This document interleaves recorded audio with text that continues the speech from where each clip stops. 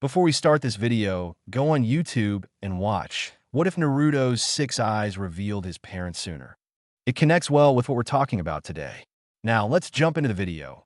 What if Naruto unlocked the Uzumaki clan's forbidden power? In Okaji's office, Naruto could only stand there while Yamato and Sakura gave a report on a failed mission while blaming Naruto, ignoring the fact that both of them ignored their opinions on the mission. Tsunade, thank you. You both may leave. Naruto, stay back. They both left, ignoring Naruto's glare and Tsunade's cough to get their attention. Naruto sighed in frustration and looked at Tsunade. She didn't look pleased. Tsunade, Naruto, how could you be so careless? I've been patient with you, but my patience only goes so far. I'm tired of your attitude. That's what Jiraiya taught you. Tsunade said in an angry tone. Naruto, what Jiraiya taught me? What did Jiraiya teach me? Naruto shouted, surprising Tsunade. It wasn't his usual voice, but genuine anger. Naruto had had enough and glared at his Okaji, who was getting up from his chair. Naruto, maybe if I had a good teacher, I could have controlled it better and kept my attitude under control, but I managed it. I didn't get the legendary Jiraiya. Naruto said it with such fury that everyone in the room grabbed the kunai. Tsunade wagged a finger, signaling them to back off for now. Tsunade, Naruto, calm down. Naruto, oh, now you want me to calm down? You want me to keep quiet? What's wrong, Tsunade? Are you afraid my anger will break the seal? Naruto said in disgust. In his anger, he believed Tsunade only saw the cage, not the person. But Tsunade did nothing to disprove Naruto's thinking and continued to rant. Naruto, do you want to know what I learned from my teachers? Jiraiya only taught me the Rasengan, a few taijutsu exercises, and attempted to control Kudo's chakra. That was all she gave me in 3 years. 3 years. Naruto screamed in frustration, letting all the little things he had been holding in for years finally be released. So he kept ranting, and Tsunade could do nothing but let it happen. Naruto, and besides, I learned the Rasengan in a month. Otherwise, I wouldn't be wearing this necklace. After that, he pretty much left me alone while he went looking for a woman, Naruto said, kicking a chair to the ground.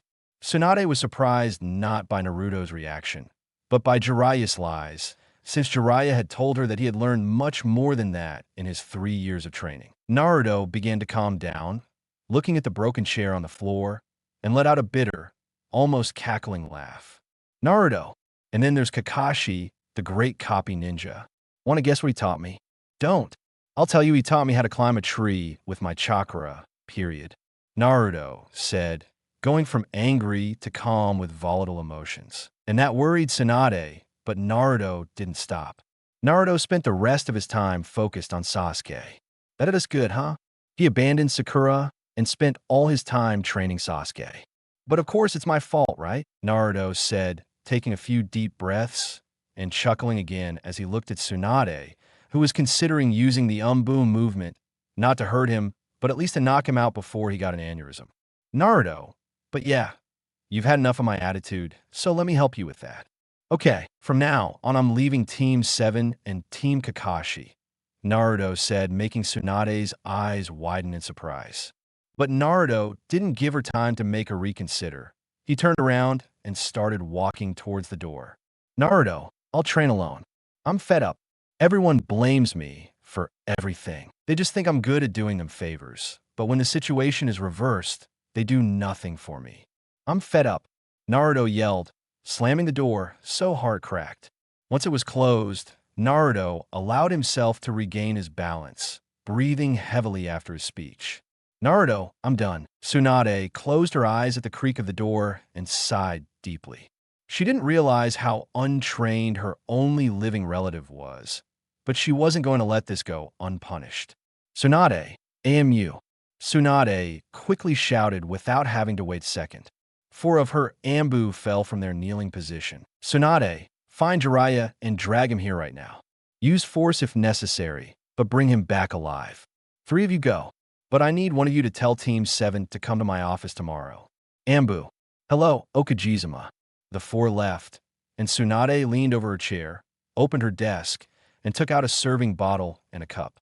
Tsunade, Hisuni, I am drinking. Kami knows I need it. Meanwhile, with Naruto, He was leaving the hallway, still frowning. The people watching him gave him space and whispered among themselves. Naruto whispering, always whispering. They never have the courage to talk to me. They just give me the cold shoulder. Naruto waits. Naruto stopped his thoughts and stopped walking. She turned around and saw Chizune's niece and right-hand woman, Tsunade. Seeing her approaching her made him think of something different. Naruto, now that I think about it, did Tsunade train her well, or was she just using her as a servant like Kira did to me? The last time we trained together, Sakura used chakra-enhanced fists. I've only seen her use chakra-enhanced strength. I've never seen Shizune use it even once. Naruto lost control when Shizune stumbled. Naruto's eyes widened slightly, and he caught her with one hand and his pig with the other. Naruto, watch out, Shizune, Naruto said, feeling a little calmer. Shizune let go of Naruto and brushed herself off a little, blushing slightly in embarrassment, still smiling at him. Shizune, I'm so sorry about that. Naruto. Shizune, I'm so sorry, Naruto. You were going too fast, and I want to catch up. Are you okay? I heard you screaming in Tsunade-sama's office. Naruto sighed, staring bitterly at the floor. He didn't think anyone had been there other than Tsunade and the Ambu, but Naruto shook his head and gave Shizune a forced smile. Naruto, I've been better. Don't worry, Shirsu. I'll be fine, Shizune. You don't look well? Let me help you. Let's go eat and tell me what's wrong, Shizune said.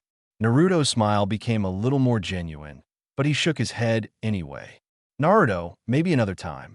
Shizune, right now I just want to be alone for a while, go train and release some of this anger I'm feeling. Also, Kurenai, can you lower that low-level genjutsu? Naruto said, looking directly at where Kurenai was hiding. Kurenai appeared with a slightly shy smile. Kurenai, I'm so sorry. You too. I just wanted to keep a low profile. Naruto, if you really wanted to do that, why didn't you go when Shizune fell and catch her? We were both distracted. By using a low genjutsu, it became much more apparent that you were here. Naruto explained.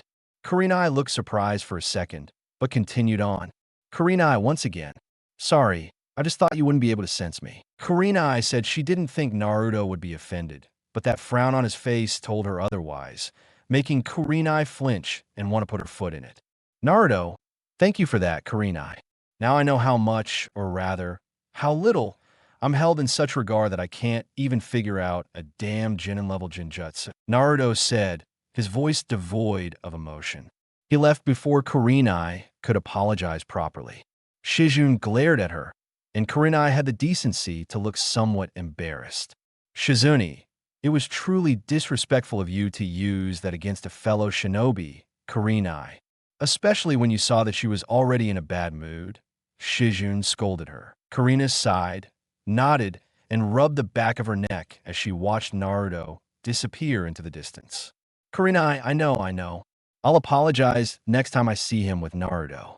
Naruto grabbed his apartment keys and opened the door, ignoring the spray-painted words. He didn't need to look. He knew what it said. Demon at best and worst. It was best not to say that it was the worst thing they'd ever written. Naruto walked in and sat on his bed, thinking about how to start his training. He looked over and saw his old library card and let out a small grunt, hearing Irika's sense. And in his head, Irika remembers Naruto. There is no greater training a shinobi can do than training their mind. Naruto, I can't believe I'm saying this, but I'm going to have to do some reading tomorrow before that. One last day of laziness, Naruto said to himself as he lay down in bed with a plan in mind for the next day. This was the beginning of his new journey, and he wasn't about to fail. The next day, Naruto woke up groaning when his alarm clock went off much earlier than usual. He turned it off and got up, rubbing his eyes. He got out of bed and grabbed his old academy textbook to look up all the skills a ninja could do. Naruto, ninjutsu, taijutsu, kenjutsu, fuietsu, senjutsu, and surikenutsu. I have to start somewhere, but man, why is there so much to learn? Naruto grumbled before slapping his cheeks and dressing in a black shirt with a red Uzumaki symbol on the back and dark blue Ambu pants with black ninja sandals. Naruto grabbed his keys and library card and opened the door only to see Shizune about to knock a few minutes earlier with Shizune. Shizune had woken up ready for work, but it was just one of those days. Tsunade drank too much last night and told her to leave her alone. Shizune was walking around the village. Shizune, it's still early, but maybe I should visit Naruto and treat him to breakfast and make sure he doesn't eat ramen again. Shizune murmured to herself that ever since Naruto returned from his 3-year training period, Shizune had been attractive to Naruto. She'd like to say she wasn't as shallow as the others and wouldn't admit it to anyone. But Naruto was so sexy. She remembered seeing him shirtless when she invited him to swim in the lake outside of Konoha. Shizune. Oh, sweet Kami. Shizune hits a pole, and as he falls, Shizune grunts, rubbing his nose. He paled a little, and when he heard people laughing, he got up and left quickly. Shizune is not so superficial that I only like Naruto for his body, although that is a bonus. Naruto is a cool guy leaving Abi aside. He's a kind and gentle boy who would do anything for someone close to him. Any girl would be lucky to have him, and I want the chance to be a girl. Once Shizune arrived at Naruto's apartment, she was about to knock when Naruto opened the door. Naruto. Shizune, hello. What are you doing here? Shizune, I should ask you how come you wake up so early. You usually sleep until noon. Naruto laughed sheepishly, scratching his cheek. Naruto, yes I know. I'm trying to change my habits and train more. Shizune, why Naruto? Well, Naruto's stomach interrupted their conversation when it growled, and Naruto blushed in embarrassment. Naruto nodded. Shizune laughed. Shizune, that will be fine. Are you going somewhere? Naruto was going to the library to research a lot of things. Sure, son, and you weren't going to eat breakfast. Naruto was just going to eat a protein bar or something. Shizune frowned and glared at him, making Naruto flinch. Shizune, you need a proper breakfast. Let's go eat. I have most of the day free. Naruto, Grandma drank too much again. Shizune sighed. Yeah, she did. Now come on. I won't take no for an answer. Naruto, OCOC. What about it? Yeah, Shizune, not ramen. Ramen isn't breakfast. Naruto is food of the gods. Shizune, but it's not breakfast. Naruto groaned as Shizune grabbed his arm and dragged him to a restaurant that isn't Ichiraku's. Naruto felt like he was committing a great sin just by being there. They sat down and ordered breakfast. Naruto ate a rice ball. Shizune, so what are you researching? Naruto, I'm going to the library to research any books they have. Injutsu, Daisu, Genjutsu, Fuyutsu, Senjutsu, Shurikenjutsu, Shizune, Kami. Why is Naruto training so much? I'm tired of people underestimating me. I'm tired of my teachers not teaching me anything. Seriously, can I count the things Kakashi and Jiraiya taught me on one hand? Shizune, I know the feeling, Shizune muttered, taking a bite of bread. Naruto looked at her. Naruto is Gon-chan doesn't train you. You're her apprentice. Shizune scoffed, eating a little more aggressively. Shizune, no. For the past 3 years, everything has been about Sakura. I've basically been demoted to a glorified secretary. Naruto, that's not right. Shizune sighed, giving Naruto a weak smile. Shizune's fine, I've gotten used to it. Naruto slammed his fist against the table, taking Shizune by surprise. Naruto, my ass. Shizune, Naruto. Naruto, no. Shizune, you're a shinobi like any other. You deserve the same as me and a good teacher. That's a lot to ask. Naruto didn't say anything for a few seconds, thinking, and grabbed Shizune with both hands, making her blush slightly. Naruto, I've got him. Let's train together. Shuni, I can't. I have a lot of work to do. Naruto, out with that. You're a shinobi, not a secretary. Shizune, Naruto, I really appreciate your words, but Naruto, can't you just use a shadow clone? Shizune, huh, Naruto? Yeah, just make a shadow clone to do the secretarial work, and your real self comes with me, and we train together. Come on, Shizune. That's not a bad idea, actually. Okay. Shizune let go of Naruto's hand and slammed them against the table. Shizune, you're right. I am a shinobi. I'm not a secretary, nor am I, Tsunade, a babysitter. I'm a Konoha shinobi. Ahem. They both shuddered and looked behind them to see all the other customers and staff staring at them. Both blushed, embarrassed.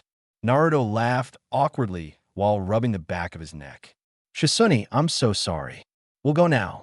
Naruto paid them, and they both left quickly. Shizune, you didn't have to pay for me. Naruto. Ban always told me that if I went out to eat with a girl, I had to pay. I'm pretty sure he said that. So he always paid when he ate with her.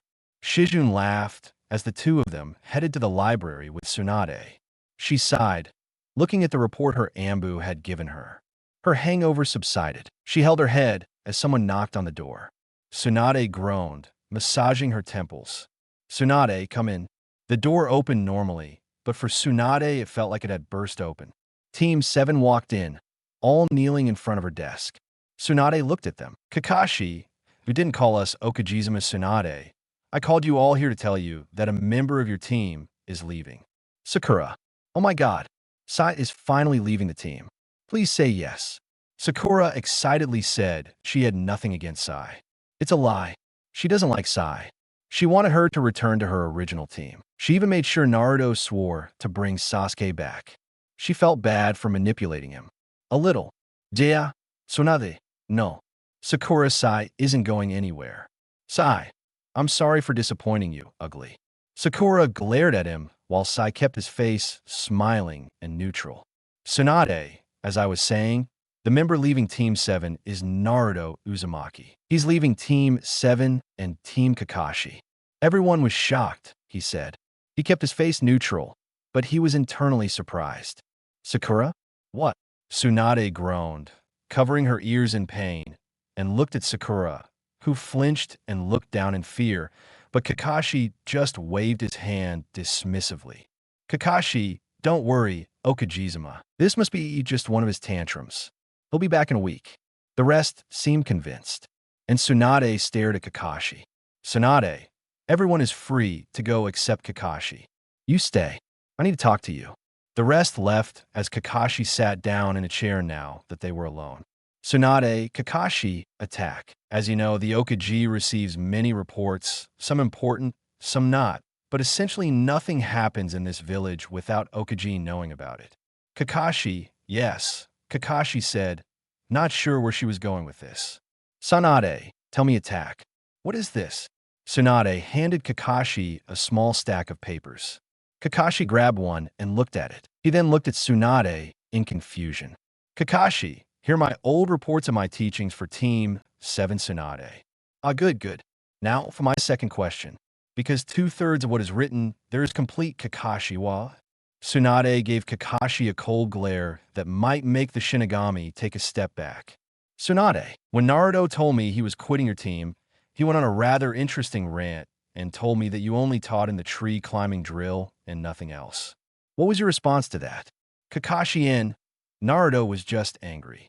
I can assure you, you taught him a lot, Tsunade. Oh, okay.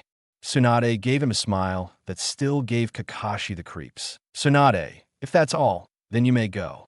Kakashi stood up and started to make a beeline for the door when two Ambu fell from the ceiling, both with a Kanagi around their necks. Tsunade, except Kakashi turned around and saw Tsunade with the same smile, but this time she looked more serious. Tsunade, there's one thing that's bothering me. It's a real itch. Maybe you can get her out of my head. Sit down. Kakashi, not seeing many options, sat back down. Tsunade, as you know, Naruto went on a 3-year training trip while I was away. I trained Sakura, and boy, I can tell you she was horrible. She barely knew anything beyond the basics, as if she'd just gotten out of the academy and had no sensei to teach her anything. At first, I just dismissed it as me not training hard enough because I was a fan. But now with that little Naruto revelation, I don't know. Tell me, Ada, that you preferred Sasuke Uchiha over your other 2 students. And please remember that I am the Okage. I am above the law. I can make you disappear, torture you, or even have a Yamanaka look inside that brain of yours at your memories. And if you dare lie to me and I go the Yamanaka route, I'll feed you to Anko and let her have her fun with you. Now answer the question. Kakashi, I trained Sasuke more than Naruto and Sakura. Tsunade, why Kakashi? Tsunade, attack is your Okage. I order you to tell me why Kakashi. Because he was in Uchiha and I saw myself in him. Tsunade, there I see. Tell me who your sense was and attack again Kakashi. I was trained by the 4th cashier with the hopes that my team will be the next Sanin Synap. I'll ignore that last part for now.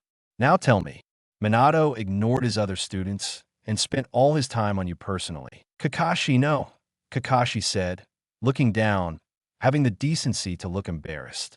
Tsunade, do you know what bothered me so much?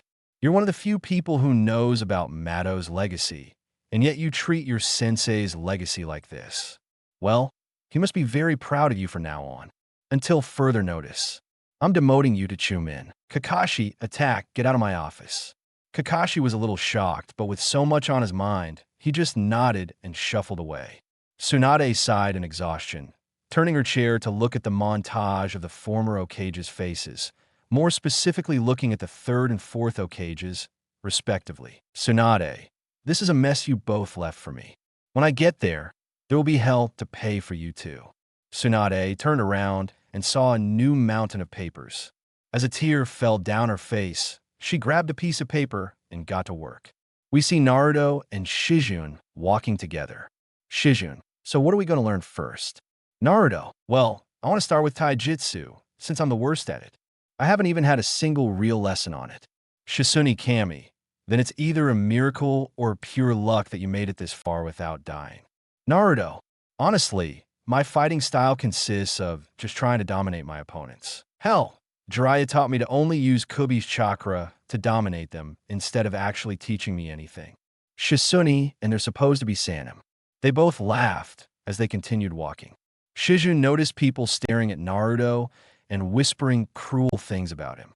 Shizune got angry and went to stop him, but they stopped her. Naruto grabbed her arm to keep her in place. She looked to her right and saw that Naruto wasn't even looking at her. He still had the same smile he had before the voices. Looking straight ahead, he gave Shizune a slight nod, telling Shizune not to mess with it. It made Shizune sick to her stomach that Naruto had to deal with this. He sighed and continued walking. They stayed hand in hand until they made it. Shizune, very well Naruto, let's find you a new taijutsu. Naruto, this is going to be easy. 3 hours later, Naruto banged his head against the table, groaning. Naruto, how is it possible that there are so many martial arts? How do you know all this? Shizune, wait, I think I found something that suits you perfectly. Naruto, shoot Shizune. Well, you care more about speed than strength, so I found the perfect one. Shizune gave the scroll to Naruto. Naruto, Kiku Foxing. Shizune is a martial art form derived from karate. It adopts moves from various martial arts, such as full-contact karate, Muay Thai, and boxing. Naruto, yeah, I like it. Believe it. Wait, and you, Shizune? Oh, don't be silly. Although yes, I haven't fought this sweet Kami since the battle against Orochimaru. It really has been that long. Shizune began to think, getting caught up in her head when she felt Naruto's hand on her shoulder. Naruto, hey, calm down. Well, the point of this is to train from scratch, or in your case, retrain what you already know since you must undoubtedly be rusty. Naruto gave her one of his famous smiles, which made Shizune blush a little and smile back softly. Shizune, yes, you're right. Sorry, I'm so used to it. Well, no one really talks to me like that. I mostly just sit at a desk and wait for Tsunade to order me around. Naruto, well, today we'll change that. Let's go. What taijutsu do you use, Shizune? Oh, I practice Huitsu. It's a martial art that uses few to no weapons and employs holds, throws, and paralyzing strikes to subdue the opponent. Naruto, great, now we can begin. Shizune, nice try. We still need to do some research. Ninjutsu, Kenjutsu, Fuietsu, Senjutsu, and Yaikenjutsu. Naruto, we can't just leave 2 shadow clones here to do the heavy lifting while we do the fun stuff. Shizune laughed at Naruto's excitement. Shizune, fine, let's go. They both make a shadow clone to do the legwork and left. Naruto, my god, it's already 2 p.m. Shizune, research takes time. Naruto, I know, but still Naruto stretched looking around. Naruto, let's get lunch before we start training. I know just the right place. Naruto grabbed Shizune's wrist and dragged her with him. Shizune chuckled knowing where they were going as the girl inside squealed. This was like a second date if you count breakfast, which she does. Naruto, the pearly gates. Shizune rolled her eyes playfully as they walked in. Naruto, there, you need to give me 15 bowls of what I usually eat. Shizune punched Naruto in the stomach. Shizune, ignore him. Just 2 bowls of the healthiest ramen you have. Naruto, but Shizune, do you want to train? To get stronger, you also need to eat better. Naruto. Naruto, well. Aim laughed, making them both look at her. Aim, my Naruto, isn't even in a relationship, and he's already got you whipped. They both blushed slightly.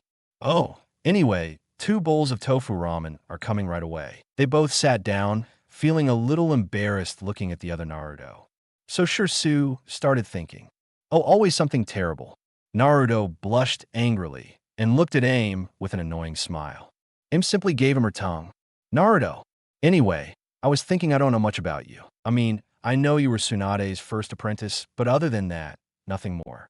Shizune, well, there's not much to tell. She was the daughter of normal parents. They were just civilians. Well, I guess so. Yes, I'm a niece of Dan Kato, a renowned Konoha shinobi. Sadly, he died in the Second Shinobi War. Sometime after my uncle's death, Tsunade left Konoha, and I joined her as her assistant and apprentice.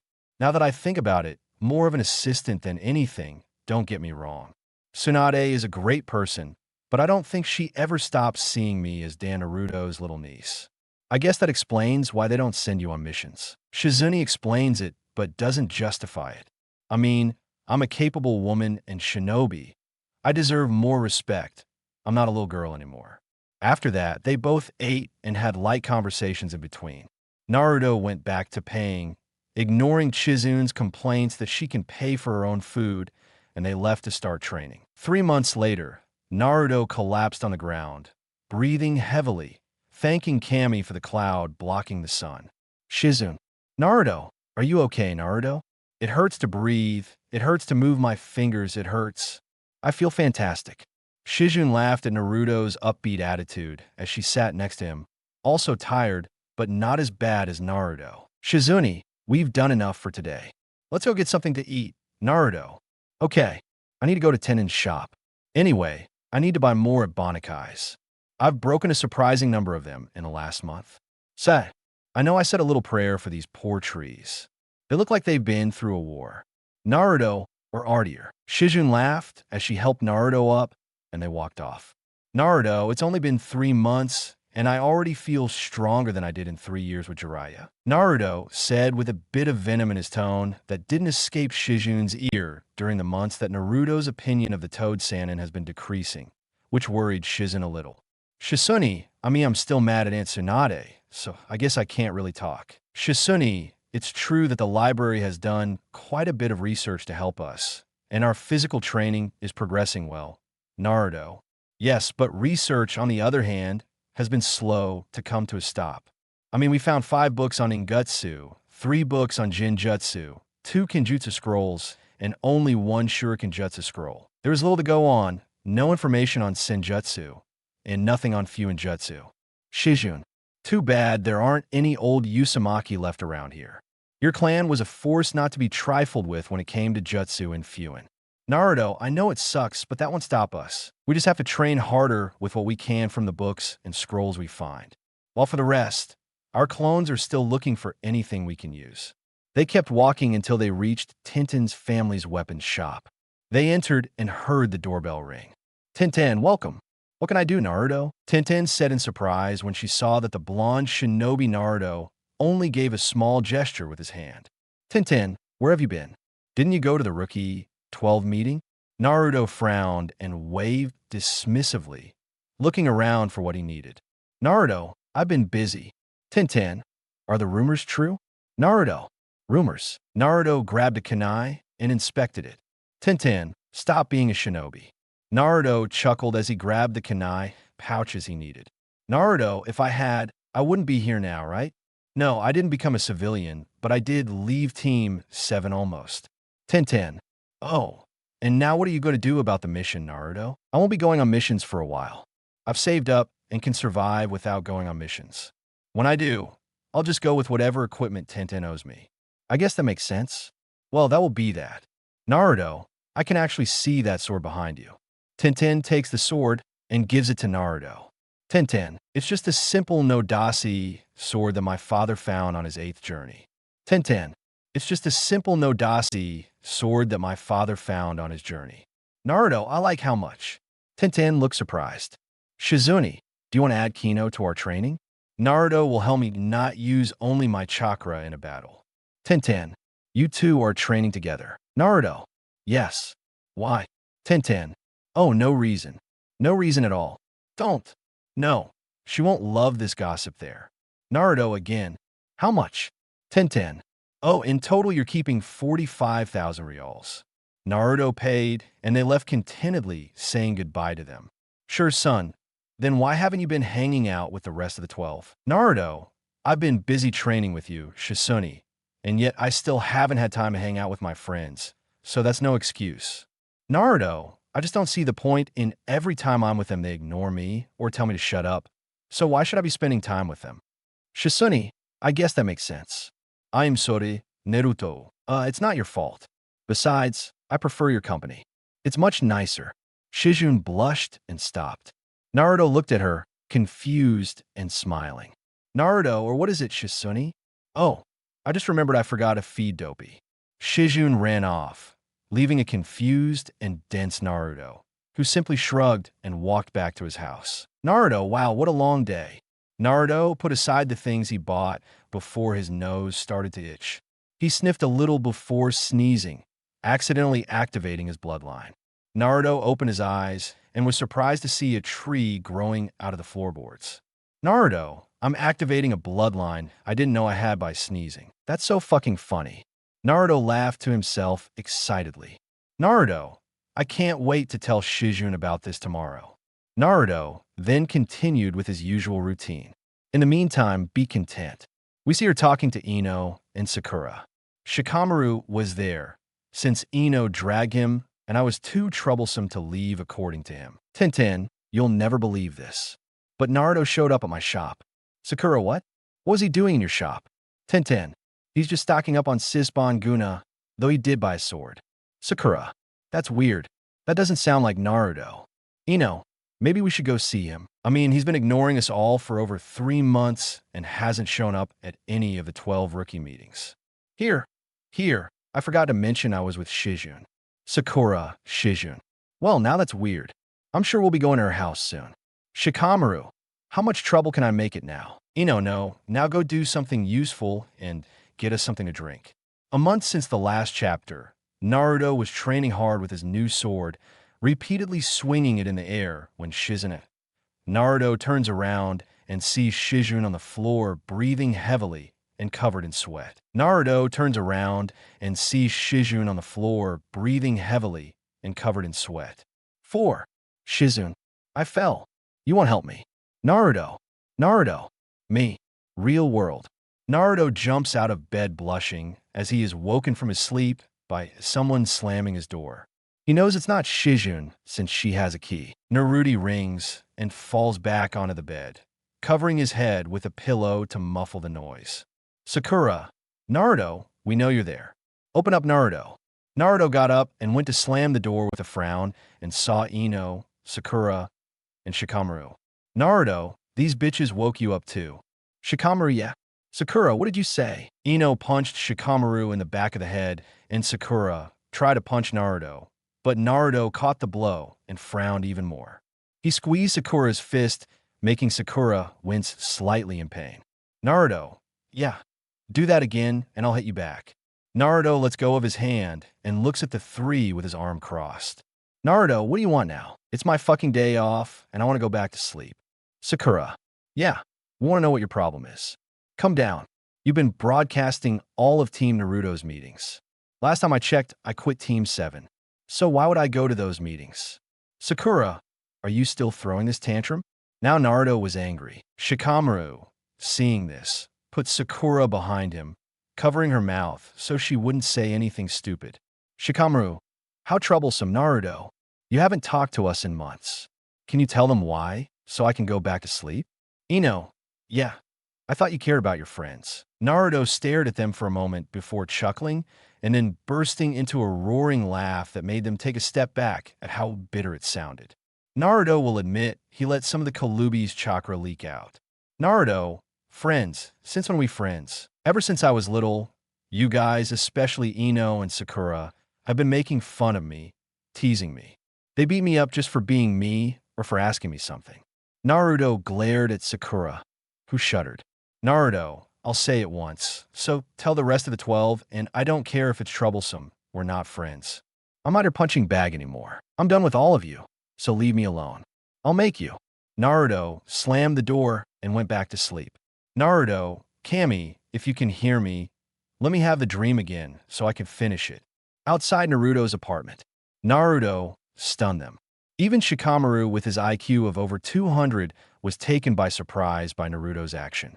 You know what? What the heck just happened, Shikamaru? We can figure out later. Let's join the others so everyone can process this.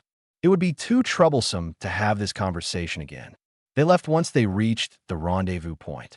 There was the rest of the remaining Rookie 12 or Rookie 10. Now Kiba, hello, they talked to Naruto. And no, yes, we did. 10-10. So why do you look so depressed? Sakura then told him what Naruto said. To say they were baffled was an understatement. It made Choji stop eating his chips. Choji, Naruto said that. Sakura, yeah, he did. I mean, I know we haven't been very nice to him, but don't you think he's being a little dramatic? And no, I don't know. I mean, he's not wrong. I tease him a lot when we were little and in the academy. Choji, didn't you enjoy teasing him for only having bread for lunch? And no, I was a kid, Sakura, so we were a little mean to him. That's no excuse for him to cut us off like that. Neji starts to walk away. 10-10. Hey, Neji, where are you going, Neji? Home. If we're only going to talk about that, it's not worth my time. If Naruto doesn't want us around, we should respect his wishes. Yada P. But Nejikin, but he's already disappeared. Lee, I'm not going to tolerate this. Lee stood up, striking a pose and pointing at the horizon. Lee, it's completely unbecoming of youth to leave a friend alone. I won't give up on Naruto. If he doesn't want to accept our friendship, I'll do 1,000 push-ups and try again. If he still doesn't, I'll run my hands over him. With the power of youth, I won't fail. He ran off toward the horizon. Everyone could hear him in the distance. Boy, let's go, Shikamaru. How troublesome. Someone should go find him before he runs off to Kumo again. All eyes were on 10-10. Who groaned? 10-10. Why? Shino, because they're her teammates. Well, we'll all face Naruto later. Right now my team has a mission. Everyone nodded and went their separate ways with Shizune. We see her standing in the doorway of Tsunade's office, taking a deep breath. Shizune, it's okay, you can do this. This is what the last 4 months have been about. Don't chicken out. Go inside and demand a mission from Tsunade. Okay. 1-2. Shizune opens the door and is immediately greeted by an angry Tsunade. Tsunade, that bastard. Tsunade slammed her hand against the desk, breaking it and making Shizune break out in a sweat. Shizune, what? What seems to be going on, Miss Tsunade?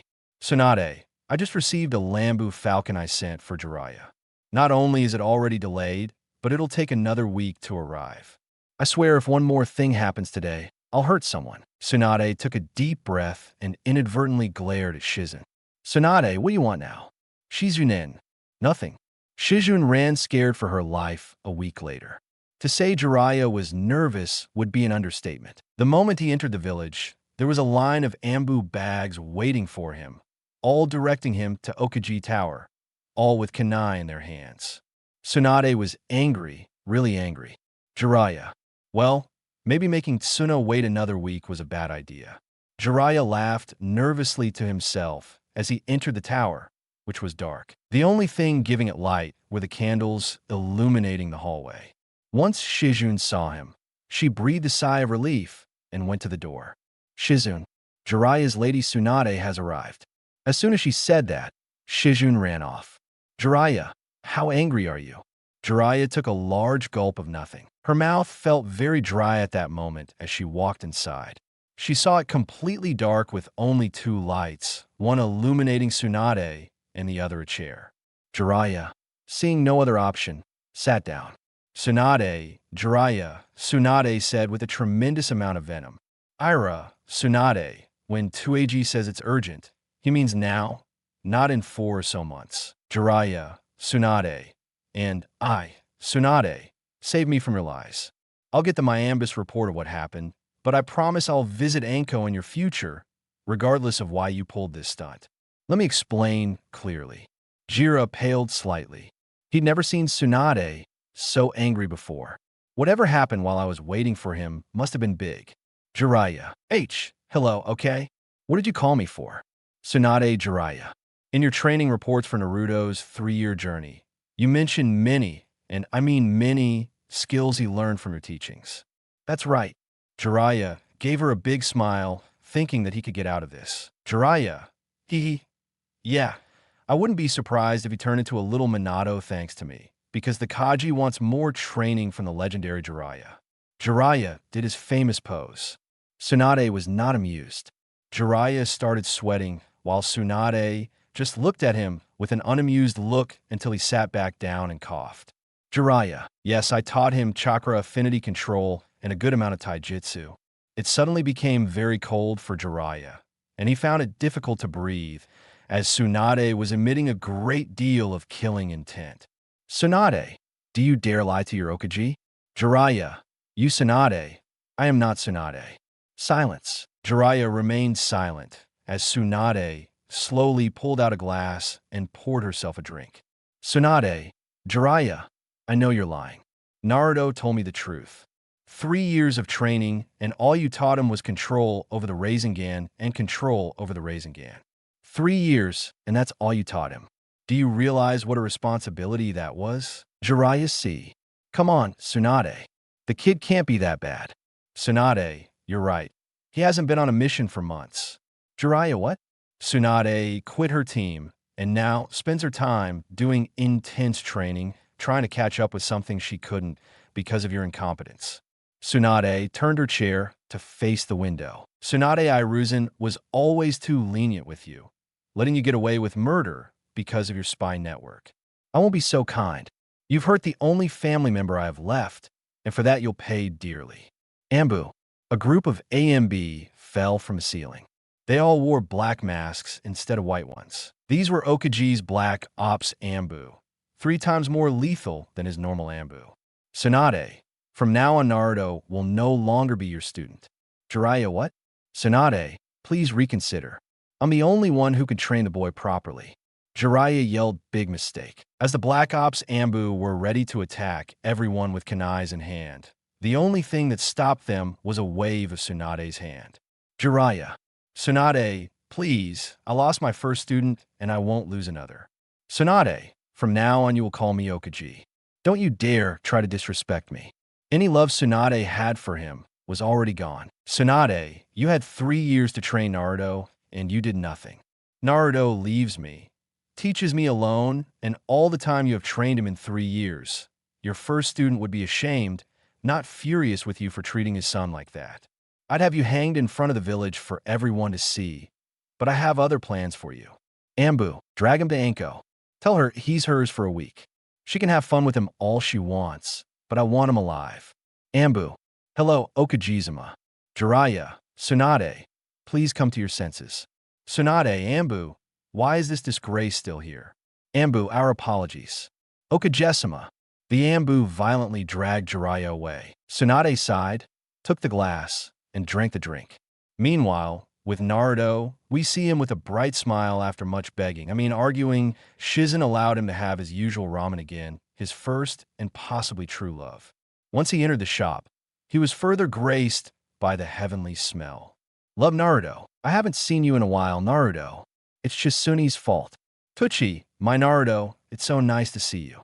I thought something happened to you, Naruto. I know, but I'm here now, and I want 10 ramen, 5 chicken, and 5 beef. Tuchi chuckled. Tuchi, so the Naruto special is coming up soon. Naruto sat up excitedly. He would finally have his reward. Nothing would stop him. Tuchi, there you are, my boy. The Naruto special. Naruto was basically salivating at the mouth. Naruto is like looking into the face of God. Naruto grabbed the chopsticks and was about to eat them when he felt the 10 chakra signatures inside, turned around, frowned, and saw Rookie Hour 10. Naruto, we want. Sakura, can we? We can talk. Naruto looked at her with bored eyes. Naruto, make it quick. Kiba, hey dope, why have you been ignoring us for almost half a year? Kiba said in an arrogant tone that annoyed Naruto. Naruto, I've been training, and I remember saying something like leave me alone. Yatta Naruto uvu. We just want Naruto. What do you want me to help you with something only for you to stab me in the back after finishing it? Choji, I don't remember any of us ever doing that. Naruto, seriously, what do you remind me of that time I was accused of trying to kill the fifth Kage and got sent to jail? Naruto said, standing up and getting angry as he glared at them. Naruto, I remember screaming over and over again that I was innocent, but none of you believed me. Naruto disappeared in a blur and appeared in front of Sakura, holding her in the air by the neck and strangling her. Naruto, I don't remember the words you said telling me I'm a damn demon. Naruto's hand tightened, further stagnation of Sakura until someone grabbed his shoulder. Read Naruto, that's enough. This is very unyouthful behavior. Naruto growls and throws Sakura towards the rest of the 10 with such force that it made them fall while punching him in the stomach, leaving him breathless for being caught off guard. Naruto, I can't even eat in peace. Naruto returned to his seat only to find that his food had gone cold, causing him to sigh. He still paid, but left because he didn't want to deal with them and have to eat cold ramen. Naruto left, taking a protein bar from his pocket. Naruto, you're gonna have to. Naruto sighed sadly as he ate. Hours later, we see Naruto sitting in a meditation position. Naruto will be the first to admit he can be impetuous. Shizune forced him to meditate to stay calm and patient. He does it every day now, but his peace was interrupted by the sound of the bushes rustling again. Sensing her 10 chakra signatures, he frowned. Naruto, you can't leave me alone. He stood with his arms crossed, waiting for them to appear. He didn't wait long, as they soon arrived at his location. Naruto, we want. Naruto hissed. Naruto, first you ruined my lunch, now you ruin my meditation. My patience for all of you is wearing thin. Shino, Naruto, we just want to know why you stopped attending the Konoha 12 team meetings. Naruto, last I checked, Konoha was 11, since the much-prized Uchiha turned traitor. Sakura shuddered. She was surprised by the slight venom in Naruto's voice. Naruto, and now there are 10 of you, since I refuse to associate with you scumbags. Kiba, what do you call us? Kiba's eyes went wide, as did everyone else's, as Naruto appeared behind Kiba with a kunai so close to his throat that it had already started to bleed a little. Naruto, a good dog knows when to be quiet, so shut up, the adults are talking now. Naruto punches Kiba in the neck, knocking him out as he looks at the rest with a cold, bored gaze. Naruto then answers your question, why should I attend? Whenever I speak up or give my opinion, all they tell me is to shut up. I won't go anywhere I'm not considered, at least as an equal. Everyone wanted to deny his claim, but surprisingly, he wasn't the first to recall their conversations and what Naruto said. It's true, they had done it. Niji, so why not do what you do most and defy the odds against you? Naruto, the bird speaks. And to answer your question, bird boy, why do I always have to struggle alone to speak my mind? Eventually, you get tired and stop talking like Yada did to his family, or you walk away like I chose to, and you shouldn't throw that stone, sir who believes in destiny. Everyone was surprised by Naruto's new tone and attitude. Naruto, I'm tired of hiding who I am. I'm tired of desperately trying to believe people will change. I'm done. This is who I am. You can even ask Bahan for confirmation. I am Naruto Uzumaki, an orphan shinobi from Konoha and the current Jinchuriki of the Nine-Tailed Fox. Naruto said without hesitation and showed everyone his confirmation seal. Everyone had expressions of surprise, and Niji had one of pure horror. Naruto didn't care and walked away, deliberately bumping into Niji's shoulder. Naruto, do you still think fate screwed you over because of the birdiest boy? Naruto, Shunanette, where he knows he'll feel better in Chizune's apartment. He sees her doing paperwork. She looks up at him, smiling softly. She could instantly sense her destiny. She lay down beside him, using his thighs as a pillow and sighing. Shizune, tough day. Naruto, you don't know the half of it. Shizune, do you want to talk about it? Naruto, now I don't just want to rest. Shizune, okay? Shizune strokes Naruto's hair, softly humming a sweet tune as Naruto closes his eyes and sleeps. 2 weeks later, Naruto would be lying if he said he was surprised when his friends, as they called themselves, started distancing themselves from him when he told them about the QB inside him. Not that he cared. He just wanted more time to train and spend time with Shizune. Surprisingly, I thought the only person who didn't distance himself was Nidra Yuga. We see the two having tea at the Yuga compound after having a friendly spar with each other. Niji had to admit that Naruto trained well. He was impressed that he was so good at being self-taught. "Naruto, something on your mind?" Naruto said a statement, and then a question, and Niji gave a small, almost imperceptible smile. "Niji, just reflecting on my actions. I yelled at you during the exams, chunning, for not being able to understand what it meant to be cursed by fate. And yet, now that I see the truth, you carry a greater burden than I will ever have to. You've suffered more than I have, Naruto. If you feel guilty about that, know that you are forgiving and don't dismiss your pain. All pain is valid, but remember that being stuck in the past doesn't help anyone. Niji, I know, but it helps to hear that word, so thank you." Naruto. Of course, they continued drinking, enjoying the breeze and the comfortable silence. "Niji, how has your training been going?" "Naruto, I haven't slowed down since I started. Quite the opposite.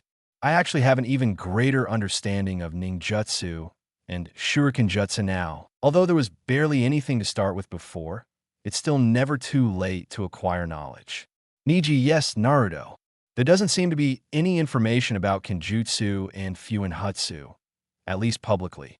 Niji, that sounds like a problem. Normally, the two of them are locked away with the shinobi clans, so it's no surprise there's nothing there. Even then, most of that knowledge was lost when the Uzumaki clan became instinctual.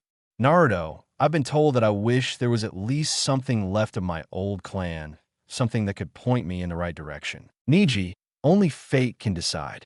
Though who knows, maybe fate can be nudged in the right direction. Naruto chuckled. That was Niji's way of saying, "I'll help you secretly, Naruto. Aside from that, I still can't use the sword properly. I'm sure I know the practice moves, but I don't have any stances I can apply to my training. If that doesn't change, my sword will soon be useless to me." Niji, that seems like a problem. Perhaps I could speak with Tenten. Her family has traveled the elemental nation to practice their blacksmithing. Surely they must have encountered some sort of sword stance on their travels. Naruto, anything you can give me, I'll take. I'm not above receiving help when it's needed. Niji, Niji takes a sip of his tea as Naruto continues talking. Naruto, as for Fuinhutsu, I've only been able to learn the kanji as well as basic seals like storage seals and explosive seals. Anything more advanced than that, Niji is locked away, and each clan has their own version. Naruto, yes, my Jinjutsu has been improving thanks to Shursu. I'm still not as good as her, but I've gotten pretty decent at them. Niji, show me. Naruto used Jinjutsu and transformed into a copy of Niji. Niji stared at him for a moment, and then closed his eyes. Niji, the curse mark is tilted nth and is 6 inches bigger than mine. His skin is a little darker than mine, and my shirt button is on the right. No, on the left. Naruto, transformed again. Naruto, like I said, decent but still needs more training. Naruto, as for Senjutsu, since my training with the toads, I've learned the basics of Senjutsu. Niji, like Naruto, for example, I can activate it to draw energy from nature. However, I want to expand my knowledge. Meiji, it seems a visit to the toads is in your future, Naruto. Though I'm not looking forward to it, I don't want to deal with Jiraiya just yet. Niji, but it seems you'll have to, Naruto. Yes, Sai. Well, this has been a nice time, Niji, but I should go. I can feel Hinata coming to find you. I'd rather not deal with the scared look in his eyes. Niji, until next time. See you, Naruto. Naruto left with a wave and disappeared as soon as the door opened. Yada Niji, there you are. I'd like to train with you. That is, if it's not too much trouble. Niji. Okay, the next day with Naruto, we see him walking toward the Tenten family shop. He received a letter from Niji saying that Tenten's father had what Naruto was looking for, a sword stance to call his own. As he walked, Naruto began to think about his training yesterday. Naruto, let's see. I started practicing chakra control in nature. And what did I learn? That I have limited control over an object within a 3 kilometers radius. If I concentrate, it's not enough. I need to train more until it becomes as natural as breathing. Naruto, remind me of the tree climbing exercise. Naruto laughed softly to himself, almost nostalgic for the much simpler past. Naruto opened the shop door, hearing the doorbell ring. Howdy, Naruto. I'm so glad you came. Naruto. Thank you, Mr. Yasutsuna. My friend Niji, he said. You have what I've been looking for. Amakuni. It's not me, but my friend. Yes, Naruto Uzumaki knows the famous sword maker Masamune. Masamune. Hello, Mr. Uzumaki. I see you're already a fan of my work. Naruto. Sorry, Masamune. That sword you're holding in the hilt is one of mine. Amakuni. Not me, but my friend. Yes, Naruto Uzumaki knows the famous sword maker Masamune. Masamune. Hello, Mr. Uzumaki. I see you're already a fan of my work. Naruto, sorry. Masamune. That sword you're holding in the hilt is one of mine. Masamune. Do you mind if I take a look? Naruto nods and hands his sword to Masamune, who inspects it. He grabbed a throwing star, tossed it into the air, and sliced it in half. Masami, it's still as sharp as the day I made it. Tell me, young Uzumaki, what do you know about this sword? Naruto Tintin only said it was a simple sword. Notice, not much more. Masamune glared at Makuni, and Makuni laughed nervously. Masamune, well, it's much more than a common one. It's one of the best swords I've ever made. It can cut through anything, Naruto. It's good to know I got it cheap. The 40 kunai cost me more than the sword itself. Now Masamune stared at his old friend who began to sweat. Akuni. B. Well, anyway, Masamune, don't you have something for Naruto? Masamune, yes, here you are, lad. Masamune gave Naruto a pair of scrolls. Masamune, the scrolls contain a perfect sword stance for this sword. But be careful, no one has been able to learn it. Naruto, I like a challenge, sir. I promise I'll learn this stance and fight with you someday. Masamune chuckled at Naruto's excitement. Masamune, I can't wait for that day to come here. Masamune handed the sword back to Naruto, and Naruto ran off wanting to start training. Masamune turned around, giving the fear of God to Tenten's father. Masamune, now let's talk about why you sold my sword so cheap. Meanwhile, with Niji yawned bored as he fought 3 other Yuga at once, and none of them even landed a hit on him. Niji, how can I help Naruto think that Niji thinks? Niji's eyes widened as he kicked 2 of them in the face at the same time and knocked the remaining one unconscious. Niji, I've got it. Niji walked off, ignoring the 3 people on the floor, grumbling. He arrived at the Yuga's personal library. He searched for a while, but finally found what he was looking for: the advanced theories of Niji Uzumaki. Niji, even as a kid, I found it strange that we had this. Niji grabbed the book and went to Naruto's apartment. We see Naruto practicing some of the sword techniques he had just acquired, sweating profusely. This technique took a lot of his energy. Naruto, no wonder no one has mastered this stance. Not that Naruto cared whether he succeeded or died trying. Just as he finished his last cut, he felt a chakra signature spying on him from the trees that made his mood sour. He stopped the drill and put his sword back in its sheath as 3 more Narutos appeared. Jiraiya, who was spying through the trees, was shocked. Jiraiya made the clones without even a hand signal. The real Naruto disappeared in a puff of smoke as the 3 clones stared at Jiraiya. They all got into a fighting stance as Jiraiya fell from the tree in front of them. Jiraiya, where's Naruto? They didn't say anything, just jumped at him, causing Jiraiya to dodge. When he looked back, the shadow clones moved away, and he could no longer sense Naruto's chakra. With Naruto sighed as he arrived at his apartment. Naruto, I guess I'll train twice as hard tomorrow. Naruto muttered bitterly to himself and stopped when he saw Niji kneeling against the railing waiting for him. Naruto, Niji, what's wrong? I don't remember us meeting up today. Niji, we didn't, and I apologize for the short notice. But do you mind if I come with you? I have something I'm sure you'll like. Naruto, you already gave me a sword stance. You don't have to keep giving me things, Niji. I mean, I've been a jerk to you, and I'd like to get back at you before you say anything else. This is also something that technically belongs to you, Naruto. I'm intrigued. Do you want some tea? Niji, please. They went inside, and Niji sat down while Naruto went to the kitchen. After a while, Naruto came back and left the room, giving Niji a glass for both of them. Naruto, before we get serious, let's enjoy the team. Niji, Yeah, it's very nice. Where did you get it? Naruto, Shirsu, gave it to me and said it came from outside the elemental nation. Have you ever wondered what it's like outside Niji? I admit I haven't. It never occurred to me, but it's interesting to think about. Shizune gave you this tea set. It must have been expensive, Naruto. Yes. So what dual swords do you have in your room? Tintin gave them to you. A flash appeared between their eyes, both of them smiling. What they had hinted at hung in the air. Niji finished his tea and took out the book, giving it to Naruto. Naruto read it curiously and looked at Niji in surprise. Naruto, where did you find this? Niji was in the library. Yuga, it's been there for as long as I can remember. No one has touched it, as far as I know. Naruto, because there was a book from my clan in your compound. Niji knew Naruto wasn't angry. His tone implied he was curious. Niji, I don't know. I may be one of the strongest Yugas, but I'm from the second house, which also makes me wonder. Could the clans have books that belong to your clan? Naruto, there might be something to discuss with Bahan other than that. Thank you, Niji. Having something that belongs to my clan means more than you could imagine. Niji smiled, patted Naruto gently on the back, and left, since Naruto probably wanted some time alone with the book. Naruto, let's look at the advanced Uzumaki theories by Kusina Uzumaki. Why do I suddenly feel so warm? I wonder who she was. Well, never mind. Naruto excitedly began reading. Meanwhile, on Earth, he hurried a few minutes earlier. Minato. Kusina, there you are. What? Are you crying? Kusina. Minato's gaze. Minato looked at his son and what he was reading. Kusina found one of my books. Minato. That's lovely. Kusina, I know. Look, what are you doing? Kusina didn't reply.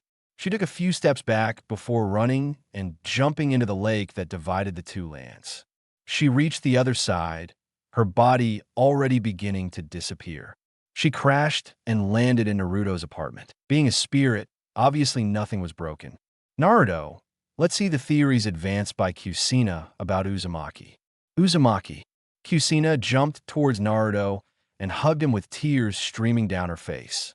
Kusina jumped towards Naruto and hugged him with tears streaming down her face. Naruto, why do I suddenly feel so warm? Kusina choked on tears as her spirit disappeared, and she returned to the Pure Land to see a very angry Shinigami. Kusina tried to hold back her tears with a smile. Kusina, I don't regret anything. The Shinigami sighed, muttering that he wasn't paid enough, and left Kusina alone while Minato hugged her tightly. 3 weeks later, Naruto woke up to the sight of an Ambu, shaking him awake. Gran, the Okaji has called you to meet with her.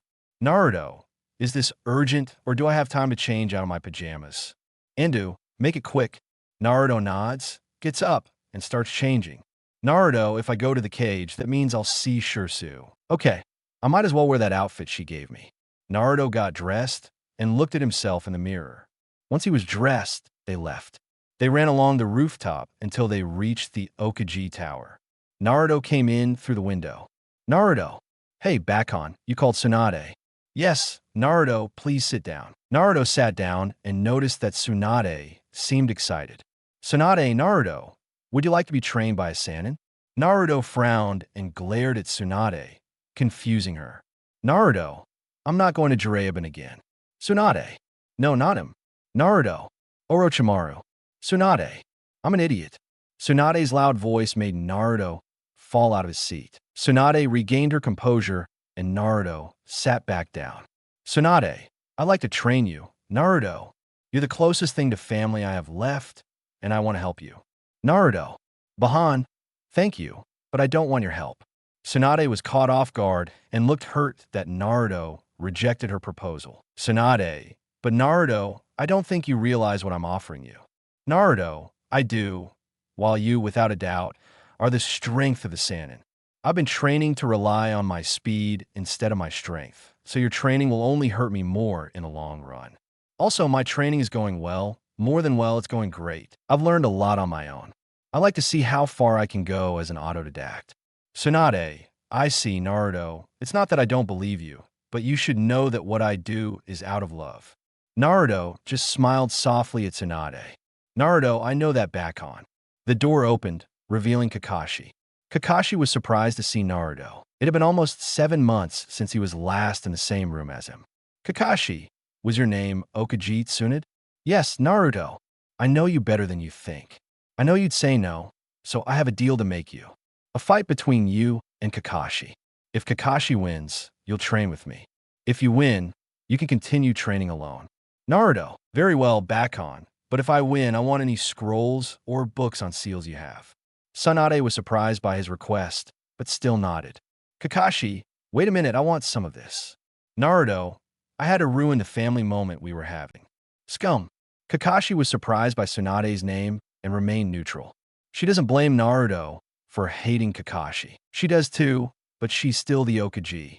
Tsunade, very well. Attack, what do you want? Kakashi, if I win, I want you to turn me into honing again. Tsunade, very well. You can go, Naruto. Please stay while Shizune comes with a contract so we can sign it. Naruto, very well. Kakashi left, and Tsunade smiled. Tsunade, did you know Naruto is the Osage? I see and hear all that talk about you with a girl. Naruto blushed slightly and pretended to cough. Naruto, it's nothing. Bahan, just a friend who's been feeling a little neglected and wanted to train with me. Tsunade, would you mind telling me who she is? Naruto, Eminem. The door opened, and Naruto sighed in relief. Shizune, I'm sorry I'm late, Miss Tsunade. I brought you. Oh my god. Naruto, are you wearing the outfit I gave you? How sweet. Naruto blushed deeper. Tsunade looked at Shizune and then at Naruto putting the pieces together. She was surprised.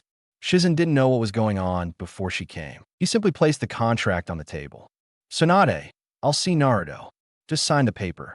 I'll take care of everything else. Naruto was sweating profusely at Tsunade's sickly sweet smile. Naruto signed with his trembling hand. Tsunade, that's all. Naruto, you can go. Naruto, but... Tsunade, I said go. Tsunade looked at Naruto, still smiling. Naruto got up and quickly left, leaving Shizune alone, unaware that the lion escaped from its cage. Tsunade, so how long have you been seeing Naruto? Shizune coughed, choking on her drink, and looked at Tsunade, who had a very scary smile on her face. Shizune, me, and... Tsunade is quite a bit younger than you. Shizune, wait a minute. You know, L is a shinobi. I mean, if he's old enough to kill, he's old enough to date whoever he wants. Tsunade, so you say you've been seeing the boy I see as my grandson? Shizune paled as Tsunade started cracking her knuckles. Shizune, I swear we haven't done anything. We've just trained together. Tsunade, so weren't you the one I saw with Naruto at least once a week at his family shop? Shizune turned even paler. She felt as if the Shinigami had his scythe at her neck. Shizune, that one. She squealed as high as a mouse. Tsunade, he's 15. No. Shizune, he's 16. Tsunade, just last month, and you're 28. You'll be 29 soon. What a huge age gap, 13 years. Shizune, normally you'd be right, but thanks to your training, my body ages slower.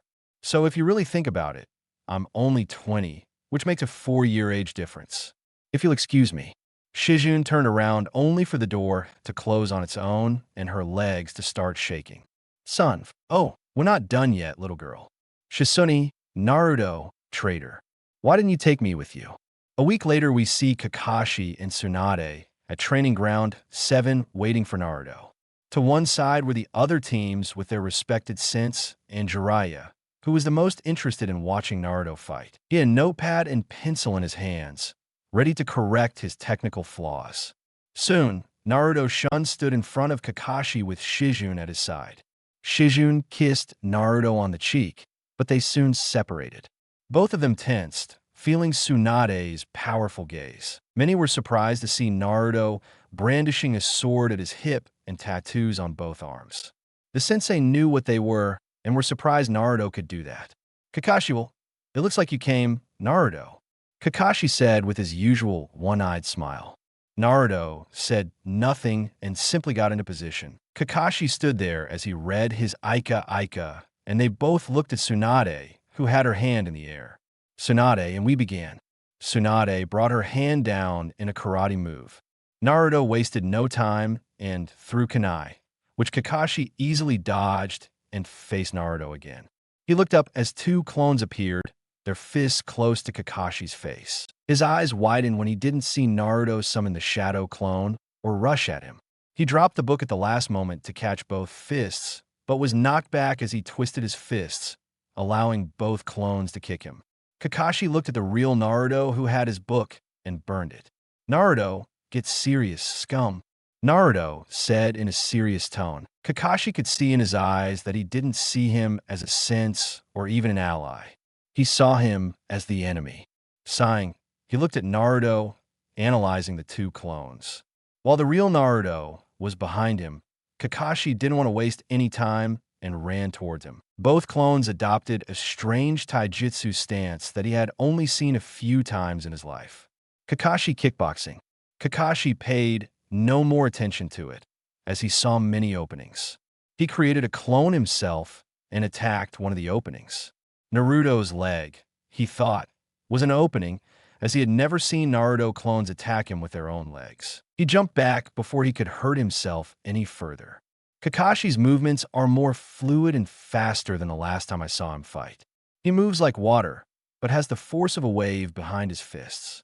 Kakashi watched his clone and one of Naruto's destroy the remaining Naruto clone that was standing next to the real Naruto. Kakashi started making hand signs. Kakashi fire style. Great fireball technique. Kakashi yelled and launched a giant fireball towards both Narutos who were now trapped. As the smoke cleared, he noticed both Narutos were gone before he could look. Naruto appeared shooting below him and slapped Kakashi, sending him flying. Naruto appeared with his hands covered in swirling wind chakra and his legs covered in lightning chakra. As Kakashi stood up, he felt strange, as if his chakra was out of control before continuing to reflect. Naruto had already closed in on him and was relentlessly pummeling Kakashi with wind-infused palm attacks that began to shred his clothes and lightning-infused kicks that burned and electrocuted him. Kakashi, seeing a small opening, grabbed his headband and lifted it, revealing his Sharingan. Naruto noticed this and stopped with the wind and unsheathed his sword. Kakashi, violent water wave water style. Kakashi launched a wave of water towards Naruto, who stood still and took a deep breath, holding his sword firmly. Naruto, sword style demonic slash. Naruto shouted as he swung his sword, as a dark wind with crackling lightning in the shape of a blade was sent towards the wave, slicing it in half. Kakashi's eyes widened as the energy came towards him. He dodged it, but not in time, as a small cut appeared on his right arm, lightly burning the surrounding area around the cut. Naruto rushed towards Kakashi with his sword in a drawn position. Kakashi began to analyze the sword when he suddenly felt a great pain coming from his sharing that spun wildly and saw as if three Narutos were about to attack. One was about to strike, the other was running towards him, and the last one had barely started its run before he could react and try to figure out what was happening. Naruto was already in front of him with the tip of his sword at his neck, drawing a bit of blood, while a clone appeared behind Kakashi with a Rasengan aimed at his spine. Everyone was shocked when Kakashi froze. "Naruto, I win." Naruto pulled the sword away and the clone disappeared from existence. Tsunade had a lot of mixed feelings. Surprised by the battle, she saw sadness for having lost and pride for having won. Naruto walked towards him, but Shizune ran up to him and hugged him. Naruto hugged him back, smiling. Tsunade chuckled in annoyance as she approached the two Shinobis. "Naruto, Tsunade, I think you have something for me, Tsunade." "Oh, I have a lot of things for you, Brad. But before that, come to my office." "You managed to sneak away enough that it's time to discuss this." Gesturing towards him and Shizune. Shizune tried to escape, but Tsunade grabbed her. "Tsunade, both of you, I'll talk to you too."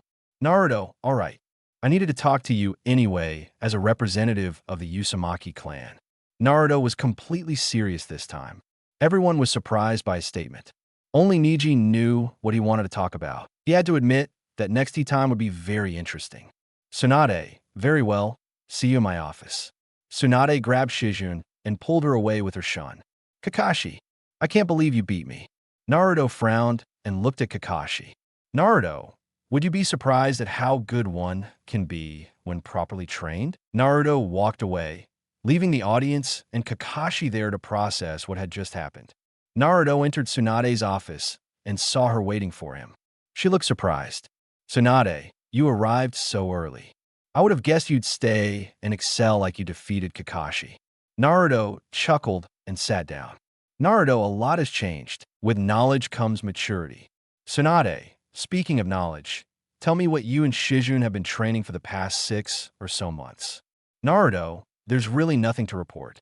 Shizune and I have been training with shinobi books and scrolls we were able to find at the public library while making clones for further research. It doesn't really get interesting until I got this book." Naruto showed the book to Tsunade, making her flinch and her mouth drop open a little. "Naruto Niji gave it to me like 3 weeks ago.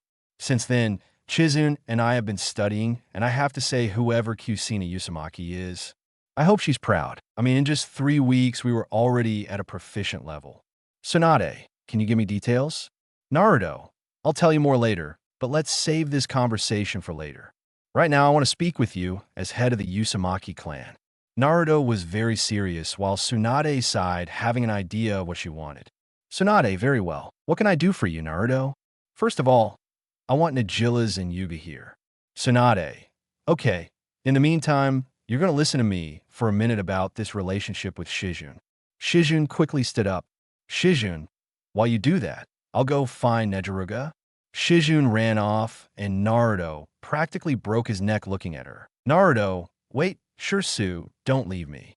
"Tsunade, watch out. Jojo, you have a nickname for her." Naruto looked at Tsunade, who had a big smile on her face, and slid down a bit in his chair. Hours later, Yasuhiko walked down the hallway of the Okaji Tower, wondering what the Okage could possibly want from him on such short notice that he knocked on the door. "Tsunade, come in." And so he walked in and was surprised to see Niji. "Tsunade Yasi, please sit down." And so he sat down, still with a neutral face. And so, okay, what is the purpose of this meeting? "Tsunade, it's a clan meeting." And so he raised an eyebrow and looked around, only seeing Naruto and Niji. "And so I'm confused. I arrived early. I see I'm the sole head of the Naruto clan." "That's where you're mistaken. As the last surviving member of the Uzumaki clan, I'm automatically the clan head." "And so I see. So, pardon my rudeness. So why hold a meeting between two clan heads? Young Uzumaki is going to get into the crack." "Tsunade, Danzo wants that. But no, and don't ever say anything like that again. I'll make sure Anko pays a visit." "I understand. And so, Okajizuma, now, please answer my question. Tsunade, are you here on charges of stealing another clan's jutsu? There's no need to state your case. You're already guilty, Naruto. Not you, so to speak, but rather the clan heads before you." And so he was taken by surprise by this. "And so what my ancestors stole. Tsunade, Lord Uzumaki, please." Naruto gave the book to Tsunade, and Tsunade began to flip through it. And so her eyes widened in surprise. "And so, how did you get that?" "Tsunade, silence, please. And so my apologies." "Okajisama, Tsunade. Ah, here is the mark of the cursed seal. It was originally made for interrogation and torture, and yet, your clan has used it for over 3 generations without the approval or consent of any kind from the Uzumaki clan. And so, I see that as clan head, I will assume the full punishment for my clan's behavior." Naruto was surprised by that and looked at him, a small smile appearing on his face. "And so, don't be surprised, boy. My apologies, Lord Uzumaki. I have honor. Unlike the Inusuka clan. So what will my punishment be?" "Naruto, no punishment is necessary. All you must do is free the branch family from the cursed seal, down to the last member." Niji did a double take when they asked him to go there. He had no idea it was for this, and was thus surprised by the request. "And so it will take some time. There will definitely be a lot of discussion from my clan elders, but it will be done. You have my word, and that's all, Tsune. I'm pretty much just warning you. Soon all shinobi clans will be investigated for having possessions belonging to the Uzumaki clan. Those who hide, destroy, or deny them will be severely punished. And so, I see that I know that book was my clan's only Uzumaki possession, but I will have my men search our holdings to see if anything else turns up. Naruto, thank you for cooperating with this and so on. Of course, I must warn you, though doing this will eventually bring the council into play. Tsunade. Oh God, I can already satisfy my headache for that. And so much. And so he bowed. And so, Okajesima, Usumakizan, until the next time we meet. Yasi left the office and Niji was still unconscious. He looked at Naruto in surprise. Niji, Naruto is so soon. No, soon, Niji. Now, please take off your headband. With trembling hands, Niji did as he was told as Naruto walked over, placing his hand over the curse mark. And poof, just like that, it was gone. Niji. He looked in the mirror, seeing his forehead. With trembling hands, Niji did as he was told as Naruto walked over, placing his hand over the curse mark. And poof, just like that, Niji disappeared. He looked in the mirror and saw his forehead. Niji chuckled, and then laughed as tears fell down his face in pure joy as he hugged Naruto, who hugged him back. Niji, this is a debt I can never repay you for, my friend. Naruto, you can repay it by living your life and not in a cage, my friend. After Niji left, Naruto sat rubbing his neck, remembering what Tsunade had asked him. Naruto, let's see, I've already created a few unique seals, like my own sealing chakra. Shizune sat next to him, holding her hand under the desk, so Tsunade couldn't see. Shizune, we also learned a paralyzing seal. Naruto, oh yeah, I'm still mad at you for using it on me and eating ramen right in front of me.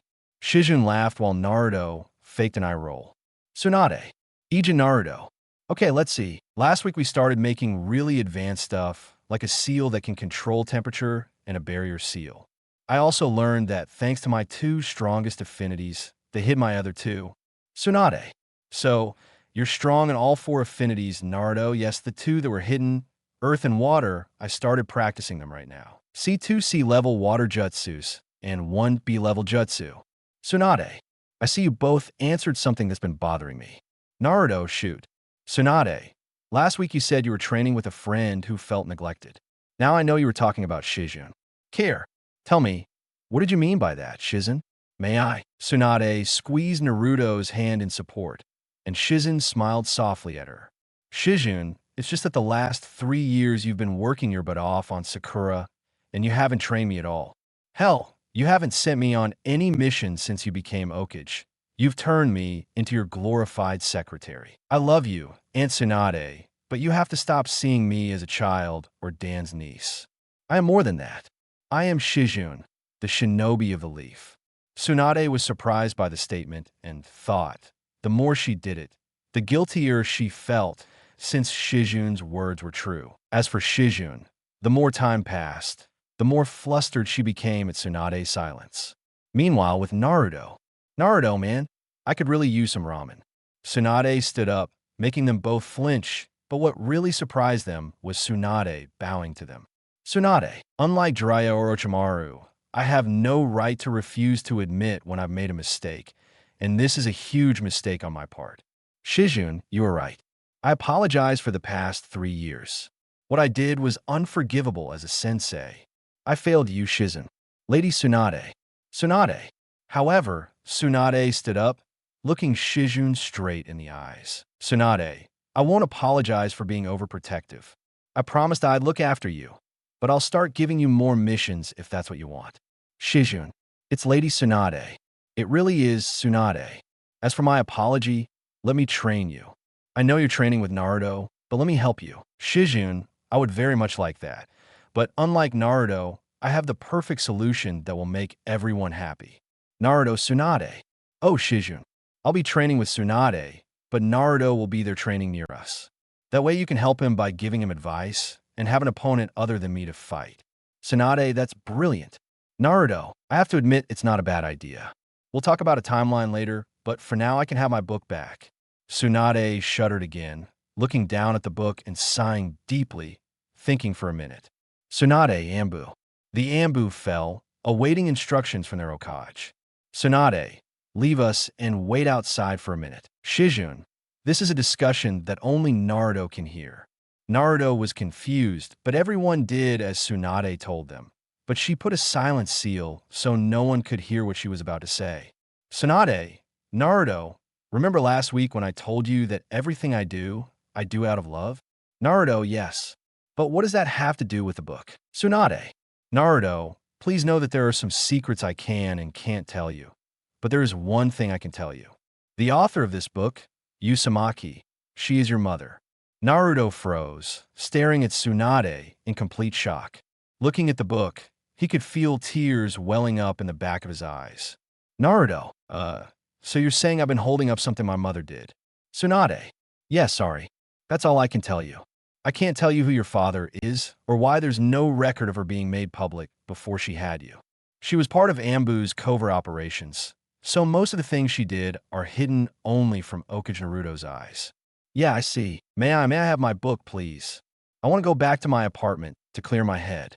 Tsunade nods and gives the NS Naruto book, but not before giving Naruto a big hug, which Naruto returned, wincing a little, and as soon as Tsunade let go of Naruto, he walked away with a shunzen. Naruto arrived at his apartment, sitting on his bed with the book in his hands, looking at it as if it contained the secrets of the universe.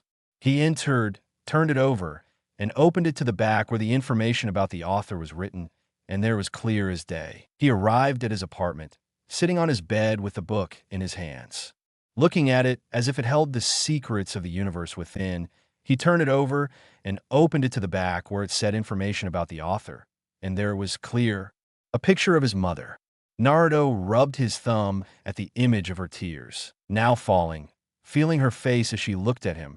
He gently closed it and hugged the book tightly to his chest. Naruto Kazan. Hours earlier with Kakashi. Naruto, you'd be surprised how good one can be when properly trained. The words wouldn't leave Kakashi's head as he walked through the village with no direction in mind, just walking with a blank expression on his face, still not believing he'd lost. Kid, did he really beat you? Hey, a kid appeared out of nowhere, but Kakashi kept walking with the kid next to him. Kakashi, I just stood there not believing my eyes, not believing what just happened. Kid, it was really shocking to see my arch-rival get defeated by his former students. Kakashi, I was an XBU. I fought in a war and was trained by the 4th Kage for Kami's sake, kid. Something that always seemed unfair to me. Really, but Kakashi ignores it and continues ranting. Kakashi, damn it. I was Naruto's sensei, and I've never seen my student fight that well. Kid, why didn't you ever actually train him? Kakashi sneered, looking away, knowing deep down he was right. Kakashi, like you're the only one he'd talk to. Gue frowned, grabbed Kakashi's shoulder, and made him look at him. Kid, don't you dare try to group me with you, though it's no secret I trained Lemus that Aji Tenten. Don't think for a minute I don't train both of you. I've trained you both to the bone. I've roasted you in jutsus that were suited for you. I had all 3 of you fight me. I show you as much love and respect as a sense should have toward your gems. You, on the other hand, only gave that to Sasuke. What's going on now? It's just karma biting you in the ass. Kakashi, kid. Naruto wasn't wrong when he said, Isato, you'd be surprised at how good one can be when properly trained. To learn so much in such a short time to defeat, you must be some kind of prodigy. It's a shame his potential was neglected not once, but twice by both of your eyes. Sensei Kakashi is already enough. Boy, so much wasted potential. Imagine him strong. What would he be now if your Yesunin actually trained him? I am disappointed and disgusted by you.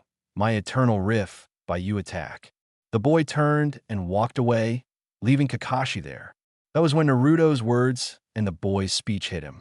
The more Kakashi thought, the worse he felt. He could only remember coaching Naruto and Sakura up to a certain point in the tree climbing exercise. After that, it was all Sasuke and Rookie 10. Rookie 10 left the field a few minutes after the fight, leaving Kakashi, who was still in shock for what had happened. We see them sitting in a restaurant. No one was really scared, some didn't know what to say, others didn't want to be the first to speak until Ino broke the silence. Ino, I can't believe it. Naruto, the last in our class, just defeated Kakashi, the copy Sino ninja.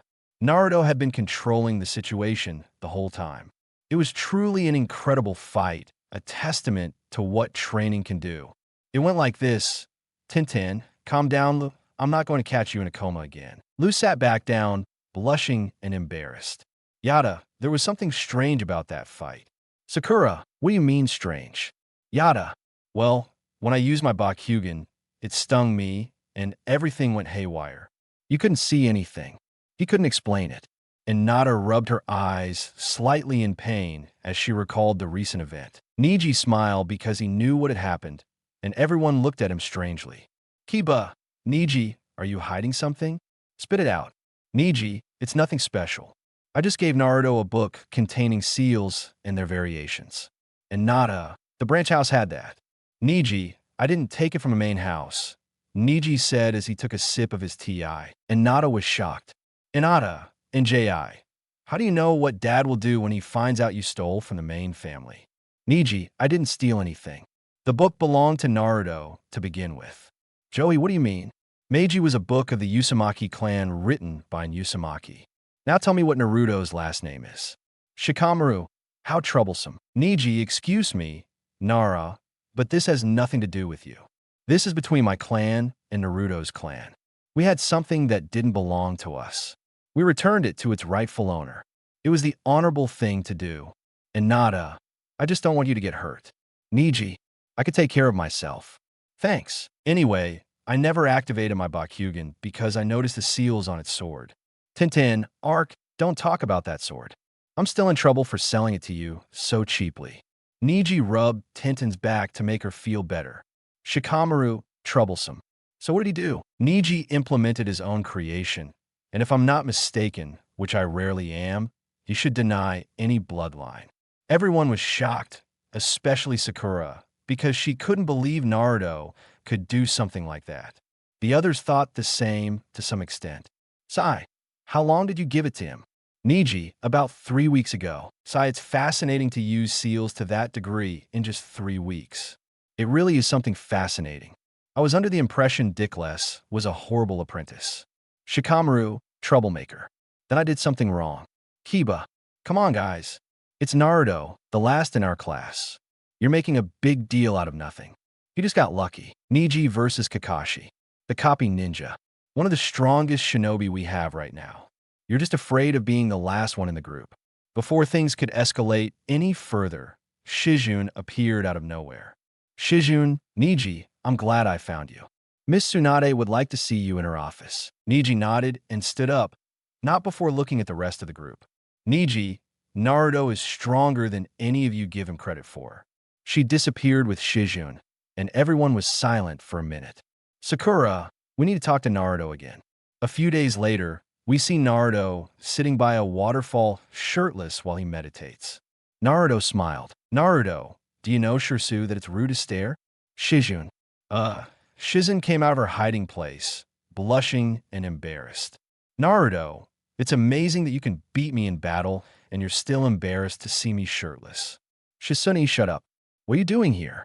It's a little late.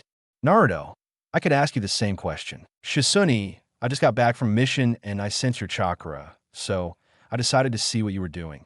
Naruto, I'm meditating. Shizune, I can see that. But why did something happen? Naruto, nothing major, just that the Kubi's influence is growing stronger and I don't want to cause any more damage. Shizune, that's a real problem, but I thought Jiraiya's journey was all about controlling Kubi. That was one of the few things he actually did. Naruto scoffed, frowning. Naruto, just another one of your failures. The trip with Jiraiya only made me addicted to the Kubi's power. Shizune, at this point, it doesn't surprise me that you want to talk to Tsunade. I'm sure she can strengthen that seal inside you. Naruto, I'm Fine. I'm not as dumb as I used to be. I know very well that this power can corrupt me. Shizune, I know I was the one who made you meditate. Now look at you doing it all by yourself. Shizune said in a mocking tone, making Naruto chuckle. Naruto, yes, you're right. I've regained some peace and natural chakra to negate the effects. Naruto finally opened his eyes, and Shizune was shocked at what she saw. One of her eyes was in sage mode, while the other appeared to be shaped like a fox. Naruto took a deep breath, and his eyes returned to their normal ocean blue color that Shizune loved so much. Naruto, do you want to help me? Shizune, with what? Naruto took out a book and pen. Naruto, I'm reading and taking notes on some of the more complex agreements that need more detail. Shizune, of course, but you'll help me. I'm studying other seals, as well as elements and kanji. Naruto, of course it's a date. That's when Naruto blushed, and so did Shizune. Sure, they trained together and ate together, but they never officially called a date. Naruto coughed a little as Shizune played with her fingers. Shizune, okay, see you tomorrow then. Shizune ran off, making Naruto smile softly, grabbed his shirt, and went home. The next day, Shizune was walking towards Naruto's apartment, as she wanted to spend the day with him. She would treat him to breakfast. After that, she would study some seals. To say she was excited was an understatement. As she approached the apartment, she noticed a group of people around the door, causing her to groan, as she knew who it was. Shizune, what are you doing here? Shizune looked over and saw all the Konoha 10 members except for Niji and Tenten. Sakura looked at her annoyed. Sakura, we came to talk to Naruto, but the cow won't open. Shizune, maybe you should take the massage. He made it clear he wants nothing to do with you. Sakura was about to complain when the door opened and Naruto came running out of his apartment. They saw him heading towards Okaji Tower. Shizune, okay, here goes. You can go now. Kiba, out with that. The idiot left the door open. Let's go inside. Shizune, what? Not all. Shizune stood in front of them and closed the door. Only she noticed the lock was broken. Shizune, Kiba pushes Shizune out of the way. Kiba, out with that. He owes us an explanation. The rest of the 10 rookies entered. Shizune quickly stood up and followed them to stop them. They were shocked to see graffiti on the wall with the words demon and curse bastard. Kiba just started laughing. Shino, I couldn't see that it was funny. Kiba, come on, this is proof that he's still the last to die. A civilian did this and Naruto did nothing about it. I didn't even know. The laughter stopped and was replaced by the sound of a loud slap. Shizune slapped Kiba with a furious expression. Damn bastard. They keep saying they want him to be their friend again and laughing at his misfortune. Just so you know, Naruto can't do anything about it. Shikamaru, troublemaker. What do you mean by that, Shizune? The civilian council made it illegal for a Hikuriki to attack a civilian regardless of the circumstances.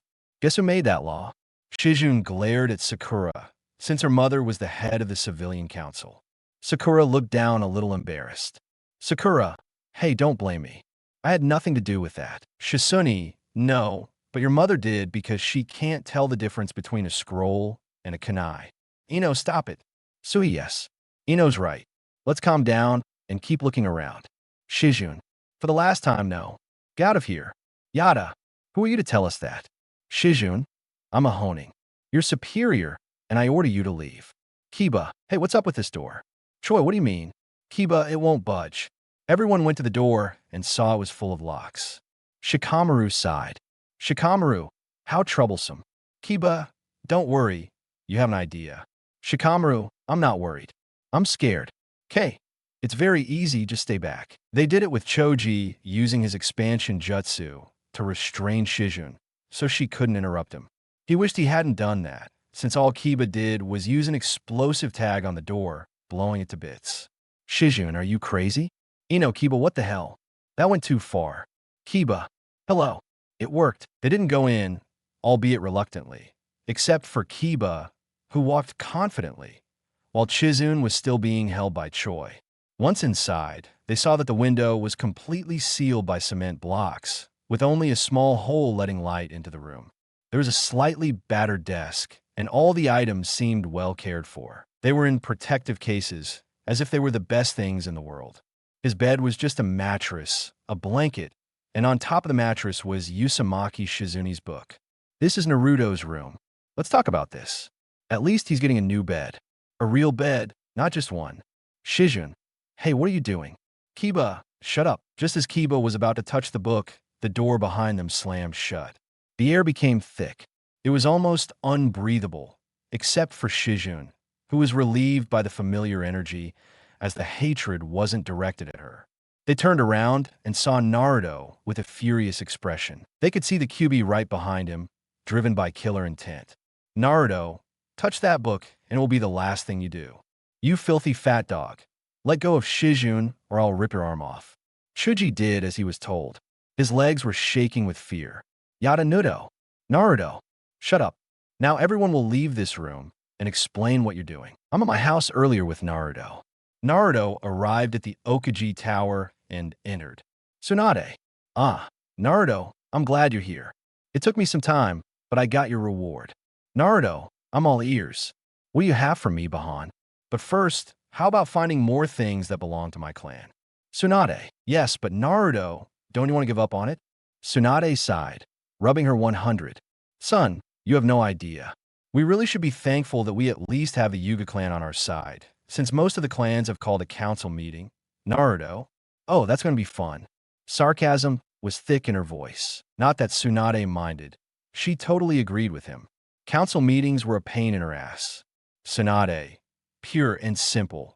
Why did you create the civilian council? I'll never know. I love you, sensei.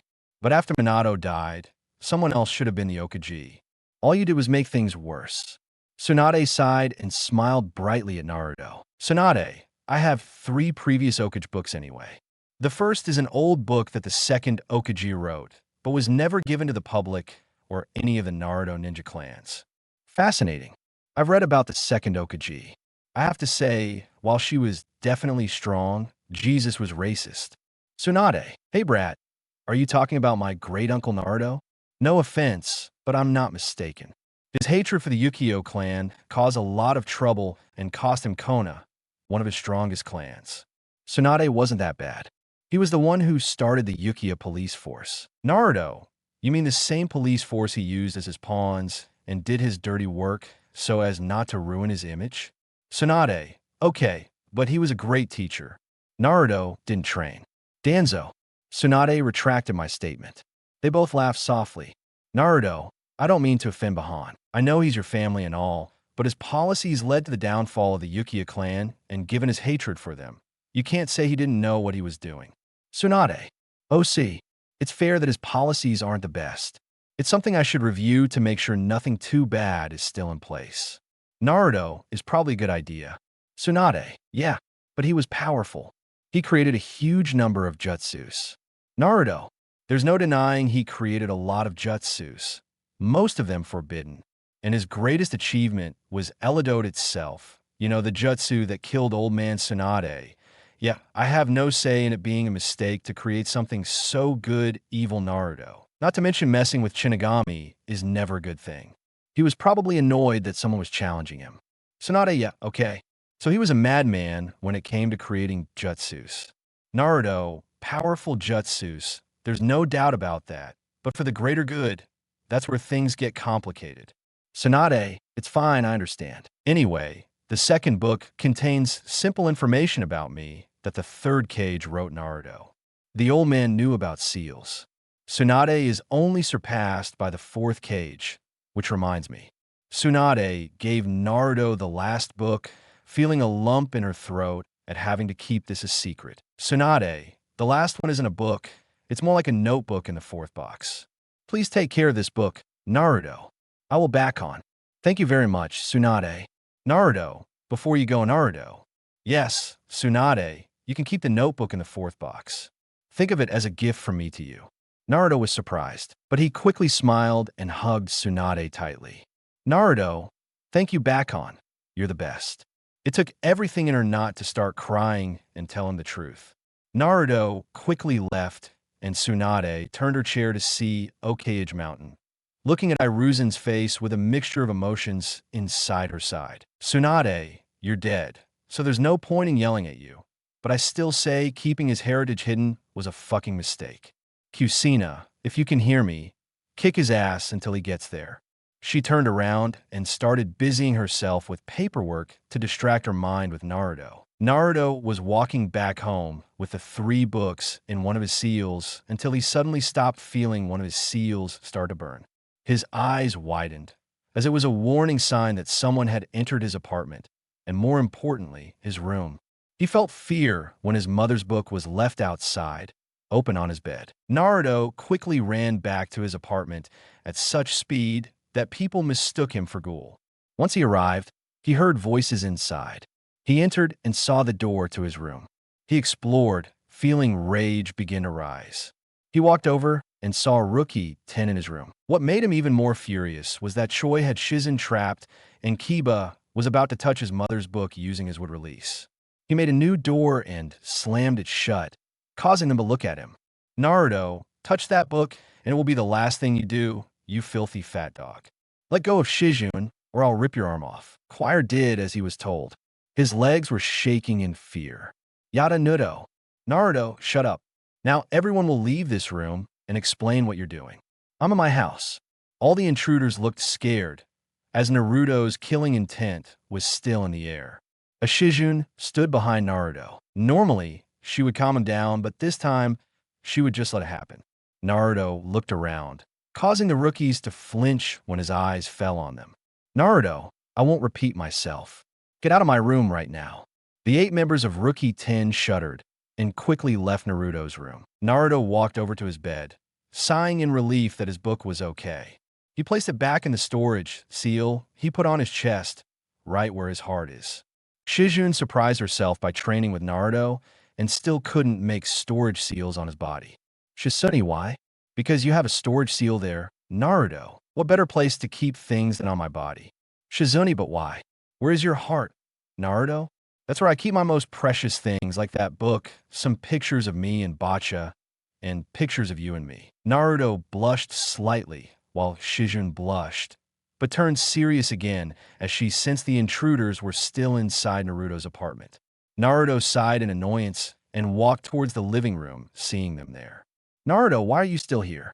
Hinata Naruto, us Naruto, save your apologies, especially for whoever accepts them. Haven't any of you heard that it's wrong to go through other people's things? How would you feel if I did the same?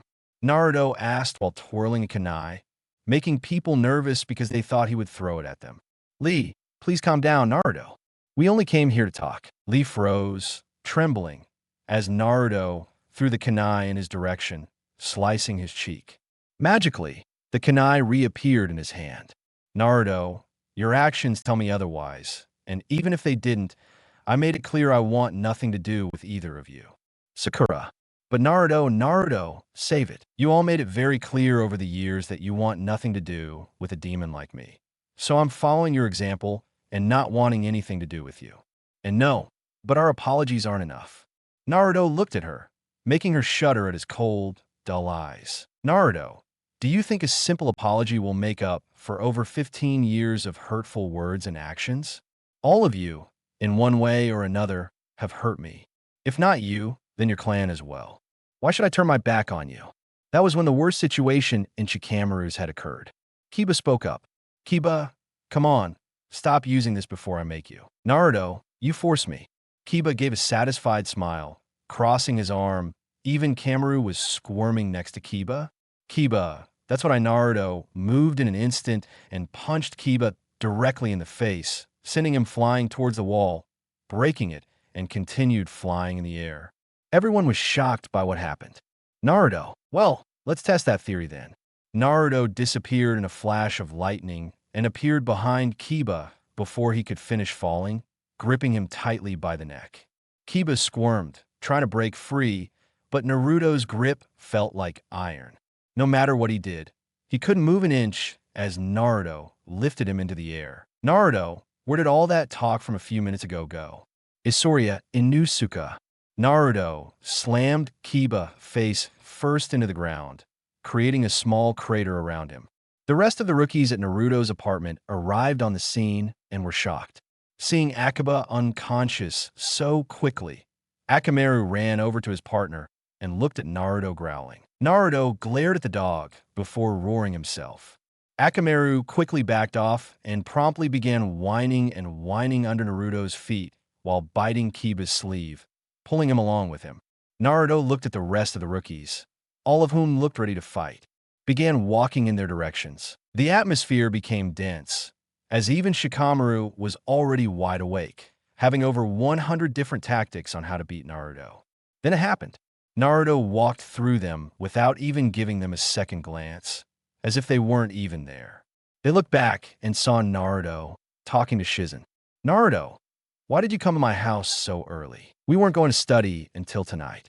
Shizune, I wanted to invite you to breakfast. Naruto, all right. Let's go, Shizune. And after that, we're going shopping.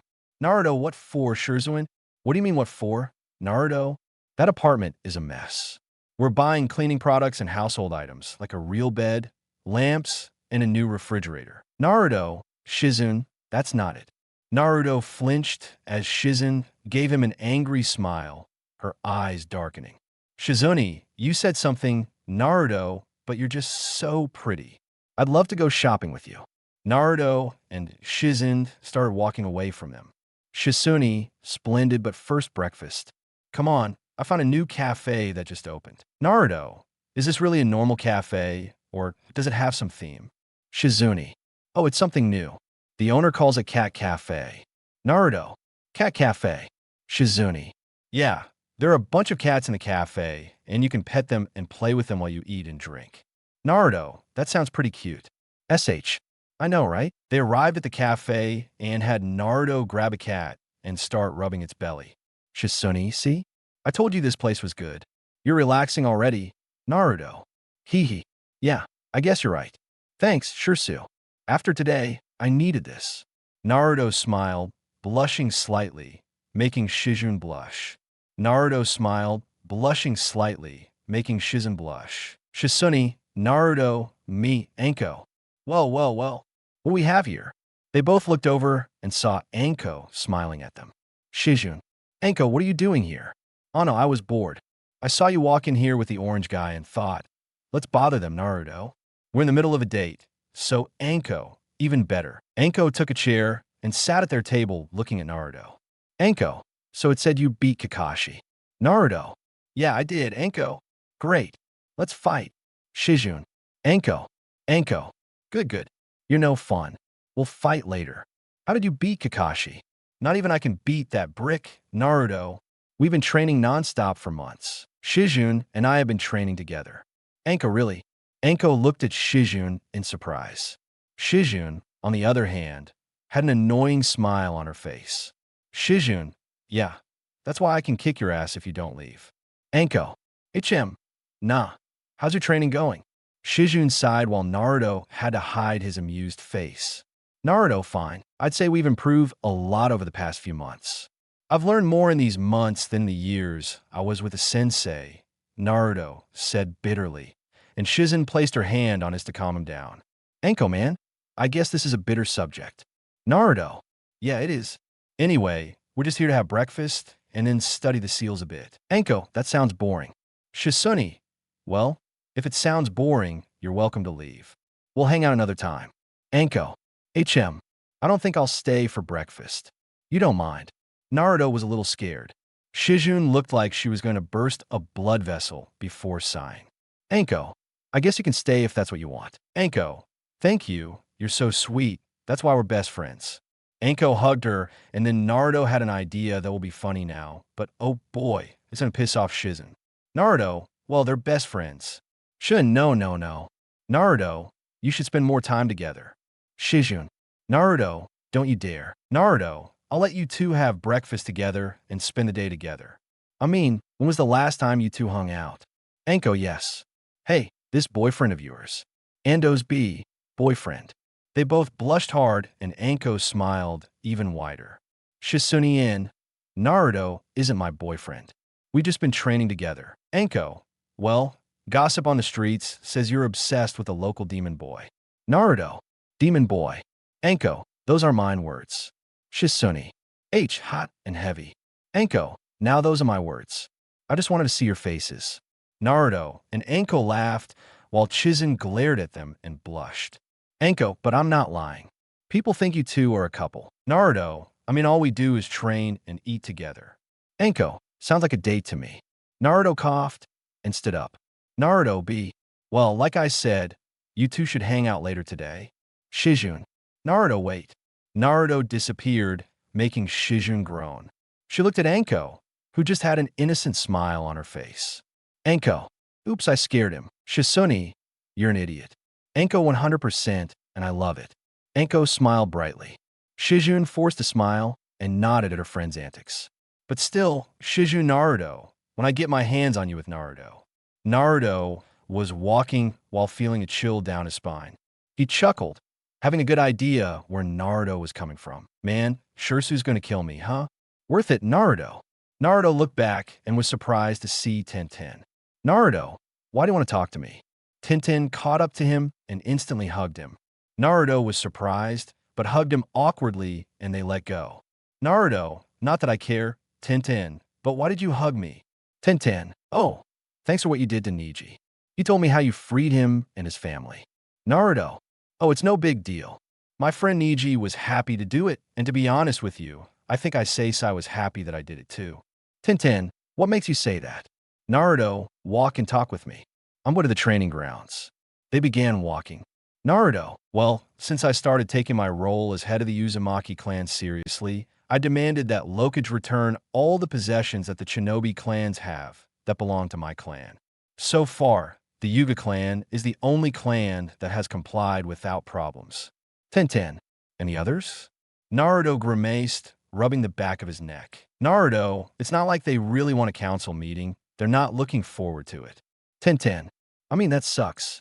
But what does it have to do with Lord Issei Naruto? I'll get to that, you see. I think Issei has always wanted to free the branch clan from the Curse Seal, but he couldn't because the clan elders demanded that he free them, which gives him a way to free the clan from his brothers in a way that the clan elders can't do anything about.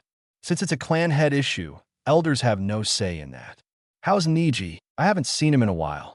Tenten, oh, he's fine, just on a mission. Besides, now that he's free of that curse, he smiles a lot more. Naruto, that's nice to hear. Tenten, I'm so happy for him. If there's anything I can do for you, just ask. Naruto, well, there's one thing. Tenten, shoot. Naruto, my training partner. You mean Shizune? You can't hide it. Everyone knows you're together. A lot. Naruto blushed a little, but then coughed. Naruto, Shizune is busy, and I want to do some training today. You'll be my training partner, Tenten. Of course, I've been wanting to see what else you can do with that sword at your waist. Naruto smirked as he arrived at the training grounds. Naruto drew his sword and Tenten drew a bow. Tenten, remember I'm not Yin or any boy, so let's be lighthearted. Naruto, you got this. They both ran towards each other ready. Hours later with Tsunade, we see her drinking serve. Now that Shizune is on more missions, no one stops her from drinking her serve when the door closed, making Tsunade groan. Tsunade, we can't have a moment of peace. The door opened, and Kakashi and Jiraiya walked in. Kakashi, Okaji, we need to talk. Tsunade is upset because since Naruto left on his own, these two idiots won't leave things alone. Tsunade, and what can I ask Lokage to do for you gentlemen? Make it quick. I have about an hour before Shizune comes back and confiscates my liquor. Kakashi, well, Okage, I was wondering when Naruto will be joining my team again. Tsunade froze for a second and then frowned at the copying while Kakashi was reading his book. She snapped her fingers and Kakashi's book burst into flames. Tsunade, you have the nerve to stand there and ask me a question while reading that disgusting book. Clearly, being demoted wasn't enough. Maybe I should make you a genin again. Attack. Kakashi shuddered and knelt in front of Tsunade. Kakashi, my apologies, Okajizuma. It's just that Naruto is training with me. After all, it would be best if he trained with me again. Tsunade, no, not only, but what the hell not. In 9 months, Naruto has not only progressed further, but he's learned more. He's more mature and takes his role seriously, not only as a shinobi, but as a clan head. All without you. Jiraiya couldn't agree more. A kunai was thrown at such speed that Jiraiya couldn't react. Tsunade managed to cut Jiraiya's cheek, making it bleed. Son, don't you dare call me that. You've lost all the love I had for you. You're just my shinobi, and you'll treat me with the respect I deserve. Jiraiya, oh come on, are you serious? Tsunade glared at Jiraiya, making him laugh a little nervously. Jiraiya, fine, okay. I'm here for the same reason. And what would that reason be? The three of them looked toward the window, and there stood Naruto with a serious, almost angry expression, his arm crossed. Jiraiya, Agaki, I'm glad you're here. Naruto, I'm Uzumaki. You're a toad. Sanin, Jiraiya. Oh, come on, you two. When Naruto didn't speak, he just stared at him. He sighed in defeat and looked at Tsunade. Jiraiya, the toads want Naruto to return to his home so he can control his sage mode. I've heard he's been using it more often. Tsunade, Naruto, Your answer? Naruto. It's true I've been using it more often to train, so I can maintain it for longer periods of time. I'll return to the Toad home, but I'll go alone. Jiraiya. Wait a minute. Tsunade. I agree with Naruto. He's made it abundantly clear he trains better alone. Jiraiya. But Tsunade. I'm the Okage. I've spoken, Jiraiya. This isn't up for discussion. Naruto. Thanks for the support. Bahan Jiraiya. Okay. Well, at least let me train him again. I need to train him more. I even have some notes from his fight with Kakashi. Well, with these notes it could be a lot better. Jiraiya emphasized the last word, making Naruto frown and walk towards him. Naruto, then tell me, Sananapo, where are we? These notes about our 3-year training session.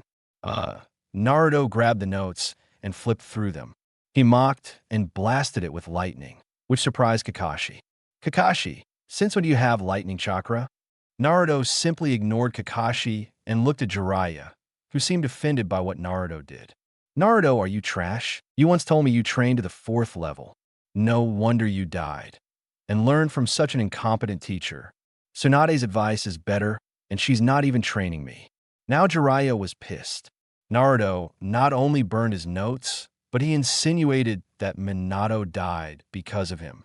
Jiraiya, listen here, you little Tsunade, stop it. Jiraiya, back off. We both know what you're going to say, and if you do, I promise you a slow death for revealing an SS class secret. Jiraiya bit his tongue and took a few steps back to calm himself. Kakashi, Naruto, that was extremely unnecessary. The 4th death wasn't Jiraiya's fault. It was an unfortunate event, but no one is to blame, except for the man in the mask. Naruto, did you say something, asshole? Kakashi frowned and looked at Tsunade. Kakashi, this is what you call being more mature.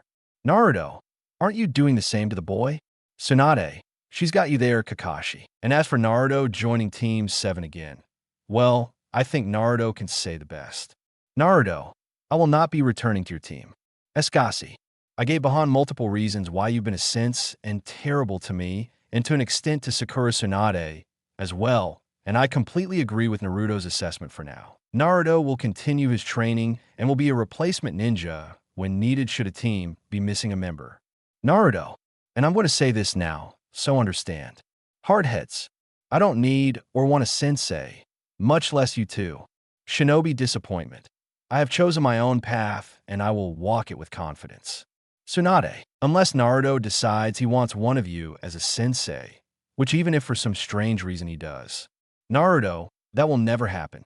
At least not with you two. I don't trust either of you, Tsunade. But if he wants a sensei, I'll train him. No, neither of you. If he asks you for help, which I doubt he will, then both of you are free to help him. Now leave this. This discussion is over. You both left feeling bitter about the event that just happened. You both went your separate ways thinking of ways to get Naruto back. Naruto, now back on. Why did you call me here, Tsunade? The council meeting will be held in a few weeks, and I want you to be prepared. Naruto, don't worry, Bahan. I won't take no for an answer. I'll get the items that rightfully belong to my Detalo clan. 3 weeks later, we see Naruto walking through the village alone, deep in thought. When he heard a moan, he looked over and saw me dragging heavy bags of spices. Naruto grabbed them without question, taking Ayam by surprise. She looked at him. "Hey, Naruto, what are you doing?" Naruto helped you. "What's in these bags?"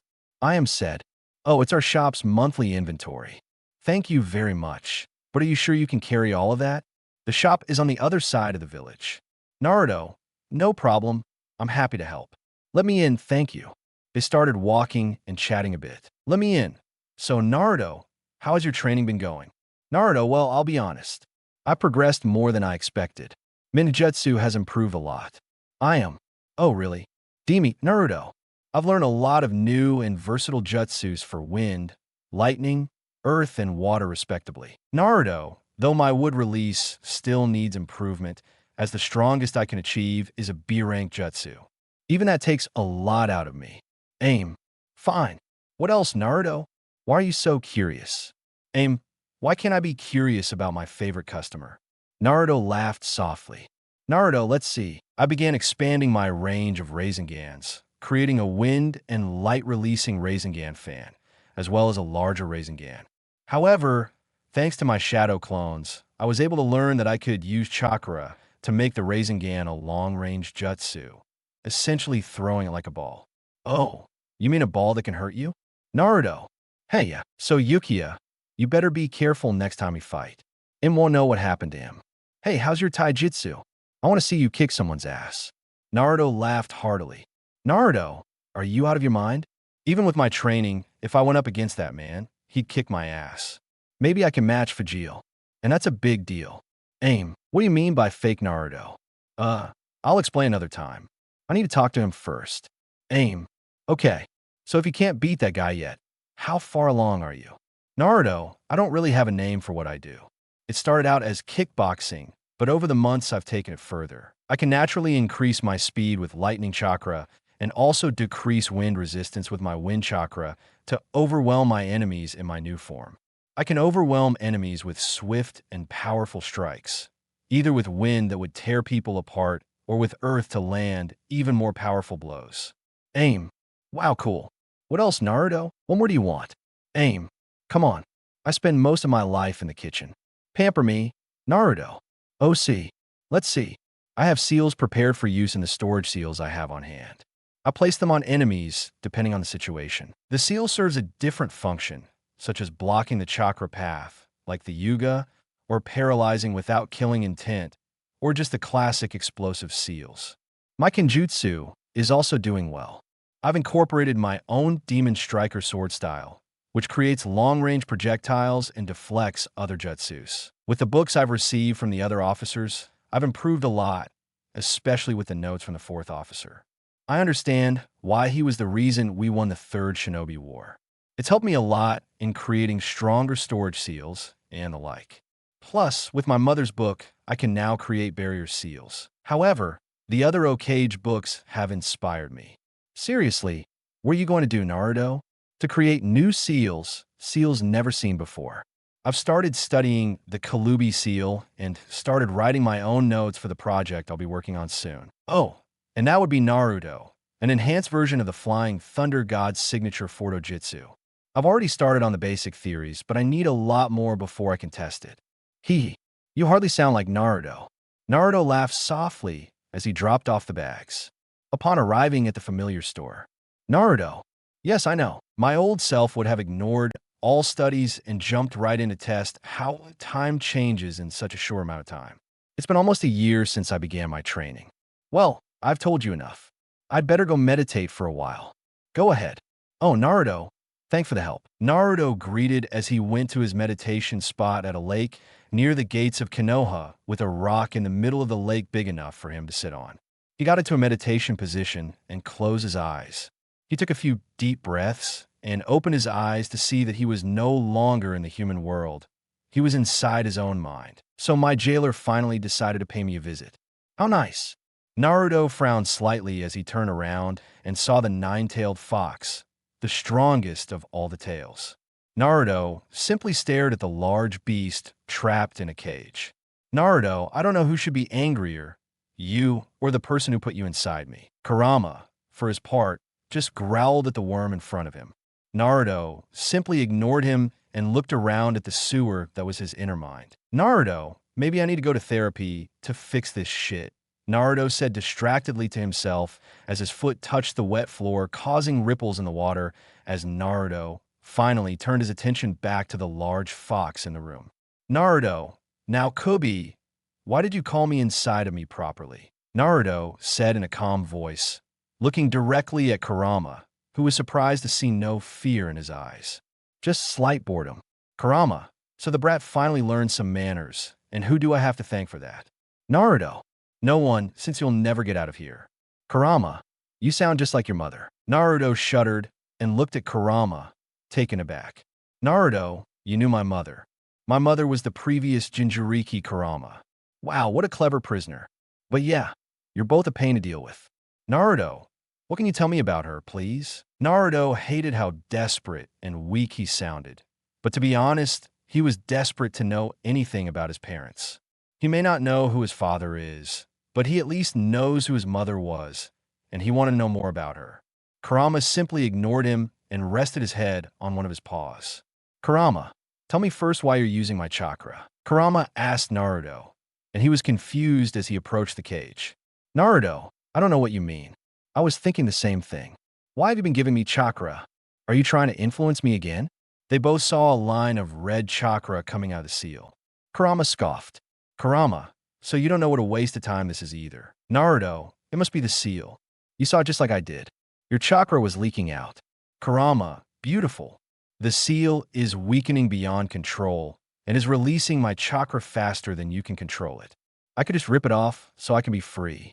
There's no point in delaying the inevitable. Naruto said nothing and walked over to the seal and examined it for a long moment. Kurama, what? Don't tell me you're actually going to try to fix a seal made by the Shinigami. You're dumber than I thought, but go ahead.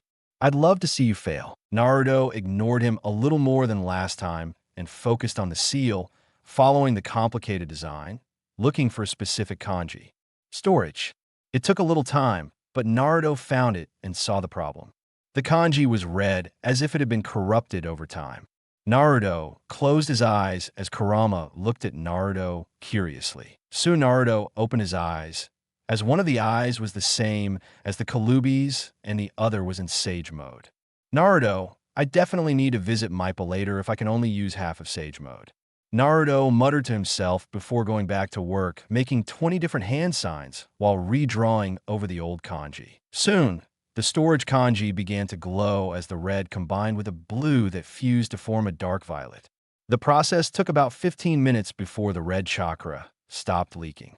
Naruto's eyes returned to normal as he breathed a little heavily.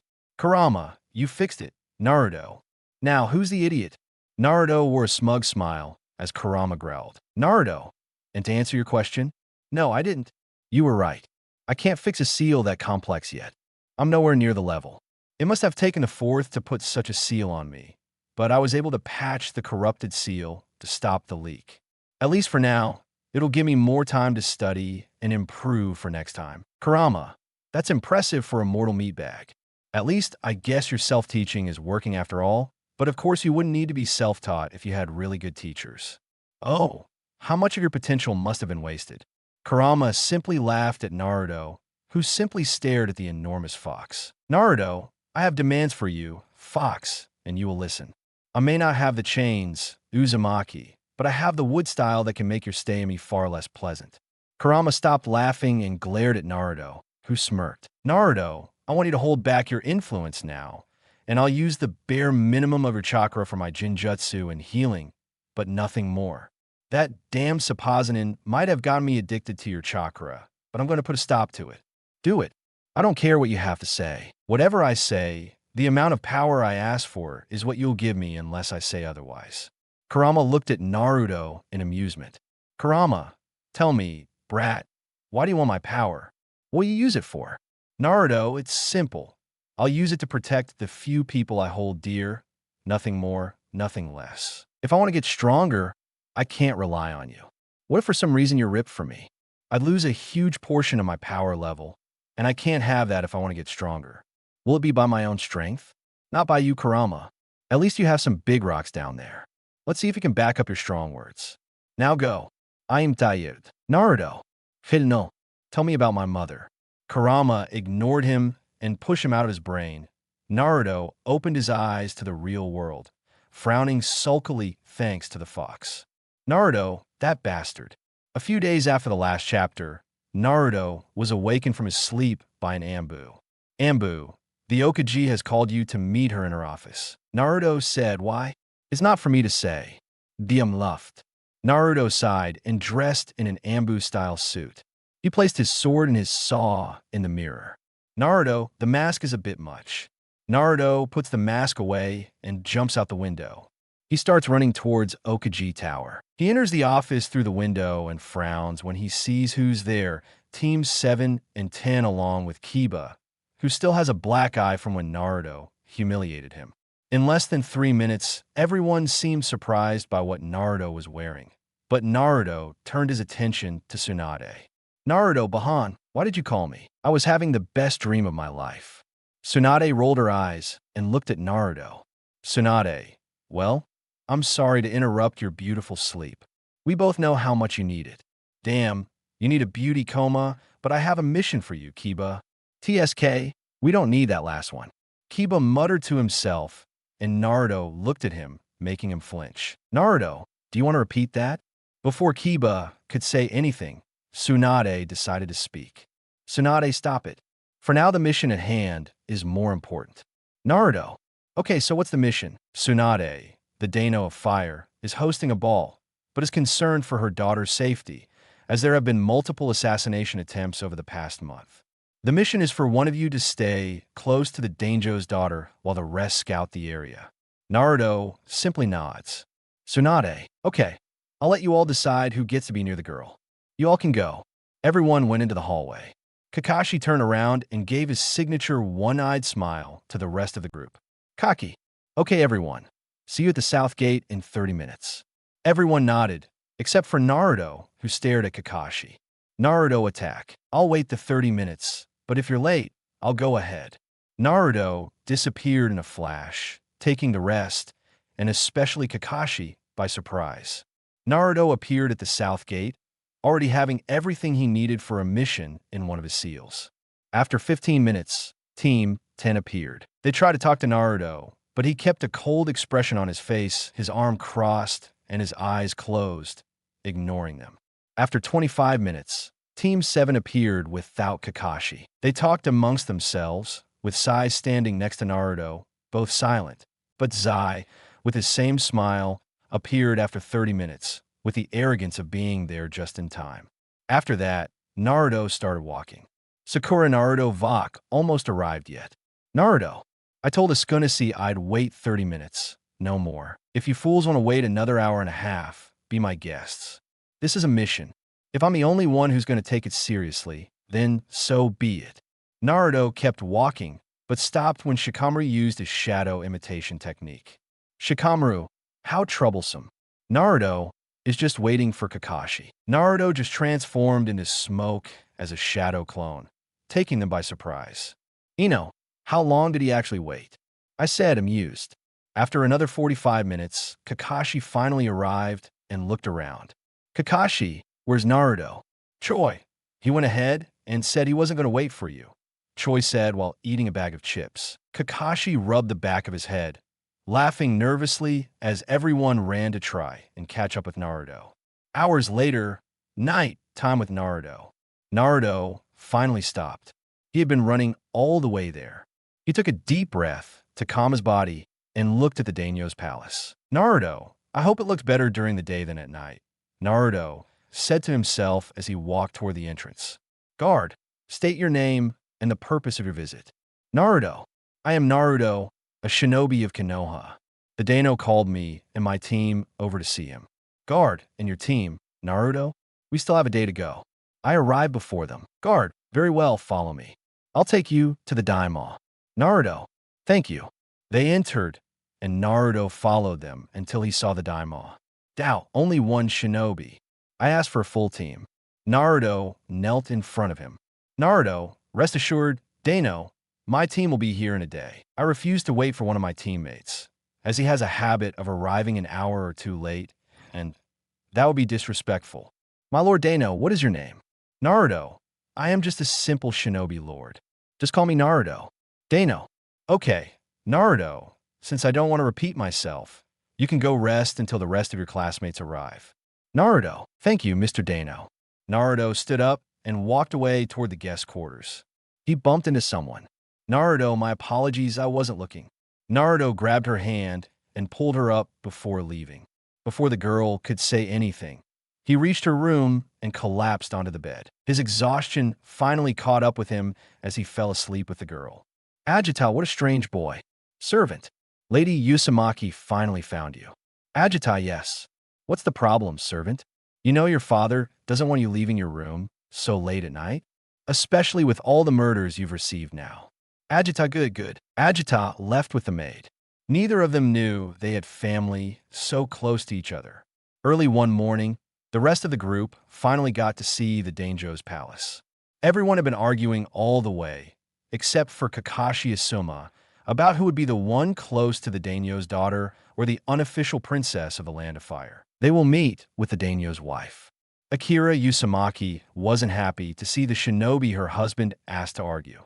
Kira, I wish my sister wasn't like this when she was alive, but things have only gotten worse since Kiba decided to speak out.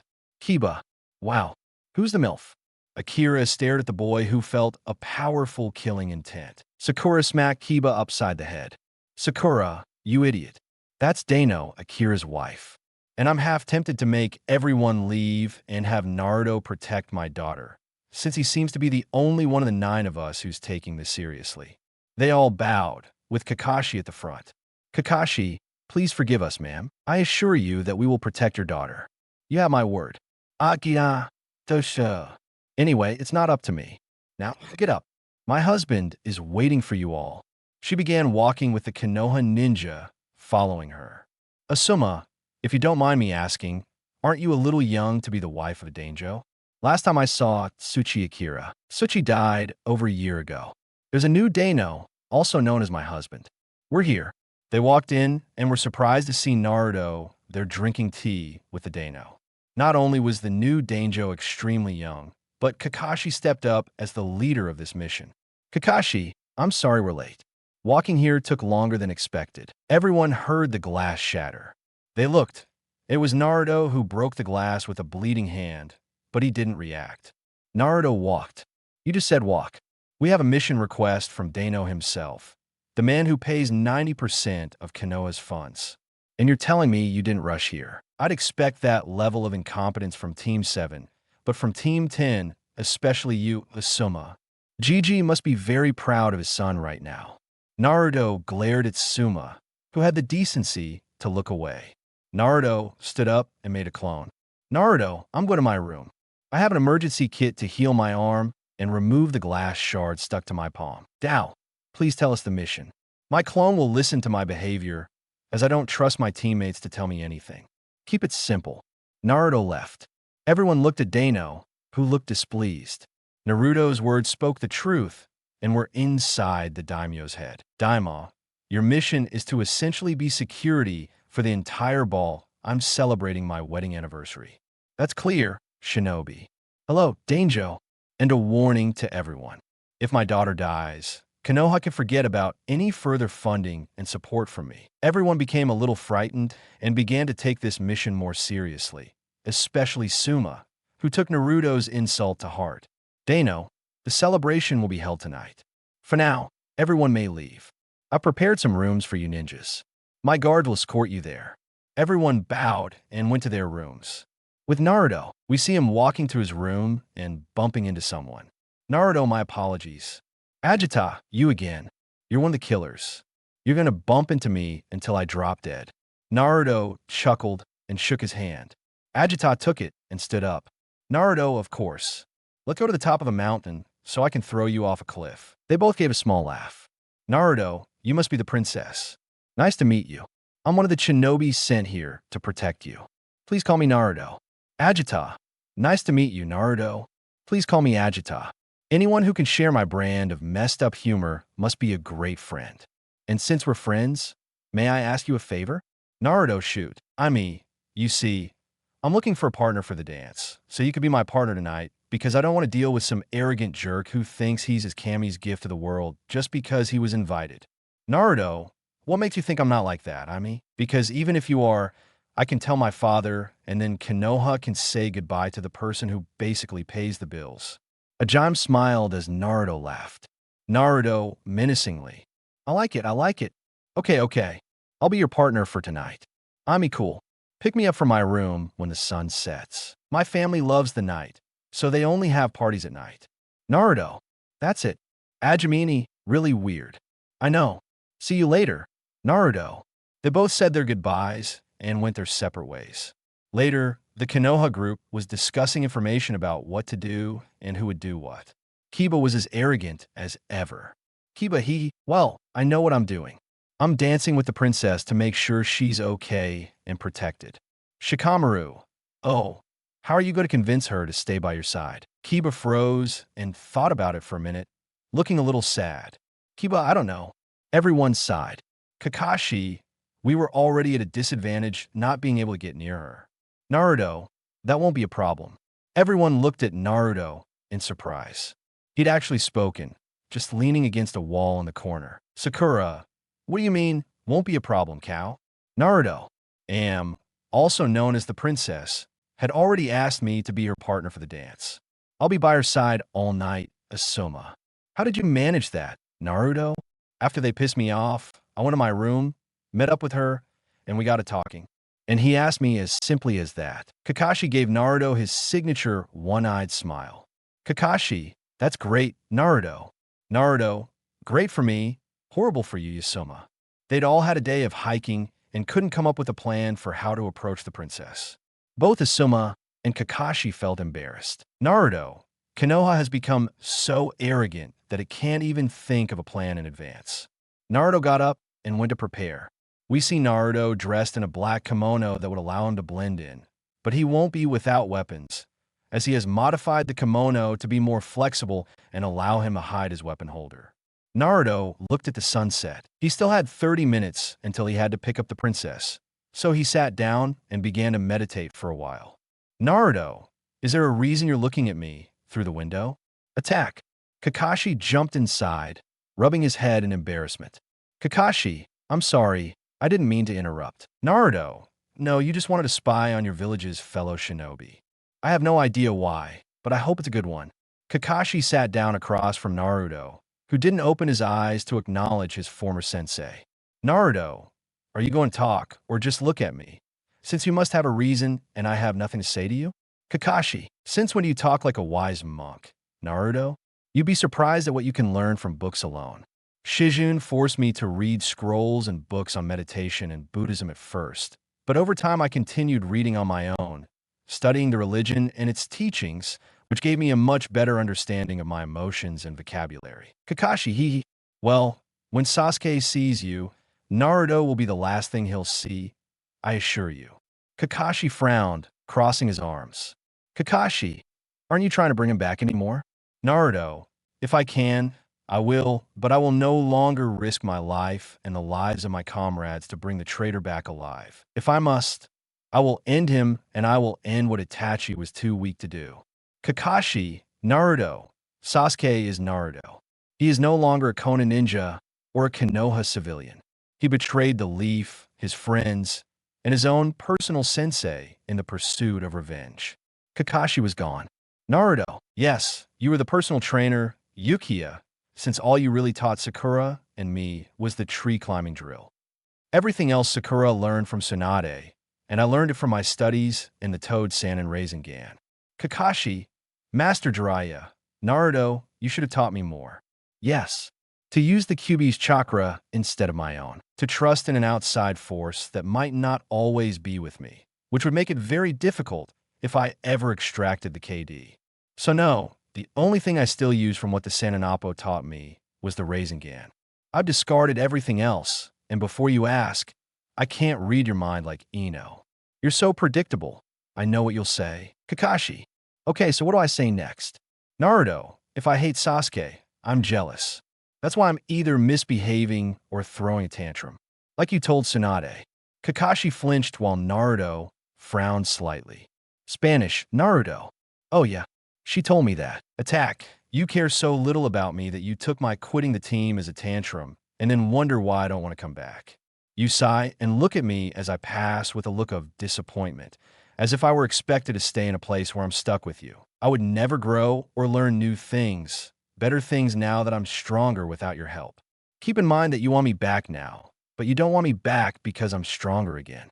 It has to do with your personal student, Sasuke. You only want me back because when the traitor returns, and we both know he eventually will, by force or of his own volition, you want him back on your team.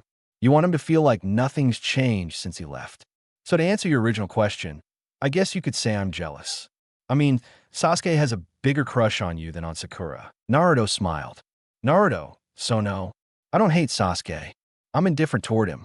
He's nothing more than a traitor to the Leaf, and when I find him, I'll do whatever it takes for the village. What's that? Hate if you attack. I hate that you haven't taught Sakura and me properly. I hate that you spend all your time exclusively on Sasuke. I hate that you taught him everything, including that imitation Rasengan you call Chidori, while Sakura and I were left to fend for ourselves during the Chunin exam. And even after he betrayed the village, you still refused to teach Sakura and me anything. You only thought about Sasuke. Hell, not even Sasuke. In some ways, you're no better than Danzo, since all you care about is what's inside Sasuke's head. That's such a precious Sharingan. If I kill Sasuke, I can take his eyes and give them to you as a gift, but in the end, Naruto conjured up a bottle of Tsunade's special serve and poured 2 cups. Naruto, no matter how much you let your personal affairs affect what your teachings might be, you should have gone with Sasuke. At least then I would respect you for making a decision and staying with your personal student. But you didn't. Naruto raised his cup and finally opened his eyes and looked directly into Kakashi's. Naruto, to the man who lost everything, you can now add your students. Oh, sorry, student. To the list. Naruto gulped it down before walking away to find the princess. Naruto arrived at Ajita's room and knocked on the door. She opened it and Naruto saw her wearing an elegant, fuzzy kimono. Ajita, hey Naruto, what do you think? Naruto, your kimono looks amazing. Ajita, are you ready to go? Ajita, yes. Let's go. But make sure you keep your hands where I can see them. Naruto, understood. You have nothing to worry about. Ajita took Naruto's hand as Naruto led her for a moment until she stopped. Ajita, what's wrong, Naruto? I only remember. I have no idea where this party took place. Ajita laughed and led him to the banquet hall. When Ajita saw her father, she ran toward him, dragging Naruto with her. Ajita, hello, father. Do you like my new dress? Run, do you look beautiful? Naruto, dear, I see you're my daughter's companion for the evening. Naruto, yes, sir. Rest assured, I'll protect you with my life. Ren, okay, now both of you go and enjoy the party. Both teens nodded and went off to enjoy the party. An hour later, Naruto hasn't seen any suspicious activity, although to his dismay, he saw that Kiba wasn't taking his job seriously and just stayed at the buffet eating. Sakura was talking with some high nobles about who knows what Sai was doing. At least Team 10 was taking it seriously. Naruto saw them checking on the princess to make sure she was safe, and Kakashi stood near the Daimyo to make sure he was safe. Naruto was interrupted from his thoughts when Ajita pulled him onto the dance floor. Ajita, come on, bodyguard, dance with me a little. Naruto, it's okay, but be careful. I'm a terrible dancer. Ajita, no problem, me too. They both laughed and danced, and I'm sure they were terrible, but they were having fun. As the music played, Naruto and Ajita slowed down the pace and began to dance, moving from side to side. Naruto held her by the waist and shook her neck. Although Naruto's mind was elsewhere, all he could think about was one thing.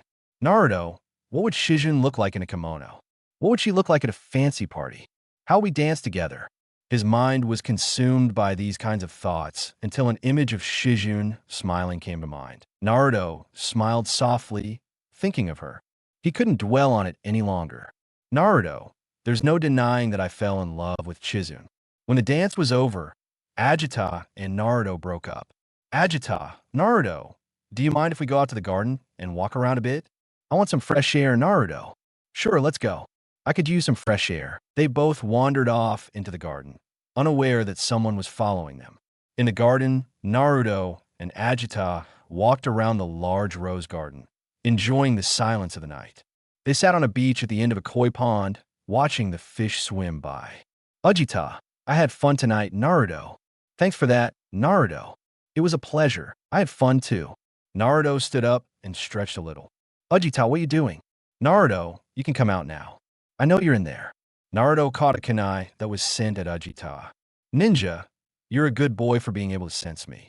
A ninja stepped out of the shadows. Naruto, I really didn't see you following us around during the whole party, and you're supposed to be a shinobi. The ninja frowned. Ninja, you knew. Why didn't you tell your comrades? How arrogant to think you could take on all of us. A group of shinobi appeared, surrounding them.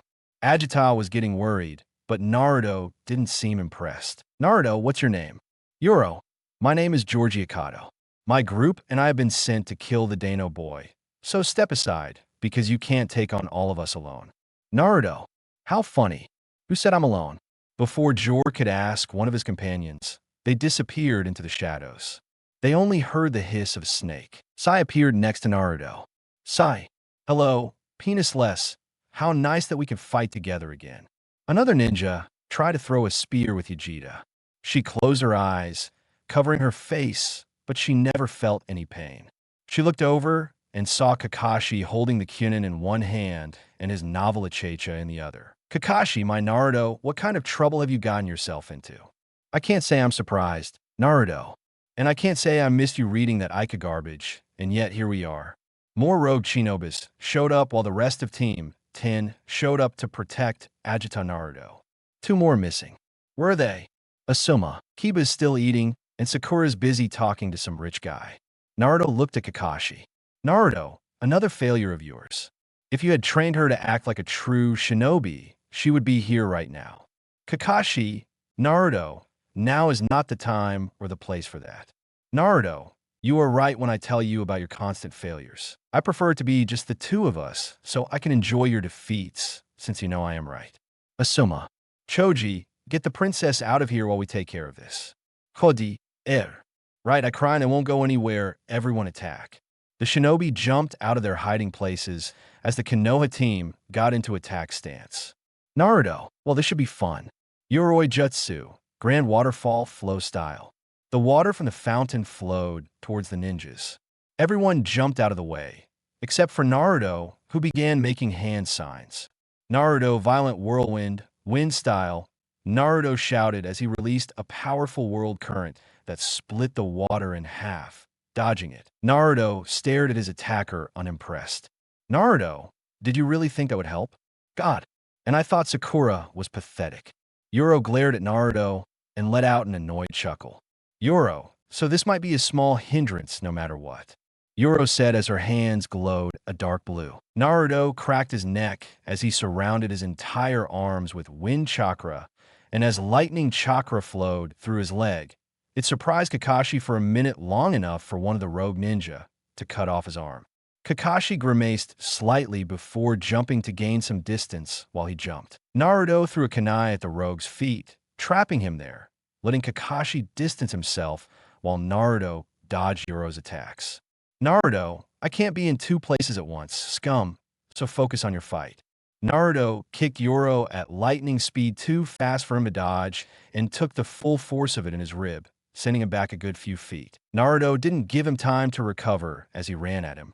The lightning on his legs made Naruto look like a blur. When he appeared, he struck Yoroi right below his face, sending him flying while he was in the air. Yoroi regained his balance and made a giant shuriken appear and threw it. Naruto dodged it easily, but saw Yoroi smirking. He wasn't aiming at Naruto, causing his eyes to widen. He disappeared in a blur and appeared in front of a distracted Choji. The shuriken impaled Naruto and landed roughly on his shoulder, causing Naruto to grunt loudly. Ino, Naruto, my god, I'm working with Henins. Choi, that one, I'm sorry, Naruto. I promise I wasn't Naruto. Now is not the time. Naruto pulled the shuriken from his shoulder and threw it. Sai caught it just in time and threw it at another rogue ninja with even more force, slicing him in half. As for Naruto's shoulder, a bubbling red chakra appeared on his shoulder, burning Naruto, making him wince in pain, but he healed it as Naruto sprang back into action, taking out his notice from Suya. Naruto, I'm going to end this. Demon punches. Naruto yelled as he threw out a glowing red chakra energy sword. You barely dodged the attack. When he did, he saw Naruto close his eye and rub his shoulder. Now scared, he cried and took advantage of it, and took out 2 kunais while running towards Naruto, brandishing his kunais at Naruto, who dodged them, surprising Yoro. And while Naruto, one of his eyes had an orange color surrounding it. Naruto TSK. I still just have to visit mom and dad if I want full sage mode. Loroi, wait.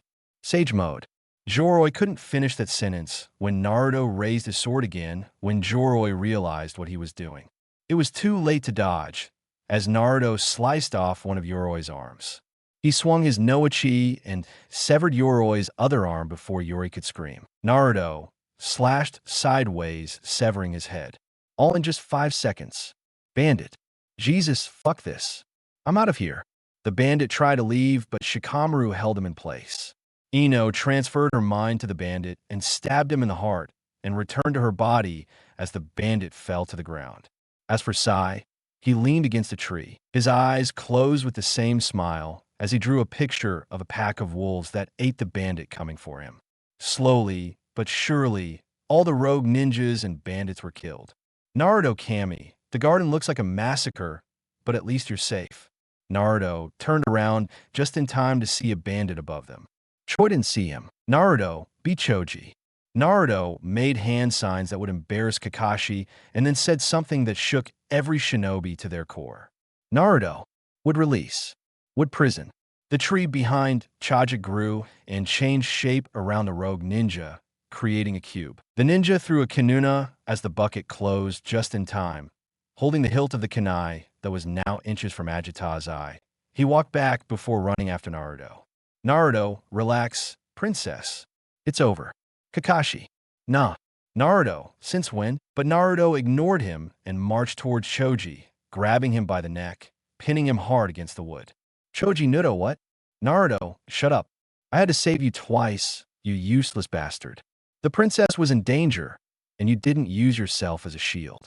She was our priority. She's more important than all of us combined, and you left her in danger twice. Kakashi pulled Naruto back. Kakashi, he's Naruto now. Now's not the time to be yelling about what went wrong and what could have happened. I don't agree. I agree with Naruto's assessment of his teammate. They looked, and there stood the Daimyo Rin. Naruto, Lord Daimyo, you'll be glad to know all the enemies are dead, and I'll keep the remaining ones alive to find the rat's nest so we can finish this and your daughter can be saved. Rin, thank you, Naruto. Naruto, I'm just doing my job, sir. I'll start the interrogation right now. Excuse me, Run. Before you go, could you tell me your full name? Naruto. Yes, my lord. My full name is Naruto Uzumaki, son of Kusina Uzumaki. Naruto disappeared in an instant, leaving Rin and Agita shocked. Rin, my sister-in-law had a child. Rin muttered to himself low enough so no one could hear. Kakashi. I'm sorry, Daimyo. You said something, Rin. Oh, nothing you need to worry about. Please excuse me and my daughter. We must speak with my wife. Kakashi. Very well. The rest of us will go to Naruto to look for the rat's nest. When Kakashi and the rest arrived at Naruto's location, they heard screams, ran, and saw Naruto torturing the ninja he let live. Naruto. Ah, so you've arrived. Hurry and enter the brain of this rogue ninja so we can see who hired him. You know what? Ino was surprised, as again Naruto was using would release. Naruto rolled his eyes and looked at Ino with Kurama eyes. Naruto, was I wrong, or are you as useless as the three genin over there? Naruto pointed at Kina, Sakura, and Choji. Kina growled and grabbed Naruto by the neck. Kiba, who the are you calling Henning? Naruto raised his hand, grabbing Kiba's wrist before adding pressure, not enough to break it, but enough to make him feel a lot of pain. Kiba tried to break free, but Naruto was like an immovable object. Akamaru jumped off Kiba, whimpering in fear as Naruto's bloodlust slowly increased, making it harder and harder to breathe in the cave. Naruto, the same genin who was gorging himself instead of protecting the princess, or the same genin who let his guard down and had to be rescued twice during the fight? Or what about that genin who always yelled at Sasuke, but was flirting with some rich nobleman? You three are fucking genin to me. You didn't take this A-level mission seriously. I remind you that if that princess dies, Konoha will lose more than 90% of its financial power. And who do you think she'll blame for that disgraceful civil council? Sakura. Huh. No, his mother is the head of the civilian council. And not Chojo and you. You're both clan heirs, and you'll be fine. And here I can hardly see you punishing one of the strongest shinobi we have. So who will you blame? Oh, right, the demon. Naruto groaned. Even Kakashi was having trouble breathing with the amount of bloodlust in the cave. Naruto, I would be the one to blame for the mistake and the utter incompetence of the three of you. I would be the one receiving the harshest punishment. Since I am the demon, I'll let the princess die, Naruto said, imitating Sakura's mother's voice. Naruto, now be a good mute and shut your mouth before I rip it to pieces. Naruto threw Kiba against the wall, causing him to faint. Naruto stopped with bloodlust and looked at Ino with bored eyes, who shuddered in fear. Naruto, why are you just standing there? Hurry up and get into the ninja's brain. Inoue, right? Ino approached the ninja. Ino, and it will take me a few minutes until I can find him. Naruto, you don't need excuses, just do it. Ino nodded, feeling sad that Naruto was so cold to them, but she understood why, so she just sighed and did her brain jutsu. Kakashi. Well, while she's busy looking for who's responsible, Naruto, how did you know you had blood release? And why didn't you tell any of us, Naruto? When I started training, I sneezed and a tree grew out of my floorboard.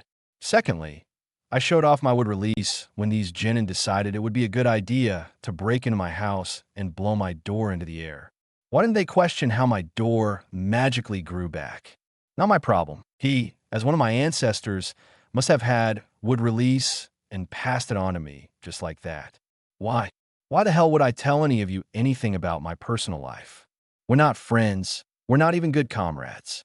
To me, you all are fellow Konoha shinobi. I'd give my life for you on mission, but outside of them, I couldn't care less if any of you live or die. So do me a favor, scum, stop pretending we still have any kind of bond. You can ask me anything personal. Your student is Sasuke. No me, nor Sakura. You are that traitor sensei, not mine, Naruto said coldly, walking over to a nearby rock and sitting on it while they waited.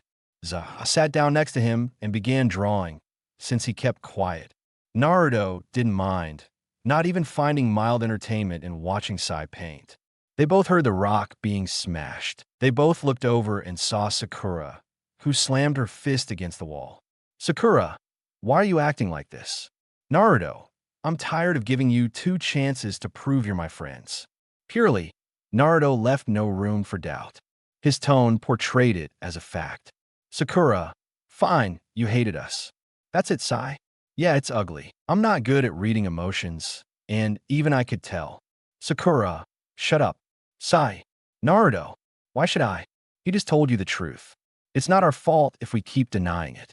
Sakura AR, why do you call Kakashi that? You have no respect for him, Naruto. I respect that he's a strong shinobi. I respect that he'll probably be the next Okage when he goes to Chan, inevitably grows tired of the position, and no longer has to protect me from your mother and her advice. But as a sensei, not as a human being, much less. Oh, boo. My classmates died, so that justifies me only spending my time with the student who reminds me of myself. Kakashi frowned under his mask. Naruto, Sakura, do everyone a favor and wake up. Kakashi isn't our sensei, he's Sasuke's sensei. The only thing he ever trained us in was tree climbing. Hell, he didn't even train you in that. You basically learn it on your first try. After that, he spent all his time training Sasuke. Tsunade is your sensei. No, he'll wake up and realize that. Ino, okay, I'm back. I know who wants a princess killed. What's up with everyone? I missed something. Asuma killed the rogue shinobi. Asuma no. Nothing that can't wait until after the mission. Naruto's right. At least in that we have to take this seriously. Come on, tell us on the way to the Daimyo. The Konoha ninja arrived in front of the Daimyo and his entire family knelt, except for Kiba, until Naruto forced him down, staring at him and saying, show some respect. Naruto, Madaimi, you'll be happy to know that we've found the one who wants her daughter dead. Hey. Wonderful. Who is it? They stood up, and Naruto found it strange that the Daimyo's wife had red eyes and smudged makeup. Naruto, ma'am, are you okay? Akira Folinjet. A maid handed her a handkerchief. Akira took it and wiped her eyes. Akira, yes, I'm sorry. I'm a little emotional. Please continue, Run. Yes, Naruto, what did you find? And she didn't seem offended, but Asuma stopped her from speaking. Naruto, I personally don't know anything. It was Ino Yamanaka who discovered the culprit. If you want to know, I suggest you ask her. The Konoha ninja are baffled. Ino na Naruto. Naruto, save it. I may not like you, but I'm not going to take credit for something I didn't do, which isn't my girlish way. Now speak. Don't keep our Daimyo waiting. And no, of course, Mr. Daimyo, the culprit was you, your second in command. Satsuki no, Run, I see. And why did you want my daughter to die? Ino, It was a political move. He wanted to keep you in pain and manipulate that anger in a small town to attack you unfairly. Ren, quite worrying. Naruto, my lord, if you allow me to ask Yukino, the moment he comes, I will end his life. Ren, that will not be necessary. Naruto, my guards will take care of him. As for all of you, I give my thanks to most of you. The shinobi looked at Kiba Sakura, who was standing there awkwardly. Naruto, if that's all, my lord, we should start leaving. It's a long way home. Ren, if you don't mind, my family and I can go. There are certain things we need to discuss with your Okaji and make that council. The inhabitants of Konoha are taken aback by the venom in the Daimyo's words, except for Naruto, who shares his anger. Naruto, of course, my lord. When you're ready, we'll go and keep him protected. Rin, my family, and I are ready now. Naruto, don't say anything else, team. We'll keep a circle around the Daimyo's family. They nodded, though Kiba was muttering. Kiba, who put you in charge? Naruto, I put myself in charge, since I'm the only one who takes the mission seriously. Now shut up and go to the back. If Akamaru or your dog smell something, tell the group. Kiba growled, but Naruto growled louder and had his line pulled, making Kiba jump back. Naruto, that's what I thought. Henin, now go to the back. Kiba runs to the back, and they begin their journey back home. After a while, Akira decided to speak. Ekire na Naruto. Naruto looked at Akira. Naruto. Yes, ma'am. Akira, can you tell me about your life in the village? They treated you well, Naruto. Also how you treat a cockroach that sneaks into your room. Rin, can you explain? Naruto. The villagers don't know the difference between a scroll and a kunai. They treated me like I was the demon inside me instead of the jailer I am. Kakashi. Naruto, you shouldn't upset the Daimyo family with that. Naruto looked at Kakashi with bored eyes. Naruto, last time I checked, they asked, and I'm answering second. Don't speak as if you're speaking for the Daimyo's best interests. He's the most powerful person in the world, even Okage. If the Anbu had to choose between Okaji and the Daimyo, they'd choose the Daimyo. So shut your mouth, Rin. These are my exact feelings. I want to know Naruto's past, the good, the bad, and the ugly. Naruto, then prepare yourself because it's a long road to Kono, and it gets very ugly. Let's see.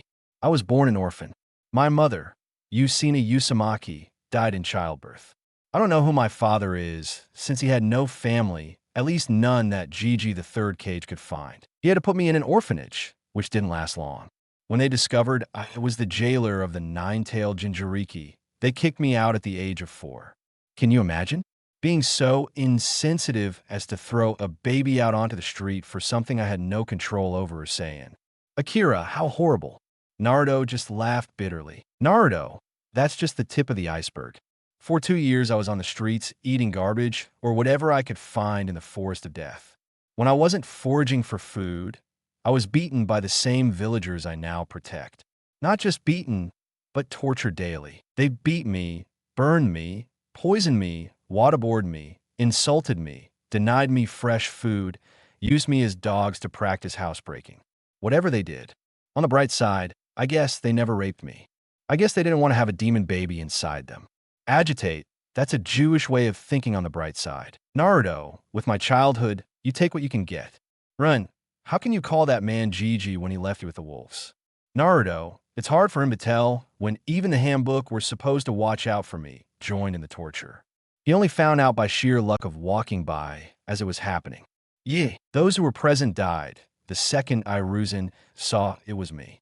He killed every single one of them, even summoning his monkeys, and they ate the villagers who dared to run from their deaths. After that, he gave me a small apartment. He made sure I was always supplied with at least enough food to last a month and an allowance from the Sarutobi clan. I'm not saying Gigi was perfect, but at least he cared about me. Hell, he was the only one in my childhood who didn't look at me like a demon. That's why I'll always have a soft spot for him. He'll always be my Gigi. Naruto stopped talking and gave Yuzin a short prayer before continuing. Naruto. After that, nothing happened. The harassment continued, and they always broke into my house, but they knew better than to touch me if they laid a finger. Gigi would kill them, so they settled for ruining my apartment. But those are just material things. I can always fix it. When I became a shinobi, I thought my luck was finally about to change, but I was on a team with a bankulant who only makes Sasuke whine and yell. And Sakura, if I hear a word from you back there, you'll fill these hands, so shut up. Sakura kept her mouth shut for once, realizing she was in no position to complain. Naruto, the next teammate, was an arrogant piece of who always boasted about being stronger, and I admit that at first he was, but that's all at first. After a while, I started training, and I started to grow out of it. As for power, his ego couldn't accept that, and he tried to kill me twice because of it. But I promise there won't be a third time, Naruto said, gripping his sword tightly. Naruto, and last but not least, my genius sensei, Kakashi, attack. As for the rest, all he trained me was how to use chakra in my feet to climb trees. That's it. He didn't even train me how to walk on water. Another taught me that spent the rest of his time training Sasuke. Q ended up betraying the leaf for power. After that, I went on a 3-year journey with the toad saying Jiraiya, I'll save you the trouble of asking. If it was the same, as Kakashi only taught me a few things, the only thing I still use that he taught me was my Rasengan. I discarded everything else, as it only made me addicted to the kills chakra. I saw something I'm still dealing with. So yeah, in short, that's my story. Lami's family was speechless. The adults were furious that this was how Kina's son was treated. Akira wanted blood, and he wanted it now. Run, I see, but you're so strong there's no doubt what changed. Naruto, I started training and teaching myself in basically a year. I learned more than I had in years with a sensei. I'm a self-taught shinobi. After that, Naruto continued walking. It was getting dark, and he decided to explore the area before the day was out. One thing was for sure, the Dame was now thirsty for blood. Naruto and the rest arrived at the gates of Konoha.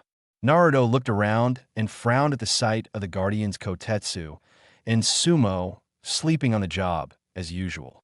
Naruto, does anyone still take their job seriously in Konoha? Naruto said to himself. The rest looked where Naruto was looking and saw Kakashi and Asuma. They became nervous, as their Daimyo didn't seem happy at all. Naruto, wanting to teach them a lesson, touched his seal on his arm, and a special kunai appeared. Kakashi, seeing this, tried to stop him, but Rin stopped him. Kakashi, my lord Rin, I want to see this. Do you consider this punishment for sleeping on the job? Kakashi sighed, but took a step back. Naruto heard he had the Daimyo's blessing and threw the kunai, which landed between the two. Naruto grabbed the Daimyo and his family before using hand signs. Naruto, wind style, Zephyr Shield. An invisible shield barrier appeared around them before the rest could hide. It was too late. The paper bomb exploded. Only instead of a fiery explosion, everyone who wasn't protected was covered head to toe in neon yellow paint, awakening the sleeping duo who jumped awake with kunai in hand. ISO, who's there? Show yourself. Kotetsu looked up and felt his heart drop to his stomach. Kotetsu and Sumo. Kotetsu said fearfully. ISO looked over and paled at the sight of his new daimyo. He didn't look happy. Ren, gentlemen, you two are the guardians of Konoha. If you're its first line of defense, how can you defend it if you're sleeping on the job? Rin was smiling, but for the two sleepy ninjas, it was like seeing the face of an Anya demon, or as Kotetsu would call it, Isumo's wife. Both ninjas crawl under Ren's feet. Both of them. Please, Daimyo, beg for forgiveness. Ren wasn't in the mood to forgive until he heard something, looked at the noise, and saw his daughter Naruto laughing. His daughter was talking to her cousin about how funny that prank was. It softened his heart to see the next generation of Uzumaki getting along with each other. He looked down at the trembling shinobi at his feet. Ren, I'll let you both go with a warning, but if I ever catch either of you sleeping again, Isumo, you won't have our word, Kotetsu. Thank you very much, my lord. Your kindness is unparalleled. The Daimyo ignored them as he continued walking, and the rest followed. Kakashi. Good. Everyone clean up while I go with the damage to give the report to Lakaji. Rin. No. The shinobi looked at their Daimyo. Run. I wish for Naruto to keep me company while my wife and daughter check into hotel. We plan to stay here for a few days, Kakashi. But my lord, I must insist. No one saw it coming. It was a blink of an eye, and you'll miss it. In an instant, Naruto was gone and standing in front of Kakashi, his fist directly in Kakashi's stomach. Kakashi was caught off guard and gasped. Sakura. Naruto, what? Sakura froze as Naruto glared at her. Naruto, if I want the opinion of a whiny old woman, I promise you'll be the first one I'll go to. But now shut your mouth. Naruto's tone and gaze were filled with venom as he glared at Kakashi. Naruto, and your word Daimyo is law. Don't question it. If you tell me how high you ask me, how high now go, and clean yourself up before I hit you a second time, because I swear the closer I get to you, the more my anger grows. Naruto looked at the Daimyo and his family and bowed. Naruto, it would be an honor to escort you and your family around Konoha. Please let us take your family to a hotel, and then we can both go to the Okage together. Run, that's acceptable. Please lead the way. Naruto nods, and they leave with the now neon yellow shinobi who looked on in shock at what had happened. Choi, Kami, Naruto has changed a lot. And no, not entirely. While I'm furious, he used that paint bomb on us, ruining this outfit. You have to admit, it was completely old hat. Naruto's still there. Shikamaru, what a bummer. Yes, he's there, but he didn't come out because of us. The mood has turned a little somber for our shinobi with the Uzumaki Akira family. So, Naruto, if you don't mind me asking, are you currently dating anyone? Naruto. Yes, her name is Shizune Kato. She is the person I love with all my heart. Akira, what is it that you love about her? Naruto looked at her questioningly, but shrugged. Naruto. I love his smile. I love how he helped me when no one else would. I love how he's always been there for me since I started this journey a year ago. I love his laugh, the way his nose wrinkles when he laughs, the way he looks, not like a demon, but like the villagers around us. Agita looked around, and sure enough, the villagers were staring at Naruto with hatred and contempt in their eyes. Naruto, she doesn't look at me like I'm just a fellow shinobi. She looks at me, and I mean really looks at me. She makes me feel like her equal. Akira, you look so beautiful. You are absolutely in love with this person. Imagine falling in love with the person who's always been there for you. Naruto. Actually, she's only been there for me for about a year. Akira. Oh well, childhood friends. Naruto. Haha. No, I'm 16 and she's 29. Akira froze. Luckily, she was in front of the hotel. Rin just coughed. Rin, very well. So, Agita, please check on yourself and your mother while she processes this. Naruto, please follow me to Okage Tower. She and I have some business to attend to. Naruto, it's fine, my lord. Anyway, I have to report the mission and have a clan meeting right afterward. Ren, a clan meeting. What for, Naruto? The shinobi clans of Konoha have my clan's possessions, and I'll take them back even if they don't want them. Ren, really? Well, this is going to be very interesting to see. Naruto, and Rin walked away. Rin with an amused smile. Naruto looked at him in confusion, but ignored him. Once they arrived at Okage Tower, everyone inside, both civilians and shinobi, stopped and stared at their Daimyo. Naruto and Rin paid no attention to him, though Rin could hear the harsh whispers the civilians were spitting out about this nephew. Rin, it doesn't bother you, Naruto. I've been dealing with this my whole life. I'm used to it. It's easier to ignore it than to fight it, especially when the civilian council is responsible for my pain. There's nothing I can do about it. Well, I used to see it. Rin, what changed? Naruto smiled. Naruto, becoming clan head has many perks. One of them is that the less control the civilian council has, the less I leave. And since I'm the last Uzumaki in Konoha, not to mention its Jinchuriki, if they don't change their ways, they'll soon find out firsthand how much my training has improved. Rin, oh, believe me, they will change, I promise. Naruto knocked on the door as soon as he heard Tsunade's voice, entered, and instantly his mood turned sour since Jiraiya was there again. Jiraiya. Ah, Gaki, are you ready to go with the toads? Naruto, I've made my position clear. I'll go alone and show some respect to the Daimyo. Rin? No, don't let me interrupt you. I have a feeling this will be entertaining. Jiraiya. Thanks. Look, Gaki, even the Dao doesn't have a stick, so shove it up your ass like your Itsu. Jiraiya's eyes widened as he felt something. He touched his cheek and felt blood. It took a few seconds for his brain to register what had just happened. Faster than he could see, Naruto grabbed a kunai and threw it at him. Naruto, that was a warning. Sappinen, insult Kage again. I dare you.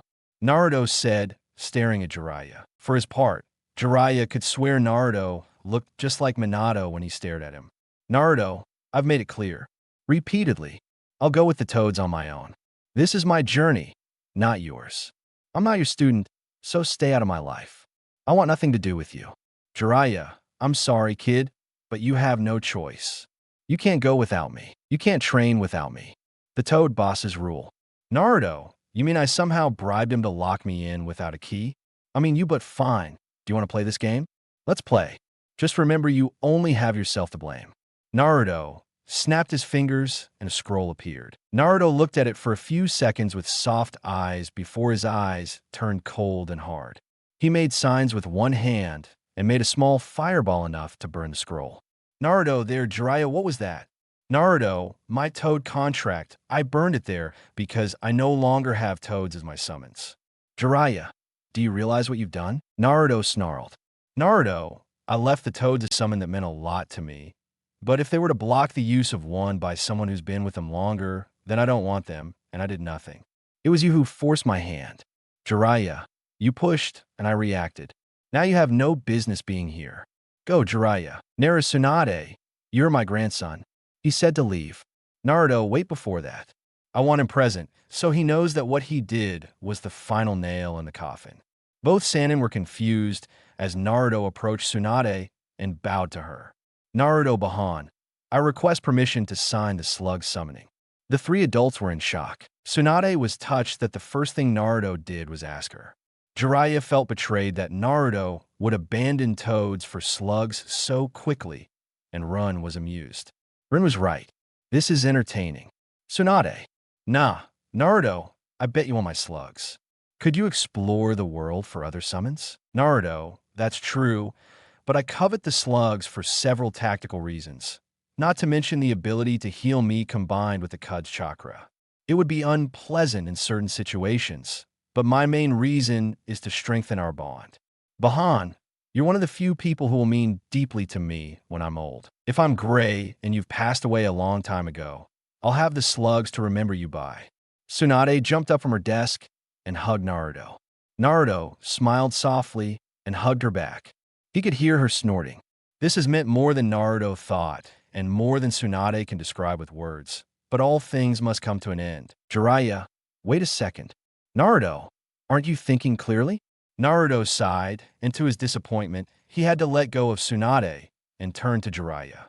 His eyes showed no emotion. He was simply finished. Naruto, I am choosing my path. I am choosing my decisions, and I am choosing who walks with me on that journey. You don't know that now. Naruto made his signature shadow clones. Two came out, and each grabbed an arm. Naruto, you've used enough of Ukaji's precious time. Leave unless you have information about Akatsuki being the traitor Uchiha. Naruto didn't really care. If he did, she'd kick him out and Tsunade would shut the door on him. Run, that was certainly something, but it seems I've been sitting here waiting for quite some time. No, Tsunade, our apologies. Naruto, we'll sign the contract later. Naruto, of course, back on. Also, I have to give you the mission report, and damage, I would like to speak with you. After that, we have to go to the council meeting. Tsunade sighed as she sat down in her chair. Tsunade, I need a drink. Naruto touched one of his tattoo seals, and a bottle of Tsunade's favorite drink appeared with 3 glasses. Naruto, I think we could all use a drink before discussing such important topics. Tsunade, I'm pretty sure you need to be 18 to drink. Naruto, Chino Billiken, old enough to kill, old enough to drink. Tsunade chuckled and grabbed a bottle and began pouring. The other two took their glasses and drank for a few moments of calm before the storm arrived. After the drink, they didn't say anything, enjoying the silence as much as possible, but Rin decided to speak. Rin, I'm confused about something. Maybe you can help me with that. Okay, Tsunade, yes, Dano, Run, please. Naruto obviously sees you as family. Call me Run. Both Naruto and Tsunade saw this as strange, but ignored it. Tsunade, it's okay, Rin. What's got you so confused? Rin? Well, it'll make sense to you after this question. Tell me my full name. Tsunade.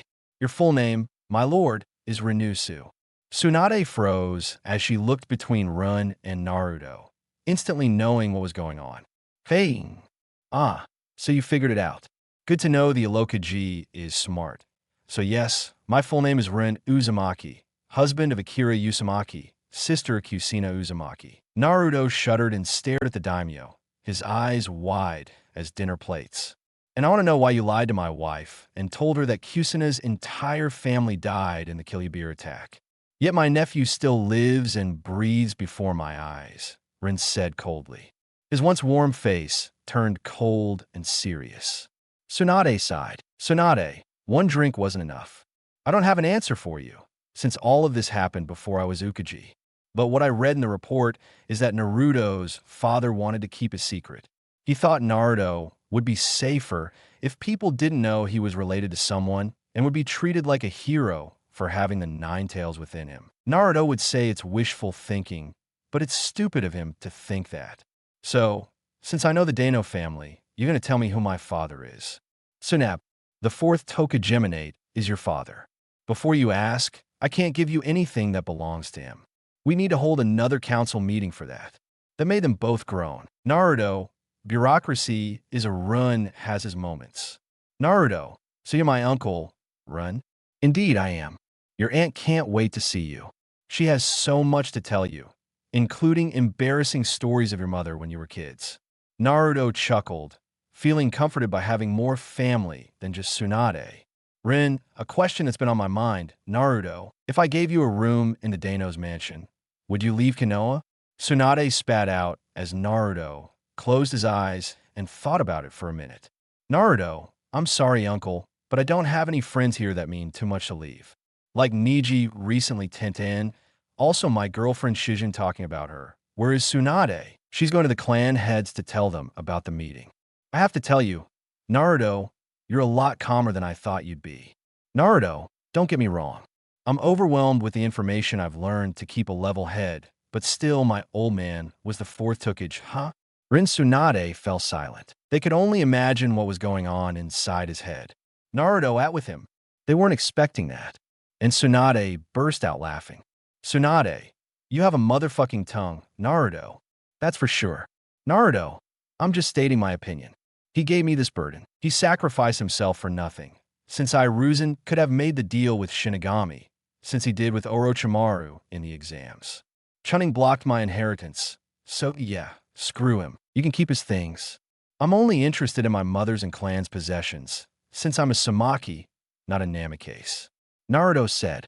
In reality, Tsunade could only wonder how Minato must feel now that his son wants nothing to do with him.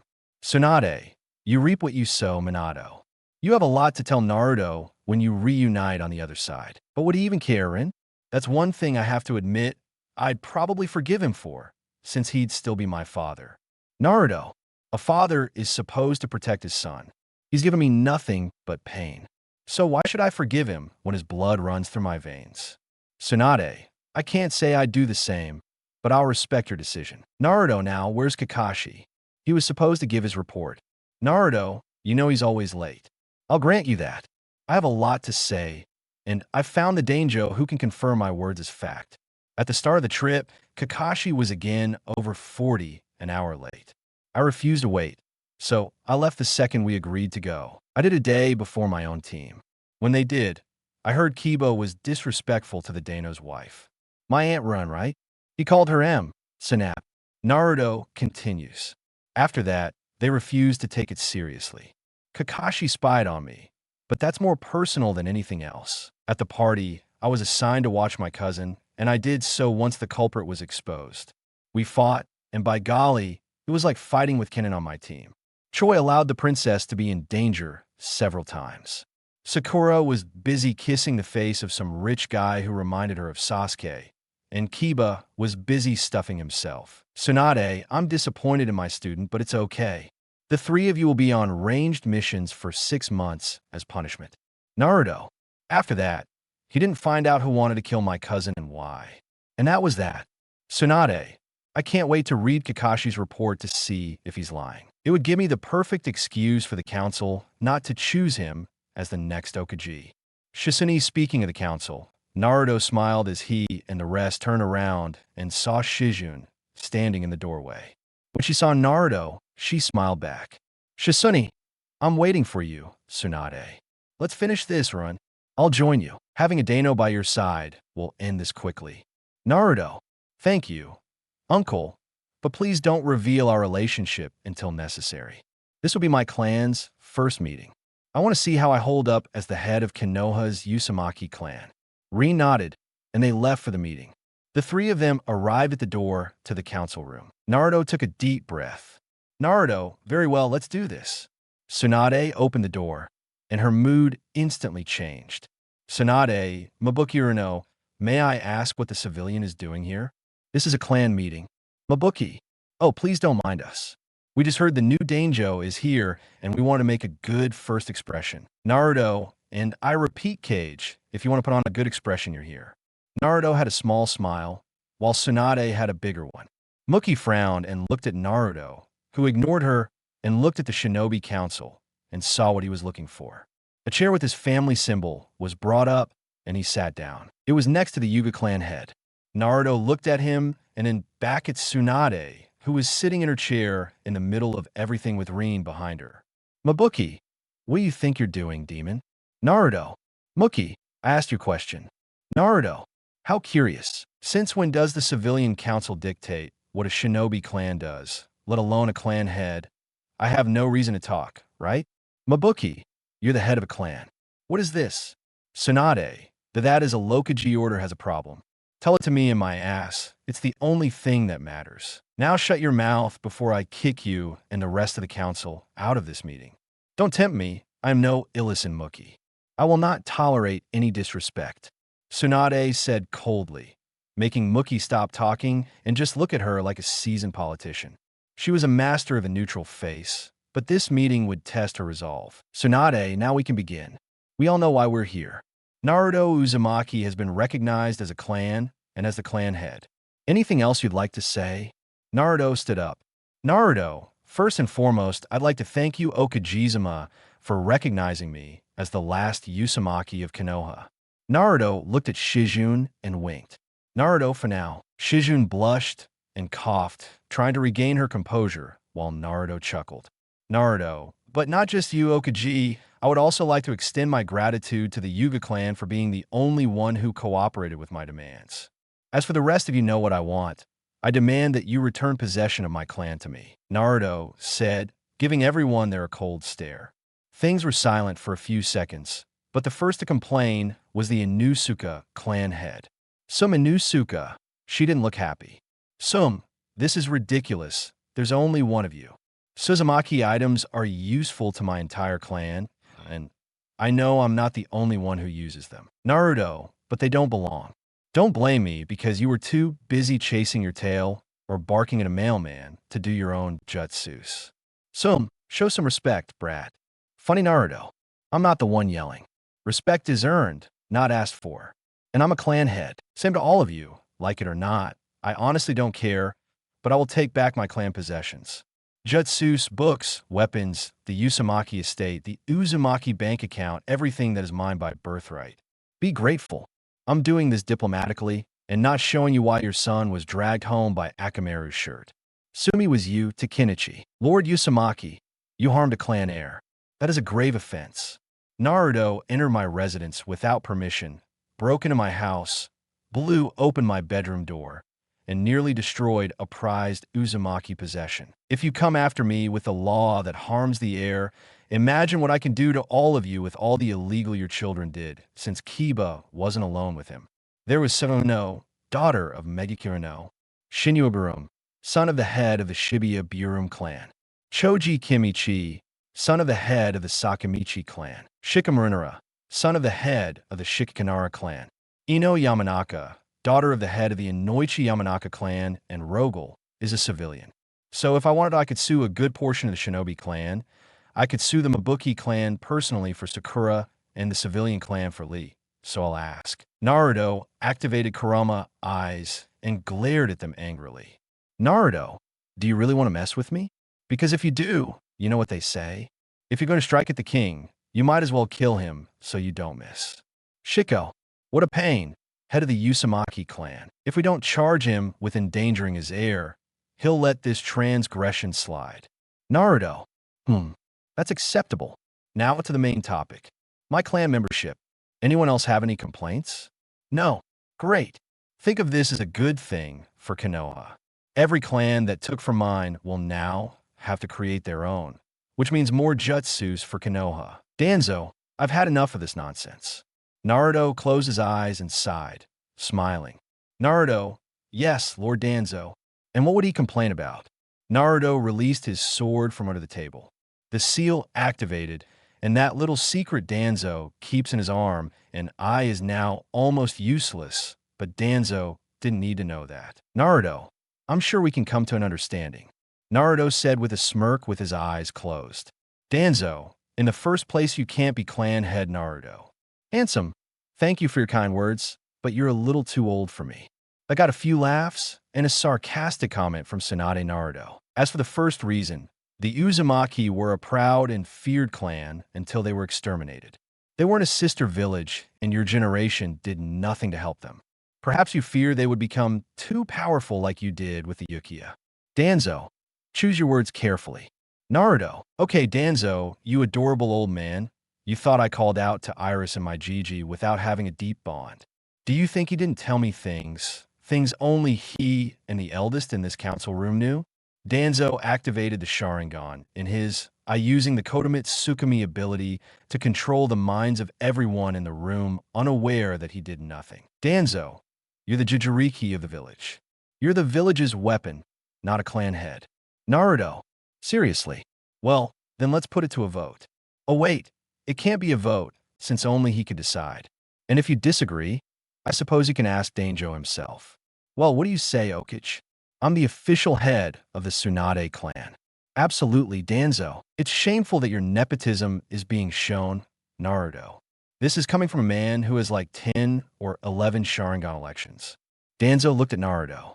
Decades of being a politician had given him an iron face, but inside he was growing increasingly worried.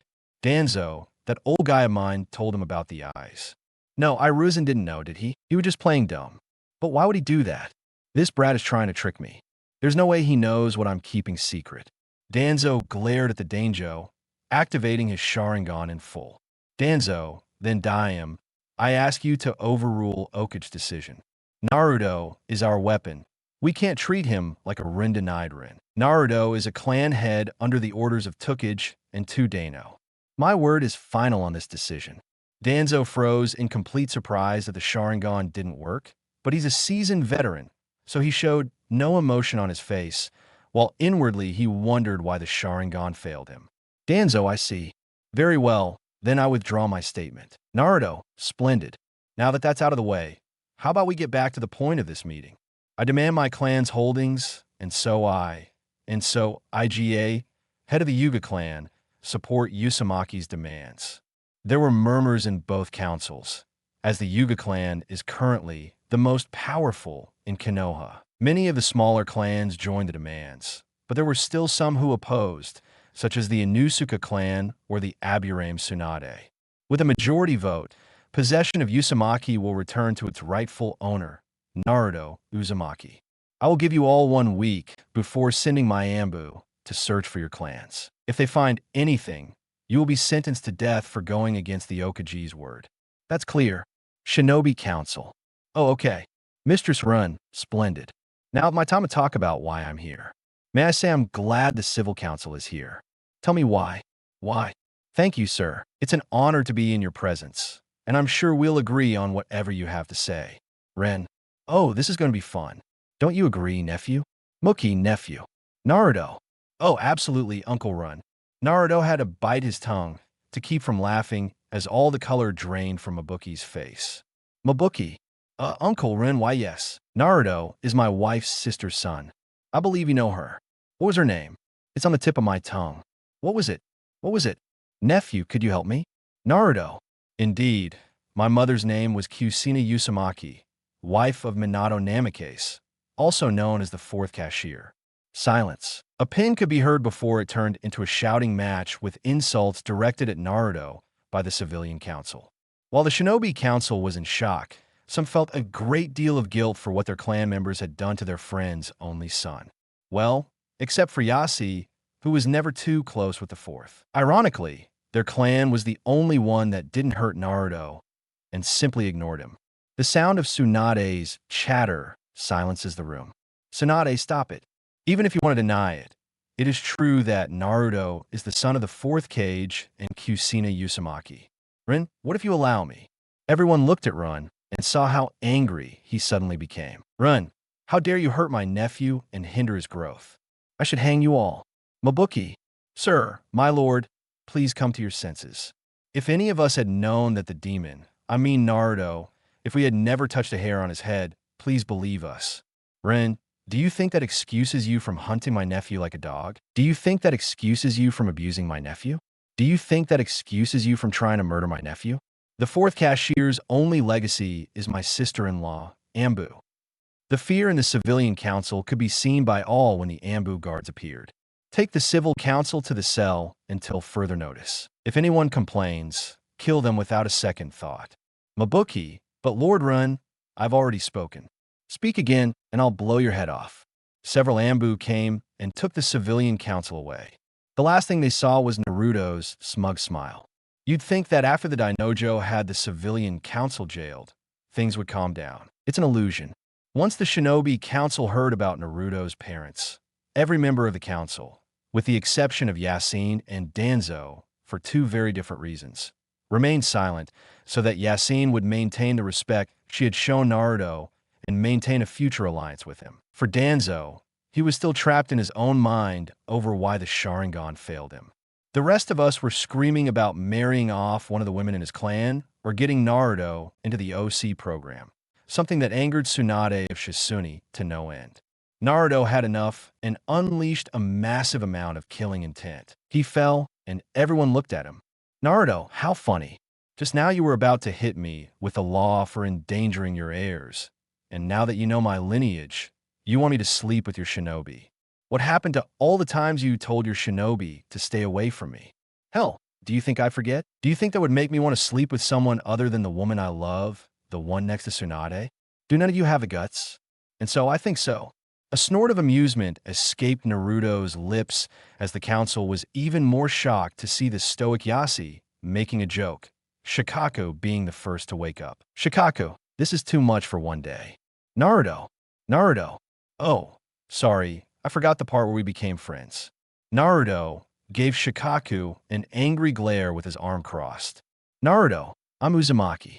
Don't you dare call me anything else, Shikaku. Well, Mr. Uzumaki, you must understand that you have too much important blood within you to have just one woman. Naruto, yes, I agree. My mother's blood is incredible for a Uzumaki, but I will remain faithful when it comes to my father. No, the man was actually a commoner like me, and blood had nothing to do with it. We reached this level through training, determination, and the power of youth. Everyone could hear two voices in the distance shouting, iOS, causing Naruto to frown slightly. Naruto, I want to speak with the fake Io before he leaves on another mission. We can't let his blood reach his waist. Lord Uzumaki Naruto. That's funny coming from the man who banned me from all his restaurants for being a demon. He shuddered and looked at the Daimyo, who didn't seem pleased for fear of receiving the same treatment as the civilians. He remained silent. Ren, Naruto, are you sure you don't want to come with me to the capital? You be treated like royalty. Naruto, positive man, I have people here I need to protect. Besides, I'm not going to let this council get rid of me that easily. Ren, fine, but I'll help you with that, Tsunade. Tsunade. Yes, Fein. By order of the Daimyo, Naruto Uzumaki's identity will be revealed by the end of this week. Tsunade, it's done. Does anyone have anything else to say? Everyone remained silent until Danzo raised his hand, making Tsunade sigh. Tsunade, yes, Danzo. Danzo, I request that Naruto Uzumaki be at least chewing. Everyone looked at him curiously. Naruto, I even forgot that I'm still a genin. Danzo, if Lord Uzumaki is going to be clan head, he can't be a genin. That will bring shame to the council. There were murmurs around, but finally everyone agreed. Danzo, now let's get to the business of entering the program. Kira Run, I'll squash that fear to rest. The shinobi council sighed, as the Daino could obviously see the benefits of multiples. Run, I hereby forbid Naruto Uzumaki from joining the Krei program unless I say otherwise, and I assure you I won't say otherwise. I wish for my nephew to marry whoever he wants and call whoever he wants a love. Naruto, and that person is Shizune. They both looked at each other, smiling lovingly, while the remaining council just sighed in defeat and fear. Remembering all the times their clan had mistreated Naruto, they could hear the kitchen ghost cracking his knuckles in anticipation for when they came there. Naruto, but if you're worried about the Fourth's legacy, I now have an idea. If you want future generations to be as powerful as the Fourth, publish your justice, since other than that, Minato didn't do anything truly great. I mean, other than his jutsu, could anyone tell me something he's done that someone here hasn't? And please don't mention the war, since Tsunade and Danzo fought in wars and won. Tsunade is a Sanin for a reason. Before they could argue, Naruto stood up. Naruto, Tsunade, is there something else you need me for? Tsunade. No. Naruto, can you go? May I ask where you're going, Naruto? I have an aunt I need to meet. Naruto's body flickered, and he appeared in front of his aunt Akira's room. He took a deep breath and gave a shaky knock on the door. He waited for a minute until Akira opened the door. Akira. Oh, Naruto, can I help you with something? Naruto, yes. I heard you could tell me about my mother, Annie. Akira froze as Naruto gave him a shaky smile as tears began to fall from the both of them hugged Akira, smiling while Naruto had his eyes closed.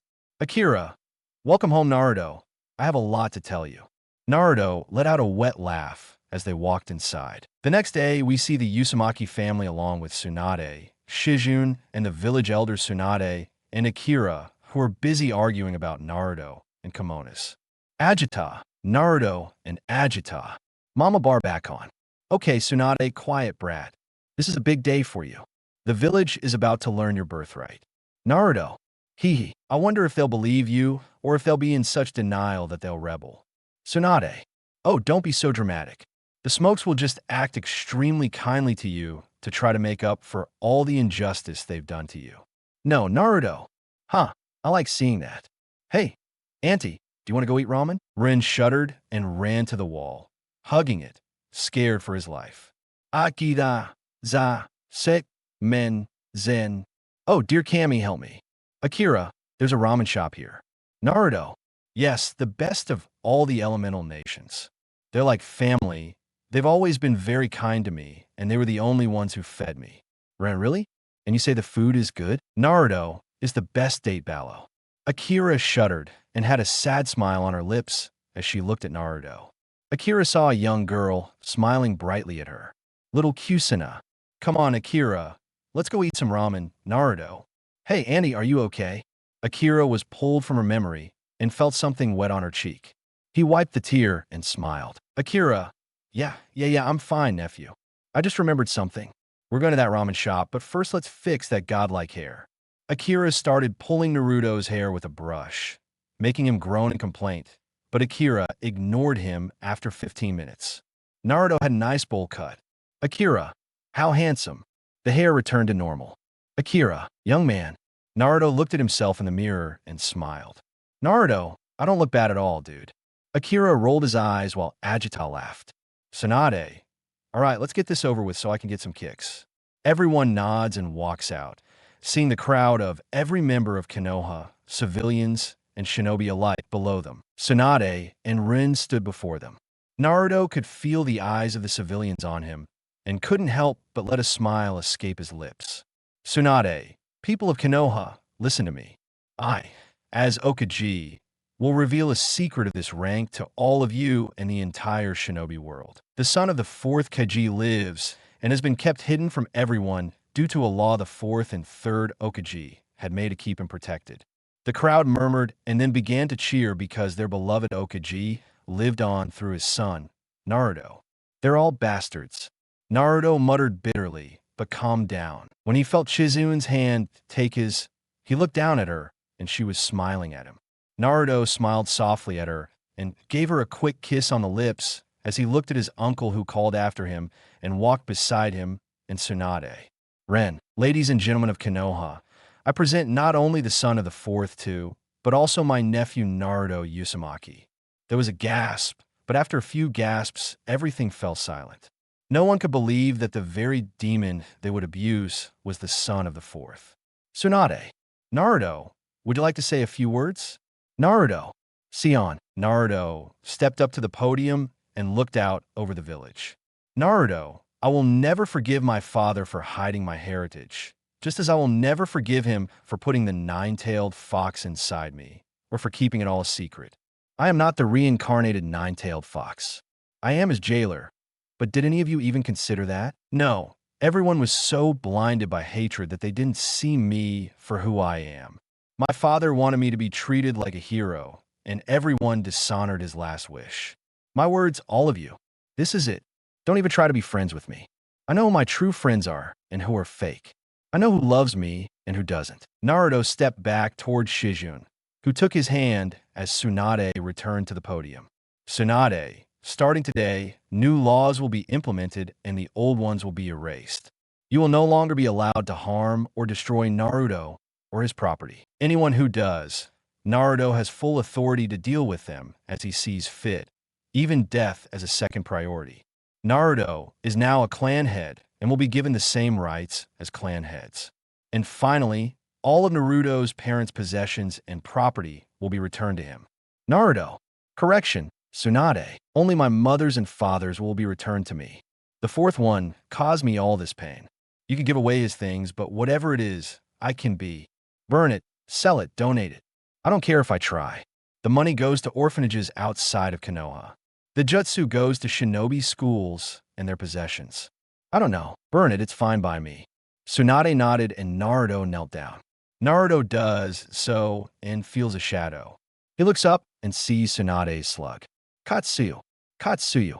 Hello, Lady Tsunade. It's time. Tsunade.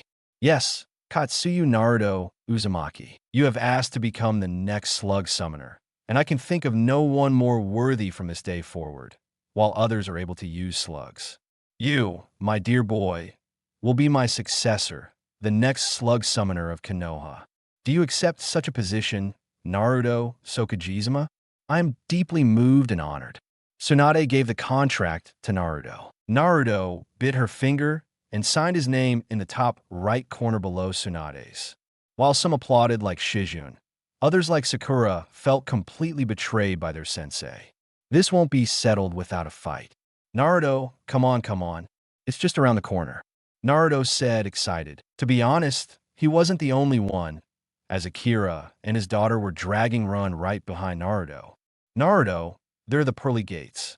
Akira, Ujita, and Naruto all started salivating as they watched him say a small prayer for his soon-to-be empty wallet. Agitate, what are we doing standing here? Let's go eat ramen. Akira, that's my little girl. The three of them walked quickly and entered with Naruto in front. Naruto, hey guys, I brought company. Oh, hey Naruto, who are you? You are.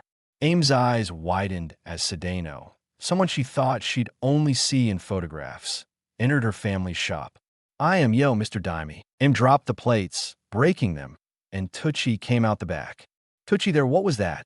Tucci saw who was in his shop and dropped the flower he was holding onto his shoulder. Tucci, Mr. Daimyo. Both Ikarakus bowed in front of Run and his family.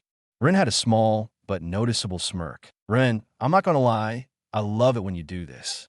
Akida. I don't appreciate the fact that you both stand up before our eyes. You're the same, aren't you? They both stood up in confusion as Naruto made a shadow clone to help clean up the mess, already knowing where the cleaning supplies were. Tucci, just like my lord's Ren, very much so. Naruto has spoken highly, not only of your food, but of yourself as well. The Ichiraku family looked at Naruto for an answer. Naruto, as you know, the Akimichi clan owns almost every food business in Konoha, except for their ramen stand, and they forbade me from entering their establishments. But you never did. They always fed me with a smile on their faces. They even fed me when all I had was like 2 or 3 rivers to my name. They still fed me. Run, that speaks volumes about your character and the kind of businessman you are. For helping my nephew, we owe you our deepest gratitude. The Daimyo and his family bowed to the Ichiraku family, who felt deeply honored. Akira, enough with this mushy stuff. Let's eat. Naruto told me your ramen is the best in all the elemental nations. I want to see if it's true. Tucci, of course, ma'am. Uzumaki, aim. Let's show them what good ramen really tastes like. Help me with that, Dad. Akira, we won't stop until you run out of ramen ingredients. Tucci starts salivating over the money they'll be making today. Tucci, God bless the Uzumaki clan. Uzumaki, here. They started cooking while Akira noticed Naruto was deep in thought. Akira ran. What did you think? Naruto. Naruto is only mine. Look at our clan. We're almost extinct. Iga, Kagaya, Senhu, Uzumaki, and Yukiya. All clans that are related. But look at us now. The Yuga, the only one left, and will remain for decades.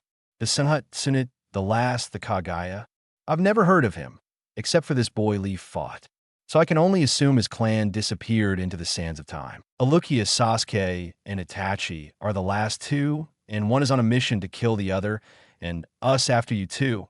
Ajime, and I will be the only Uzumaki left. Will our children be able to keep our bloodline alive, or will it succumb to the same fate as all the other clans except the Yugas has faced? How much longer until the Uzumaki clan is nothing more than a distant memory, a legend that few will believe we came from? Naruto said, looking up at the ceiling. This pressure of being the last Uzumaki has been getting to him lately. Knowing he had a cousin helped lighten the load a bit, but it's still just two of them who need to somehow grow the Uzumaki clan from the dead. Akira, I've had the same thoughts as you, Naruto. I had them for many years while my sister wasn't there. In fact, I was there when our people were killed. I saw it all, and for some reason they let me live. Why?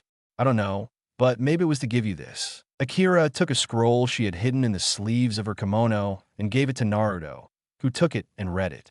Naruto, blood transformation. Akira, yes, my grandfather made that jutsu in case something happened to our clan. He was wise beyond his years. Something told me he saw the writing on the wall, but he could never finish it. Perhaps you could complete your great-grandfather's last jutsu. Once completed, he said the user could alter the victim's blood.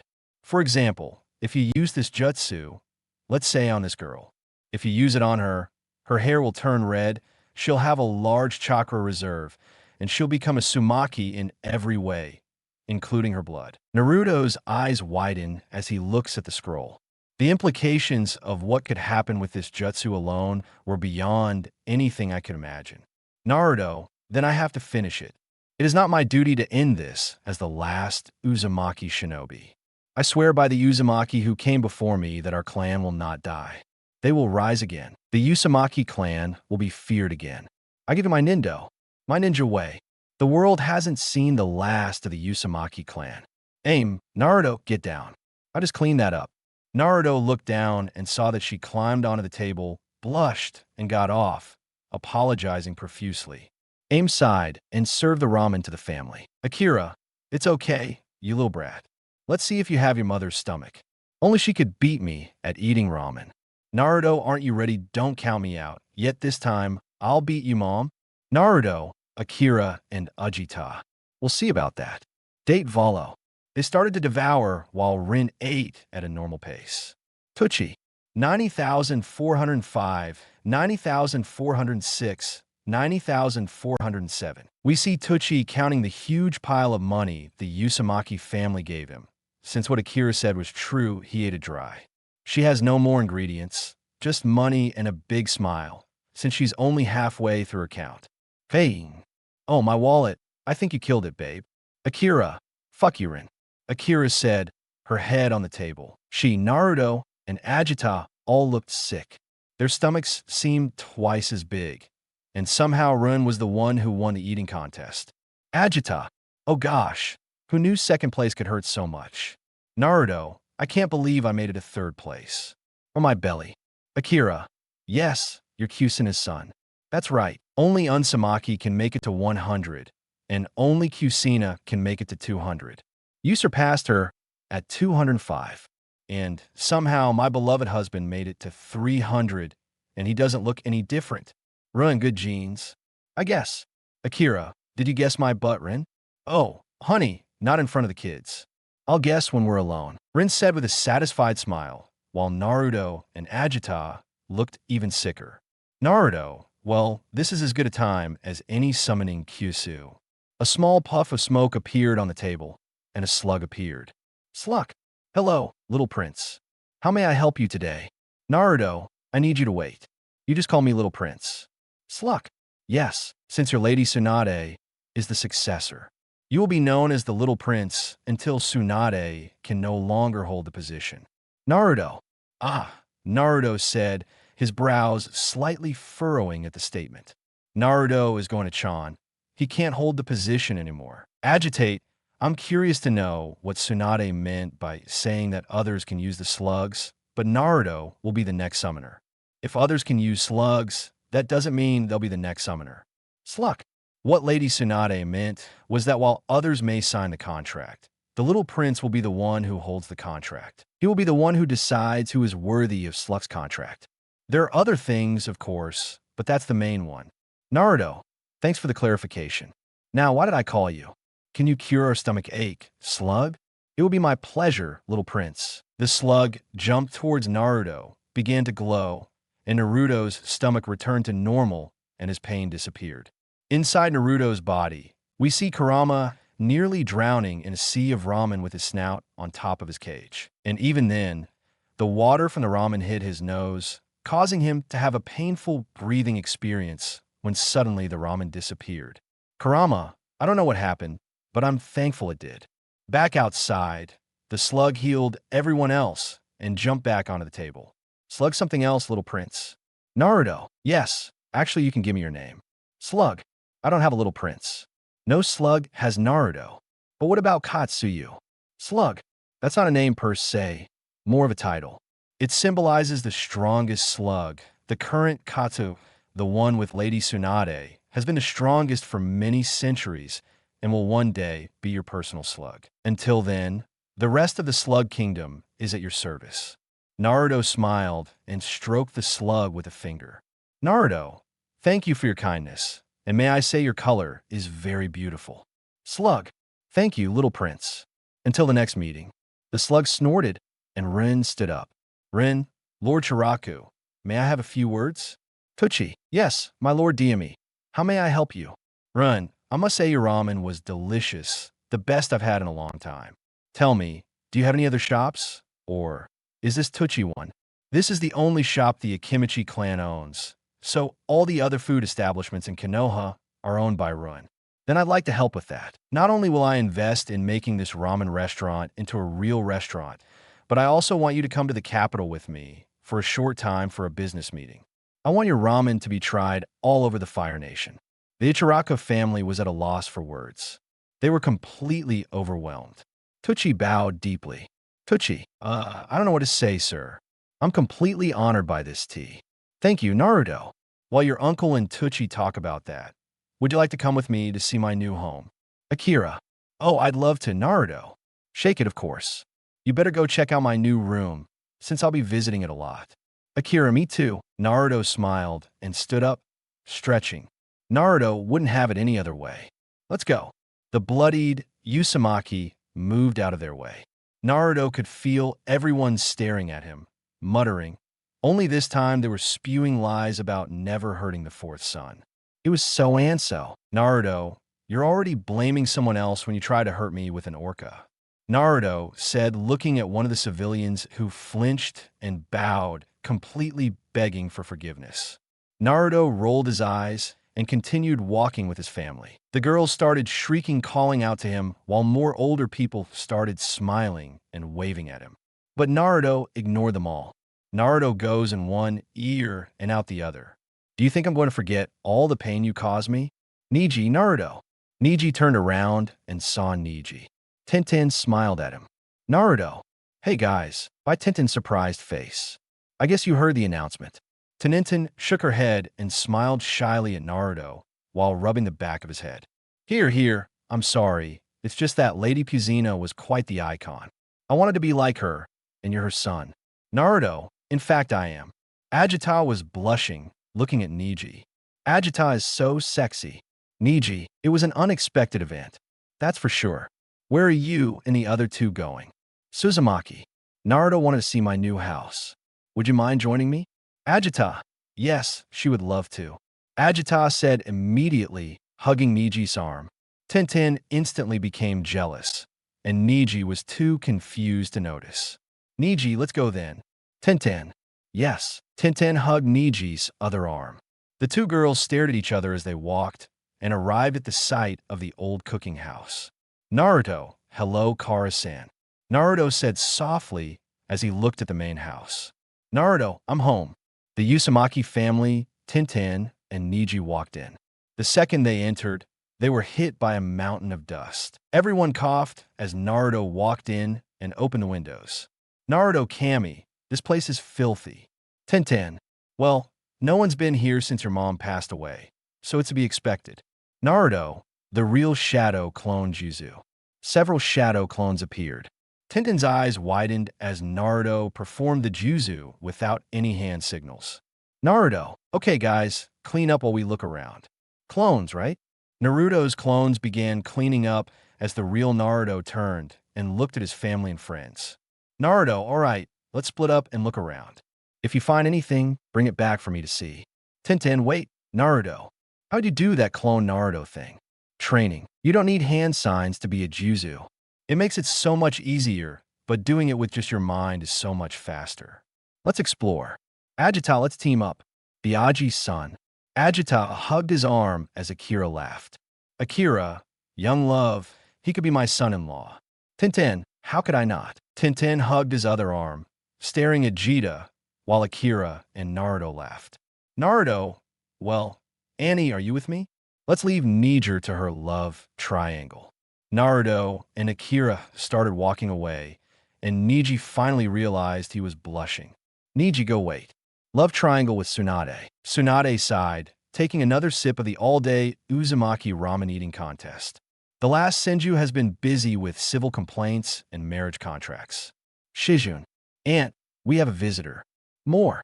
Then the Okaji Tower will be closed to the public for the day, and you can go home. Tsunade. No.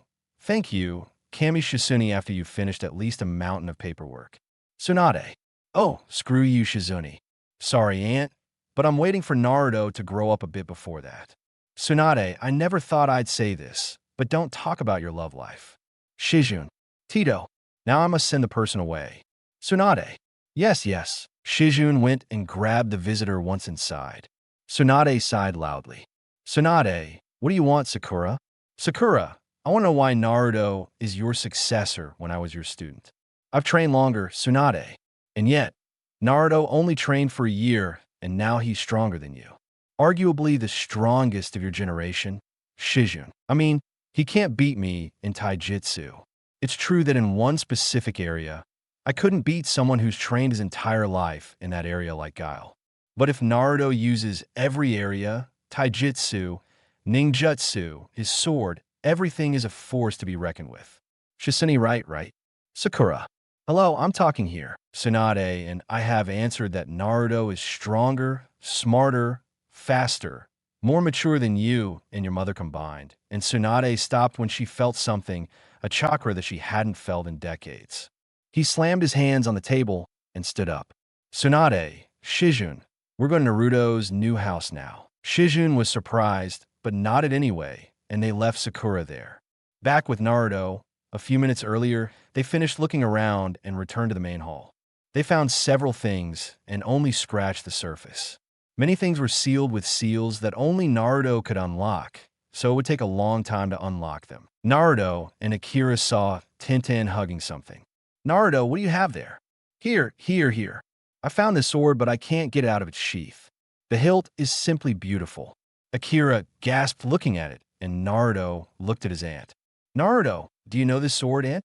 Akira, yes, it was my father's sword. He gave it to Kusina as a going-away gift when she moved to Konoha. Naruto's eyes widen as he gently takes the sword. Naruto bit his finger, making it bleed, and let a drop of blood fall onto the sword, unlocking it. Naruto, mother must have the seal, basically the things that are really important to me. Since I found quite a few things, I'm glad the other clans didn't steal everything. Tenten. Yes, open it. I want to see the legendary sword firsthand. Naruto nods and takes hold of the handle.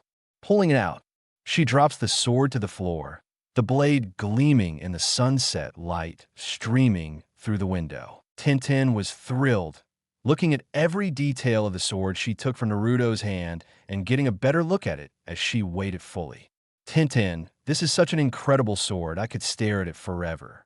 Naruto, that's fine, Tintin, but can I have the sword back? It's mine. Tintin grumbled a little and reluctantly gave it back so Naruto could get a good look at it. Naruto is a chakra sword, but something's wrong. Niji, what do you mean? Naruto, there's still chakra in it. Too much chakra in it, and it's locked. Akira, can you unlock it? Naruto does, and drips another drop of blood into the lock. Unlocking it, the sword began to glow, nearly blinding everyone. Naruto dropped the sword as it nearly burned him. When the light faded, his eyes stopped hurting. They saw something impossible become clear. Someone who shouldn't be here. Naruto's eyes widened as tears instantly began to fall. But he wasn't the only one crying in front of them. It was the sword's previous owner. Naruto, Kon, Akira, that sister, Kusina, Naruto. Kusina walked over and hugged him. Naruto couldn't help it as more tears began to fall. He hugged his mother tightly while Kusina rubbed his back. Kusina shh. I'm here. Mommy is here. My sweet boy, we have a lot to catch up on. Lately. Naruto, there's still chakra inside. Too much chakra inside, and it's locked. Akira, can you unlock it? Naruto does, and drips another drop of blood into the lock. Unlocking it. The sword began to glow, almost blinding everyone. Naruto dropped the sword as it almost burned him. When the light faded and their eyes stopped hurting, they saw something impossible come to light. Someone who shouldn't be here. Naruto's eyes widened as tears instantly began to fall. But he wasn't the only one crying in front of them. It was the sword's previous owner. Naruto, Kazan, Akira, that sister. Kusina, Naruto. Kusina walked over and hugged him. Naruto couldn't help it as more tears began to fall. He hugged his mother tightly while Kina rubbed his back. Kuchina, Kakaka. I'm here. Mommy's here. My sweet boy. We have a lot to catch up on. Now we see Kusina, Naruto, Tsunade, Shizune, Akira, and Ujita sitting at a table, all with their eyes on the kitchen. To their disappointment, Niji had dragged Tintin out of Naruto's house to be polite. Tsunade, how come you're here? I saw you die when Minato put the kalubi on Naruto. Kusina and I died, but I put some of my chakra inside my sword in case something tragic happened to me. I used a seal to lock part of my soul and chakra inside my sword, and Naruto would be the only one who could free me, although he is much older than I thought he would be when Hiruzen would give him my sword. The atmosphere became tense as Kusina looked around in confusion. Kusina, what's with everyone's mood swings? Naruto, mother. That word still sounded so foreign to Naruto, but gave him a warm feeling in his stomach. Naruto, Gigi, he didn't give me your sword. He didn't give me anything of you or Minato. Kusina was surprised and looked at Tsunade, waiting for an explanation, making her sigh and take a sip of her tea as much as she wanted it to be served now. So it wasn't the time. Tsunade, Minato, and Hiruzen screwed Naruto over. But frankly, Minato kept his heritage a secret from the world, so Naruto didn't know he had family until recently. And I mean recently, just a couple of weeks ago. Naruto. Yeah, that. Naruto said bitterly. Kusina looked at Naruto with worry in her heart. Tsunade, as for Hiruzen, didn't really do much to help. She protected Naruto from the villagers to an extent and gave him a shabby apartment in the bad part of the village, right at the entrance to the red light district, and gave him a small allowance, not from Uzumaki's bank account, but just the regular allowance any orphan receives. Kusina had to hold her breath as she remembered Minato talking about this, and how little it would be even if Naruto didn't pay the rent. It didn't leave enough for the good a growing child would need, not to mention other things like clothing and shinobi tools. Naruto, as much as he has a soft spot for the old man, doesn't mean he can forgive the injustices he didn't help with. For example, getting kicked out of the orphanage. Kusina, wait, orphanage. No, Minato told me he got Jiraiya to be your godfather and that he promised he'd look after you. Tsunade, thank you for thinking of me when you were choosing potential godfathers. Kusina shuddered as Naruto sighed and looked up at the ceiling. He felt Shizune's hand on his, and that calmed him down. Naruto Jiraiya didn't do that. He spent all his time being a pervert, using the excuse that his spy network needed him. Instead of passing me off to Torch to look after, he passed me off to Iris, who, to be fair, I can't blame him for sending me to an orphanage. He was already old when I was born, and now he had to be the savior again, since my ever-loving father decided to use a forbidden sealing jutsu instead of letting someone like Iruzan or Danzo use it. Hell, even Bahan would have done it. Naruto slammed his fist against the table, thinking about the other options Minato could have used. Tsunade, very true. Even I would have used that jutsu. Konoha needed Minato. Naruto needed Minato, or you, but you died. Even if you were a Uzumaki, you would have lasted perhaps a few years without the fox demon inside you. Naruto needed more than that, and Minato could have provided it. If he had simply handed the responsibility to someone else, Naruto would not have suffered so much. Kusunoha, this is a lot to compare. Naruto looked at his mother with concern. Naruto, can we continue this later if you like, Mom? Kuchina, no, I don't need to know everything.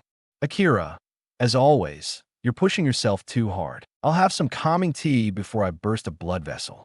I've already heard about my nephew's past, and I'd rather not hear the story a second time. Akira stood up and walked to find the kitchen.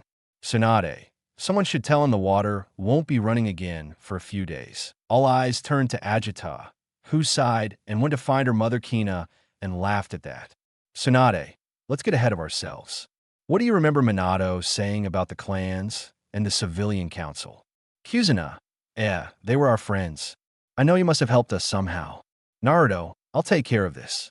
Kusunoha, what did you do? Usina used her chakra chains to grab her sword and bring it with her as she slashed through the door. The hot-blooded Havana native was alive, and now she was out for blood. Shizune, no one should stop her. Naruto, what for? What will they do to her? She's already dead. It's not like they can hold her accountable for any crimes. Tsunade, even if they tried, run and I could shut them up. This has been a long time coming. Tsunade took out the O-Cage sphere that allowed her to observe the inner workings of Konoha or watch Kusunoha destroy her old friends for a new one. Tsunade, who is popcorn? Better yet, who wants to bet on who will go first? My bet is on the Inosuke clan, Naruto. Mine is that it will go for the Akimichi clan. If I win, you have to give me one of your techniques. Tsunade, fine, I win. You have to be my secretary for a month.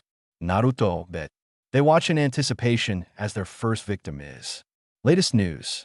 Tsunade, who is popcorn? Better yet, who wants to bet on who'll go first? My bet is on the Inosuke Naruto clan. Mine is on the Akimichi clan. If I win, you have to give me one of your techniques. Tsunade, fine, I win. You have to be my secretary for a month. Naruto, bet. They watch in anticipation as their first victim is. Now he kicked open the Akimichi clan compound with Naruto. Naruto / Tsunade. Yeah, / they said at the same time. Naruto looked at Tsunade with a smirk while Tsunade just rolled her eyes. Tsunade, shut up, brat. Naruto, I didn't say anything. Tsunade, do you know what you did? I'll give you the Jutsu scroll later. Let's keep watching. Back with Kusunoha. Guard Kimichi, stop. Kusunoha didn't wait a second and swung her sword, cutting the fat man in half. That only attracted more members of the Akimichi clan to Kina's enjoyment, surrounding her. Kusunoha, good. You're saving me the trouble of going looking for you. Cha, what does this mean? The circle moved to admit the clan leader. When he did, he froze at the sight of his old friend alive and well. Kutsunabe. But how? Kusunoha, you are underestimating a mother's fury. My fury at the injustice my son has received from this village brought me back to life with Naruto. Tsunade. Kusunoha always liked to be dramatic. She reminds me of someone who said, I could learn the Rasengan in a month. Tsunade said, pinching Naruto's cheek, who in turn simply pulled out his necklace. Naruto, I won in the end. No. Back to the massacre. He was sweating. He knew he was no match for Kina, but he still couldn't let the death of a member go unpunished. Cha, Kusunoha, you have my sincerest apologies for my clan. Kusunoha, don't even try to involve your clan. You know, as well as I do, that they wouldn't have done it if you hadn't told them. You were the one who banned my son from entering any of your establishments. You were the one who didn't let Naruto shop at your markets. You have caused my son so much pain that it is now unforgivable. I will show you mercy and let you choose between dying by my sword and letting your clan members live, or letting them fight and killing anyone who stand in my way so I don't kill you. Do what you must, and I will do what I must. Several clan members leaped to catch Kusina from all angles. But again, all it took was one swing of her sword, and every single one of them died by her hand. Kusina looked at TSA. She could see the fear in his eyes, while TSA could see nothing but coldness and keenness. And his eyes were the last thing he saw as Kusina rushed towards Chosa and slammed her sword down on Chosa's head, splitting it open and causing him to fall to the ground. Kusina just stared at him as his body twitched before dismembering itself. Kusina, may your son be a better clan chief than you ever were. Kusina, as a final insult, spits on TSA's already dead body and runs away before anyone could see him and blame Naruto, making him stop and think for a second. But that was interrupted when a slug arrived with a mask for her, making her smile. Kusina, do you know that after I'm done with Konoha, it will be weaker since I won't stop until every last member of the clan dies? Sluck. Lady Tsunade said it's fine for Konoha to survive. The old ones needed to die anyway. Just don't kill Yas like that. The Yuga clan was the only one who didn't do anything. Kusina senses this and puts on her mask before going on her next hunt. The Inusuka clan once crashed into the wall of the clan. Instantly, several clan members surrounded her, but to their surprise, their dogs whined and fled, sensing Kitchen's bloodlust. All but one, Kromu, who was grumbling next to Tsum, who was leaning against him, grinning. Tsum, attacking my clan drives you crazy. I like it a lot. Before I kill you, why don't you take off your mask, Kusina? Fortunately, unlike the Akimichi clan, I won't show this clan any mercy, especially you. Kusina removed her mask and stared at Tsum, who took a step back in fear. Kusina, former teammate. Sumke, Kusina like, the how doesn't matter, it's the why. And I'm sure you can guess why I'm here, dog.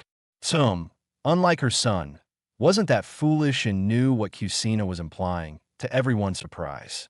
Tsum walked forward. Tsum, everyone stay back and don't interfere. Kiba ran up to her, ready to help.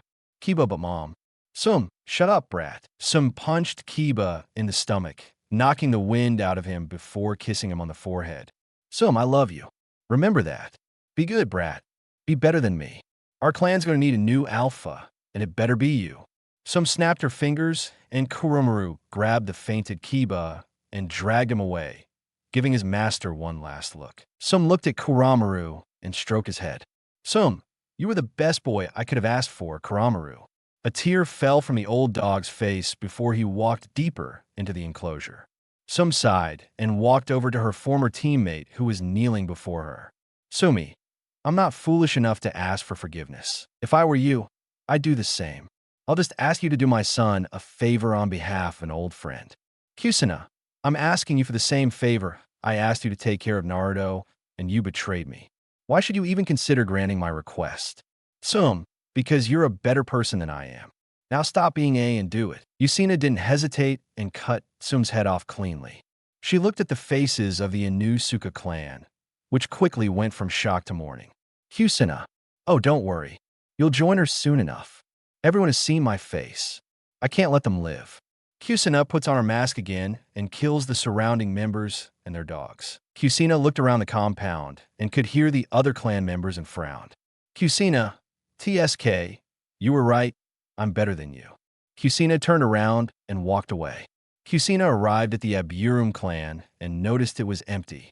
Kusina heard the buzzing sound and immediately made hand signs and rubbed her fingers over her sword. Kusina, fire-style volcanic slash. Kusina cut through the air, and a wildfire appeared, burning any insect that came near her. The fire was put out with water, and a person appeared. Kusina, people always underestimate you, Shivi. I know your mistakes. We're watching me all the time, so you know why I'm here. Shivi simply nodded and began to tremble as Shibi's hand landed on the ground. Shigi, summoning jutsu. A huge puff of smoke appeared, and instantly Kusina jumped out of the way as two massive pincers pierced the ground. Kusina looked up and saw a creature she only saw once the Aburu clan summoned me. The centipede. Yako, why did you summon me? Shibusen, Shigri, to kill an old friend. Yako looked down and saw Kusina running toward him as Yaku grew wings and flew away. Kusina jumped and impaled her sword on Yaku's tail, causing Yaku to swish his tail. Kusina used that momentum to jump higher into the air. Shibi watched as Kusina blocked out the sun from above him. Her chakra chains were already out and running toward him. Shibi raised his hands. Shigri, insect wall secret technique. Kusina landed softly on the ground, grabbed the hilt of her sword, and walked towards Shibi as she sliced Kyaku in half, unable to stop her or return to the summoning world thanks to the chains. Kusina, you're using my son to experiment with your insect poison, and you have the nerve to try to fight back. You have no shame. Aburaim. Shigri. HM. Kusina, as always so stoic, so calm. Kusina reached Shibi and finished slashing at the giant insect. She raised her sword in the air and froze. She couldn't move. Shiri, you feel it, right? All this fight, my insects have been entering your body. Soon they'll consume your chakra and your body, and you'll return to the world of the dead. Kusina simply chuckled, and her laughter turned into a full-blown laugh. Kuchina, Boreme. Have you ever wondered why they call me the red-blooded habanero? Steam began to rise from Kusina's body. Chibi's eyes widened as the veins in the kitchen's body glowed so brightly she could see them. As literal fire coursed through Kusina's body, burning away every insect and restoring Kusina's mobility, she stabbed Chibi's heart with her sword, as hot as the fire within her. Kusina, now it's my turn to say it. My fire will consume your chakra and your body and drag you to the afterlife. Don't worry, there will be more soon. Kusina activated her chakra as the fire burned Chibi's body from the inside, causing the once stoic shinobi to experience emotions, absolute and complete pain. Kusina ran off as she felt multiple chakra signatures coming towards her slowly, but surely. Each clan head was cut by her sword. Kusina stood in Okaji Tower, listening to all the cries of mourning she caused, and a malicious glint appeared in her eyes. She watched Nobel and civilians alike run into their homes, lock their doors, and hug their children, praying to Kami that the demon known as Kusina wouldn't come after them later. Kusina frowned and spat on the ground. Kusina, you're all running and cowards. A luxury you never gave my son. I should kill you all. Be thankful there's only one member left on my elimination list. Shiko, what a pain. Why did you leave me for last? Kusina turned around and saw Chikakuna Reminato's former best friend landing on the ground, using the moonlight to create his shadows. Kusina, because I wanted to ask you something. The Nara clan is the smartest in Konoha. So smart, Pineapple. Tell me the reason why you let my son be abused. Tell me why you let your best friend's son be abused. Tell me why your clan members would use your clan's jutsu to keep my son from running away from the villagers. Kusina said coldly, holding her katana as tightly as possible. As Naruto stared, he too wanted an answer. Shiko, for the sake of Konoha, our village was either weak or the villagers feared they needed someone to blame, someone to punish. Their son was the sacrifice. If we didn't do it, there was a high probability of several things happening. 36% civil war, 48% riots to protect Naruto, 71% chance of fighting between civilians and shinobi. They needed a common goal, hatred for the nine-tailed fox. If that meant one child would suffer, what's one child compared to an entire village? Like the four-tailed fox, make the best decision for our village. Kusina, you disgust me. Shiko, I disgust myself. But in this world, sometimes you have to choose the lesser of two evils. Kusina didn't speak again as a chakra chain appeared, then 2, then 4, then 8. Soon, within the space of 5 seconds, thousands of chakra chains appeared, enough to cover the night sky and any moonlight. Upon entering the battlefield, Shikaku sighed, grabbed a cigarette, and began to smoke. Shikaku, if he had to choose, would do it all over again. What were Chikakanara's last words as Kusina tore his body apart, striking every chakra chain within Chikaka's body? By killing him, the 12th scion was dead. Power Plant Shunin left and returned to her compound with Naruto, who hugged her when he saw her, and she hugged him back. Days later, the Fire Capital. We see her in the garden training, trying to unlock her chakra chains. It would go faster if Naruto let Kushina do it for him, but she refused. So here they are with Naruto, showing signs of chakra exhaustion, barely able to make one ring of the chain before it exploded. Naruto fell to the ground, breathing heavily. Kushina, Naruto's not bad, but you need better chakra control. If you make even one mistake, it won't work and it'll blow up in your face like it just did. But that's enough training for today. Naruto stood up on shaky legs and, nodding, walked over to his mother and sat down next to her. Naruto, just a little one, I want to learn this sooner. Naruto stopped, his spirits sinking. Kushina gave him a sad smile and kissed his forehead. Before Kushina disappeared, Naruto had to fight back tears so it wouldn't be noticeable that while Kina was here, she was now only a small part of his soul and chakra, without a body to seal them. Kushina will soon be leaving to join the rest of her soul. Kushina, there's nothing that can be done about it. Naruto, we all have to die eventually. That's the life of a shinobi, after all. Naruto, I know, but it's just that I just caught you, and knowing that I'll only lose you in a short period of time is heartbreaking. Kushina, I know it breaks my heart too. I don't want to leave you, but you're not alone anymore. You know that. Kushina rubbed her thumb against Naruto's cheek, giving him a small smile. Kushina, do you have your aunt who can tell you stories about me? Believe me, I have stories. They both laughed at that. Kushina, you have your uncle Tsunade, willing to do anything to help you. Naruto, I know there's a hell of a lot of shit covering up your little massacre as an Akatsuki attack. Kushina snorted at that. If I could, I'd kick Tsunade for making up such a lame excuse. Kushina, you have your cousin and friends. You may not always have me, but you'll never be alone. Naruto, I noticed you didn't include Shizune in that mix. Kushina crossed her arms and pouted.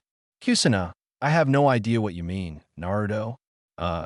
You know you didn't have to scare her before she left with Bahan. Kushina, I just want to make sure Cougar is right for you. Naruto just laughed, holding back his sigh. Naruto, Mama Chizune is far from a cougar. She's a Senpuna at most. I'm still too old for my baby Naruto. And the second I give you grandchildren, you'll forget all about that and just be happy holding them in your arms. Kushina, maybe a little, but yes, I will hug them and then kiss their little bodies and just soak up that new baby smell. Naruto, and don't forget the presents. Kuchina, I'll never spoil your children. You'll have to buy another house just to have a place for everyone. They both laughed at the thought, but their laughter soon turned bitter, as they both knew what they were talking about was nothing more than a dream that could never happen. Kushina saw Naruto looking sad again, and it broke her heart to see that expression on her son's face. Kushina sighed and gave Naruto a one-armed hug. Naruto rested his head on her shoulder, simply enjoying the mother-son moment watching the autumn leaves fall. Kuchina, vine leaves falling as slowly as fragile, tiny shells floating in the foam. Kushina used her small water pouch to make two figures of a mother holding her young son. Kushina, little soldier Vin marching home. Brave soldier Vin marching home. The shape changed to that of the water mother, swinging the little aquatic child on a swing beneath a tree. Kushina, ash in the snow falling as slowly as fragile broken hearts with nowhere to go. The shape changed again to that of the mother, protecting the child from a group of water people. Kushina, a small soldier taken from her and forced to fight in a war not hers. The form changed into that of mother and son, making seals together. Kushina, small soldier, cold child, and only brave child soldier, never made it home. The form fell as Kushina's hand began to tremble, and it was difficult to move as more of her soul and chakra left it, making Kushina look older than she was. She felt Naruto holding her hand. Kushina closed her eyes and kept the melody going. Kushina, vine leaves changing as slowly as empty. Fallen soul searching for Naruto raised his hand and made the mother and son figure again. This time the boy was much older and cared for his mother. Kushina, the little home soldier, thought he could fly. The brave soldier fallen in the war. The boy carried his mother in a wheelchair to the top of a hill to watch the sunset. Kuchina, Little soldier, I need you home. Brave soldier, come marching home. The mother and son hugged one last time as the mother water evaporated, leaving the water boy alone.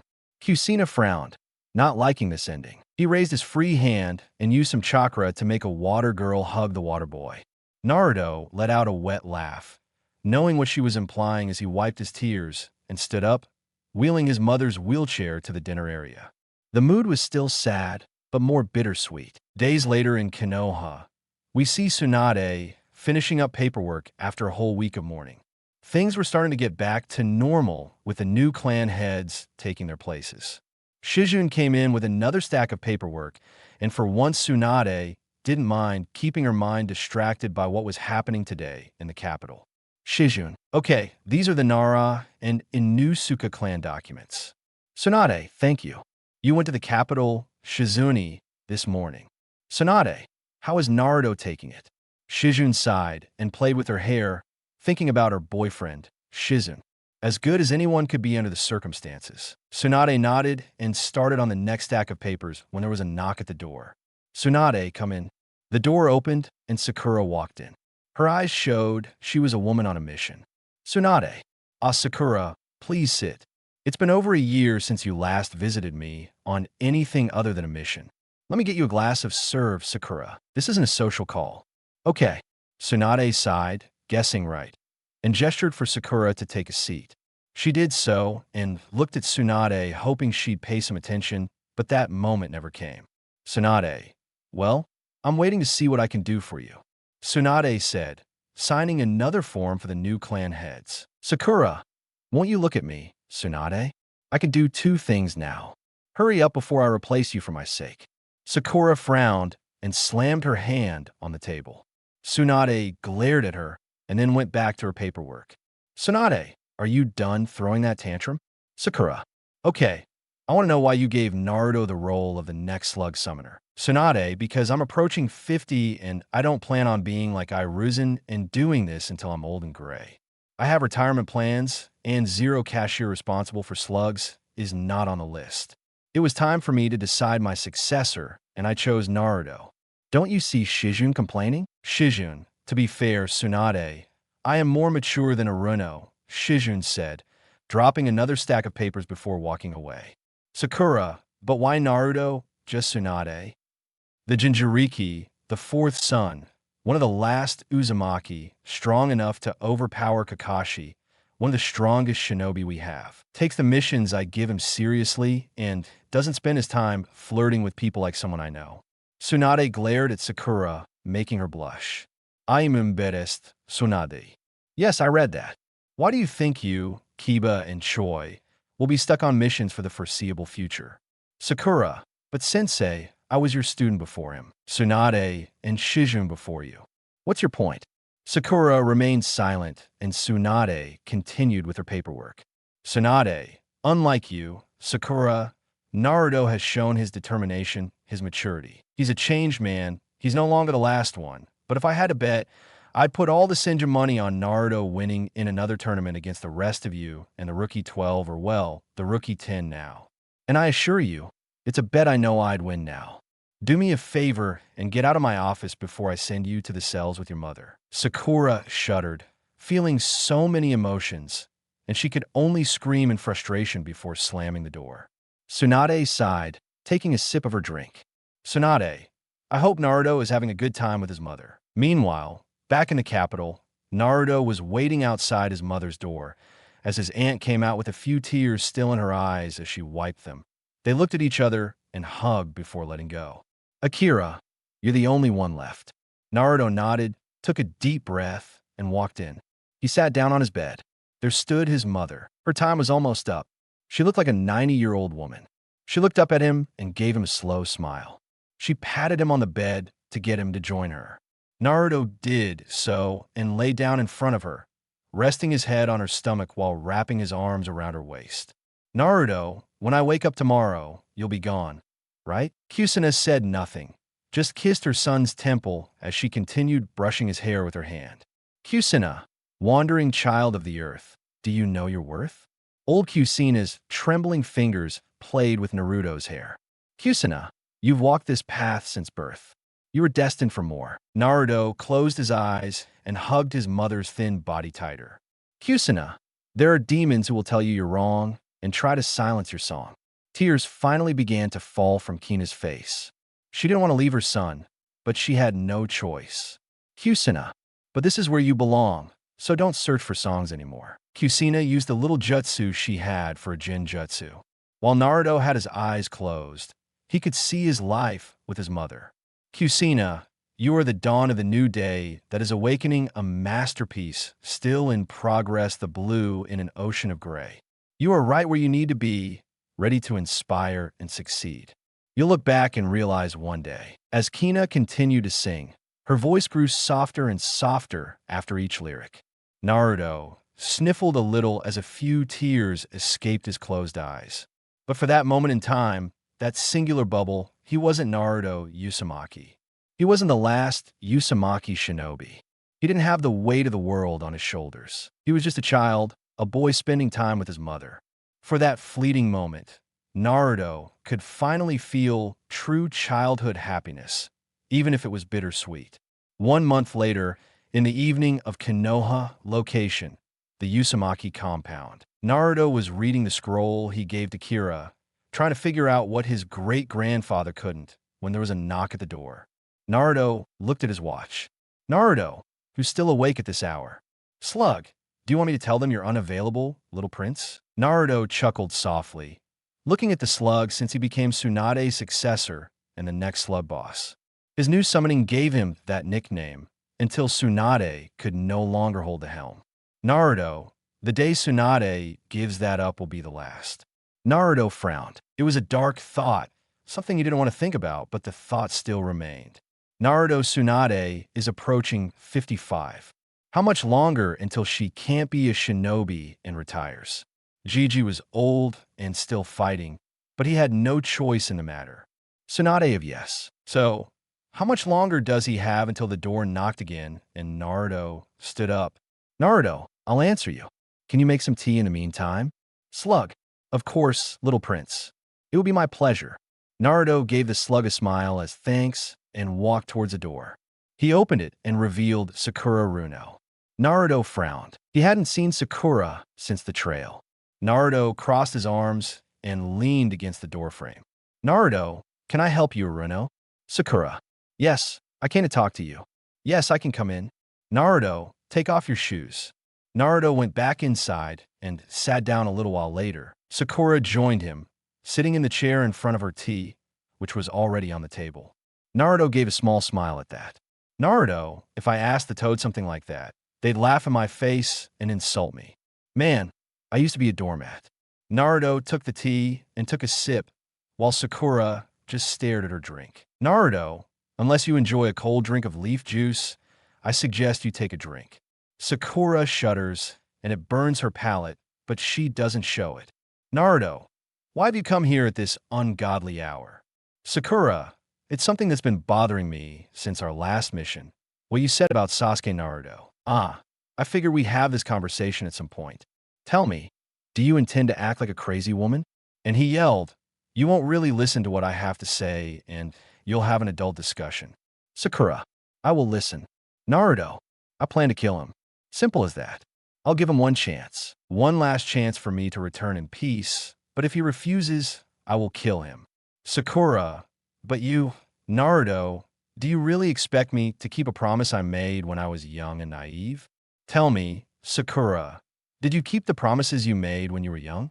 Sakura Naruto, that's what you think you're thinking, but he's our teammate. Oh, remember what Kakashi-sensei said. Those who abandon the mission are scum, but those who abandon their comrades are worse than scum. Well, after the first, Sasuke hasn't been our comrade in years, Sakura. And second, Sasuke abandoned us. Not the other way around. He chose to abandon his friends, abandon his village, abandon any chance of a normal life, abandon you. Sakura shuddered at that, while Naruto sighed and looked up at the ceiling. Naruto, as much as I hate him now, Jiraiya said something that still rings true. He told me to forget about Sasuke. He's gone, and he's right. Our Sasuke, the one who, for a small point in our lives, was our friend, is gone. Sakura is being manipulated. Naruto, we have to help him see that. Naruto, he is. Again, more of Jiraiya's words ringing true. If you're wondering how that can be, it's because I was in your shoes back then, Sakura. I was thinking the same thing. Sasuke went to Orochimaru of his own free will. He wasn't manipulated. He wasn't forced. It was because he wanted power as quickly as possible. No matter what we do, we can't change him. Trust Jiraiya's words and mine. When I say this, you should forget about bringing him back. The path he's taking is the tragic path of self-righteous fools. You know? When he told me that, I was so angry that I yelled at him, calling for Sasuke, my friend, desperately trying to defend him. I wonder, did I defend him for that small moment of friendship or for that promise I made you? But his words are something you need to hear, Sakura. Can you honestly call Sasuke a friend, a comrade? Just look at what he's done. You and me. I had his hand through my chest and almost died twice trying to bring him back. And you, well, the less said, the better. Sakura. Hello. Naruto held up his hand to stop her and let him finish. Naruto. Sasuke was bound to leave sooner or later. You can't blame yourself for not being able to stop him, Sakura. And I won't blame myself for not bringing him back. Not anymore. Sakura, but you promised me you'd give me your way, ninja. Naruto chuckled at that. Naruto, is that the best you got? I promised, but I was just a kid too naive to see the real world. To be a ninja requires more than strength and judgment. We must acquire judgment to make the right decisions. If we want to live like a ninja, we must be smarter. This world is no place for fools. That's the reality. I said I'd remain a fool, but I was wrong. Even a fool can learn when it's time to cut losses and let go. And I did. Naruto. I still haven't forgiven him. That's a fact. But Jiraiya rarely ever actually taught me anything. I guess he has a good teacher inside him. Sakura. So that's it. We'll let him go. How can you just cut him out of your life? How can you just leave me like that? Answer me. Naruto stood up and walked over to Sakura. He took out a photo and showed it to her. Naruto used his fire jutsu to burn the photo so that only Sakura remained. Naruto dropped the photo on the table. Naruto. Sasuke chooses his own path. Sakura. It's a path of loneliness and hatred, but it's his own at the end of the day. Kakashi chose a path that leaves him stuck in the past. Jiraiya chose a path where he does what he wants. And I choose my path, a path of self-improvement and loved ones around me. Now you must choose your path. You will either stay stuck, hoping that one day, somehow, Sasuke will come back for you and you will live happily ever after, or you will train in the little time you have left for what is to come. Sakura, what do you mean what's coming? Naruto, don't you feel it? Change is coming fast. I don't know what it is, but something bad is coming. There will be pain and lots of it. Naruto finished his drink and stood up. Naruto, I think you have what you came for. Miss Aruno, see you in the morning. Sakura nods and walks with him to the door. Naruto opens it for her, and she steps out. Sakura, thank you, Naruto, for talking to me. I can't say I'm over Sasuke because of one conversation, but you've given me a lot to think about, and maybe it's helped me see you a little better. Naruto, the first step is always the hardest, and I see many difficult days ahead as you fix your family name, at least what's left of it. Sakura just nods and leaves. Naruto goes back inside. Slime, are you ready to go? Naruto, approximately how long do you think Slug will take? Well, since you already know how to use half of Sage Mode, it shouldn't take more than a few months. Naruto nodded and looked out the window, seeing Sakura's pink hair waking up in the distance, giving a small prayer to his former teammate that she would find her way before going with the slugs to the Slug Kingdom. A week later, Konoha with Tsunade. We see Tsunade in her office finishing up some paperwork when a slug appeared. Tsunade didn't even look back and just kept working. Tsunade report. Slug Queen Tsunade. It would give you great pleasure to know that the little prince has mastered Sage Mode. Tsunade broke her pen and looked at the slug. Her eyes widened at that statement. Tsunade, are you sure? It's only been a week since Slug left. My queen actually told me she also found a way to free you from the shackles of paperwork, and you'll feel like a complete idiot for never having thought of it. Tsunade grew a check mark as she glared at the snail as if those were her words, not Naruto's. Tsunade, seriously. Now, then bring Naruto Uzumaki before me. so he can see this supposed solution that none of the last four Okage or any elemental nation leaders managed to discover slug. Oh, Queen Tsunade. The slug disappeared for a few seconds, and then Naruto appeared. Naruto, hello Bakon. Naruto said, smiling, and Tsunade looked at him curiously, since she got new clothes. Tsunade, before we get into details, what's up with this new outfit? Naruto, I decided it was time for a change of clothes, since orange was too bright for a night mission. So I decided to wear black and blue, but since orange is my favorite color. Naruto opened his long jacket and showed that the inside was his signature bright orange. Even the fire was orange. Tsunade, but there's still orange on the outside. Naruto, yes, but it'll be harder to see eventually. Still, I can't say I don't look good. Tsunade, yes, I'm sure Shizune will be delighted to see you. Naruto blushed a little. He'd missed Shizune all week and still hadn't gotten a chance to tell her he loves her. Naruto, you'd better hurry. The Tsunami are always behind the shinobi. Anyway, the slug told me you've already learned Sage Mode, so I have to see it before I believe it. Naruto smiled and nodded. He sat on the ground in a meditation position and closed his eyes. Naruto remained absolutely still to be one with nature and balanced the natural energy with his own physical and spiritual energies. Tsunade's eyes widened as she felt the power coming from Naruto, while her skin lost all its pigment, turning snow white. Patches of light blue appeared on her body. Her eyes were surrounded by this blue, while her signature whiskers grew thicker and were covered in blue. Two slug-like antennae appeared for Naruto's head. As a large slug-like tail grew out, Naruto stood up and opened his eyes. His eyes were different shades of light blue as he crossed his arms. Naruto, well, what do you think, Bahan? Naruto said calmly as a smile appeared on his face at Tsunade's surprised expression. His mouth moved, but no words came out as Naruto turned off his Sage Mode. His tail and antenna disappeared as his skin and eyes returned to normal. The glowing blue disappeared from his body. Naruto sat up, grabbed Tsunade's shin, and clamped her mouth shut. Naruto, come on, Vuchun, you'll catch flies if you keep your mouth open like that. Naruto said a little smugly that he deserved to feel that way, as he managed to surpass his former master by achieving something that Jiraiya could never fully accomplish. Tsunade playfully slapped Naruto's hand, but her playful slap still hurt, so Naruto rubbed his hand. Tsunade, it's amazing, Naruto, to be able to use something that, as far as I know, only the UNER and 4 Okage managed to make. How the hell did you manage to do this in a week? Naruto's grin grew bigger and more smug as he crossed his chair and began playing with his nails. Naruto, did the slug tell you, I found the solution to your paperwork problem? Tsunade, brat, we're talking about something else, Naruto. I want to change the subject for a moment. Please allow me. Tsunade rolled her eyes and snorted before her check mark returned. Tsunade, fine. Tell me how you and I found a way to free you from the shackles of paperwork, and you'll feel like a complete idiot for never having thought of it. Naruto, Bahan, maybe you should prepare yourself for what I'm about to tell you. Did you know I could train with my shadow clones? They could train with me, and I get all the information and benefits of training.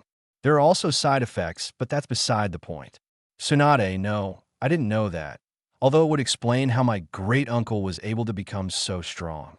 Naruto, yeah, now you tell me you can learn shadow clones. Tsunade, what kind of question is that? Of course I can, Naruto. Well then, why don't you learn shadow clone jutsu and have his clones do all the paperwork? Tsunade, oh son of a bitch. Meanwhile, in the Pure Lands we see various things. Minato on his knees crying while cooking, laughs out loud and points at him. Minato, why didn't I think of that? Shadow clones were one of my main problems. Kuchina, boo. Oh, Kami my sides. I think I'm dying again. Kusina continued to laugh at him, while Iruzan was in the fetal position rocking back and forth, crying like a baby. Iruzan, how many years of my golden life wasted? Because I had to waste them. And finally we see the normally stoic Tobirama laughing on the ground while his brother Asarama stood on top of him, strangling him with nothing but fury and hatred in his eyes. Asarama, son of you created jutsu and never told me this. Tobirama, I did that specifically to piss you off. I can't believe it took the great Shinobanakami this long to figure this out. Gu Asaramar. I'm going to give you a second kill. Back in the shinobi world with Naruto, we see him walking toward his compound. He decided it would be best if he gave Tsuna some time to cool off. Naruto. I really should get Shizune something I left without telling her. Naruto felt an arm wrap around his shoulder, making him flinch and pale as he slowly turned his head, seeing an angry Shizune smirking at him. Shizune. Yes, Naruto. What will you give me to make up for leaving without even saying goodbye, Naruto? Naruto took Shizune by surprise by kissing her. In the middle of the street, Shizune's eyes widened as she blushed madly when Naruto released the kiss, smiling at Shizune, who began to ramble. Naruto, that should give me at least a 15-second head start. Naruto began to run for his life away from the poison specialist. After 15 seconds, Shizune shook her head, regaining her senses. She looked at the that was Naruto and grew and smiled angrily, still blushing. Shizune. Oh, now you're really dead. Shizune ran after him, already thinking of over 100 different types of non-lethal, but extremely painful poisons to subdue Naruto. Meanwhile, with Tsunade, we see that Tsunade has finally calmed down a bit as some of her clones cleaned the room while one did some paperwork. The original Tsunade was sitting in her oakage chair looking at herself in the mirror. Tsunade. Next Jown exam is in 6 months. I was going to send only Shikamaru, and I should add Naruto to that list. Shadow, clone Tsunade. What kind of question is that? 9. Of course you should. Not even Jiraiya could master Sage Mode, and Naruto could do it in a week. It would be a complete waste of his talent not to cultivate it. You'd be no better than Kakashi and Jiraiya. Tsunade sighed as she took a sip of her drink before making a decision. Tsunade. So it's been decided that the only 3 going to the Jounin exams will be Shikamaru, Rogel, and Naruto Uzumaki. One of you will take care of that while I get another drink, Tsunade said, staggering away with Naruto. We see him sigh in relief at having managed to escape Chisune's blushing face. Naruto, great. Now I owe Anko a favor for helping me. I don't want to owe that woman anything. She scares me. Naruto twitched as he stopped when someone grabbed his shoulder. He looked over and frowned slightly, as there stood Kakashi Attack with his usual one-eyed smile. Naruto, attack. What do you want, Kakashi? I don't want to fight. There's just something I'd like to talk about. What are you talking about, Naruto? Fine, then let's talk. Kakashi, would you actually mind if we had this conversation in private? Naruto, I'm going home now, so you're free to follow me. Kakashi nodded, and they walked in silence. At the Uzumaki compound, Kakashi was looking around the house he had never been to in his life.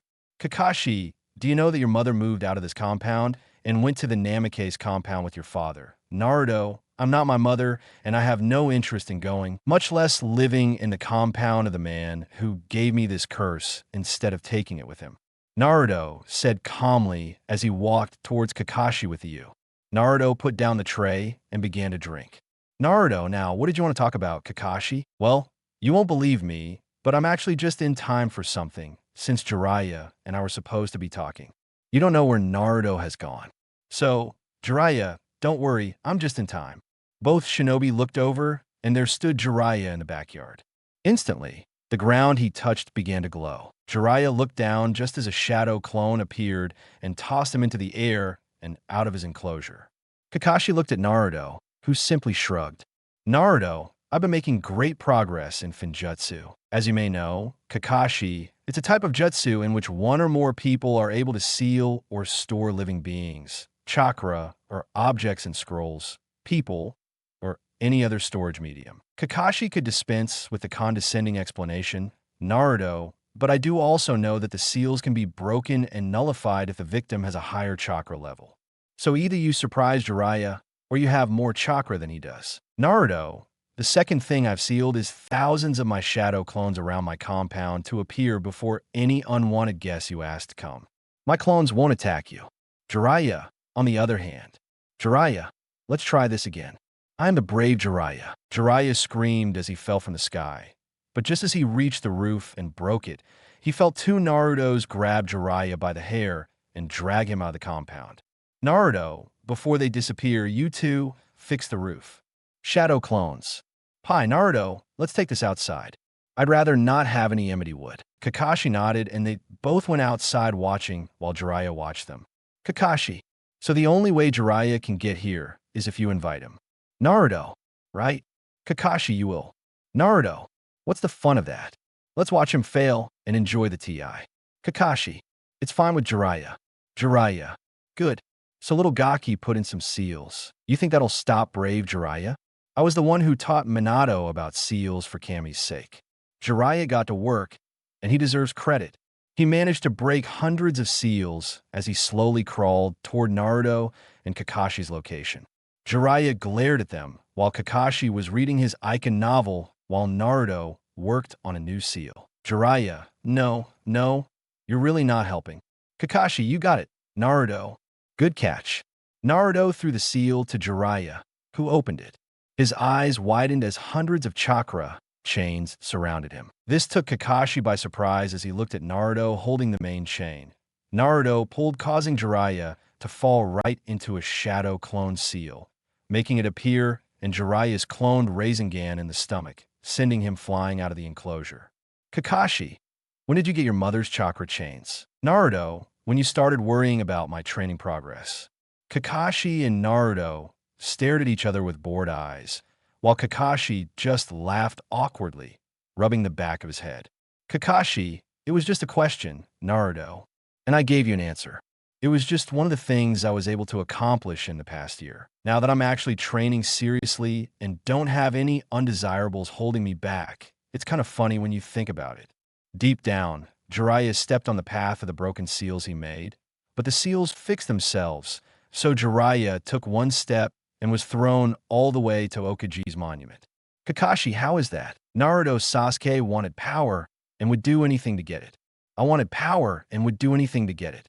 Only I found a way to get it without becoming a traitor, without even leaving the leaf, since I actually put time and effort into my training.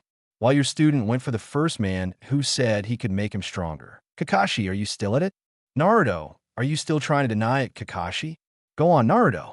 That's what I thought, but I spoke my piece. But I find it funny that you found the solution to Sasuke's problem so easily while he chose to follow the path of a rogue shinobi. Naruto took another sip of his tea as the sun blocked them out. Kakashi looked at Jiraiya and Gamabunta as they fell into the compound. Jiraiya, I've had enough. I'll destroy them all at once. As Gamabunta made contact with the ground, every shadow clone appeared. Thousands of shadow clones, all with swords, leaped into action. Jiraiya made hand signs. Jiraiya, fire style. Toad flame bomb. Gamabunta uses his large lung capacity to spray toad oil from his mouth at the thousands of shadows Naruto leaps towards while Jiraiya ignites the oil, increasing the attack's range and power. By the time they finished their attack, to their credit, they managed to kill 3,000 clones, but the others used the first 3,000 clones as a shield. When the fire stopped, they continued their attack. Half of them used Demon Slash, while the other half used Rasengan on the two invaders once more, sending Jiraiya flying as Gamabunta returned to the summoning world. Kakashi, they wouldn't be killed by that many attacks. They'll be fine, Naruto. The big baby will be fine. I didn't use a lethal version. Kakashi, he's fine. They continued doing their thing until 5 minutes later, Naruto heard his doorbell ring. He got up and walked to the door of his compound, walking between the shadow clones who were tidying up the place after Gamabunta's attack. He opened the door to see a defeated Jiraiya. Jiraiya, may I come in? Please, Naruto. Yes, Kakashi and I were sadly waiting for you. We ran out of tea waiting for you. Jiraiya just nodded as they walked inside. Once inside, Naruto sat down as he looked at his two former senseis who stood looking at him. Naruto, now, how may I help you? Last time. Naruto, now, how may I help you? Now, Jiraiya. Naruto, we came here to talk about your training. Naruto. Naruto sat forward, holding his arms while looking at them with a serious expression. Naruto. Oh, and what do you have to say about my training? You remember the last time we talked about that, right, Jiraiya? Yes, but it's been over a year. You've already damaged your growth in training enough. So with this self-taught business, it's time you took things seriously. You'd think Naruto would be angry at being insulted, but the once hot-headed number one ninja has matured and kept his anger in check as he simply stared at Jiraiya with a bored look. Naruto, really? Then please tell me how I can improve my discretion. Jiraiya, you must first choose a sensei. You haven't even reached the chunning level. You're still a genin since you missed the exams. Naruto, I didn't miss them because I was on that 3-year training expedition with you. Jiraiya flinched, but then coughed a little. Jiraiya, my point still stands. You still need a sensei, which is why Kakashi is here. Naruto, right? So this is what you wanted to talk about. Jiraiya was uncomfortable with how quiet Naruto was at the moment. Kakashi, yes, see Naruto? I think you should go back to Team 7. You're already familiar with team dynamics. After all, it's natural. Naruto received a small check mark, since as always the great Kapinin wasn't taking Naruto seriously, as he was busy reading his novel in Chai-Cha. Naruto, Kakashi, the fun's over. Put the book away. I'll just give you a warning. Naruto's eyes narrowed, while Kakashi ignored him. Naruto frowned slightly, and in a swift motion that looked more like a blur, Naruto threw a fire-infused kunai, slicing through the book, burning it to ash before hitting the ground. Kakashi's eyes widened as he rubbed his hand as a bit of fire managed to touch it. He looked at Naruto. Naruto, I warned you now. I think I listened. Correct. Kakashi just nodded while in the background, a shadow clone cleaned up the ash, unlike his apartment, which was just a place to sleep. This was his home, and he would keep it as clean as possible. Naruto, now you want to train me to become a Chunin? I'm afraid it's too late since I've been a Chunin for a while now. Kakashi and Jiraiya did a double take, waiting for Naruto to be like, Naruto, if you want that story, ask Lakaji because I sure as hell won't, but she'll tell you that I'm already a Chun Kakashi. Well, let me congratulate you on that. But Naruto, even as a Chun, you still have a lot to learn. Jiraiya, yeah, like Sage Mode. Naruto just chuckled as he cracked his neck. Naruto, you mean the same Sage Mode that you, Kakashi, never learned to do and that you, Jiraiya, even after decades of training couldn't achieve? Jiraiya grew a check mark. It bothered him that Naruto was being calm and collected as if he was in control of the situation. Jiraiya, I want you to know, brat, that I was the one who trained your father in Sage Mode. Naruto, and yet he didn't use Sage Mode against the masked man, now known as Tobi. Excellent work. He truly was one of the smartest Hokages we've ever had. Kakashi, Naruto, that was out of line. Jiraiya, if you, Naruto, oh, I know you're not going to say where you were that night. Surely having one of the Sananaki in the village would have helped against such a beast. Kakashi, your ways are showing themselves to Naruto. Naruto, do you mean Bachan?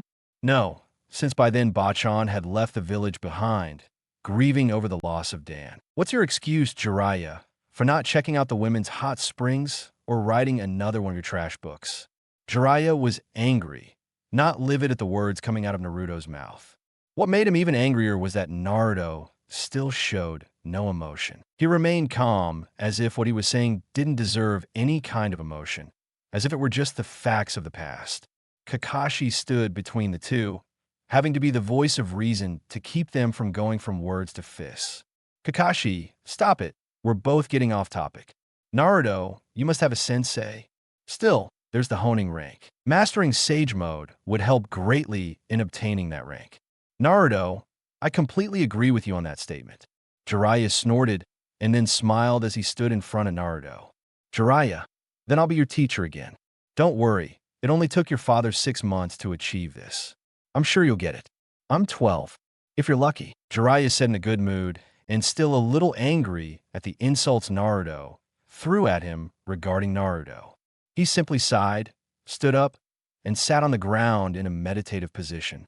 Closing his eyes, Naruto remained absolutely still to become one with nature and balance the natural energy with his own physical and spiritual energies. Jiraiya's eyes widened as he and Kakashi could feel the power coming from Naruto as his skin lost all its pigment, turning snow white. Entire patches of light blue appeared on his body. His eyes were surrounded by this blue, while his signature whiskers grew thicker and were covered in blue. 2 slug-like antennae appeared from Naruto's head. As a large slug-like tail grew, Naruto stood up and opened his eyes. His eyes were different shades of light blue as he crossed his arms.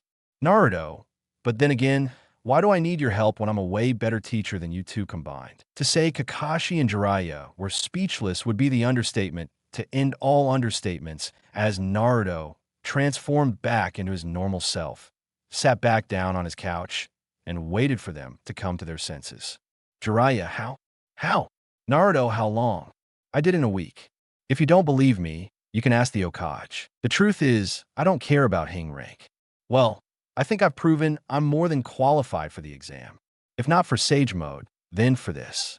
For chakra chains appeared behind Naruto and wrapped around the two of them.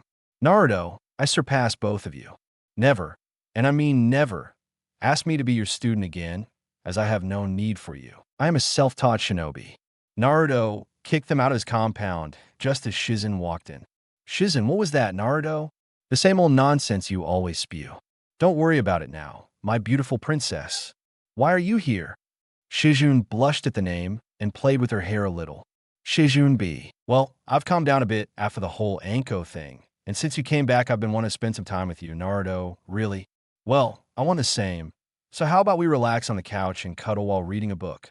Shizune, I couldn't think of a better thing to do. They hugged as they rested on the couch. Shizune snuggled into Naruto's chest and listened to his heartbeat, which gave her a sense of calm within her as she felt Naruto's arms wrapped around her. Naruto, Shizune. Naruto, I love you. Naruto said it only in a whisper, but Shizune heard it clear as day. She blushed, but then a soft smile appeared on her face. Shizune, I love you too, Naruto. Naruto, stay and live with me. Shizune, MH, okay. Shizune yawned, more tired than she thought. They never got to read a book while falling asleep in each other's arms. 2 weeks later. It's been a peaceful 2 weeks. Jiraiya and Kakashi haven't bothered Naruto since that day, much to his enjoyment. True to their word, Shizune and Naruto began living together. They still had some bumps in the road, as they were new to living with another person. But who isn't? But they were happy to wake up with someone else by their side, with Tsunade in Okaji Tower. We see Tsunade reading through some mission scrolls, deciding which one she would choose. One in particular caught his eye. Tsunade, from the land of Oi, is asking for help with some bandits in the area who are terrorizing the place. This is going to require shinobi to fight and at least one healer.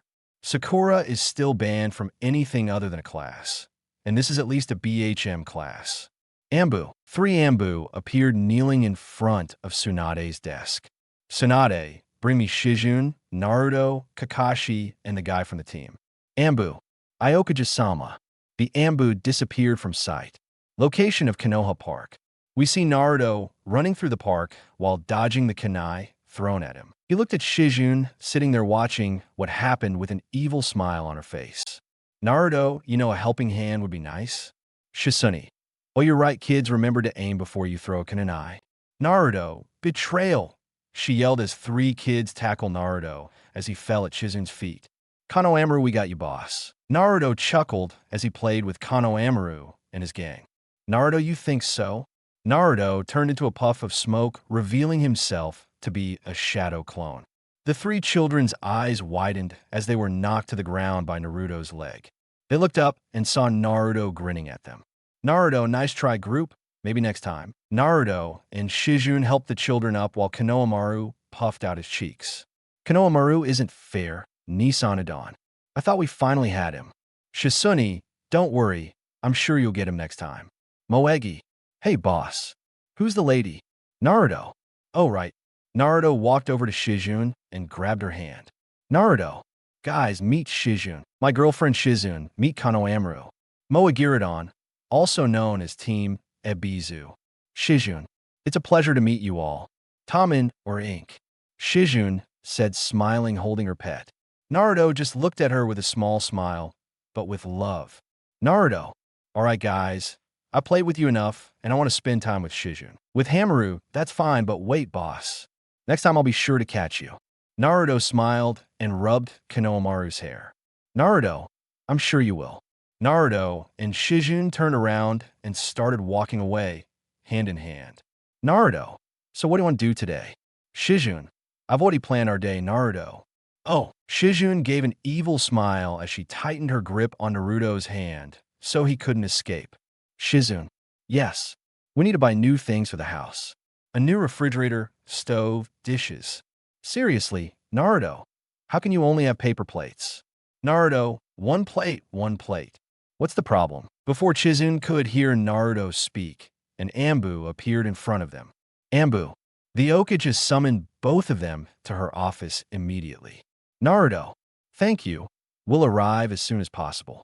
The Ambu nodded and disappeared while Chizune sighed depressingly, since now she'd have to wait to torture her little mule. Her boyfriend, that is, Naruto, simply gave a satisfied smile.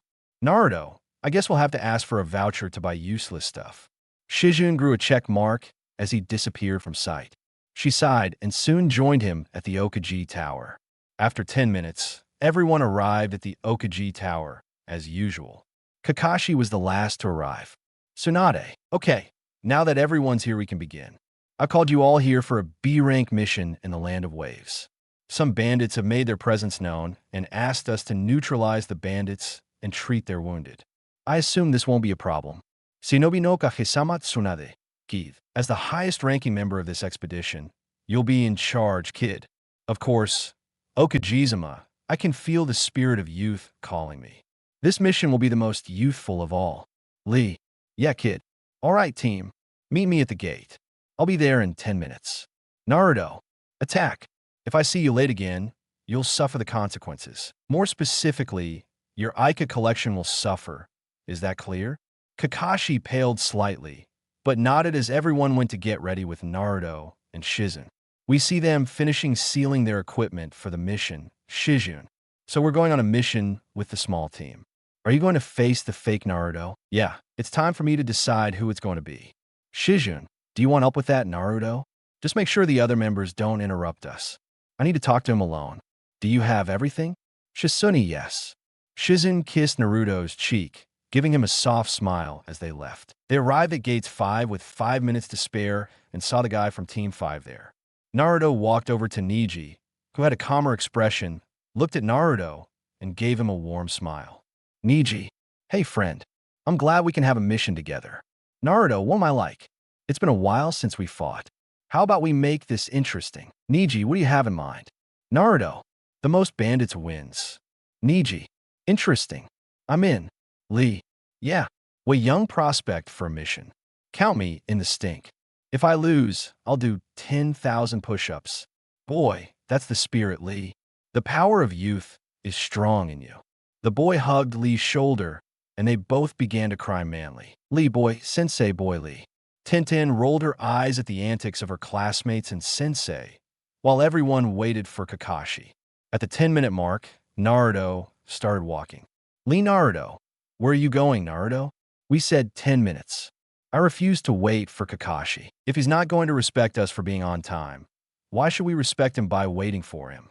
Gradually, the others joined Naruto until Gue was the only one left. It wasn't until the 20-minute mark that Kakashi made his appearance. Kakashi, hello. Sorry I'm late. I had to help an old lady walk home. Where are the others, kid? I've already left. I decided to wait for you, my eternal rival. Now let's run over to them. The loser will have to do their usual part. Kakashi. Good. They stared at each other for a minute.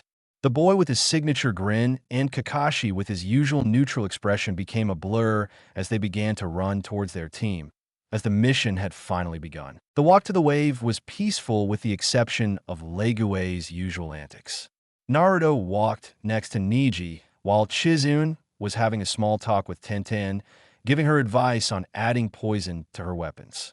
And finally, Kakashi was in the back reading his book while Naruto occasionally glanced over. The walk took half a day, but they arrived at the wave leader's headquarters by walking inside. Naruto raised his eyebrows in surprise at the man sitting in the chair. Naruto, Tsuna, what are you doing here? Tsuna. Oh, it's you again, Brad. It's been quite a few years. Naruto. It seems they've been good to you. If the people here let an old drunk be their leader. Tsuna. Haha, I guess you're right. Anyway, back to business. Let me tell you, I'm glad the ninjas could make it. Everyone already knows the place is being attacked by bandits. Unfortunately, We've already had one death at the hands of those bastards. I'll pass the information on to your group leader. The rest of you will stay at my house. Naruto, you've already been there, so please guide them there. Kakashi, I'll stay with the boy to show him the way. Naruto nodded, and they left Geeka Kakashi there to listen to the information. The rest of the group walked towards Tsunade's house. Tsunami, my Naruto, it's been so long. Naruto, hello, Tsunami, where's Inari? Naruto bowed just in time as Inari leaped for a sneak attack. Inari fell and slid into the kitchen. Tsunami flinched when she heard dishes breaking. A huge wrinkle appeared on Tsunami's face, a grin growing on her face. Tsunami in the kitchen, and he'll be punished soon. And Nari walked out, smiling a little, and passed by her mother towards Naruto's protection. And Nari, hey, Naruto, it's been a long time. Naruto, hey, Inari, you look like a dead man. Anyway, these are my teammates for the mission. Introduce yourself. Tenten. Hello, I'm Tenten, the weapons master. Niji. Niji Yuga. Nice to meet you. Lee. Yes, I'm Lee, and it's a pleasure to meet you. I'll protect you with my life. Shizune. Hello, I'm Shizune, Naruto's girlfriend. Nice to meet you both. Tsunami. Nice to meet you all too, especially you, Shizune. Now make yourself at home while I chat a bit with my son. And Nari felt the fear of God fill his body when he made the mistake of trying to run, but Naruto accidentally tripped him. Naruto. Oops. Inari, traitor. Naruto chuckled as they walked inside and talked amongst themselves. It wasn't until 20 minutes had passed that boy and Kakashi returned to the group and sat next to them. Kid, all right, I have a rundown of the place.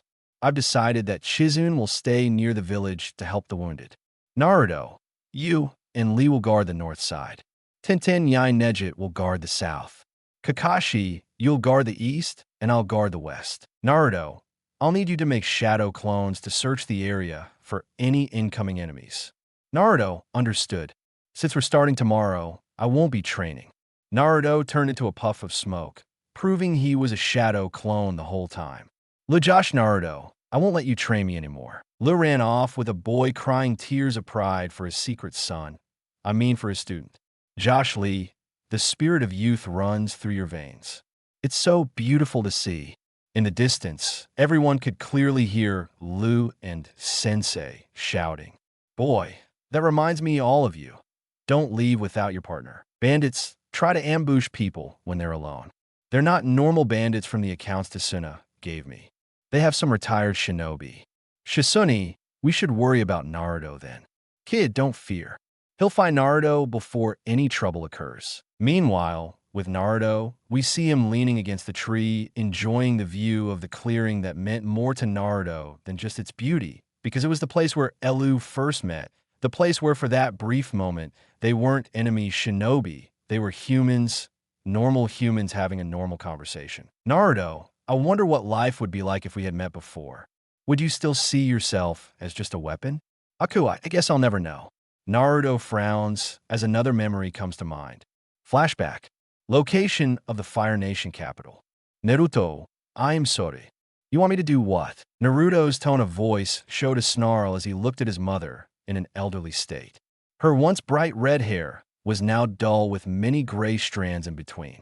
Her once smooth skin now had a considerable amount of wrinkles. Kusina, I want you to forgive your father, Naruto. Mother, why are you asking me something like that? It's because of that man that I suffered throughout my childhood. Because of him, I have this demon inside me. You yourself told me you wanted someone else to carry this burden because of him. Not even your own sister knew he was alive. Can you imagine the loving life I would have had if I'd been raised instead of having to live in an orphanage, instead of having to learn to take care of myself, to cook, to clean? All the things number 6-year-old should know how to do, because I was going to forgive him for the wrong he's done to me. Kusina didn't say anything at first, just taking a sip of her tea to buy some time and collect her thoughts. Kuchina. Yes, your father has done many horrible things, things I may or may not have known about, and I won't defend him for any of it. But I'm not telling you this to make that idiot feel better. I'm saying this for your well-being, my son, my sunshine, my heart. Kusina slowly stood up and walked over to Naruto, holding his head lovingly in her hands. Kusina, I want you to forgive him so you can move on, so you can let go of all that anger and enjoy your future to the fullest. Nothing would make me happier than seeing you happy, truly happy. Present. Naruto. Naruto touched the seal on his shoulder, and out came Minato's flying thunder god kunai. Even after giving the public everything his father had, his cradle and special and how to do it, Naruto kept the reason why to himself. That's something he couldn't tell you. Naruto twirled the kunai with one finger as he closed his eyes. Naruto, it's easier said than done, mother. Naruto threw the kuna, and it landed on the tree in front of him. Naruto sighed and got into a meditation position, feeling the nature around him. And more importantly, the three chakra signatures that were slowly making their way toward him. Once they got close enough, Naruto stood up, drawing his sword and slamming it into the ground. Naruto, it took him a long time. I was getting tired of releasing chakra before they would come to me. The three bandits didn't speak, just leaped out of the bushes while in the air Naruto grabbed his sword and waited. When the nearest bandit was close enough, in a matter of 5 seconds Naruto was able to grab the sword from the ground and stab the bandit through the heart. Naruto, I expect the other two to be more of a challenge. Naruto jumped out of the way as the remaining two began swinging their kunai at Naruto, one with an electric-infused kunai and the other with a wind-infused one. Naruto gained enough distance to make hand signs. Naruto, Shadow Clone Jutsu. As the now 3 Narutos quickly began to fight, overwhelming the 2 retired shinobi-turned-bandits. One slipped, giving the Shadow Clone the opportunity to use its chakra chain to pierce through his body multiple times, wrapping around all of his organs and squeezing them until they exploded. The remaining bandit, scared for his life, threw a smoke bomb and fled with Naruto, watching him go without even considering chasing after him. There's no sport in hunting prey on the run. Naruto turned around just in time to receive a kick to the face courtesy of Lee, who mistook him for a bandit. He accepts my dynamic input now. Lee looked at Naruto lying on the ground, then at his foot, then at Naruto, then back at his foot, then at the ground, then at his foot. Wait, Naruto, you know. He jumped when he felt Naruto's hand on his shoulder, shaking.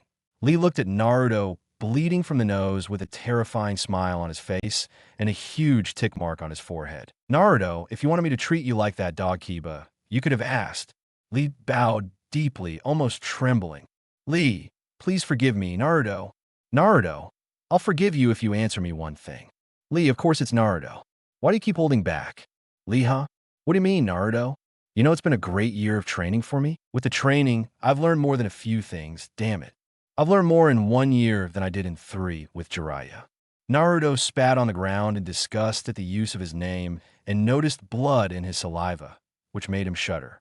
Naruto, and in that training I caught your training. You do a 16 kilometers run, 8 rounds of shadow boxing, 15 rounds of sparring, 10 rounds of speed bag, 10 rounds of heavy bag, 7 rounds of jumping rope, 2 sets of 100 rep sit-ups, 2 sets of 100 rep push-ups on knees, 2 sets of 100 rep diagonal crunches, 2 sets of 100 rep alternating cycling, 2 sets of 100 rep scissor legs, 2 sets of 100 rep vertical leg crunches, 2 sets of 100 rep lateral crunches, 2 sets of 100 rep windshield wipers, 2 sets of 100 rep Russian twists, 10 rounds of agility ladder drills, and a BS1 fight against the guy.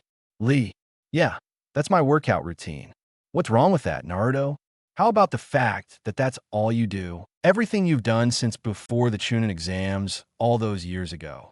The memories of the Chunin exams made him shudder, and Naruto sighed.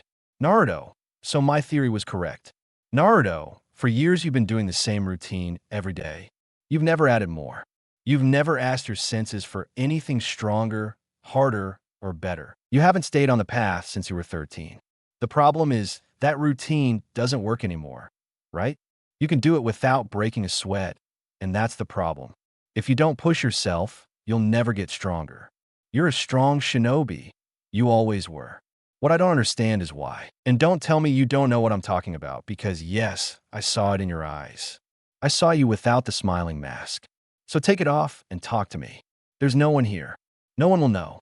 Lee, what do you want me to say? Lee's humor disappeared completely.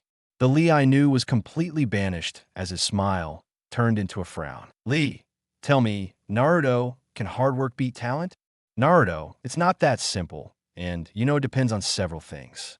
If the talented person only relies on their talents, then yes, the hard worker will eventually beat them. But if the talented person works hard, then the hard worker will never surpass them. What's the point of working yourself bleed when you have Aji, Sasuke? And now you who have both talent and hard work? What's the point of working hard when I can never compare to the likes of you? He'll be taking the Chunin exams. A month. I was hospitalized. And what happened in that month? Sasuke was able to replicate my speed, something that took me years and nearly killed me to achieve. Sasuke achieved it in a month of training. I've fallen behind my teammates to the point where I can't even see them anymore. So why bother? Why spend my years training in endless pain when I can stay where I am now? I'm still strong enough for a Chunin and can take on B-rank missions without anyone wondering why I don't take a higher one. Naruto, so that's it. You gave up your ninja ways. What happened to proving you can overcome natural talent with effort? Lee, I won't run away, and I never go back on my word. That's my Nindo, not your words. Still, Sakura told me how you gave up on Sasuke, how you gave up on bringing him back, breaking the promise you made to her. Are you really in a position to judge me? Naruto Lee. Exactly. That was nothing more than a dream. A dream I wanted to be real more than anything in the entire world. And I was willing to do anything to achieve it. Hells, I did everything. I trained until my fingers bled. I trained day and night. I never took a day off. But in the end, a dream is still a dream. Someone without talent can never beat someone who has it. I just accepted it and made the most of what I have. Why try harder than necessary when the best I can do is mediocre? When you compare me to people like you, I'll ask you to keep this conversation between us. I'd rather not have the same argument with Gue Sensei Naruto. So he knows. Lee's my sensei. Sure, he knows he supports me and all, but that doesn't mean there can't be a flash of disappointment in his eyes every now and then. But it's not like it matters. Not like it compares to the abyss of disappointment and dissatisfaction I feel daily. I'm a broken man. Naruto. I'll never beat Neji. I'll never beat you. I'll never beat Sasuke. And eventually even Tintin will surpass me. Why? Because they can use chakra and I can't. It's a fact. So why dream? Come on, let's go back to Tsunade's house. He turned and started walking away. Naruto sighed and fell in behind him. They didn't say anything until they got close enough to Tsunade's house. When they did, Naruto saw the change.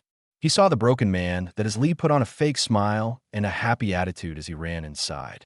His voice echoed as always. Lee, since boy, I'm back with Naruto. Naruto soon entered and positioned himself next to Shizune to calm down. Boy, amazing Naruto, how was training? Naruto's not bad. He had some dummies there to practice on. He's great. He fought 3 bandits and killed 2. Boy, amazing Naruto. But it seems these bandits are tougher than they look by your face. Naruto, not really. My broken nose is thanks to Lee, who gave me a dynamic entrance, thinking I was one of the bandits. He laughed in embarrassment as everyone denied it, and began talking about their plan of attack while in the background Shizune was healing Naruto's face. Boy, then that's enough for today. Let's all go to sleep. We will wake up at dawn and face this challenge with all the spirit of youth. Read, boy sensei, boy read. While they had their moments, the rest went to their respected rooms. Neji and Tintin shared one room. Shizune and Naruto shared another. Lei would finally sleep outside as a symbol of his youth, while Kakashi slept on the couch. Naruto was sitting up in bed, having only slept for a couple of hours. It was still nighttime, and Naruto was looking at the moon through the window when he felt Shizune hugging him from behind. Shizune, what's wrong, Naruto? Nothing, it's just that something Lee said got to me. Shizune, well, tell me. Maybe I can help you. Naruto sighed, but ended up telling Shizune everything, silencing her for a moment. Shizune, I see. You know we have to tell Tsunade, Naruto? Yes, I know she'll hate me for it, but we have no choice. But she was right, though. Why do I have to judge when I did the same thing? I stopped following my path. Ninja, when I stopped wanting to bring Sasuke back. Shizune, true, but perhaps it's a good thing. Think about it, with your ninja style. What benefit have you gained? You trained with someone who taught you to rely on a demon's chakra. You promised to bring back a traitor who tried to kill you, but without him, you've become stronger than ever. You no longer use demon chakra, not even to heal yourself. Now you have the slug for that. You've gotten smarter, faster, and more sensible, not to mention you now have me. Shizune turned Naruto's face and kissed him. Naruto quickly kissed her back as they fell back into bed. Shizune, you don't need a code when what you have now is so much better. Let me show you. The next day, there will be no lemon for you. You know who you are. Be patient. We see Naruto's clone running through the outskirts of the village looking for the bandits. Two clones heard something and hid at the top of a tree. They looked out and saw at least 30 bandits carrying begged items. The clones looked at each other and nodded, following them at a distance so as not to be seen after a while. They arrived at the location and looked at the enemy base of operations. There must have been at least 60 bandits there. The clones ran around the base to get the layout of the place. With the information they had, they committed suicide by transferring it to the original Naruto. Naruto blinked a few times and rubbed his neck where the clones had committed suicide. Upon receiving the information, he stood up and started walking away. Naruto, read with me. I know where the base is. Read. How do you know that? Naruto, my clones found it. I got the information we need now.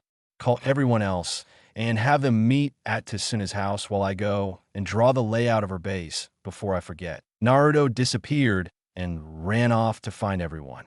Scene change. We see the group of ninjas in the living room looking at the base Naruto drew placed on the table.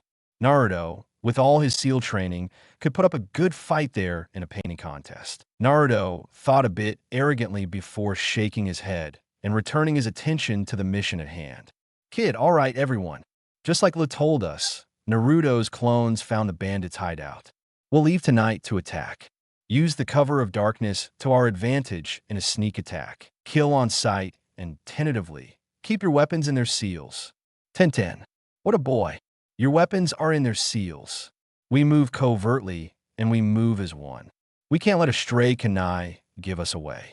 Naruto, Kakashi, stop sharing your books with that boy. It's bad enough you made me read that when I was on your team. Kakashi just gave his signature one-eyed grin, awkwardly scratching the back of his head. They packed their things and left for the base. Scene change. We see the ninjas in different parts of the base. There were at least 30 bandits in the camp, all but 5 asleep, the 5 awake standing guard. Naruto, Tintin, Neji, Kakashi, and Lee walked behind the guards without making a sound until the final moments, each killing the guard in their own way. With Neji, he used his gentle fist to explode the guard's internal organs. He broke the guard's neck.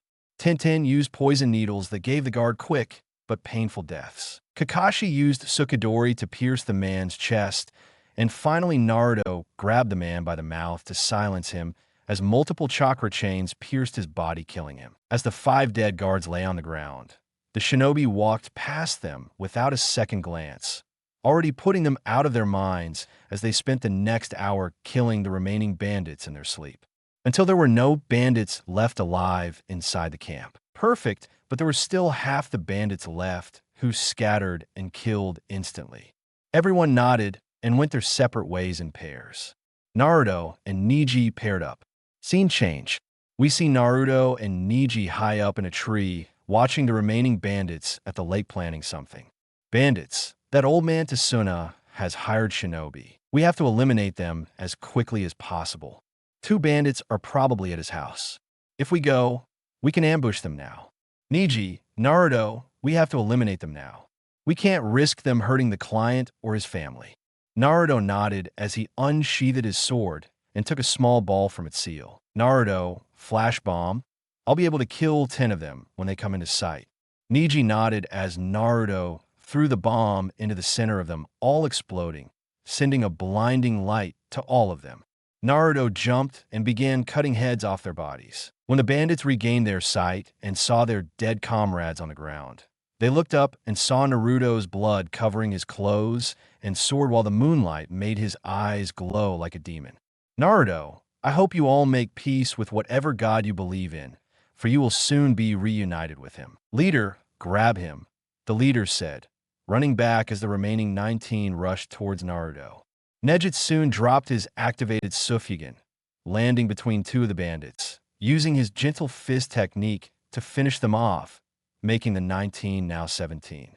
Naruto made 5 clones to fight on his behalf. As the real Naruto ran towards the leader who was grabbing kunai with explosive tags before he could throw one, he felt his body go cold. He looked down to see Naruto's sword stabbing him in the heart.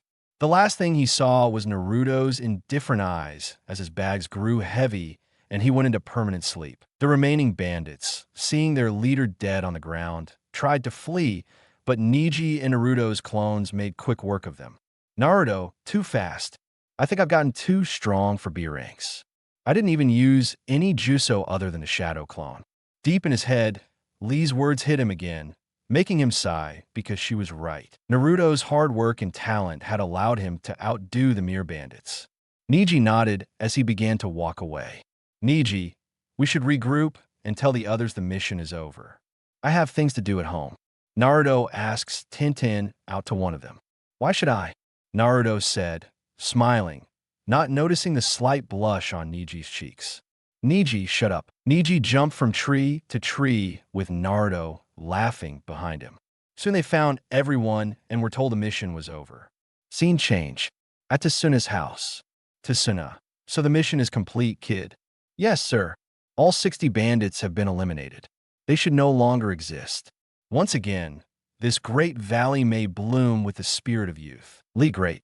Tenten, quick, Tsuna, pay us before the beach appears. Tsuna, what? But it was too late. Behind Gue, a sunset appeared, blinding them all, except for the green couple. Boy, look at him, he's beautiful. Come run with me until sunset. Let our youth shine. When the rest regained their vision, they saw Leibui running in the distance and Tenten clicking her tongue. Tenten, mean? We won't see you for at least a month. Naruto, it seems you and Neji will be a duo until then. How terrible. Naruto had to fight the smirk and ignore the glare Neji was sending him. Kakashi sighed, taking the money from Tsuna and walking away with the rest of them behind them. In the background, the final scene of this chapter shows Gue and Lee running in slow motion on a beach with big smiles on their faces, both shirtless. Naruto looked at his resting teammates and sighed as he closed his eyes. They were caught by the storm and were now waiting inside a cave. Naruto started the fire with a stick and was the first to guard it. Naruto made a few clones to keep watch. As he got up and walked deeper into the cave, he fell to the ground, fainting long before his head hit the hard ground. When Naruto opened his eyes, he frowned. Reunited with the demon within him, Naruto crossed his arms and looked at Kurama. Naruto, why in the world did you want to summon me here? Kurama, I'm just curious. I haven't felt you using my power at all in the past month. Naruto, what reason do I have to use you if I don't need you? I'm strong enough on my own, and I'm getting stronger all the time. I can heal myself with slugs, and I have chakra chains for other Jinchuriki. So honestly, what reason do I have to get addicted? Again, Kurama simply laughed hard enough to shake the room. Kurama, oh, you poor, naive boy, that's just a taste of my true power, and I can give it to you. Orange smoke surrounded Naruto. The scent was almost hypnotic to Naruto, but he waved his hand around his face to blow the smoke away. Naruto, in exchange for breaking that seal. That's it. Out of the question. You have nothing Kurama wants or needs. Honestly, nothing. Not even secrets from the day you were born. Secrets not even your mother told you. Naruto, if you didn't tell me, it must be for a reason. And if I find out what the secret is, it will be like being without you. I am free of demons, and I will not turn to you again. Naruto turned and walked away, while Kurama just chuckled, while the place went dark, leaving only his eyes visible. Kurama, oh, believe me, Naruto, one day, very soon, you will understand the pain, and you will free me to be rid of that pain. Just you wait, outside world. Naruto groaned as he felt a small pool of blood on his face as he stood up. Naruto, slug, if you will slug, of course. A slug appeared inside Naruto's jacket and crawled onto his nose, healing it. Slug, anything else you need, my little prince? Naruto, that'll be all. Thanks for the help. You can go back to sleep. Naruto walked towards the camp, seeing Shizune waking up and touching her clone. Naruto smirked as the clone disappeared, making her jump. Shizune, be Naruto. Naruto grabbed her by the shoulders. Naruto, how funny. Just last night you were insulting God, not me. Naruto whispered, making her shiver and jump a little. Frowning, she gently slapped his chest. Shizune, isn't this funny? And where were you, Naruto? The nine-tailed one wanted to chat. He thought I was foolish enough to use him again. He even tried to bribe me with some secret my mother was keeping. Shizune, well, whatever it is, I'm sure Tsunade will tell you. As much as she hates him, she has a soft spot for you, Naruto. I mean, who doesn't? Shizune, your old crush, Sakura. That made Naruto flinch and Shizune giggle as she grabbed a stick and started chopping something out of the fire. Naruto, time really is the best teacher of all. It made me see that Sakura just wasn't the right person for me. Maybe I'll stop her one day if she ever gets over her obsession with Sasuke. Shizune, at that point you've told everyone that you've stopped chasing him and that you have no problem killing him. Are you really sure you can do it? Iruzan, Jiraiya, Tsunade, all three of them had a soft spot for Orochimaru. Even after decades of not seeing him, he was still their comrades, beings unlike them. Naruto, my answer is I don't know. Saying it is one thing, but putting it into practice. I mean, I'll see when the day comes, but if I hesitate, if I don't treat him like the enemy he is now, it could cost me my life. They didn't say much more than that as Naruto sat next to Shizune and slept beside her, using her shoulder as a pillow. Scene change. We see the team arriving at the gates of Konoha. Kakashi, okay, the mission is officially over. Everyone go back to your homes. And Naruto, where are you going? All eyes turned to Naruto, who turned and started walking away from the gates and the group. Naruto, I'm going fishing. I need to relax a little. Neji and Shizune run away when he remembers they still need to buy household items like dishes. Naruto shuddered and began to sweat as he could feel the anger rising inside Shizune. Naruto, fuck you, Neji Shizune. A puff of smoke enveloped Naruto. When the smoke cleared, all that remained was a wooden log. Shizune, be Naruto, you can't escape this forever. Naruto, no, but I can escape this today. Naruto yelled into the distance, already carrying a fishing rod and a hat. Shizune gave a strangled cry of frustration before stomping away towards her house to think of a form of revenge. Later with Shizune, she decided that it was best for her to calm down with some tea. So we see her at a tea shop spending a quiet moment with herself and eating the last of the dango. While in the background, Anko was arguing with the restaurant owner who said they were out of dango. Hello, Shizune-san. I'd like to talk to you, a voice said. Shizune turned around and saw Hinata looking at her. Shizune, are you sure you want to sit down? Hinata nodded and sat down. They looked at each other until Hinata opened his mouth. Hinata, I want to talk about Naruto. I heard you and him used to live together. Shizune looked up slightly amused at where this conversation was going. Shizune, kill note to Anko for gossiping. Shizune, yeah, we got him. If things go well, there could be a new Uzumaki in a year or two. That sentence made Hinata shudder and his love sour. His gaze hardened. Hinata, more to the point of why I'm here, you don't belong to him. Shizune put down his cup and stood, leaving some money on the table for the waitress. He looked at Hinata with bored eyes. Shizune, and let me see if you can guess. I commend you for having the courage to come and tell me this, but I don't care what you think. Yada, and neither does Naruto. You know why? Because time and time again, you've lost the chance to be anything more than that shy classmate who faints whenever she's around him. Hell, when he told you that what's inside him was his last chance, you had to be something more to support him, to be there for him. But what are you doing? You ran, you ignored him, and even more so, you feared him. What Naruto hated most was that the people of his own village feared him, saw him as nothing more than the demon itself instead of just their jailer. You say I don't belong to him, but I've been there for him more this year than you have in your entire life. So please don't bring this up again, and I'll pretend you never did. If not, well, I'll have to show you what Okaji taught me in a fight. Shizune turned around and walked away with Ano far behind her, seeing her friend there, leaving Hinata completely alone in a state of shock and numbness. Meanwhile, with Sasuke in the Valley of the End, We see him walking back to Konoha with his team behind him. He was a man with a mission. Sasuke. Naruto, I will have the kill. Sasuke whispered to himself as he stared in front of him with his Sharingan, his mark glowing. After finding out about Orochimaru's Kalubi, Sasuke planned to take its power, his final step to becoming more powerful than Itachi, and finally getting his revenge. What he and his team didn't know was that they were being watched while, atop the Madara statue, Naruto stood looking down at Sasuke. He felt on his way back. Naruto felt it was his duty as Sasuke's teammate.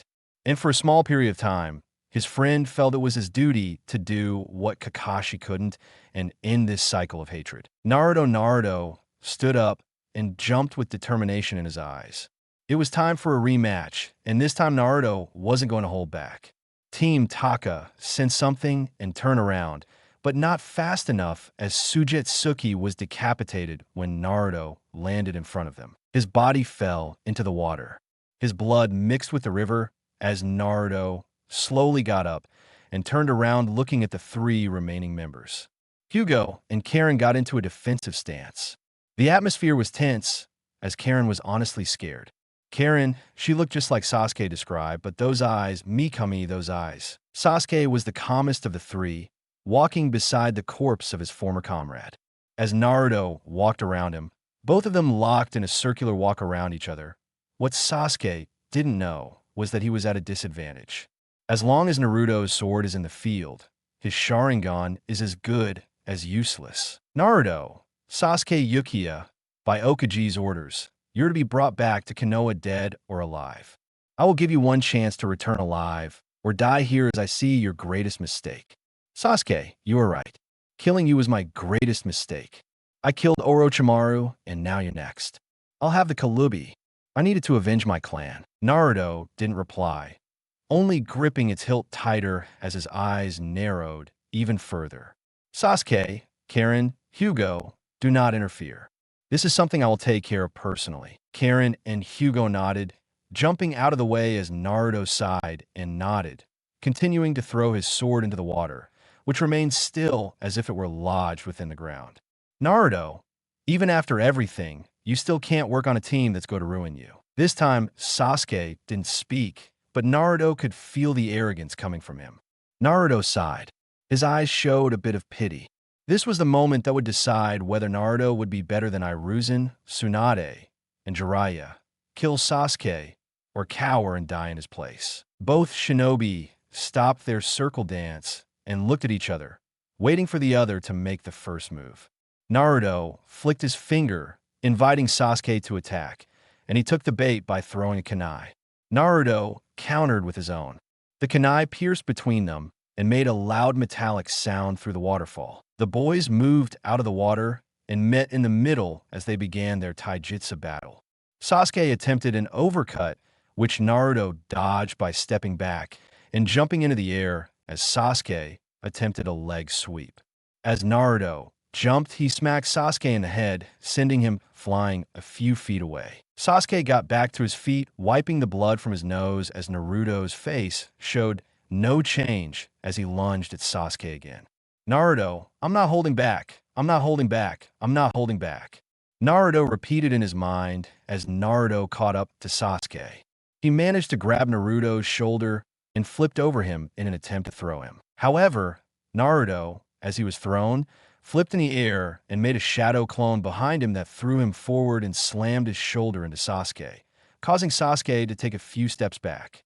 Sasuke caught his eyes and his Sharingan appeared, only it wasn't how he thought it would. The world blurred for him, and he didn't see the punch Naruto landed in his stomach before receiving another to the head, sending him into a stone wall. Naruto has been a long year for me, Uchiha, a long year in which I did nothing but train.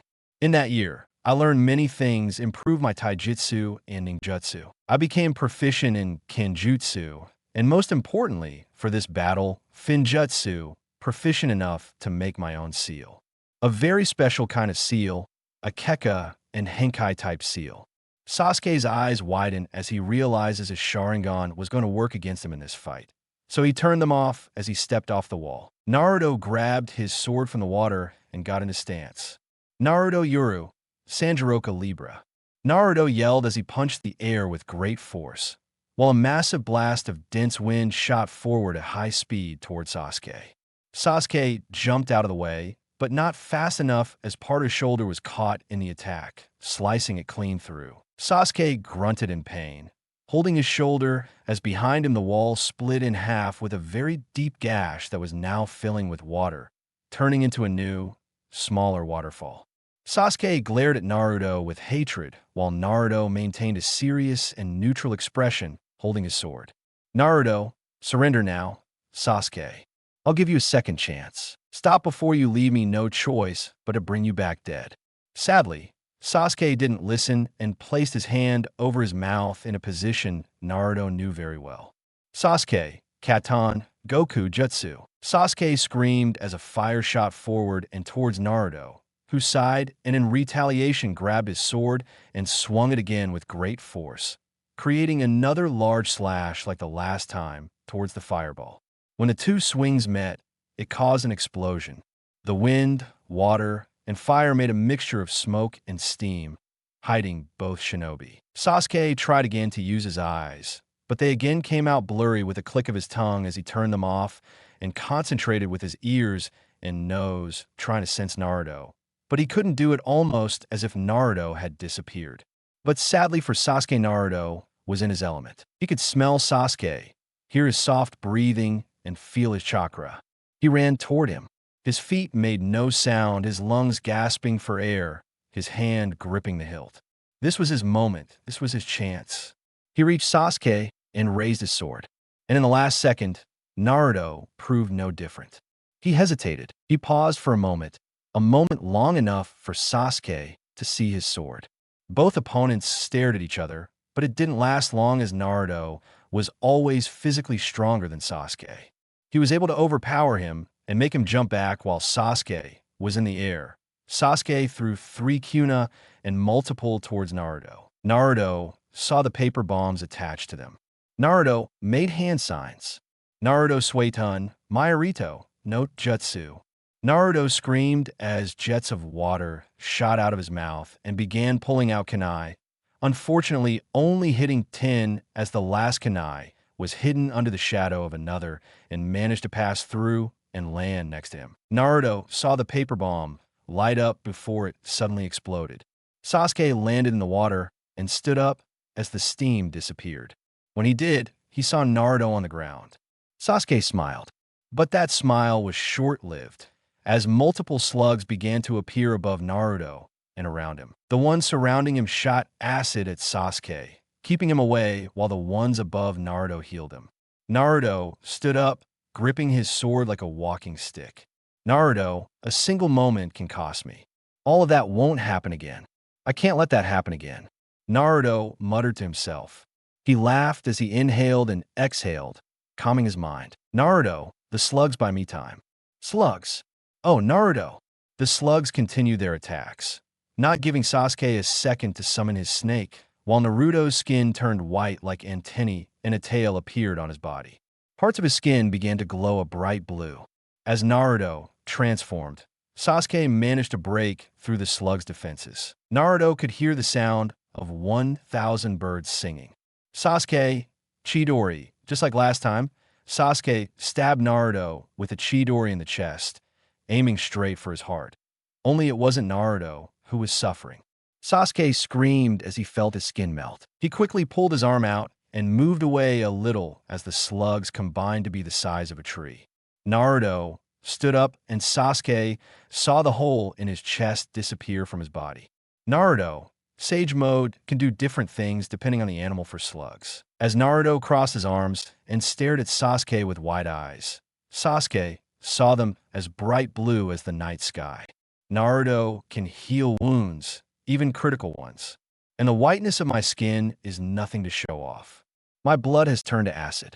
I've given you more than enough chances, Uchiha. I can't take it anymore. Before Sasuke could ask, multiple chakra chains appeared from the ground. Meanwhile, with Karen looked surprised, as only Uzumaki had that ability. So I'm not the last Uzumaki. Back in the fight, Sasuke tried to escape the chains but couldn't. One after another, They pierced his body until he was surrounded by them and dragged to the ground. Naruto, this is the fruit of my labor. Do you like it? I become stronger than you, Sasuke, and even you can't deny it. If you could, you would break free from my chains, but you can't. My chains are strong enough to stop a rampaging tail beast. Do you see it now? Naruto grabbed his sword from the water and began walking towards Sasuke. His skin returned to normal. For the first time in a long time, Sasuke felt afraid of not being in control of the situation. Unlike Orochimaru, Sasuke could feel the Shinigami knife at his neck as he stared at Naruto. Naruto, this cements this place as your biggest mistake, for you signed your death that day. Do you see? In your final moments of life, you can see your mistake. I became this strong by myself. In the Leaf Village, I didn't need to betray my village for power. I trained for it. You could have done the same, but you didn't. You chose the easy way out. You chose the path of revenge. But it doesn't matter, because that path will always lead you to the same result, death. Naruto could see the fear in Sasuke's eyes, but what sickened Naruto was that Sasuke wasn't afraid of dying. Even at the end, he was afraid of not getting revenge on his people. As for Sasuke, he looked at Naruto as if he and the Shinigami had merged to become one, and the same when Naruto raised his hand. Naruto, goodbye Sasuke Uchiha, traitor of the Leaf, follower of Orochimaru, and friend. Naruto didn't hesitate a second. He lowered his sword and executed Sasuke. If the end of his story comes as a tear falls from Naruto's face, he wipes it away and seals Sasuke in a scroll. Naruto. Now Naruto disappeared and reappeared in front of Hugo and Karen. They flinched and got into a fighting stance. Naruto, as for you too. Karen and Hugo looked at Naruto with fear in their eyes while Naruto glared at them. Naruto, you're going to answer my question and then you're free to go. Since you're not enemies of Konoha, I have no reason to kill you. So be smart and don't give me a reason. Understood? They nodded and calmed down a bit, no longer feeling the need to protect themselves. Naruto made some hand signs and made a wooden table and chairs appear, taking Kareem by surprise. Karen, do you have a wood style? Naruto, I have many styles now. Please sit. They nodded and sat down. A shadow clone appeared in the background with tea and 3 cups, giving the members a chance to sit down. The two looked at each other as Naruto took a sip of his tea when Naruto began to speak. Naruto, please tell me your names. I'm the Scales. Karin, I'm Karin Uzumaki. Are you also an Uzumaki? Only Uzumaki can use chakra chains. Naruto, indeed I am. You and I must be distant cousins. Karen, there are more of us. More Uzumaki. We're the only ones left. Naruto, for now, our numbers are extremely low. Only 4 pure-blood Uzumaki. You, my aunt, my cousin Agita, and I. Karen nodded and kept a thoughtful look on her face as Naruto looked on. Naruto played. While she's deep in thought, answer my question and I'll let you go. Naruto played. Ask whatever you want. Naruto, why did you join Sasuke? Naruto played. I joined Sasuke because I considered Sasuke to be the only successor to Kimimaro, who is the only person capable of calming my murderous urge. Naruto, HM. So if I could do the same, would you follow me? He played. If I eat while I'm free of that monster I'm about to become, I'll follow anyone who can give me that. Naruto stood up and walked over to Hugo and grabbed his face, making him flinch. He played. What are you, Naruto? Stay still and let me work. There was no hesitation in his words, as if he knew this would work. Hugo felt a small pain on his forehead, but after a while it disappeared. Naruto, after that, should have the urge to take control. He played looked at Naruto in surprise before taking a small mirror out of his back pocket and looked at what he was doing to his forehead. Hugo had a seal similar to Nei's, only instead of an X, it was a cage. He played. What exactly does this do? Naruto stores the energy until you feel like performing it on your enemies. Be careful to only use it on your enemies, as bottling up all that energy will make it 10 times worse when released. But at least now you'll have complete control over how and where it's released. Naruto seemed surprised looking at the seal, making him laugh. Naruto, now tell me, will you follow me? He played. Yes, Naruto Uzumaki, I swear my loyalty to you. Your will shall become my will, that I promise.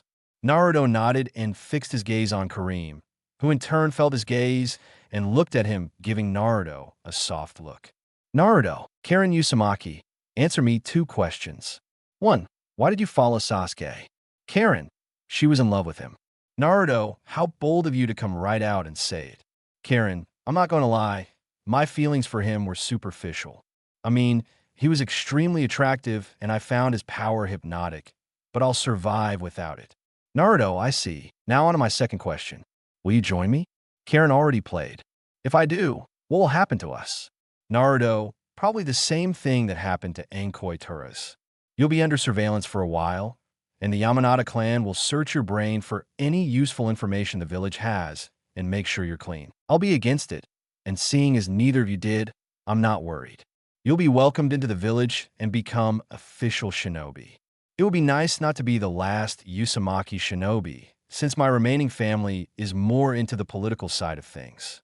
Kareem, HM, well, it's not like my other options are any better. Fine, I'll be joining you two in Konoha. Naruto, I'm glad you've seen reason now. Yugo, I have another proposition. Would you like to be a Uzumaki?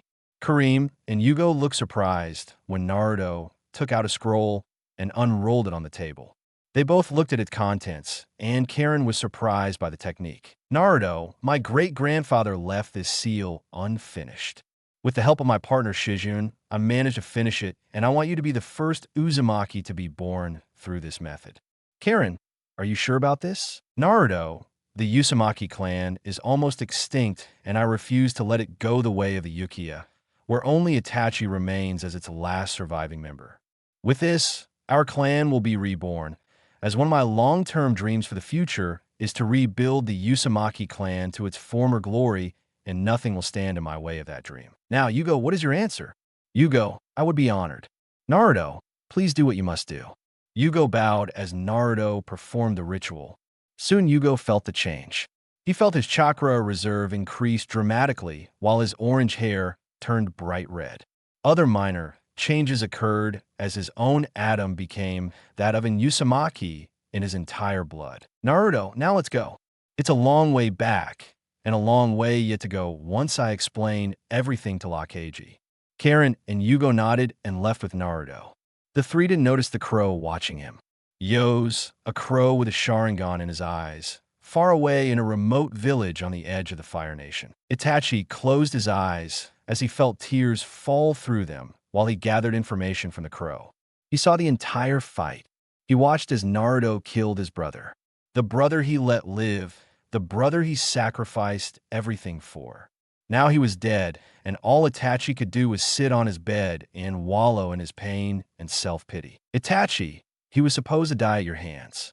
Naruto, Uzumaki, you took that away from me. The village took everything from me, even my death. Itachi said as he stood up and walked out, ignoring the corpses beneath him. Itachi was lost. The path he walked was gone.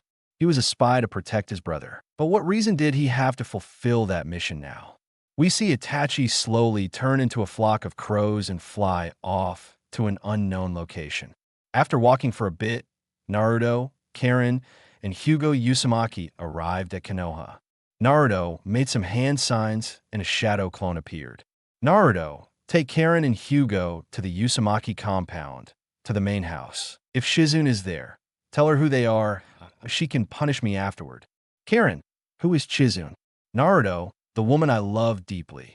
I warn you, if you hurt her, I will kill you. Unlike Uchiha, you won't have a quick and painless death.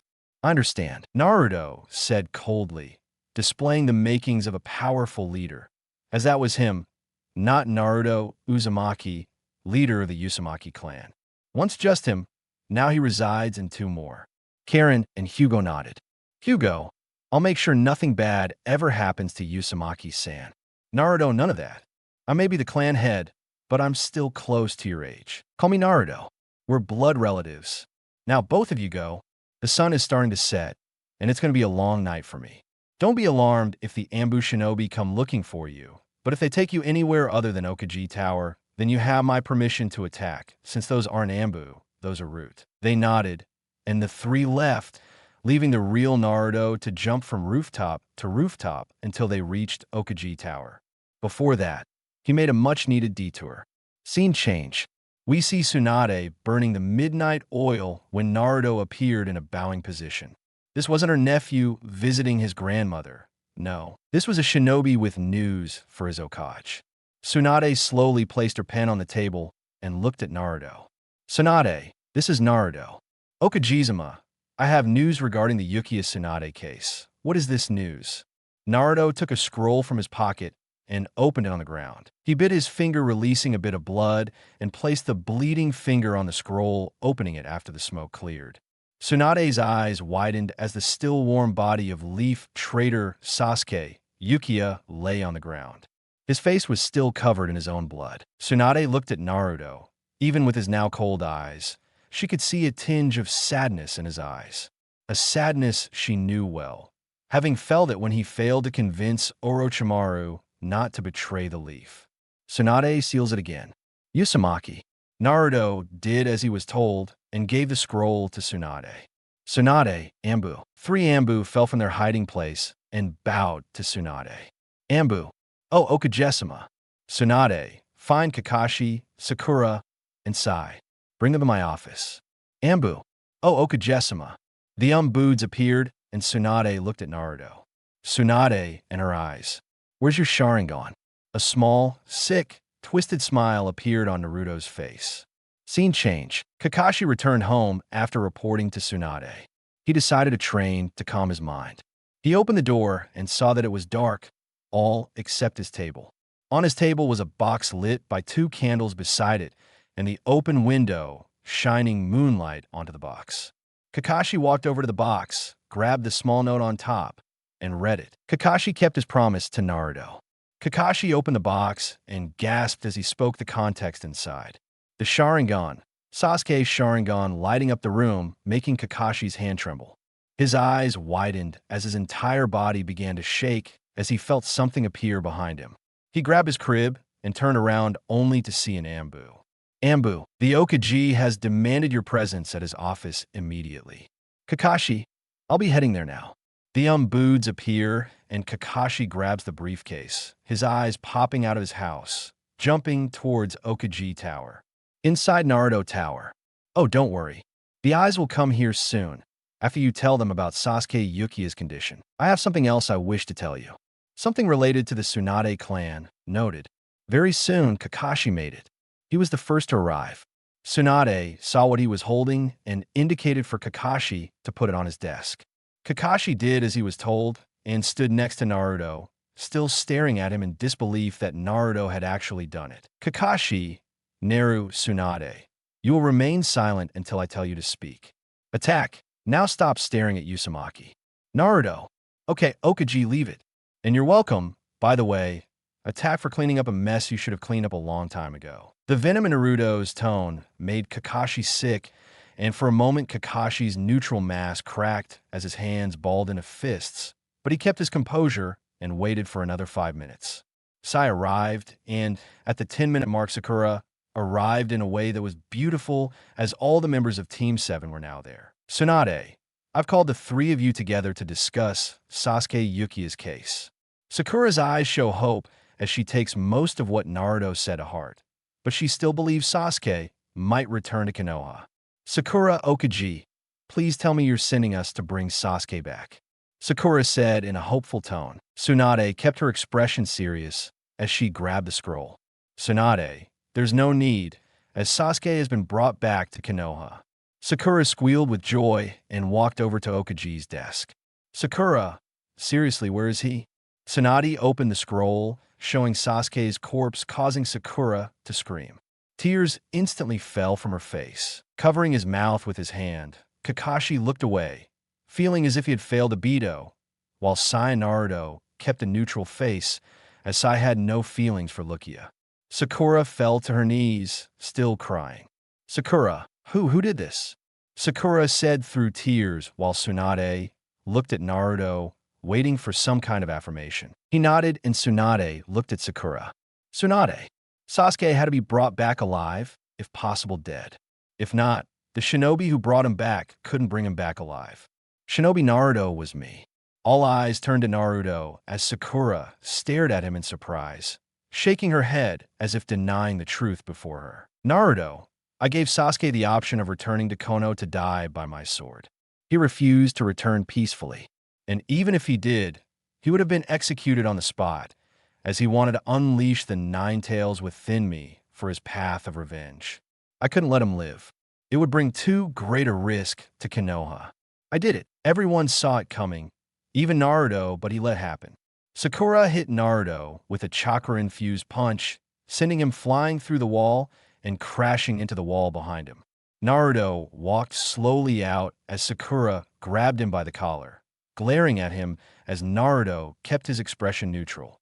Naruto, satisfied. Sakura, how could you? Naruto Sasuke was a threat to the well-being of Konoha. He was a traitor, Sakura was. He was your friend, Naruto. At one point, yes. Even in his final moments, I considered him as such, but I am a shinobi. My feelings are irrelevant. I did what the mission called for. My duty as a shinobi goes beyond my feelings as a friend. Sakura slapped Naruto, and again he let it happen. Sakura, my mother was right. You're nothing but a demon. Sakura said, heartbroken, as she ran away. Naruto watched her go for a moment, but then looked back at Lokage and went back inside. Naruto, she'll be fine eventually. Please, Tsunade continues. From this moment on, the Sasuke Uchiha retrieval mission is complete. Everyone involved in the retrieval mission 3 years ago will be compensated accordingly. Naruto, for being the one who completed it. You'll get the lion's share of the profits. Naruto, AI, Kaji-sama, Tsunade, Kakashi take, and Sai. You're both dismissed. Sai nodded and patted Naruto on the shoulder in congratulations. Kakashi stared at Naruto for a moment before walking off to find and comfort Sakura once they were alone. Naruto looked at Tsunade. Naruto, now as for my other matter, Tsunade, no, not yet. Tsunade stood up and walked over to Naruto. Tsunade, for the next 5 minutes, I won't be your Okage or your shinobi. I'll be your grandmother and your grandson. Before Naruto could say anything else, Tsunade hugged him. After a few seconds, Naruto hugged her back, letting a few tears fall from his face as he hugged Tsunade tightly. They didn't speak, they didn't make a sound, but Naruto's shaky, uneven breathing was the only thing that could be heard in his office as Tsunade gave Naruto the warmth and love he needed right now. And Naruto would always be grateful to her for that. Moments earlier, at the Uzumaki compound, Naruto's clones, Karen and Hugo, arrive at the compound, and instantly Naruto dodges a frying pan thrown at his head. Naruto Shizune. I'm a shadow clone. Don't kill me until I give you the message. They didn't see anything else being thrown at Naruto, so they walked in and saw Shizune waiting on the couch. Shizune's expression changed to mild surprise as she saw 2 red-haired people standing behind Naruto. Shizune, Naruto explained. I know Naruto. Of course it's not like I'm being punished. That's all going to be my original self. Say Naruto chuckled as they sat down, and son Naruto looked at Shizune. Say Naruto, I really didn't go fishing. Walking back home, I could feel something that would have turned into a big problem if I didn't take care of it right then and there. Shizune, and what was it? What was that big problem you had to solve? Be Naruto. Kill Sasuke Uchiha. Shizune's eyes widen as she stands up. Naruto could see all the worry in her eyes. Shizune, Naruto, what were you thinking fighting him alone? Be Naruto, pride and duty, he to see. Shizune patted him on the head, glaring at him, saying that now was not the time to show his immaturity. Be Naruto, right? Sorry, I felt it was my duty to finish the mission I was given 3 years ago to bring Sasuke back. And it was my pride that kept me from asking for help. If I couldn't defeat Sasuke after this year of training, then what was the point, Shizune? I guess I see your point. That doesn't mean I have to like it. So, Sasuke is back in the village. I know Naruto, at the end of the fight, I didn't hesitate. Shizune didn't need to ask. She simply knelt in front of Naruto and hugged him. Naruto hid his face in the crook of her neck for a minute before letting go. Shizune, you serve the village well. I'm so proud of you, Naruto. Now you want to tell me who the next 2 Narutos are, right? Sure, son? I'd like you to meet Karen and Hugo Uzumaki. The Uzumaki clan just added 2 more members to the mix. Shizune looked at the two in surprise. I know Naruto. They were with Sasuke, but now that he's dead, I convinced them to follow me and become shinobi of Konoha in my clan. Shizune, I see something else I should know. Be Naruto. This. Naruto grabbed Shizune by the back of her head and kissed her passionately, making Karen blush as she adjusted her glasses. As Hugo looked away, scratching his cheek, Be Naruto broke the kiss. Be Naruto, I'm not going to buy new dishes. Naruto stabbed himself, turning into smoke, leaving a confused and flustered Shizune who was quickly getting angry. Shizune, Naruto. Back at Okaji Tower, Naruto's memories of the clone returned. A giggle couldn't help but laugh as Tsunade looked at him with her own small smile. Tsunade, okay? What did you do, Naruto? Messing with Shizune is so much fun.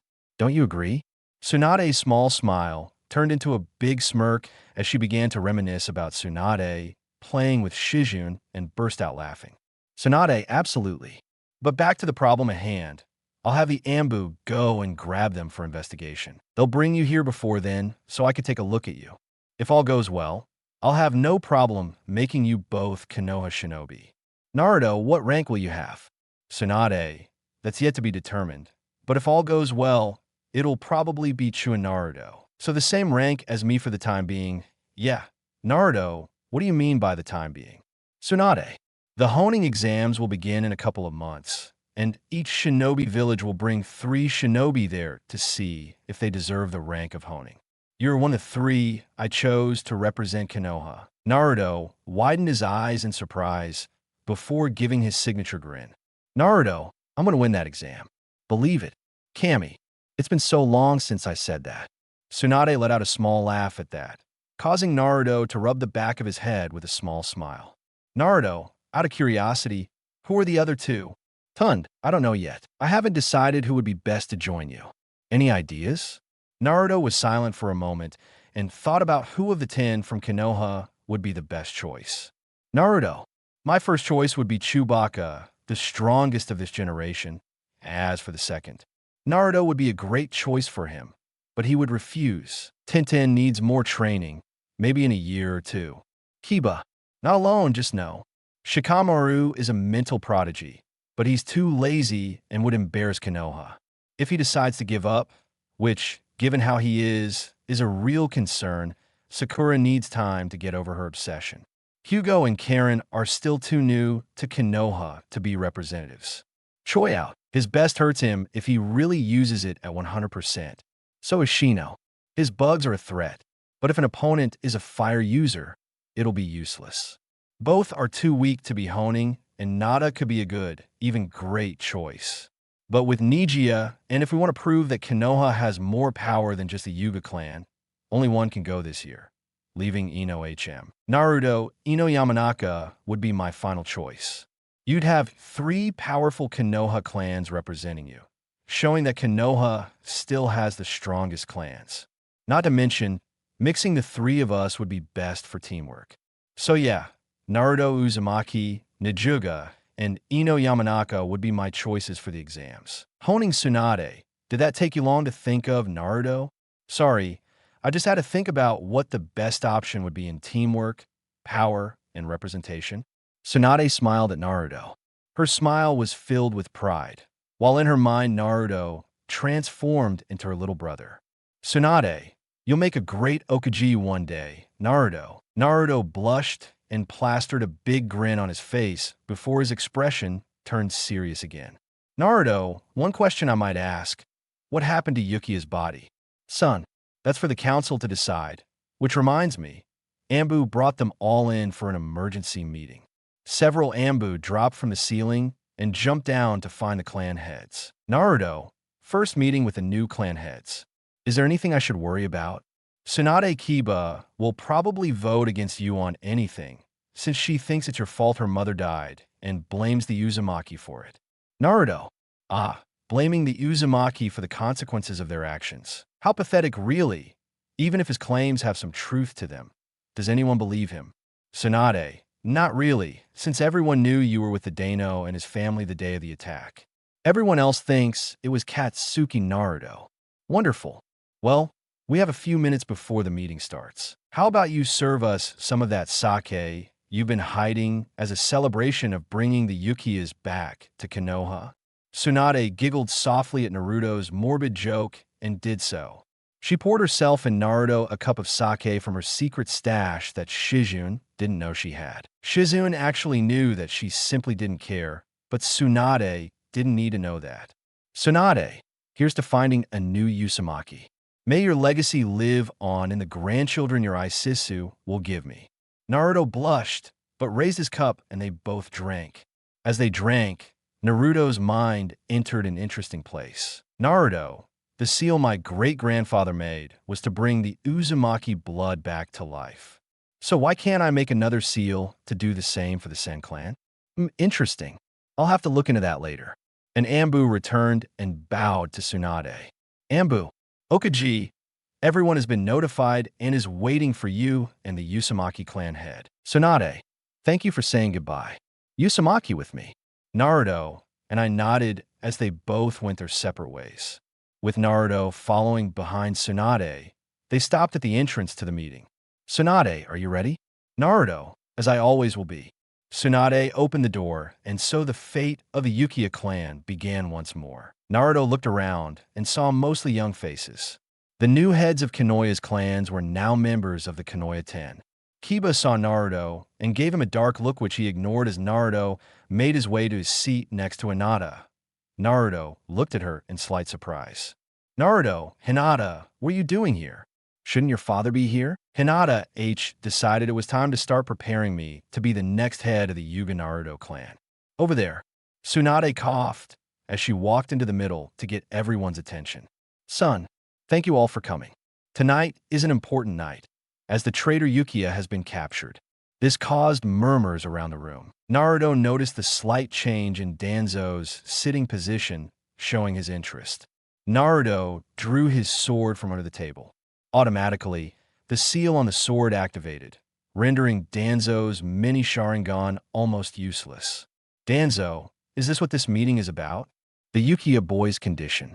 "Tsunade, in a way, yes, but there's no status." Tsunade dropped Uchiha's body onto the table, and everyone was shocked to see Sasuke lying dead on the table, still covered in blood. After a few moments, Tsunade put the body back into the scroll. "Shikamaru, what a pain. Who killed him?" "Tsunade, that would be Naruto Uzumaki." Everyone's eyes were set in surprise that she had actually done it, while Naruto simply kept a neutral face. "Son, now the question is, what will we do with Uchiha's body? As long as it remains in the scroll, his body remains warm, so there are only two options. Let him die and lose the Sharingan forever, or let Sasuke Uchiha's body enter a special version of crack." The meeting went on for hours.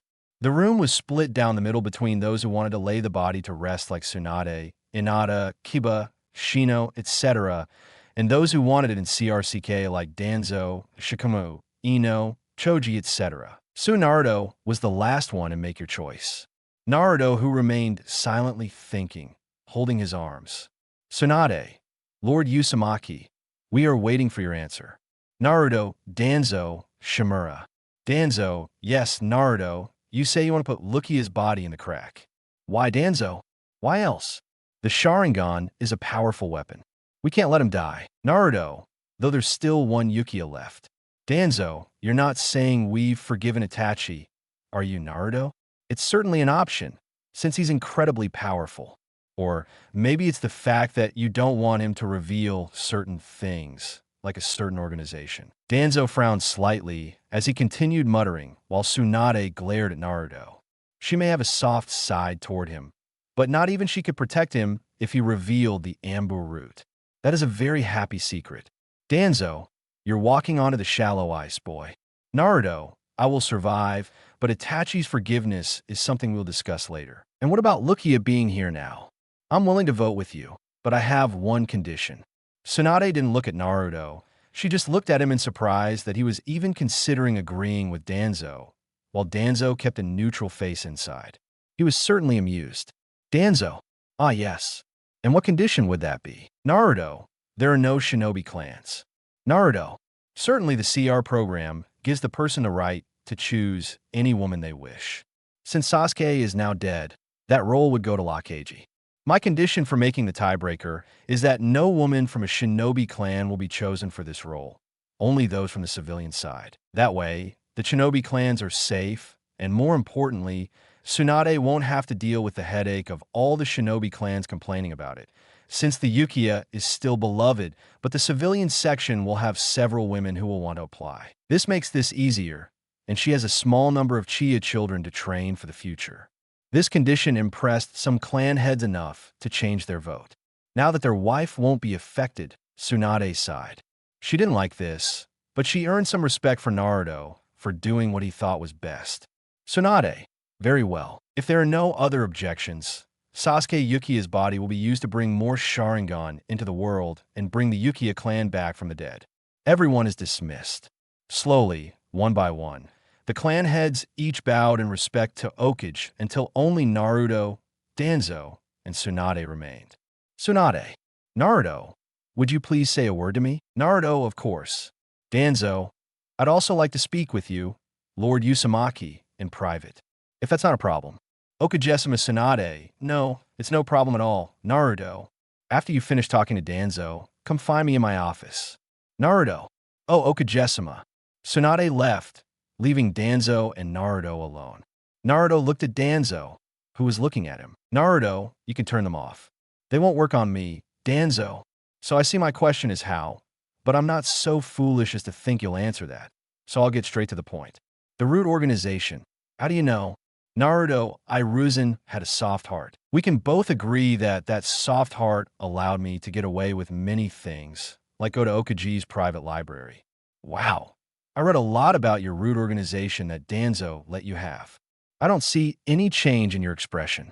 I expected some sort of disgust, at least in your voice, Naruto. If we had had this conversation last year, I would have found it disgusting, but now I see it as a necessary lesser evil to maintain peace in Konoha. Danzo, I see that's comforting to hear. Unlike Iruzan and your father, you can see it the same way I do. Naruto, you both had too good a heart to be shinobi, but the world pressured you into it. My father is what the blind world believes shinobi to be, but you are the embodiment of a true shinobi, and I see myself following a path more similar to my father's. Danzo, very well, I have no more questions, since that answers why you agreed to join me instead of Tsunade until we meet with Uzumaki again. Hopefully, unlike your father and grandfather, you'll be able to see me more as an ally instead of someone who can't be trusted. Danzo said before walking away for a while. After a while, Naruto placed his sword back in his sapotar and arrived at Okage's office, seeing Tsunade waiting for him there with a conflicted expression. Naruto, if you're expecting an apology, I'm not going to give it to you. Tsunade, no. I just need to understand why you voted with Danzo Naruto. Because Konoha is slowly weakening. Think about if right now we have 1 Senku, 3 Uzumaki, 0 Uchiha. The only clan that's thriving is the Yuga site. You have smaller clans there, but it won't be enough in the long run. We need to recover our numbers, and the best way will be to rebuild the clans to their former glory. And more importantly, learn from the past so it doesn't happen again. Tsunade, and how are you so sure he won't? Naruto, I'm hoping the next Okage, after you won't be like the third. I'll always have a soft spot for the old man, but I won't say he was a do-gooder, as I truly believe the massacre that could have been avoided with better leadership. Yuzin didn't do enough to stop it. Tsunade and that asshole Itachi, Naruto, is a powerful shinobi, the last Uchiha. It would be a waste if we didn't at least try to bring him back to train the next generation of Uchiha. We can talk about this another time. Tsunade, okay, just so, I still don't like your choice, but I can respect it because you chose it with thought and not by going headlong. You've really changed a lot, Naruto. Thank you, Bakon. Now you'll excuse me. The sun is starting to rise, and I'm dead tired. Tsunade chuckled, agreeing with his tiredness. As they both went to their respected homes, Naruto saw Hugo and Karen sleeping on the couch as Naruto walked past them and lay down next to Shizune, who snuggled up next to him. Shizune, welcome home. I'll kick your ass when you wake up. Naruto chuckled, getting comfortable and sleeping, hugging her tightly.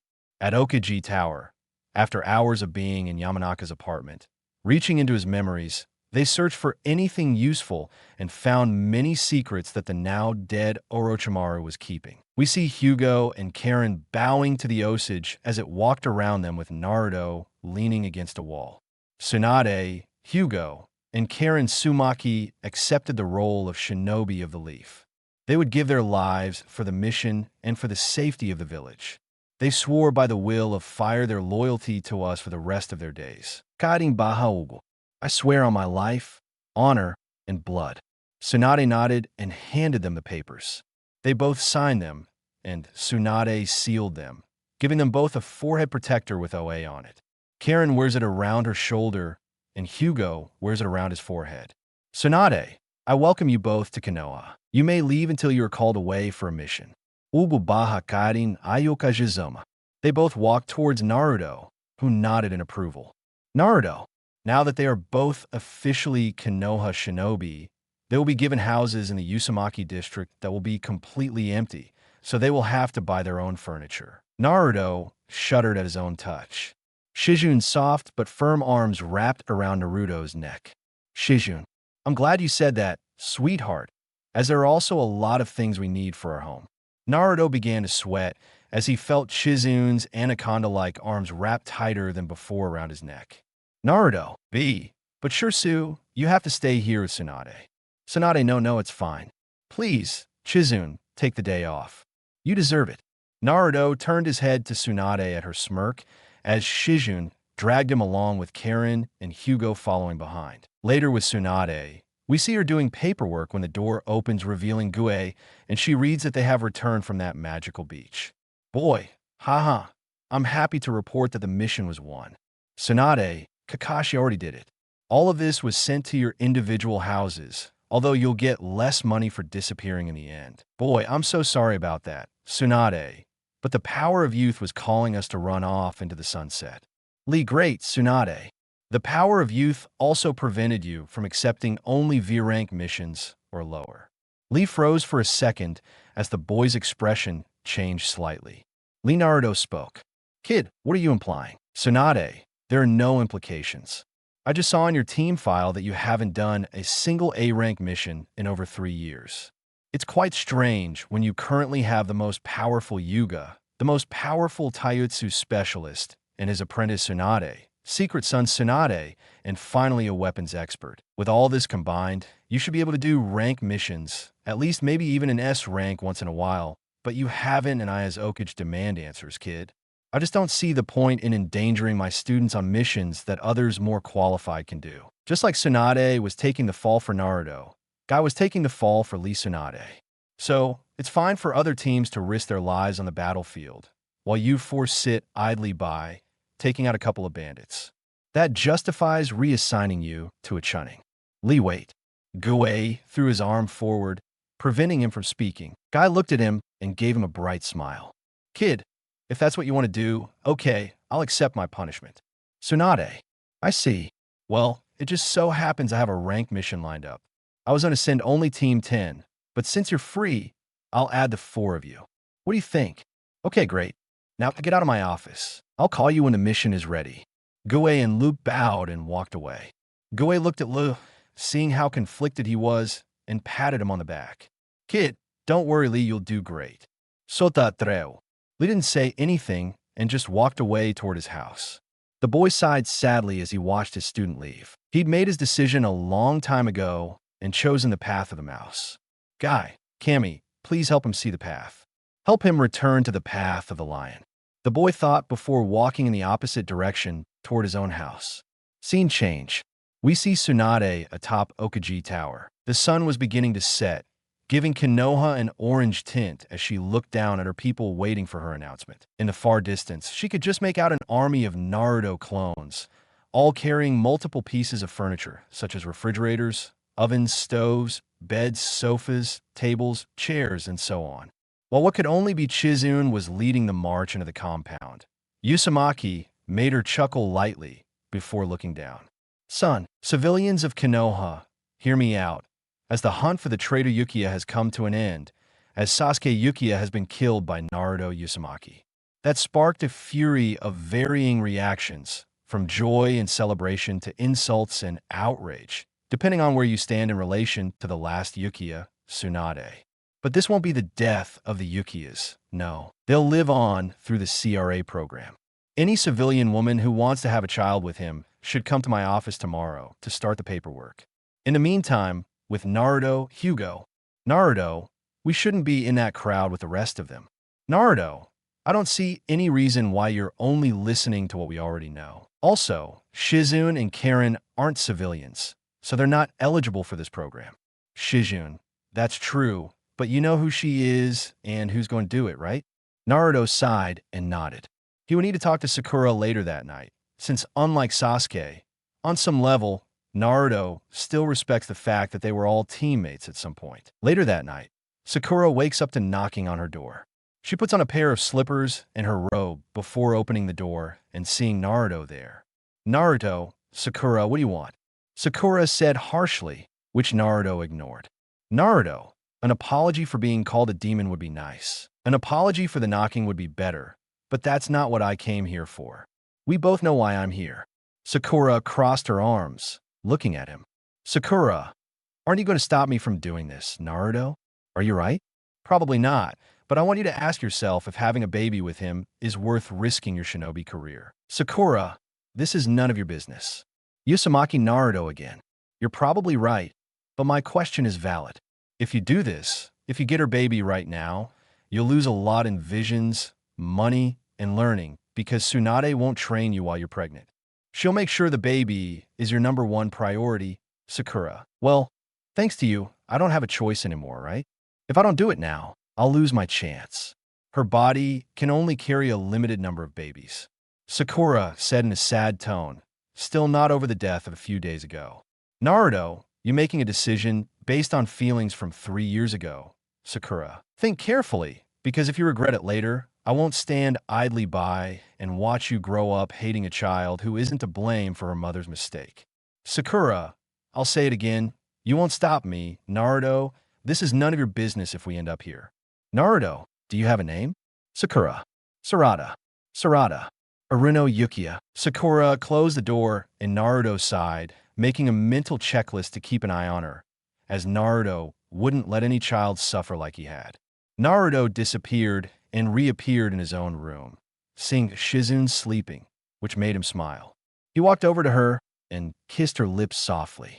Naruto, sleep well, I love you. Naruto went to her side of the bed and climbed into it with Shizune, snuggling up to her side as Naruto closed his eyes and already letting sleep overtake him, not missing the words that came next.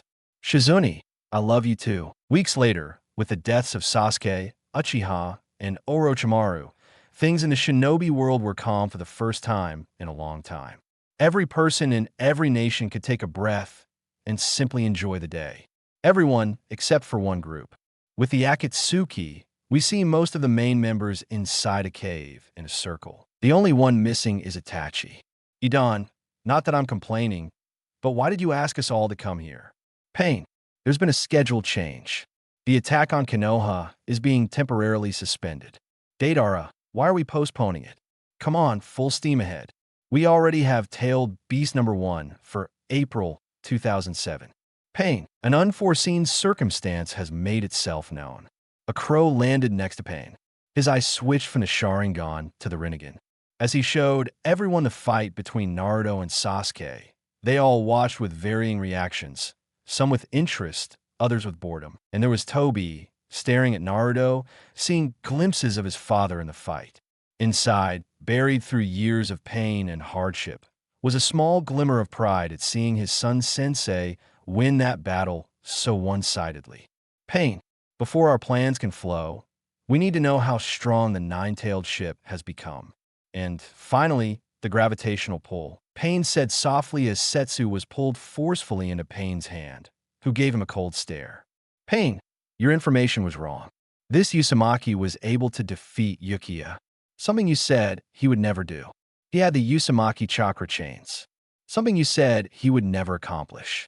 Do you realize your mistake? Our plan was for the last Uzumaki of Konoha to be busy chasing Uchiha, too distracted to be a threat, until we were ready for him, until we caught the other tailed beast. Give me one reason why I shouldn't kill you right now. Pain's grip tightened, making Setsu choke a little. Fear began to grow inside him. He was the weakest member by a wide margin, and his own plans weren't even close to working. With no other choice, Setsu had to do something he absolutely loathed. Beg for mercy. Setsu, I apologize. Please give me another chance. I'll infiltrate Konoha and get the information you need. The right information. This time, I swear. 5 seconds passed before Dolor thought about it, but he blurted it out. Setsu fell to the ground, breathing heavily. Dolor, I'll leave until we have the information. No move can be made. No peace can be achieved. Setsu nodded and quickly left, a feeling of hatred consuming him. Pain, Konan, Kisame, go find Itachi. We've already lost Orochimaru. Our mission will only get more difficult without the most powerful Uchiha on our side. Toby Hillo. Toby is very strong. Toby said dramatically as the rest ignored him. With Anakasame, they didn't hesitate and left the second he gave them the mission. Pain glanced at the growth still showing from the fight. Nagato hid her body inside that machine. He couldn't help but feel amused at the cosmic irony that their greatest challenge to peace was another Uzumaki with Naruto. We see Naruto doing something he shouldn't be doing, something Chisholm will later scold him for. He was walking through the newly created Uzumaki district, seeing Uzumaki children and adults walking and running around as if some context was needed. Flashback.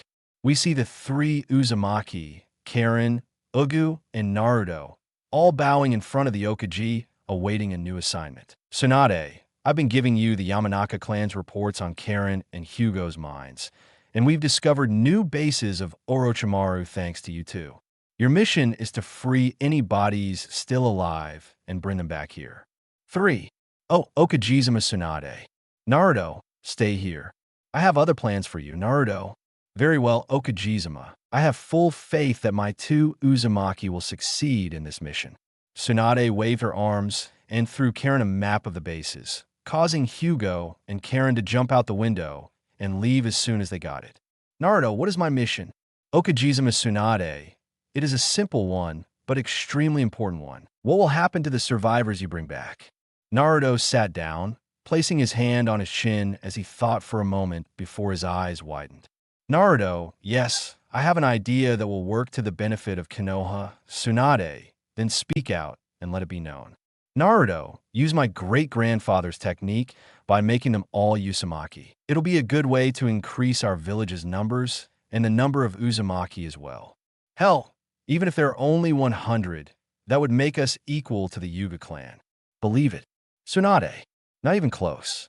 Naruto fell to the ground, looking at Tsunade surprised, and a small smile appeared on Tsunade's face, hearing a bit of the old Naruto again. Tsunade, it is true that the Yuga clan has 100 members, but those 100 are not the number of members, but the amount of active shinobi with Yakugan like the other clans.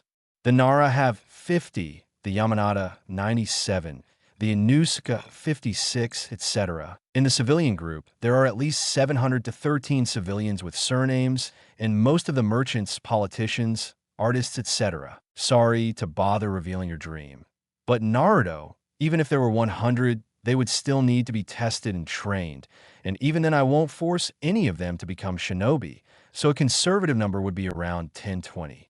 Naruto murmured, feeling Tsunade stroke his head. Tsunade, good analytical skills. Naruto, but now that you know this, you still wish to make them Uzumaki Naruto. Yeah, they have nowhere else to go. I know that feeling. I want to give them a place to call home. Tsunade smiled proudly, looking at her grandson. That smile soon turned evil as Shizune approached holding a stack of papers, placing them on the desk. She said nothing, just gave Naruto a good luck kiss, and walked away. Tsunade, splendid. So, let's start with the actual mission paperwork. If you can make them Uzumaki in Park Konoha, there are many things that need to be completed, such as space, housing, jobs, school, etc., all the things a clan head is in charge of. And don't even think about using shadow clones. This is good practice if you want to rise politically and one day become an Hokage. Naruto faced many enemies without fear, but only by looking at the paper in front of him. Now he knew the fear that every Hokage who has ever lived has felt. In the end, Hugo and Karen managed to save 159 people, men, women, and children. Of those 159, only 50 had what it took to be shinobi. And of those 50, only 9 wished to become one. And Naruto allowed it, leaving the rest to find their purpose in life. Naruto looked around with a smile on his face, seeing the small Uzumaki children running around while the mothers talked to each other. As soon as they saw him, everyone greeted him with a big smile on their faces, making Naruto feel complete. As everyone saw Naruto as their savior, since Naruto gave them a home, he shared the Uzumaki money with them so they could all get on their feet. They were free thanks to him. They could live a peaceful civilian life, leaving behind the nightmare of being Orochimaru's test subjects, a nightmare they will never forget. But with their savior Naruto, they felt safe. They felt like that nightmare was as small as a mouse. Naruto laughed to himself, feeling warmth within his heart as he waved back and continued his walk until he felt someone pinch his ear, making him smile. Naruto, sure Sue, I see you found me. Shizune, yes I did, and we're going back to the house. We still have half a stack of papers to read and sign. Naruto later. Shizune, no, no. Shizune yelped slightly as she felt Naruto's hand on her waist as they began walking. Naruto, Shizune, what does Bakon do when he needs a break? Shizune, well, drink, take out, and play Naruto. I read that for the former. He was telling jokes to his brother, trying to make the latter's stoic face smile. By the second, he was creating new justs. By the third, he was smoking and reading dirty magazines. Shizune, how do you know that? Naruto, I found them while snooping as a kid. He kept them under his desk, meanwhile, in the Pure Lands. Somehow, Kusina managed to steal the Shinigami's knife from his mouth and was chasing Iruin around the Pure Lands, letting out a battle cry. Kusina, you tainted my boy with your filth. Back to Naruto. Naruto. And for me, this is what I do on breaks. Look around you, Shizune. There's an Uzumaki clan. An Uzumaki compound. Yes, it's the smallest clan in Konoha. Yes, it will take several generations for our numbers to return to what they were before, but none of that matters to me. Just look at him, Shizune. I'm not last anymore. The way Naruto said it, his tone so loving it made a tear fall from her face as she rested her head on Naruto's shoulder and sighed. Shizune, I suppose a 15-minute walk might do us good, but after that, let's head home. I'm pretty sure the next form is a permit to build a small park on this spot. Naruto, I'm sure the kids would love that. They walked in silence for a while. Naruto, blissfully unaware as something was eating Shizune from the inside out, took a deep breath and got it out. Shizune, Naruto. Naruto. Yes, Shizune, I want a baby. Naruto froze as he looked ahead. Shizune grew nervous, thinking she had asked too soon, and began to bite her lower lip. Her fear disappeared as Naruto's smile grew wider and wider until tears began to fall from her face. He was grinning cheekily. Shizune yelped as Naruto lifted her into the air and spun her around, causing her to giggle nervously.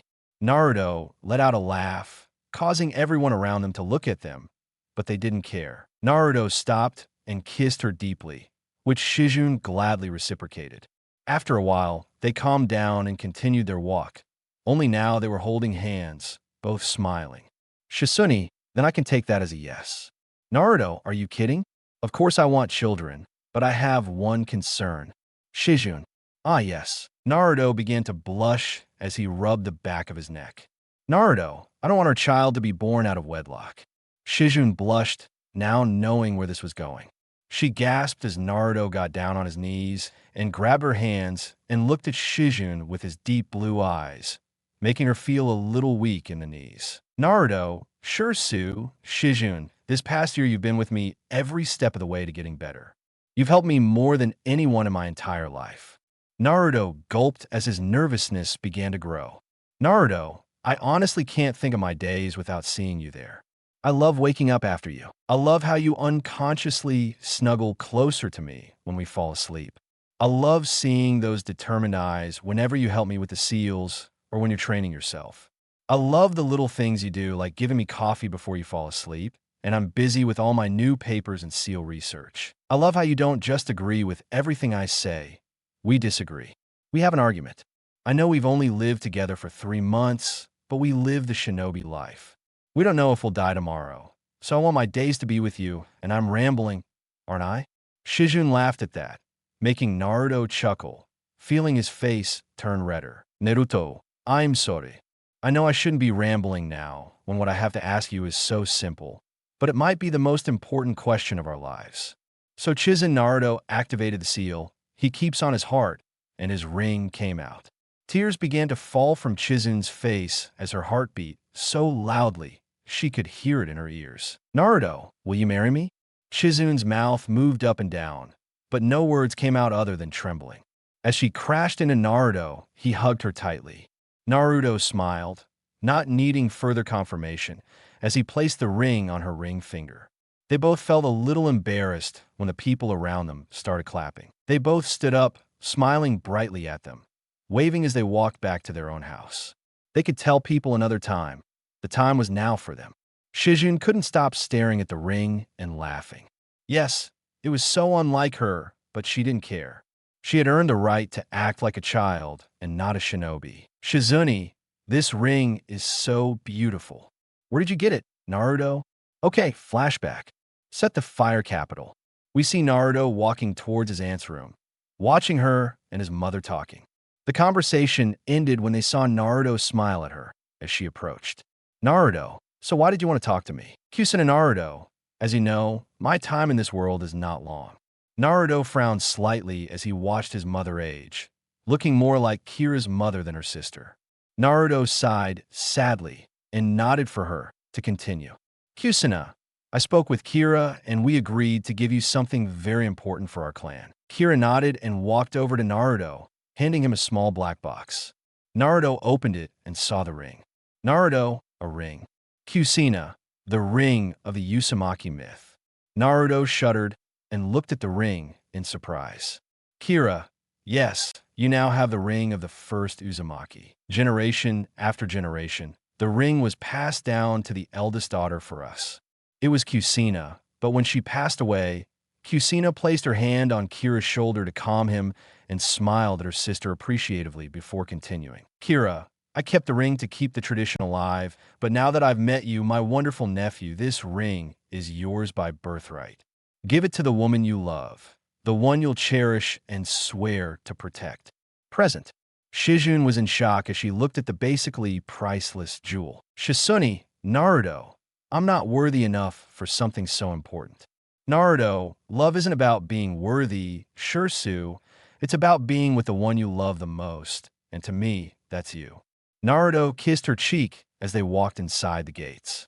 Naruto was surprised to see a small group of Uzumaki waiting for him. Naruto, yes. How may I help you, my people? The group looked at Naruto, and a woman walked up and bowed to him.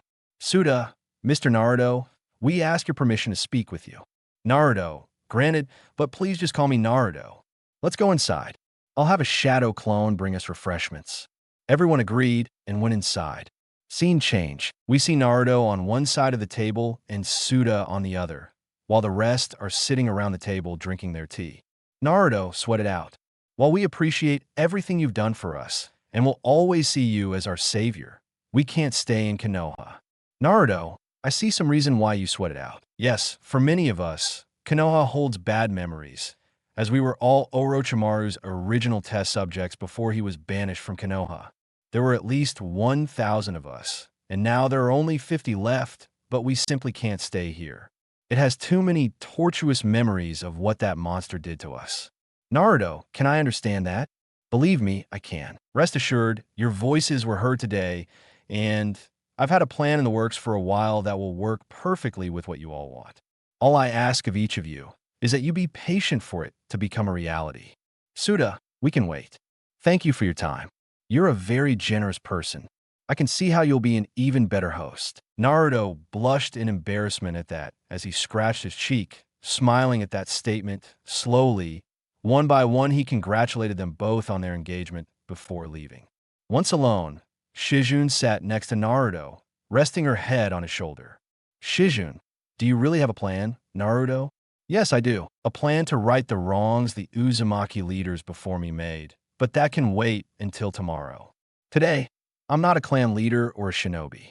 I'm a fiancé who wants to celebrate his engagement to the woman he loved. Shizune gave Naruto a sultry look as she stood up and began walking towards her room with a seductive gait. Shizune, then, my beloved love, come with me so we can celebrate properly. Shizune disappeared to her room while Naruto blushed slightly, biting his lip as he stood up and walked over, already removing his clothes. I might include an episode of Lemon here. If you like the idea, I'll post it in the members section. The next day, Shizune took a deep breath, squinting at the feeling of the sun. She opened them slowly and saw Naruto sleeping peacefully. A soft smile spread across Shizune's face as she caressed his face and placed a kiss on his cheek before getting up. She yelped in surprise when Naruto grabbed her and pulled her down. Shizune, Naruto, let him go. I have work to do, and you still have to fill out all those forms. Double the time, actually, since we'll be spending the rest of the day. Naruto kissed Shizune to shut her up. Releasing the kiss, he hugged her tighter. Naruto, don't talk too much so soon. Shizune, come on, lazy fox. We also have to tell people about the engagement. Or do you want Tsunade to find out through gossip? Shizune smirked as she felt Naruto flinch. She quickly got up, falling out of bed. She ran to the bathroom to shower. Naruto, Shizune huffed as she stretched, got up putting on a robe, and went downstairs to start breakfast. Shizune, what a baby, not like the ant. That's all. Shizune froze, feeling a cold sweat, while there at the table was Tsunade waiting for them with a patient smile. Tsunade, hello Shirsu, please sit down. Shizune started to tremble, feeling like a little girl who got into trouble. She looked at the window, and then at Tsunade, who smiled destined. Tsunade, I wouldn't try it if I were you, Shizune. But you're not me. Shizune tries to escape, but two Ambu pull her down. Shizune, seriously, this is an abuse of power. Tsunade, abuse. I'm the Osage, I am the law. Now the Ambu have placed my beloved niece on the table. The Ambu obeyed and sat there without saying a word. Tsunade waited patiently for Naruto and Shizune, too scared to say anything. After what seemed like an eternity, they heard Naruto's footsteps coming down the stairs. Naruto, all right, let's hurry and tell that old bat before she finds out. Tsunade had an evil glint in her eyes as she saw all the color drain from Naruto's face. Tsunade, I'm an old bat. Naruto looked toward the window and then back at them. Tsunade bara Shizune don't. Naruto took off running, but two M's came down and hit him in the back. Naruto turned into smoke. A few seconds later, the sound of the window above breaking was heard. Tsunade, shadow clone. Well, do you want to play these games? Tsunade snapped her fingers, and 7 Ambu came out of the shadows, all kneeling in front of Tsunade. Tsunade, catch him. The Ambu nodded, and they all disappeared, going after their target. Tsunade, now, why you do that? How about you show me that ring? Meanwhile, with Naruto, Naruto was running for his life as he felt 7 chakra signatures coming towards him and coming fast. Naruto, do you know this makes me really nostalgic? Naruto dodged a kunai, aimed for his legs as he jumped off a bridge. Naruto, I remember Ambu chasing me when I painted the Ulokage monument back in such simple times. Naruto suddenly stopped and jumped straight to his feet, landing on one of the Ambu's heads.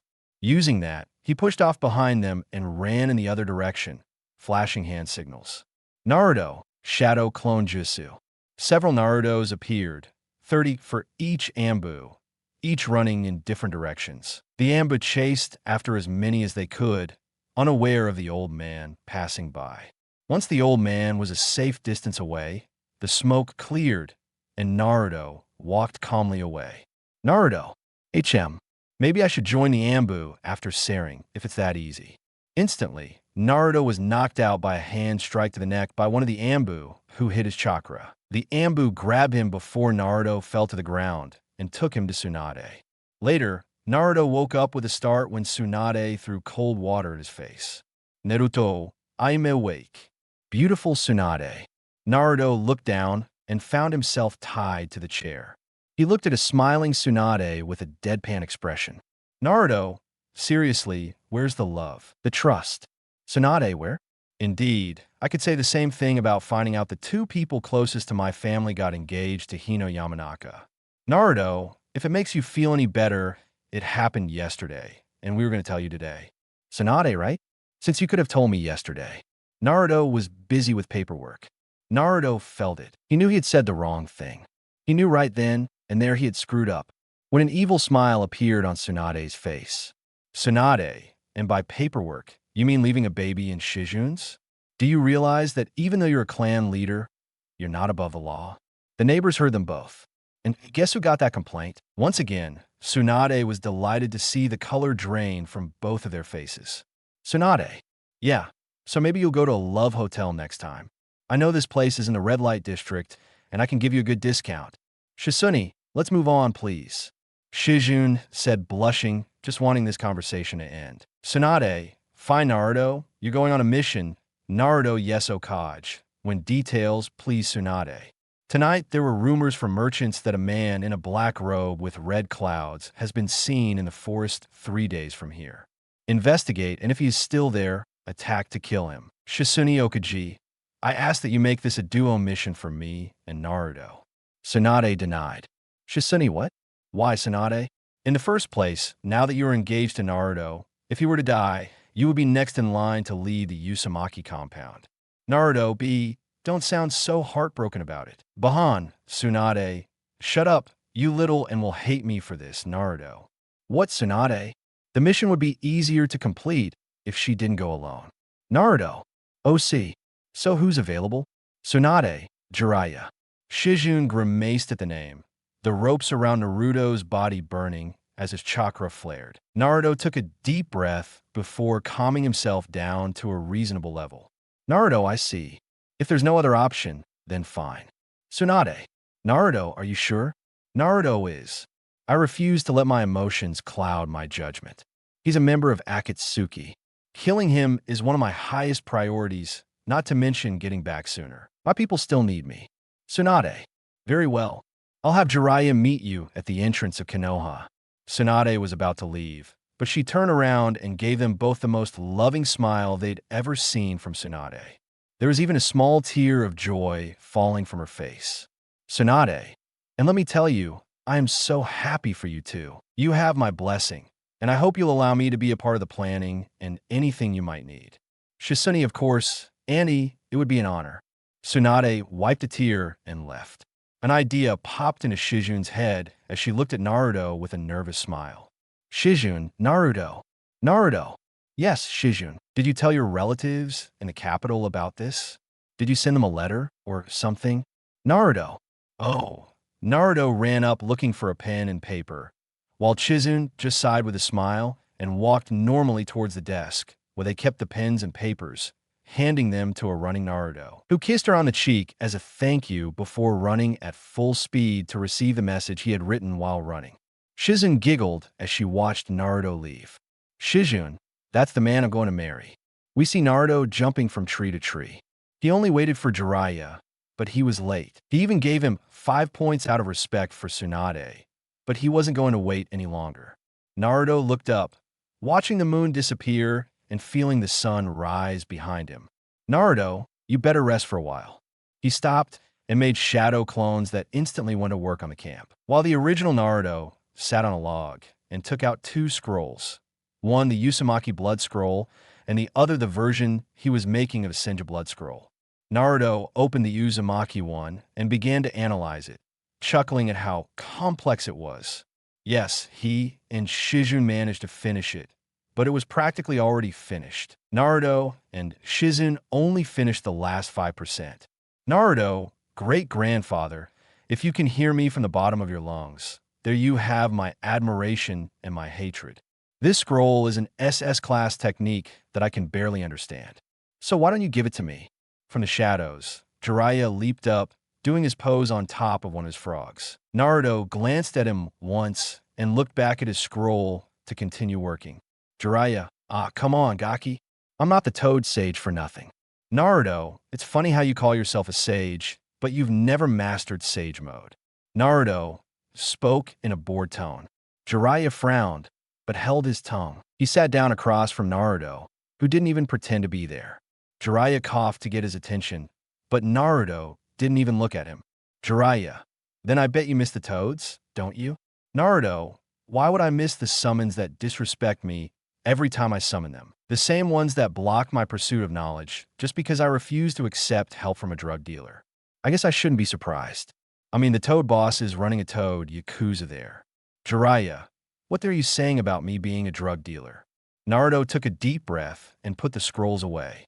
He looked up and glared at Jiraiya. Naruto, 3 years, and the most you taught me was to rely on Killu, chakra, damaging my health. You got me addicted to the power of the Nine Tails instead of finding my own strength. I had to quit cold turkey to break the addiction. You turned me into an addict by making me consume something so toxic to me and others that it sounds like a drug dealer to me. Now shut up and rest. This trip will be over a lot faster if you just don't talk to me unless necessary. Naruto looked back down and placed the scrolls in her hands as he went back to work trying to figure out how to make a Senju scroll to revive the clan. Meanwhile, in Konoha with Shizune, we see Shizune walking back home with a shopping bag and an evil smile on her face. Shizune, now that Naruto's gone, I can finally replace all his cup ramen with real food. Oh, what a glorious day it is today. Shizune was about to take a turn as she continued walking back home. She stopped and frowned, seeing Inat waiting at the entrance. With no other choice, Shizune approached her. Shizune, can I help you with something, Miss Yuga? Hinata looked up at Shizune and gave her a small glare that Shizune ignored. Shizune, well, then do me a favor and leave this. It's Uzumaki's property. Hinata, if it's Uzumaki's property, why don't you leave it too? Yada sneered, surprised by the amount of poison it released and how natural it felt like a duck learning to swim. Shizune faked a yawn and covered her mouth with her free hand, where Hinata could see the ring, causing her to widen her eyes in shock and gasp. Shizune, I believe this ring gives me every right to be here. You may be the strongest clan right now, but that doesn't mean you can just go about your business. So, why don't you two leave before you do anything that might affect your clan's image? Shizune looked down with a bored expression at Hinata's fisted hand. Hinata's hair covered her eyes as she stepped aside. Shizune walked past her, but stopped when she was at her side. Shizune, Naruto is my fiancé. Remember, you had your chance. It's no one's fault but yours that this is how the River of Fate decided to carve the Valley of Life in such a way, since you never acted to change it. Shizune closed the door to her house and went inside, huffing to herself. Shizune, I'm reading a lot of philosophical Naruto books, just to tell you that you screwed up and get over it with Naruto. 2 days later, he and Jiraiya arrived at their mission site. The journey was uneventful. Whenever they stopped to rest, Jiraiya tried to start some kind of small talk, but Naruto simply ignored him.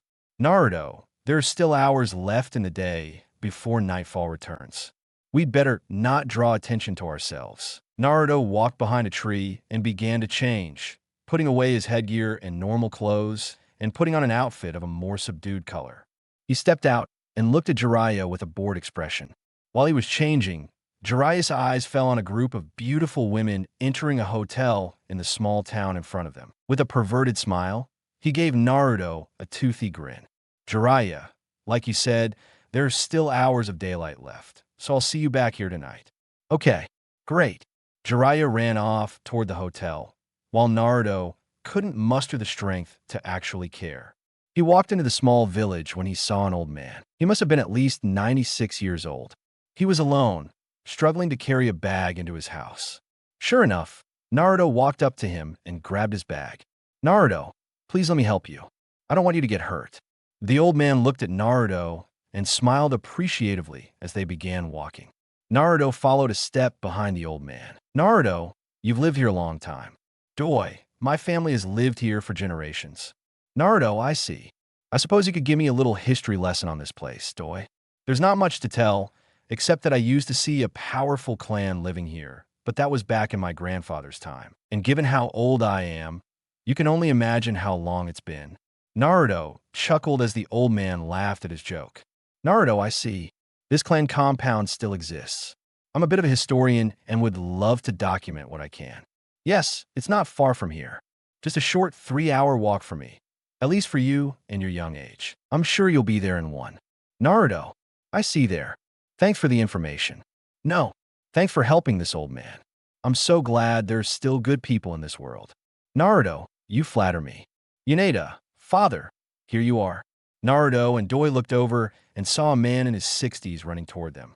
Hinata, what are you doing? Kojima told you he was going to get some food. Doi, son, that wife of yours already has enough to worry about. Besides, this polite young man helped me carry them, so it's not so bad.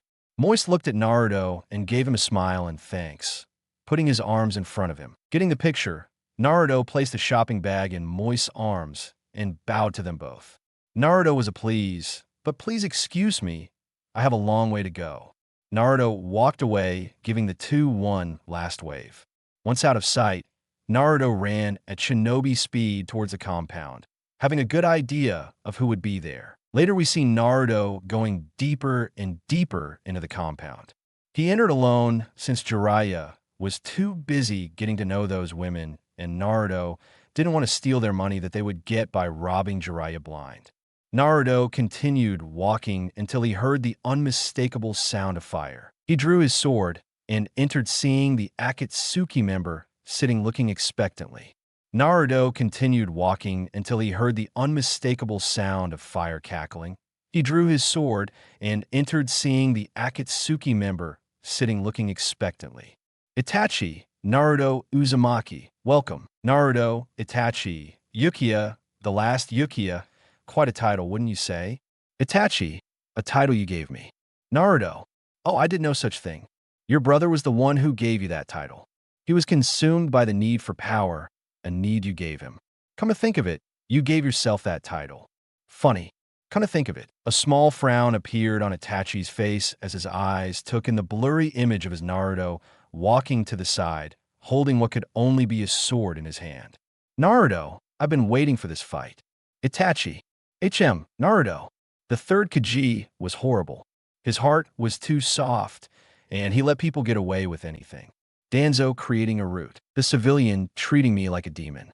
Me breaking into the restrictive Lineage library and discovering secrets no one but Lineage should know. That got a small reaction from Itachi, but Naruto picked up on it. Naruto, I know the truth about the massacre. Your father wanted to start a civil war because he felt his clan was being treated unfairly since the Tsukage came to power. Honestly, I was right to feel that way, as it was the truth that your clan was for clan leadership. It makes me wonder what hand my own father had in the treatment of his people. Itachi, he was neutral. He neither helped us nor harmed us, according to my father Naruto. Ah, that's good to know. I know you chose the village over your clan, and for that you have my admiration. It couldn't have been easy. Your brother, on the other hand, chose himself over the village. He chose power, and that path led to his death. I knew when I killed him we would meet. I don't know if my first thought was that you wanted to avenge his death, but it doesn't seem like something you do. So here we are. The next step is up to you. Itachi slowly stood up without a word. The second he was fully standing, a shuriken jutsu passed over Naruto's face, causing the shadow clone to disappear. Naruto, so this is the path you've chosen. Itachi spat saliva when he sensed Naruto, who was hiding his chakra signatures. He hit his spine, feeling a seal being placed on him. He rolled, landed, and stood up, seeing Naruto and 3 other clones. Itachi actually showed surprise on his face, as his vision was better. They were still blurry, yes, but not as much as before. Itachi, what did you put on me? Naruto, a seal that limits your chakra has other side effects, but most of them are positive. From the way you're looking at me, I can see your eyesight has improved, which is good. But you won't be using too many jutsus in this fight, or the seal will faint you. Itachi, are you helping the enemy? Naruto, only if you manage to kill me. And if I'm going to die, then so be it, but I will die with honor. I refuse to accept a victory when you are so close to death. Itachi pulled his left arm from his robes, not feeling as much pain as before, and activated his own weapons. Itachi, aren't you the only one who's been training Uzumaki? Itachi activated his Susanoo, which only appeared on his arms, and 2 weapons appeared, the Yata mirror and the Tatsuka sword. Much smaller versions than when Itachi uses the full Susanoo, making them much weaker, but with the seal in place, he'll have to make do. The 2 shinobi stare at each other, waiting for the other to make the first move. Itachi quickly lifted Tatsuka over his shoulder before launching it across the field like a spear toward Naruto, killing intent in the shot. Naruto slashed the sword just in time to change the direction of the blow and send the blade flying upward. Itachi, good block. The voice came from behind him, hot breath pressing against his ear. Naruto frowned slightly before turning and bringing his sword down on Itachi's hip. Itachi collapsed in front of the Jinchuriki, his sword passing harmlessly through him. He pressed a paper bomb right into Naruto's solar plexus, jumping as he activated it. The impact resonated throughout the area, knocking the breath out of Naruto. The man fell backward, gasping for air, but didn't disappear. Tatsuka slammed into the ground next his head. Itachi slammed his foot into Naruto's face as he lifted him off the ground. The shadow clone disappeared, causing the original Naruto to grunt softly. Itachi improved his shadow clone technique. He can withstand more than one hit, but the downside must be that he feels it when they disappear. He raised his sword just in time to block a blow from Naruto. A kunai with a paper bomb was thrown at Itachi's face. He instinctively raised his shield to block the shot. The force of the bullet was enough to send them both tumbling back, as Itachi quickly outpaced them and headed toward another of his clones. Confusion flashed across Naruto's face as he hit. Naruto realized my new clone was that fast. The clone swung his sword at Itachi, who partially fell to his knees, sliding under the attack, before scrambling to his feet. She continued her advance toward the furthest clone, forcing him to block her spunai with Tatsuka. As soon as she was within range, she swung Tatsuka at Naruto's legs. The clone quickly spun the sword around, landing sharply on his feet. He raised his sword to block another attack, and to his surprise, Itachi pointed the Tatsuka hilt at his face. He turned his head just in time to avoid the electric blast coming from the hilt, causing the original to look at Itachi with even more curiosity. Naruto has sealed a good portion of his chakra and can still use it without problem. Itachi Uchiha, I can see why Orochimaru was fascinated by you, Itachi. Uzumaki focus. Itachi ordered without Naruto noticing. Itachi reached the original, raised his sword above his head with both hands, and attacked it in the face. Naruto managed to block the blow with his own sword, surprised by the abnormal strength that the sick Uchi still retained. Itachi slammed his foot into Naruto's knee, causing his leg to buckle and allowing Itachi to end their brief fight. He withdrew his sword as if ready to strike again before a clone appeared behind him, electricity buzzing through his sword as he swung it towards Itachi. The moment his sword impacted, a powerful gust of wind appeared and Itachi transformed into crows, disappearing into the darkness of the room. The three Narutos concentrated on trying to find Itachi's chakra signatures, but with no luck. Naruto, where is he? Itachi appeared beneath Naruto, breaking the ground and hitting him in the chin. The force of the blow slammed his mouth shut, forcing him to bite his tongue. Naruto grunted, staggering back from the blow that jolted his head. Before Naruto could think of counterattack or recover from the killing blow to the head, Itachi appeared in front of him with his legs drawn up to his chest and delivered a downward kick to the Jinchuriki, sending her flying out of the room where she collided with the wall. The impact broke hard. Naruto turned into smoke as the original Naruto spat blood from his mouth onto the ground. Naruto B, I guess this strategy won't work on you. Naruto made the last clone disappear, not wanting to be hurt so easily a third time. Itachi, I was the wrong opponent to test that double-edged sword on. The shadow clone Uzumaki. Naruto, I admit I let my enthusiasm for the new Kuzu get the better of me and used it in the wrong configuration. But that doesn't matter much, does it? Naruto spun his sword around as he got into a fighting stance again. Itachi did the same, but in a much slower and calmer manner. Itachi blinked. In the moments he did, Naruto vanished from existence, just as Itachi had moments before. The only difference was the fact that he didn't hide underground, probably knowing that Itachi would get in for another hit. Itachi wasn't Sasuke. His senses were heightened to incredible levels, and his battle instincts were the same. This was the only reason Itachi reacted quickly enough to finish off the attack that came from his right side. Naruto's sword grazed his shield, creating sparks from the attack.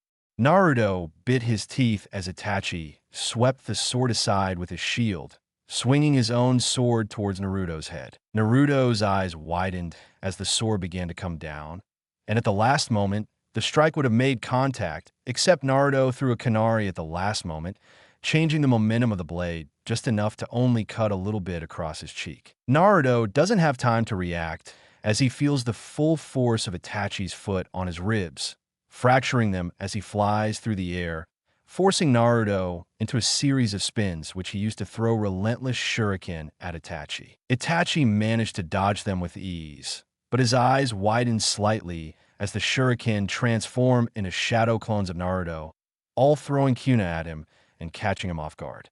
Itachi was knocked off balance by the kunai that grazed him.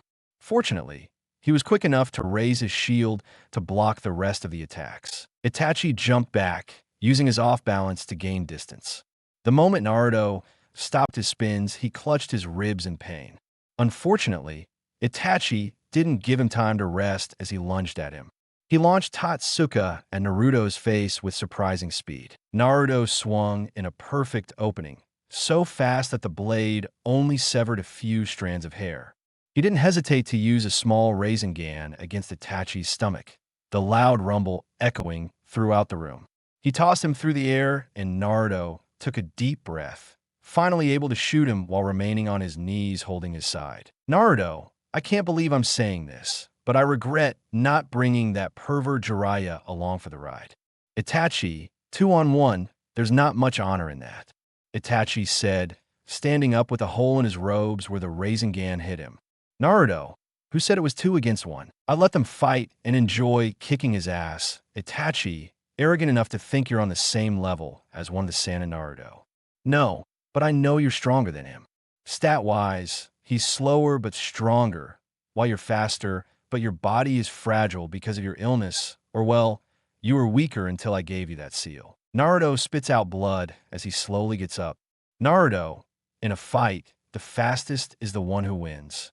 Yeah, I definitely enjoy seeing your victory over the fake Toad Sage. Itachi, answer me, Uzumaki.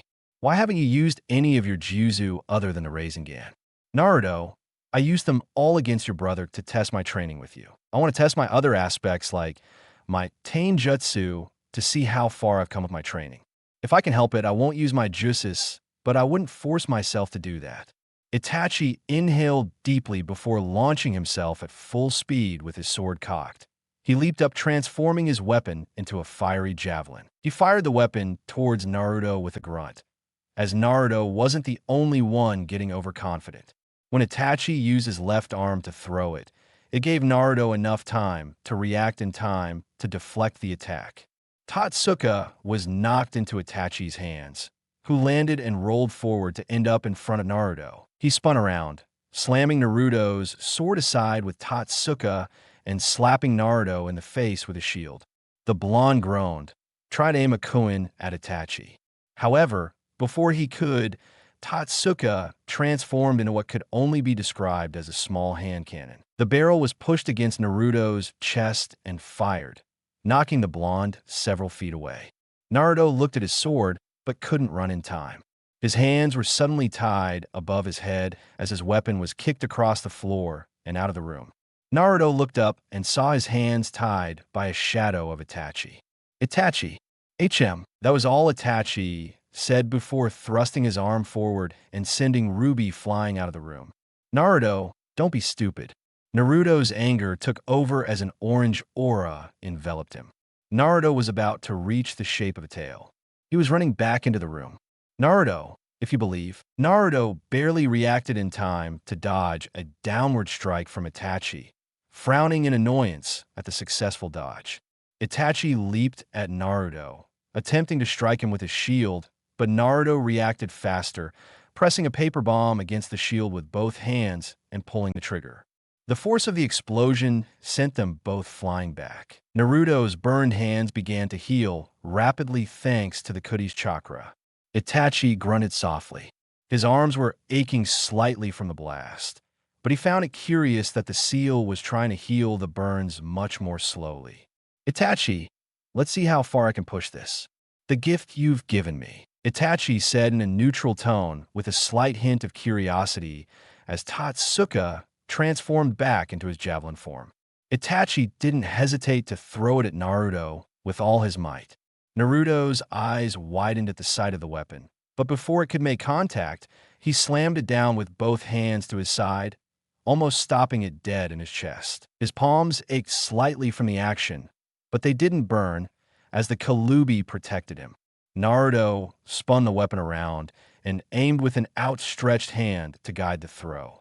Itachi looked down for a split second and saw two tails of chakra whipping freely through the air behind Naruto. Naruto turned into enough smoke to cover the entire room as he ran in circles, accelerating with each complete turn. Itachi looked around for Naruto, trying to figure out where he'd attack from. He turned sharply at Naruto's laughter, which was quickly turning wild, and raised his shield just in time to block the chakra bullets Naruto was throwing at him. Itachi, my brother's greed was his downfall. Your frustration and anger will be yours, Itachi said as he turned around just in time for Tatsuka to ram Naruto's throw into his chest, but his form was horrible with how erratic Naruto was, not taking anywhere near the damage he wanted. Itachi was nearly knocked back by the force of the blow. If it weren't for his amazing balance, he wouldn't have recovered fast enough to block Naruto's knee with his shield. The savage grin on Naruto's face was the only warning he got before the shorter boy slammed a Kubi Rasengan into his forehead and activated it. His head shot back, knocking him to the ground. His vision blurred for a moment before returning to its usual blurry state, but he could see Ruby pick up Tatsuka and crush him with one of her tails. Naruto roared as he rushed towards Itachi with another Kubi-wielding Rasengan, this time aimed at Itachi's throat. Itachi, still in control of his emotions, raised his shield to block the attack of his instincts. Suddenly, Naruto unleashed the Rasengan, shooting towards the ceiling while grabbing Itachi's shield with both hands. He leaped, twisting his body and landing on the ground to flip Itachi over and disarm him. Itachi then experienced something unexpected. Naruto's collar glowed and began trapping Naruto, absorbing the nine-tailed fox's chakra.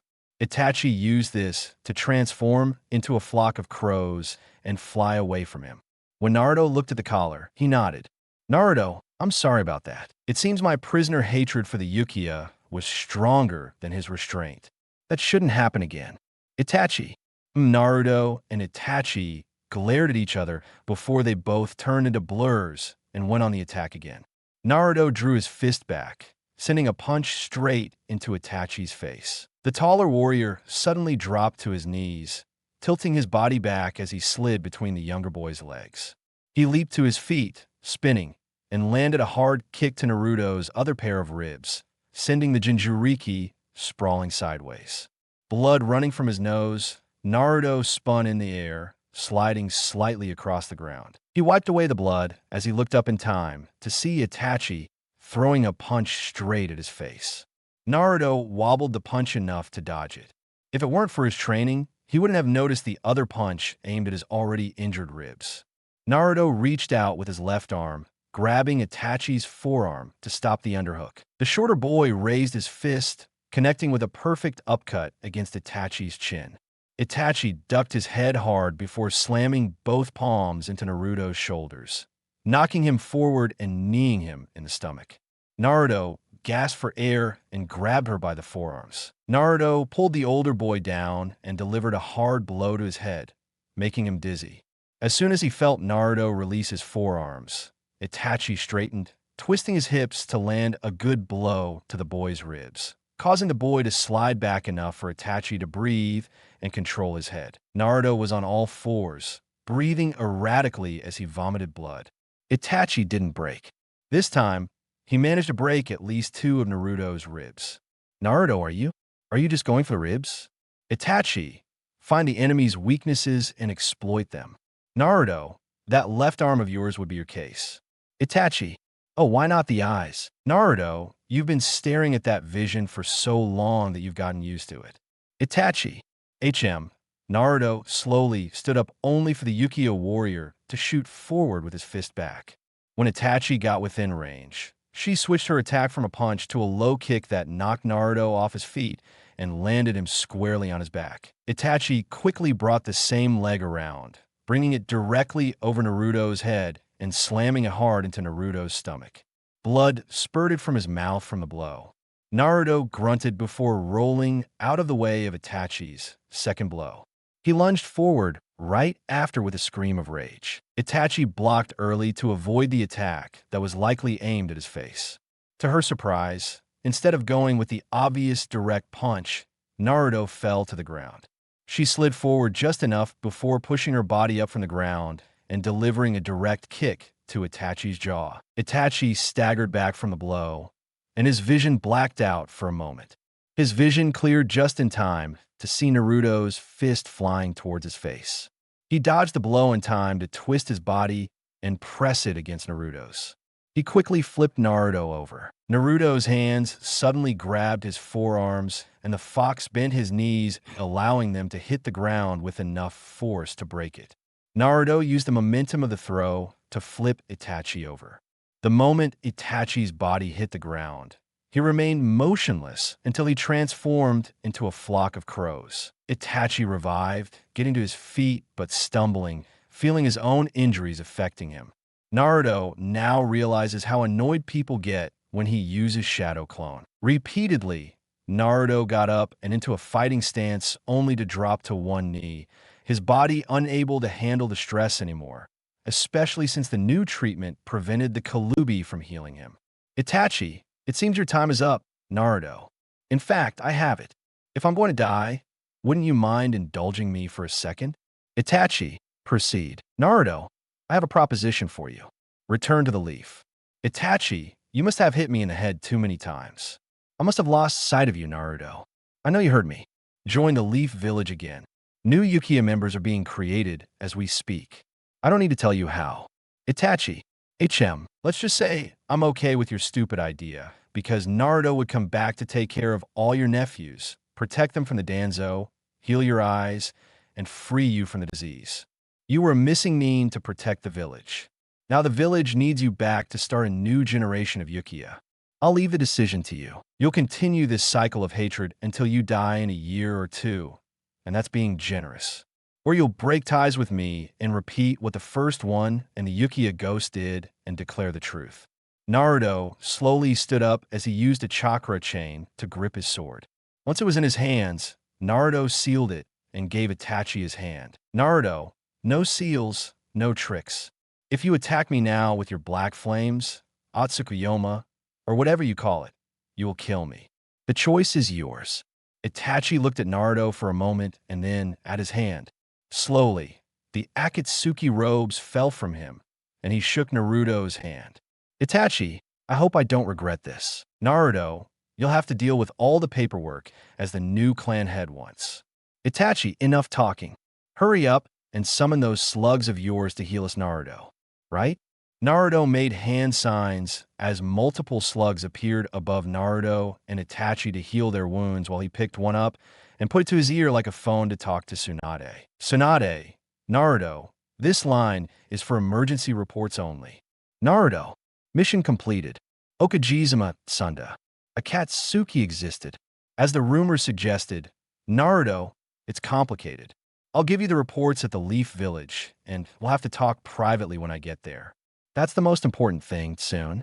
He looks fine. The slugs finished healing them as Naruto tossed a scroll to Itachi. Naruto, that should completely hide you from people like Jiraiya until we get to the Leaf and figure this all out. Itachi, I'm going to need to trust you more in case things don't go as planned. Naruto, without even thinking, threw his sword at Itachi, who caught it. Naruto, my sword with the Kiki and Jinkai blocker, and I betray you. You can use it to kill me. Itachi nodded as he transformed into a flock of crows and flew in the direction of Konoha. Naruto gave a deep sigh as he sank to the ground exhausted. He raised his hand and looked at it. Naruto, I know where I am now. I'm not strong enough to reach the first level, but one day you'll hear me. That's my cute, my ninja way. I'll become the third person to be named Shinobi Okami. Meanwhile, with Jiraiya, we see him laughing like a kid in a candy store while a beautiful woman serves him a drink. Jiraiya ordered a special room with the most beautiful woman the store had and the most expensive food they had. Shima, is there anything else I can help you with? Great Toad Sage of Mount Yofoku? Jiraiya, oh, I can think of a few things. From your beauty, I can already tell you'll be the next woman I use to piss on. As Jiraiya tried to grope her breasts, Shima playfully pushed his hand away. She giggled and winked at him. Shima, ah, Toad Sage, you must be a regular at this sort of thing, so you know what I'm all about. As soon as you do, all of this will be yours for the night, Shima said in a sensual tone, squeezing her arms, making her chest look bigger and making Jiraiya drool more. Jiraiya, of course, I'm good at that, Jiraiya said with a perverted smile as he went to look for his wallet, but it wasn't there. Jiraiya, Shima, is something wrong? Jiraiya, no. Just Jiraiya started looking all over his body and nothing. Jiraiya, where's my wallet? When Shima heard that, his mood instantly changed to a serious one. Shima, boss, you don't have any money. Jiraiya, wait. Meanwhile, on Mount Yofoku, we see one of the toads jump onto Jiraiya's satchel. It jumped again, causing the satchel to fall into one of the mountain's many puddles, never to be seen again. All right, we're back. We see Naruto walking alone back to the village, as Jiraiya was busy. Flashback. Naruto arrived at the hotel where Jiraiya was staying and saw Jiraiya running away from several angry women. With a sigh, he walked towards the reception. Naruto, I am Naruto Uzumaki of the Leaf, and unfortunately, this is Jiraiya, the legendary Sannin of the Leaf. Jiraiya, hey, I saw those air quotes, brat. Ah. Jiraiya dodged a vase thrown at his head, while Naruto just ignored him. Naruto, what did he do to provoke such actions? He took the deluxe package and is trying to leave without paying. Jiraiya, I wasn't doing any of that. I left my wallet in the Toad world and was going to get it. Gaki, come on in, you can pay me. You know I'll settle. Naruto, you mean when I wanted to learn the Rasengan and you took Gama-chan away from me, using all my money for your Jiraiya escorts? Naruto, sir, I don't know this man. I must be mistaken for my mistake. Allow me to help you. Naruto faded away before punching Jiraiya in the stomach thanks to the surprise. Jiraiya, being a seal master, could feel a seal being placed on him. Naruto walked up to the manager and handed him a scroll. Naruto, I blocked his chakra and speed. As long as you don't need him to run, he'll be a perfect little worker while he pays off his debt. Jiraiya, what? Naruto opened the scroll and pressed one of the kanji, and Jiraiya was shocked to the ground. Naruto, in case you get any lip lock, that kanji present. An evil grin grew on Naruto's face as he thought about what he did when he arrived at the gates of Konoha, but something felt off. His instinct was telling him to run like when Tsunade found out. Naruto. Oh. Naruto muttered to himself as he ran towards Okaji's tower, not wanting to go to their house, knowing they would be there. He arrived and bowed to Tsunade. Naruto. Mission complete. Okage-sama. Tsunade. I see. And where is Jiraiya? Naruto decided to stay a while for his book research.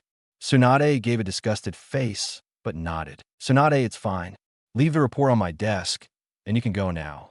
Naruto. Actually, Okage-sama, I wish to speak with you in private, Sanambu. Tsunade nodded and signaled Lambu in the room to leave. Naruto placed a silent seal on the door so that no one outside could hear what was going on inside. Naruto sighed deeply. Naruto, this is going to take a lot of convincing.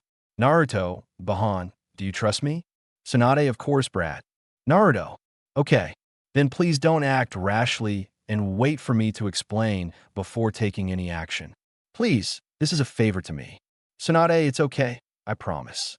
Now tell me what makes you act like that. Naruto stuck 2 fingers in his mouth and gave a low whistle. A signal. A flock of crows appeared in the room that soon transformed into Itachi Uchiha.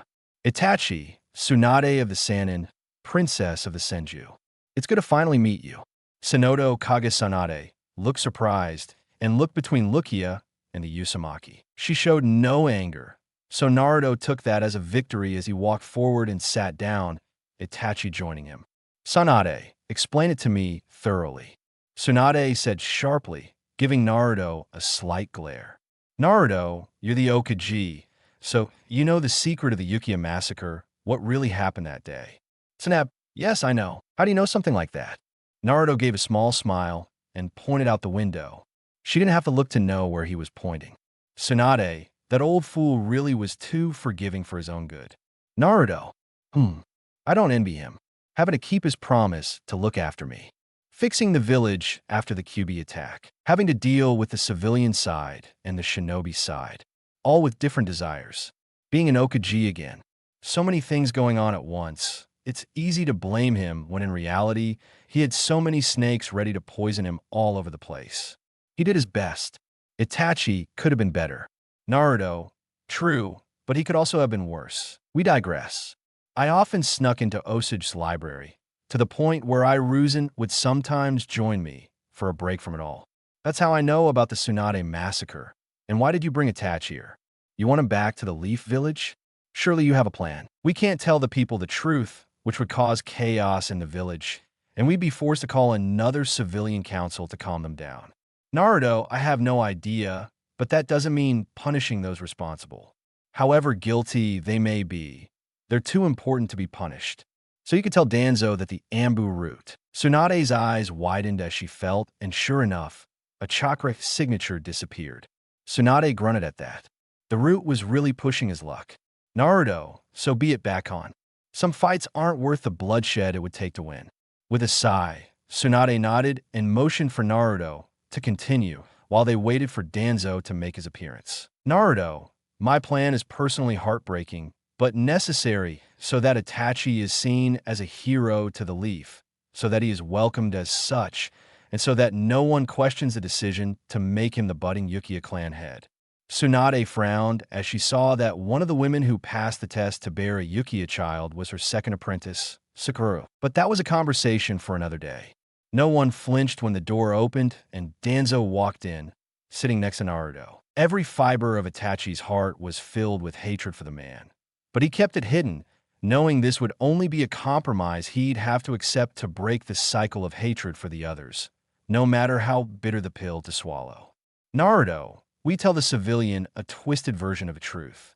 We tell him why Itachi killed his clan. We tell him that Fukagu became greedy, wanting power for his clan. Itachi couldn't let the village he loves suffer for his father, Tsunade's purpose. And what about those who didn't participate in the coup? Not all Uchiha wanted the same thing as Fukagu.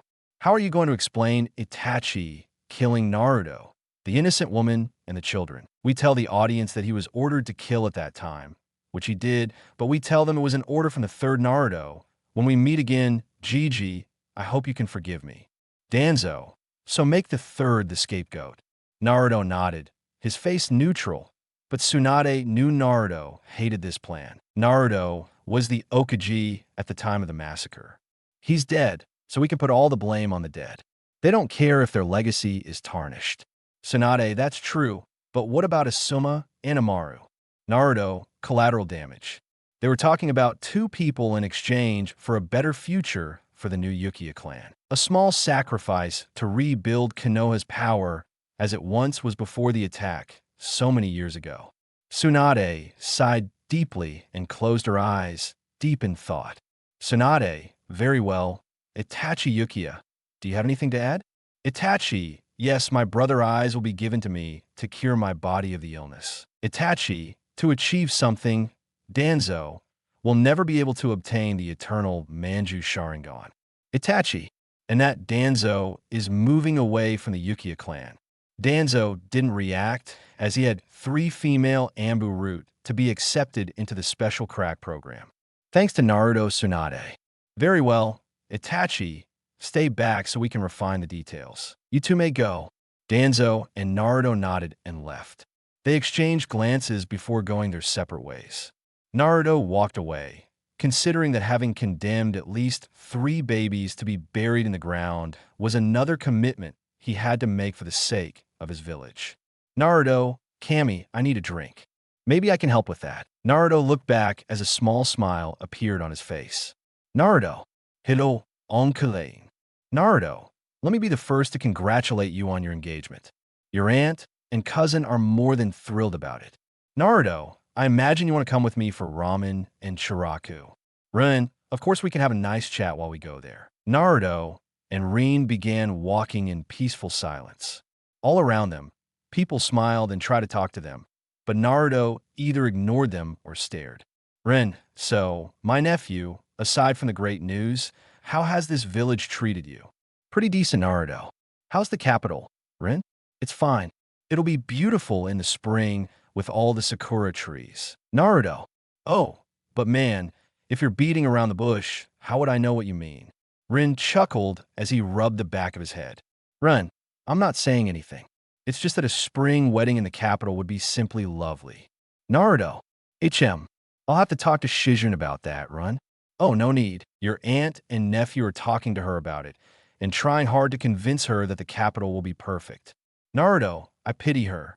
They enter the ramen shop. Tucci looked at the two and smiled brightly. Tucci, Naruto, welcome. Please sit. Food's on the house. Run, I couldn't accept that. Tucci, nonsense. Thanks, I have ramen shops all over the Fire Nation. We're making a fortune. Tucci was almost dizzy as he sat down. I sighed and gave him a sympathetic smile. Oh, she's been like this for weeks. Tucci, how could it not be? If this keeps up, we'll be more financially powerful than the Akamichi clan. Naruto, I'm glad. I hope those damn barbecue shops close soon. Aim, do you really hate them? Naruto, they've banned me from their restaurants and markets, so no, they're not my favorite clan. I had to hunt for food in the Forest of Death until Gigi found out and bought me food monthly. Naruto smiled softly looking at Naruto. And of course, when an older girl found me looking for food in the trash, he smiled softly at me, remembering the memory. Flashback. It was another slow day at the shop since the fourth one died. Business took a huge hit without the ramen beast eater, also known as Kusina, alive. Tucci, oh, take out the trash for me. I'm busy here. Oh, yes, father. Walked past his father, who was busy crunching numbers. He grabbed the trash and went out the back. He froze when he heard something at the trash cans. Great, the raccoons are back. Muttered as he slowly walked over to the metal device, turned on the light, and was surprised by what he saw. A little boy eating an old Naruto. Hey. The boy shuddered and looked up in fear. Gave him a small smile. You shouldn't eat that. They taste better fresh. Come on, I'll get you a bowl. The boy looked at her reluctantly, but nodded slowly. With Aim's help, the boy climbed out and went inside, holding her skirt for protection. Aim lifted him onto one of the seats and headed to the other side. Then Naruto. Naruto. Oh, then, Naruto, what are you going to eat? Miso ramen is my favorite. Naruto. I'll have miso ramen then. Aim. Great. Miso ramen is coming. Dad, we've got our order. Tucci, I'm coming.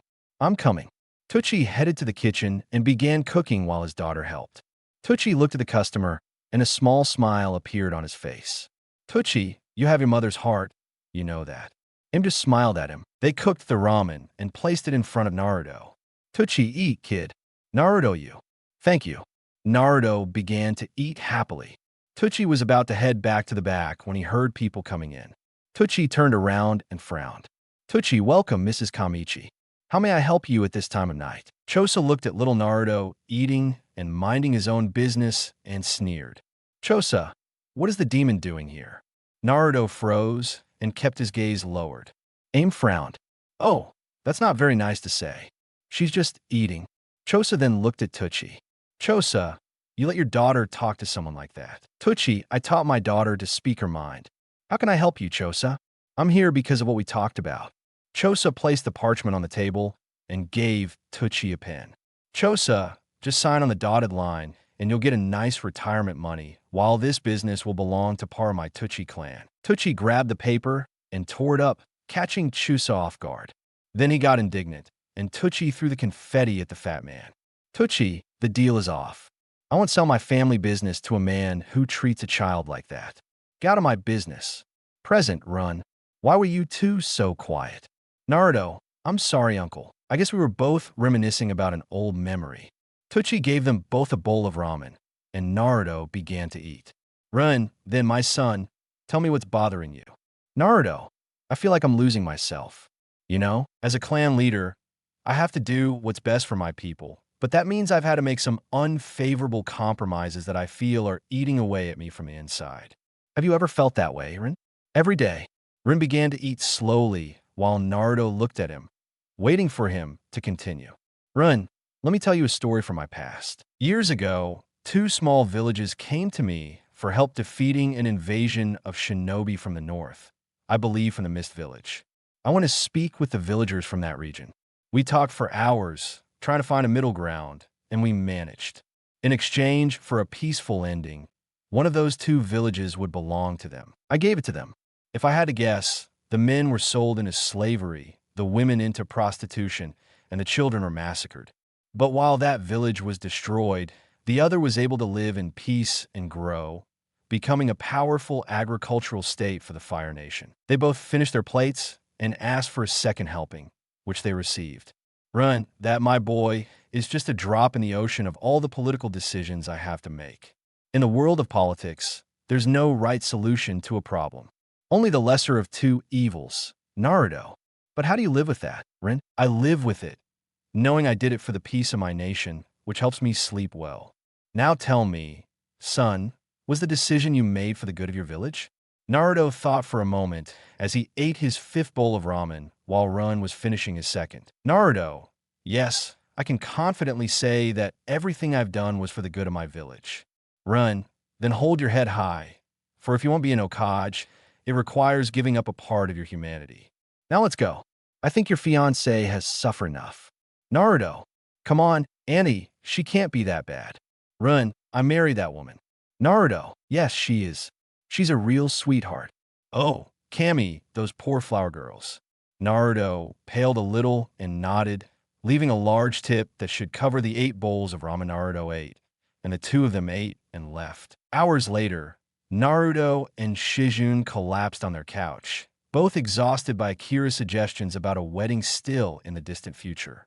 Shizune, I can't believe you agreed to have him in the capital. Didn't you want him at the head of the Okaji monuments?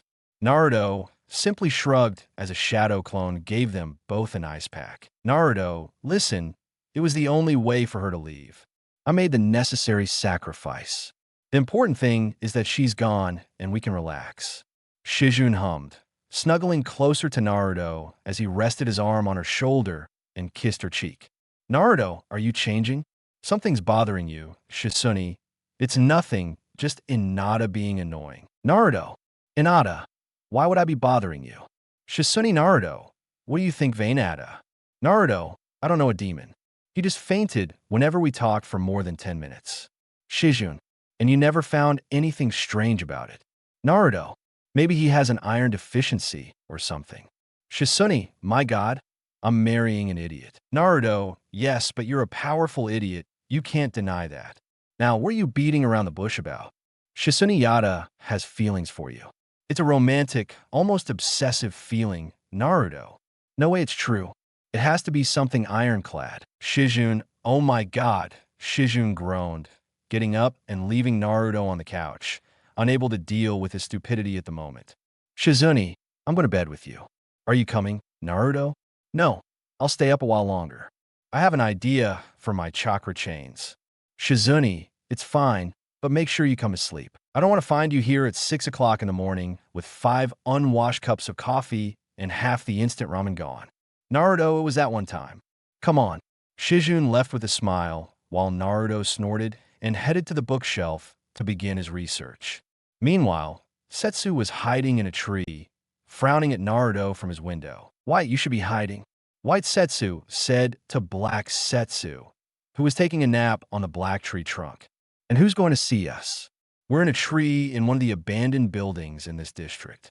The damn shinobi don't even patrol around here.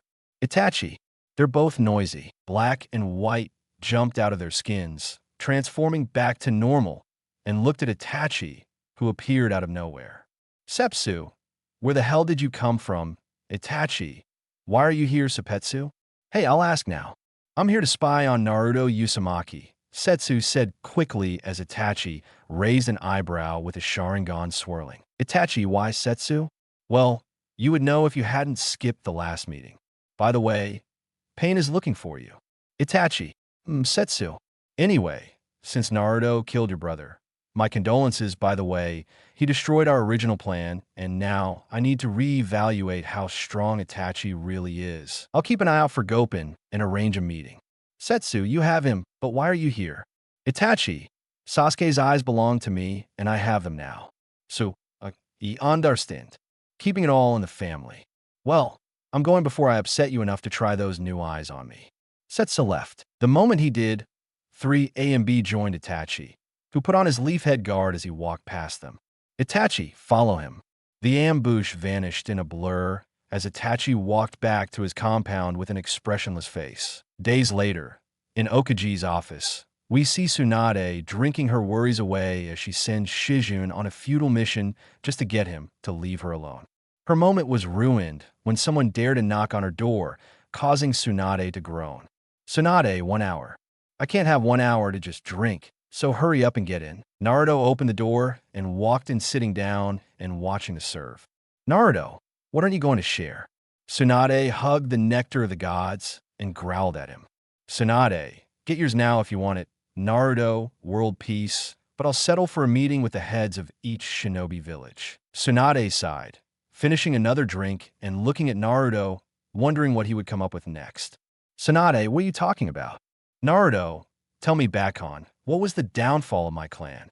Tsunade, the other villages were afraid of your clan's power, so they decided to work together and destroy it. Naruto, yeah, including Kono backstabbing her sister village for power. Funny how no one knows about that. Hell, almost no one knows anything about the Uzumaki clan, just that they were good at calligraphy. Naruto said, grabbing one of the empty glasses and twirling it on his finger. Tsunade looked at Naruto, confused and slightly worried. Tsunade, what do you want? Do you want me to announce another failure of the three? He's already going to take the blame for the Naruto massacre. No, I'm just thinking a bit, but I'm curious how Mito Uzumaki and Ezurama reacted when Airuzen joined them. Besides, I'm taking up precious time drinking to save your poor liver. Naruto said with a soft laugh as Tsunade slammed her fist on the table, glaring at him.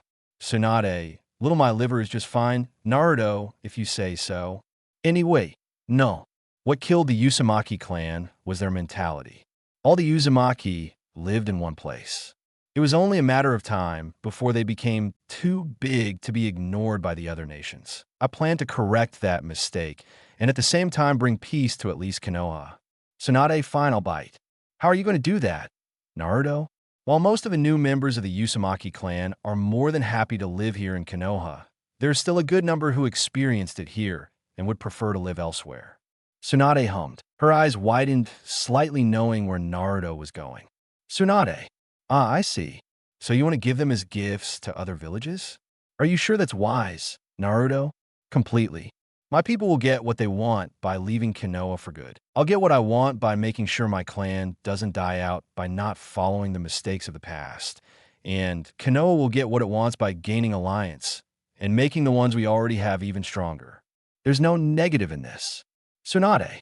That's true. I can't think of any, but then again, I've had like 3 bottles of it. I'll consider this and also consider it when choosing my successor. Naruto looked at Tsunade in confusion, as if she'd grown a second head. Tsunade looked amused as she finished her drink. Naruto, what do you mean, Tsunade? Well, the main reason I stayed as Osid for so long was to protect you, but your mother took care of that. You're strong enough to take care of yourself. You're the head of a clan, and you take it seriously. You've brought the Uzumaki and the Uchiha clan back from the dead. And don't think Shizune didn't tell me you're trying to do the same to my clan. All of this combined, I'm saying you'd be a great choice for Okaji. Naruto's eyes widened, unsure of what to think, let alone what to say. Naruto's mouth opened and closed a few times before he finally found his voice. Naruto, I'm not too young. Tsunade gave Naruto a seriously look as she poured herself another drink. Tsunade Gaara became 1 year ago. Naruto, fair enough, but oh well. And here I thought it would be Kakashi. Tsunade, don't get ahead of yourself. Stay in the fight, even after his mistakes are discovered. And there's Itachi to think about, too.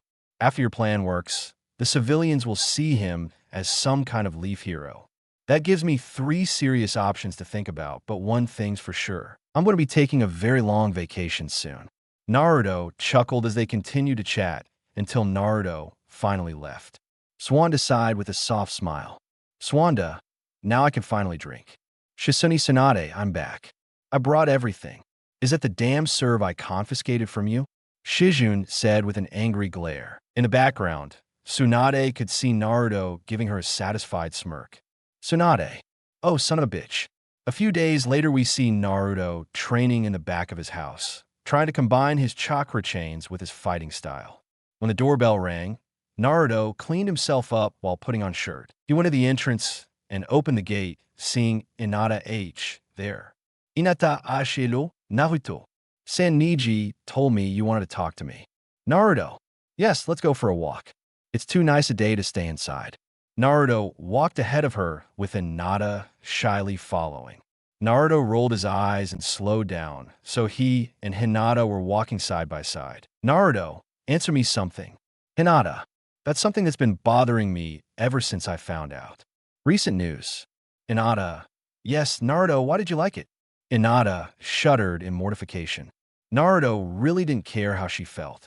He made a promise to Niji that he'd rip this off like a band-aid. Yataku. What? Naruto, I asked you why you liked it so much. I've been trying to understand it for a couple of days now, and I'm very confused. We haven't had any meaningful interactions. We haven't been left out of missions. We couldn't even hold a conversation. You were always fainting. So why did you like it? Hinata's head spun. She was confused, wondering who had told her. Hinata, I guess I admired your commitment to training. I admired how you didn't give up no matter what. I admired how you wanted to give Sasuke Uchiha another chance. No matter what he did, you weren't going to give up on him or any of your friends. Naruto, then you should find someone else, since Naruto is dead and never coming back. And Hinata flinched when Naruto turned and looked at her with a serious expression. Naruto, the Naruto you're talking about was a boy who only wanted friendship and only received manipulation, heartbreak, abuse, and lies. The Naruto you're talking about was alone, feeling like no one cared about him, always blaming him, always belittling him, and having to fight to be heard. He wasn't a happy person. No, Naruto was so depressed that some days he'd fake sickness and stay in his room, crying until his eyes dried up. He was a boy with no family and, most importantly, no real friends. Hinata, that's not true, Naruto. Yes, in a way. You're blinded by a fantasy that never happened when in reality, I had to be watched by the Ambu to keep from killing myself. And don't get me wrong, it's not because they cared, it wasn't because the Kulabino was freed. The former Naruto of this village was nothing more than a jailer to the shinobi and a demon to the civilians. But I guess I can't blame you for thinking that way. To be honest, and not at all Yuga, we were never really friends. The only difference is that you weren't my friend because you were embarrassed to come and talk to me. So I can forgive you for that. Unlike Ino and Sakura, who verbally and physically abused me. If you're honest with yourself, you didn't even love me. Like you say, I wasn't a romantic partner. I was a dream for you. A dream you could never make come true. And Nada looked down as tears involuntarily fell from her face. Naruto, to be honest, we would never have worked out. A true romance should be based on friendship first, and that's something you never tried to do with me. You were too afraid of disappointing your family and being friends with the devil to have any kind of relationship with me, except for the occasional one. Unlike Sakura, Ino, and the rest of those bastards with you, I'm not trying to be cruel or hurtful, since I know you're a good person. Naruto took a handkerchief out of his pocket and wiped Hinata's tears. Naruto, but I have to tell you the truth so you can finally move on and find someone else, since it's too late for you and I to be anything more than friends in the future. So cry if you have to, but remember that with me, you will only have a friendship if you are finally brave enough to accept it. Good day, Hinata, and good luck. Naruto walked away and landed on a rooftop where Niji was waiting for him and saw everything. Niji, it seems I'm once again in your debt. Naruto, this time for helping Hinata open her eyes, or well, at least the beginning of that process.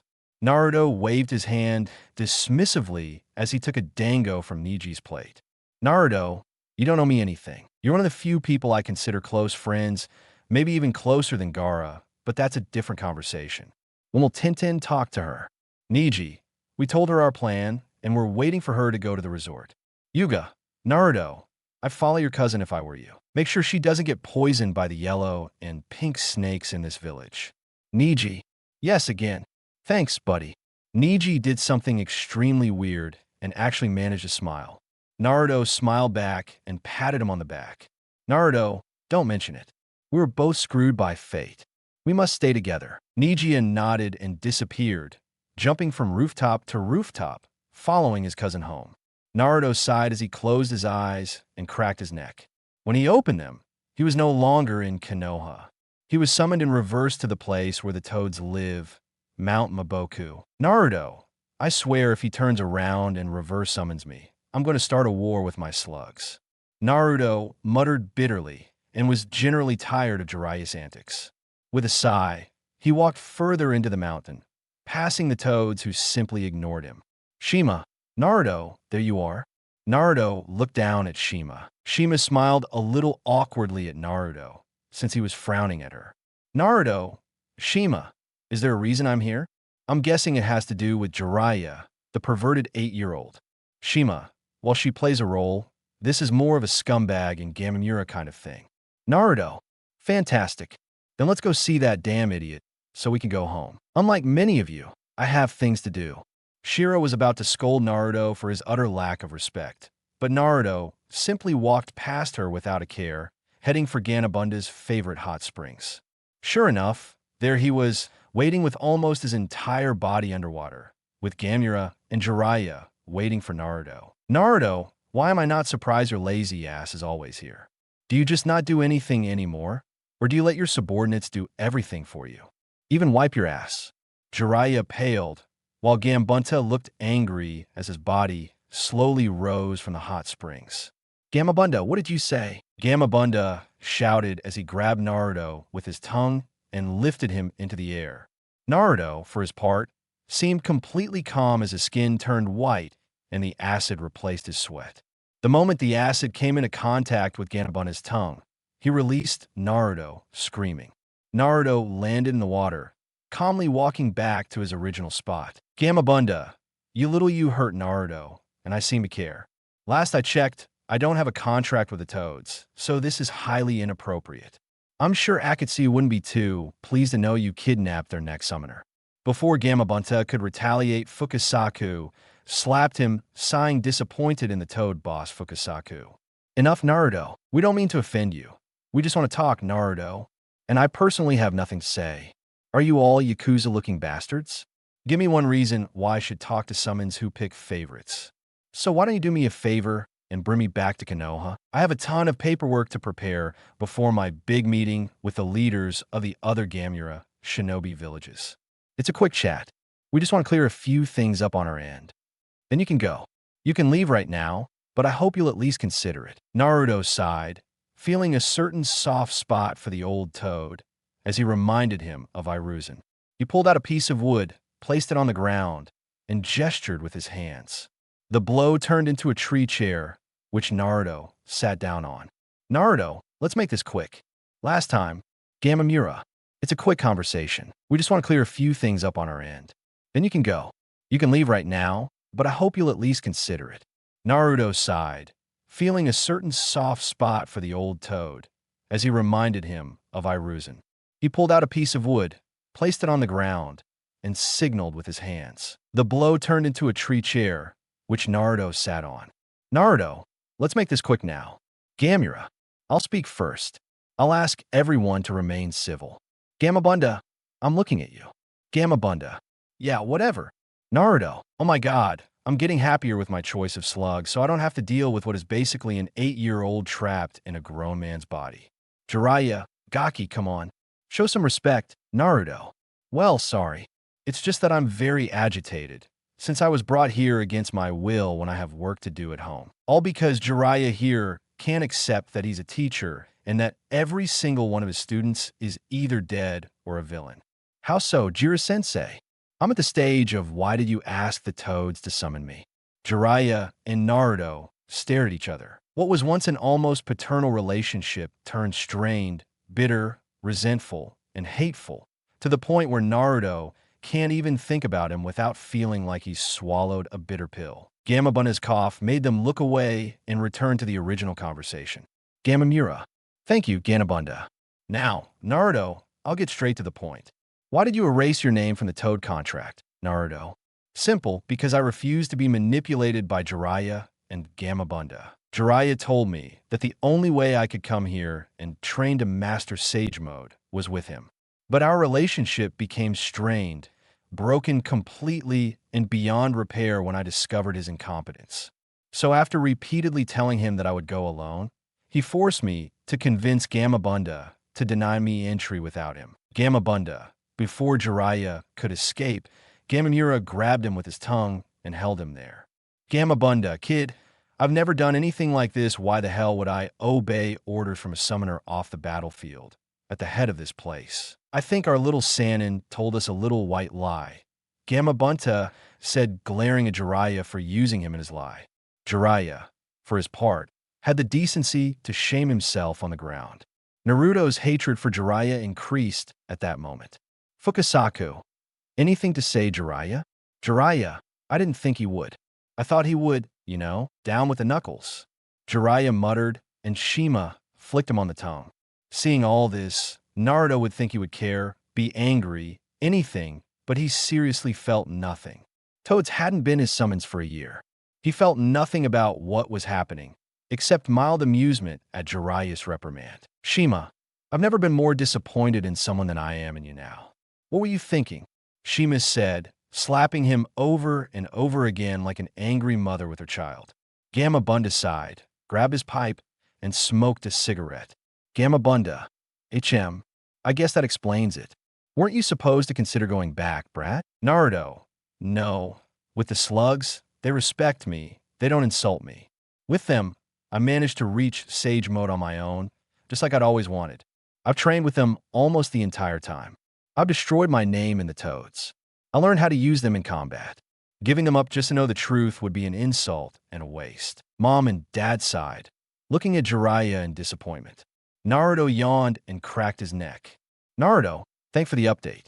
Well, as fun as it was, and it really has been a blast, just a ball altogether. My journey is here. Everyone watched as the mountain was under attack, invaded by slugs, an animal with whom they had a treaty. Beside Naruto, Tsunade jumped with her arms crossed, shooting murderous glares at Jiraiya as a slug emerged from Naruto's shirt. The slug was a tracking and listening device, so Tsunade and Katsuyu would know where their legacy was in case of emergency. Tsunade, why am I not surprised you're involved in this, Jiraiya? Tsunade said coldly with Katsuyu standing behind her summoners threateningly. Katsu, Ganabunta, you broke one of the rules of our trip. I expect you to have a good explanation for this, or else I'll be eating frog houses for dinner. Gamabunda sighed, taking his pipe and smoking. Gamabunda, we want to know why Naruto omitted contracts. We didn't know that Jiraiya lied and forced him to act. I will take responsibility for all of this, so please accept my forgiveness, said the Toad boss, bowing to the giant slug, while in the background Tsunade in Grandmother Bear mode watched over Naruto to make sure he was safe. Once he was secured, he spun around and leaped, creating a crater in the ground. He reached Jiraiya in an instant and lifted him into the air by the neck. Swan to Jiraiya, you're taking a risk, being our most important access point for spies in your network, but not even you can take that risk. I'm not Iruzan, and I won't go easy on you. Maintain that childish obsession with getting Naruto back, and you'll feel Mira. Tsunade didn't give him time to react and punched him in the face, slamming him into a mountain wall and creating a human-shaped crater. Tsunade caught herself, but Jiraiya's mouth was still bleeding, as his teeth were in the ground. Tsunade turned around and walked calmly towards Naruto, who stood up. Naruto, well, I think the slugs and their summoners have overstayed their welcome. I apologize for my rudeness to you two. Ganabunta, you can bite my ass. Yamamura, I'll miss you, old toad. Naruto and Tsunade jumped on Katsuyu as they disappeared back into their own territory in the summoning world to return home. Scene change. Back in Konoha, Naruto and Tsunade returned and went their separate ways. Naruto should go home and finish that paperwork. Naruto muttered to himself, walking with no real direction, as they always did. His legs carried him to the pearly gates. After a few bowls, Naruto walked into Ichiraka Ramen with a smile on his face. Naruto, hey guys, 10 pork ramen and keep it up. See me next, Naruto. Naruto said, giving small smiles to the other customers as they were all his people with small mountains of empty bowls. Naruto, I guess loving ramen runs in the Uzumaki blood. Naruto thought with a chuckle as he made a shadow clone. The clone grabbed all the empty bowls and went to the back to clean them. Thanks Natu. We owe you a Naruto. Well, I wouldn't mind a discount. Aim snickered, pinching her little brother's face. Oh now, how could I say no to that face? Shizune, because in the end that face talks. Naruto flinched as his neck cracked at the sight of a very angry Shizune with her arm crossed hitting her leg. Naruto, that's Shirsu. I thought you had to work with Tsunade today. Shizune let me leave early. Naruto grimaced, but then his eyes widened as Tsunade looked down at him from a rooftop with a big smirk. Tsunade was too far away to hear her, but Naruto could read her lips. Tsunade, this is revenge for my sake, Naruto. Oh, son of Shizune, what did you just call me? Shizune said. She stopped in her tracks, and a black, evil aura appeared around her. If Naruto ever feared for his life, it didn't compare now. Naruto. No, I didn't mean her. Naruto pointed at the ceiling, but no one was there. Tsunade was gone before Shizune could look. Naruto was horrified to see his fiancée smiling at him. Naruto gulped and ran for his life as Shizune chased him, throwing poison at them. Meanwhile, in the Pure Lands, a tear came to her eye as she watched her little one run away in fear. It made her smile. Kusina. Oh, how cute. It reminds me of us before. Remember when you groped my breasts and I chased you all over the place? Damn, Minato, I slipped for the last time. Kuchina. Shoo, this is getting to him, Kusina said, laughing as an evil chuckle escaped her lips. Minato sighed, giving a small prayer to his son. Days later, we see Naruto working hard to finish his duties as leader of the Uzumaki clan, doing paperwork.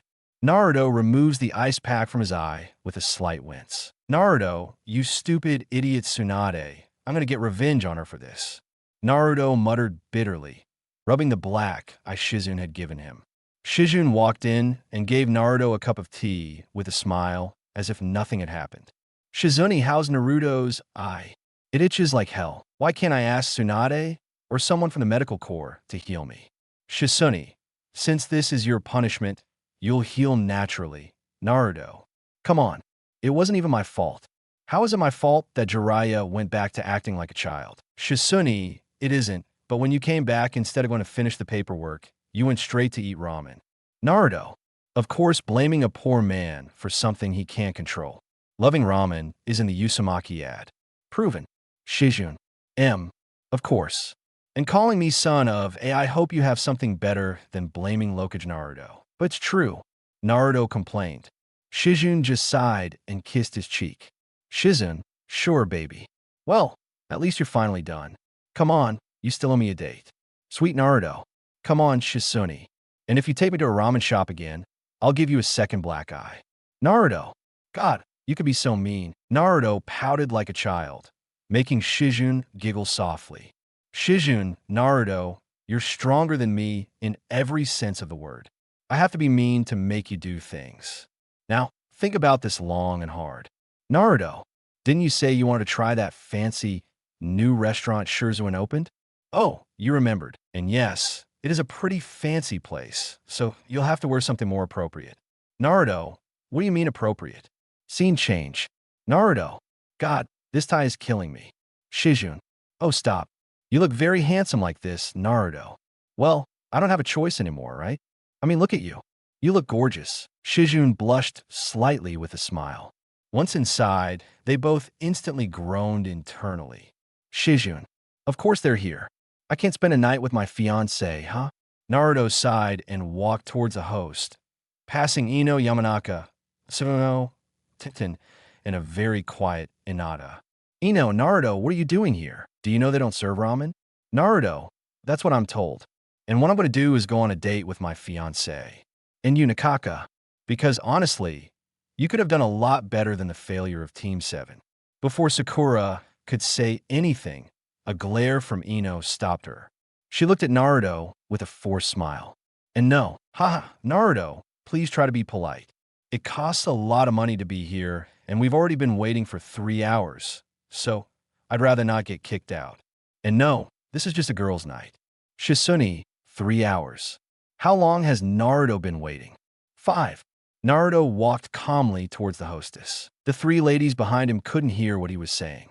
They saw Naruto show a piece of paper to the hostess, which made her pale and her eyes widen. She quickly motioned for Naruto to come in. Naruto turned around with a smile and walked over to Shizune. Naruto, come on, sure Sue, our table is ready. Ino Q, what the F? But what? How? How? Ino said she was having a minor mental breakdown over something so simple. Naruto had to fight to keep his smile from turning into a sneer.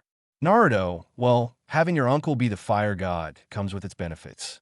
Naruto took Shizune's hand and walked beside the waiter. Naruto stopped and sighed.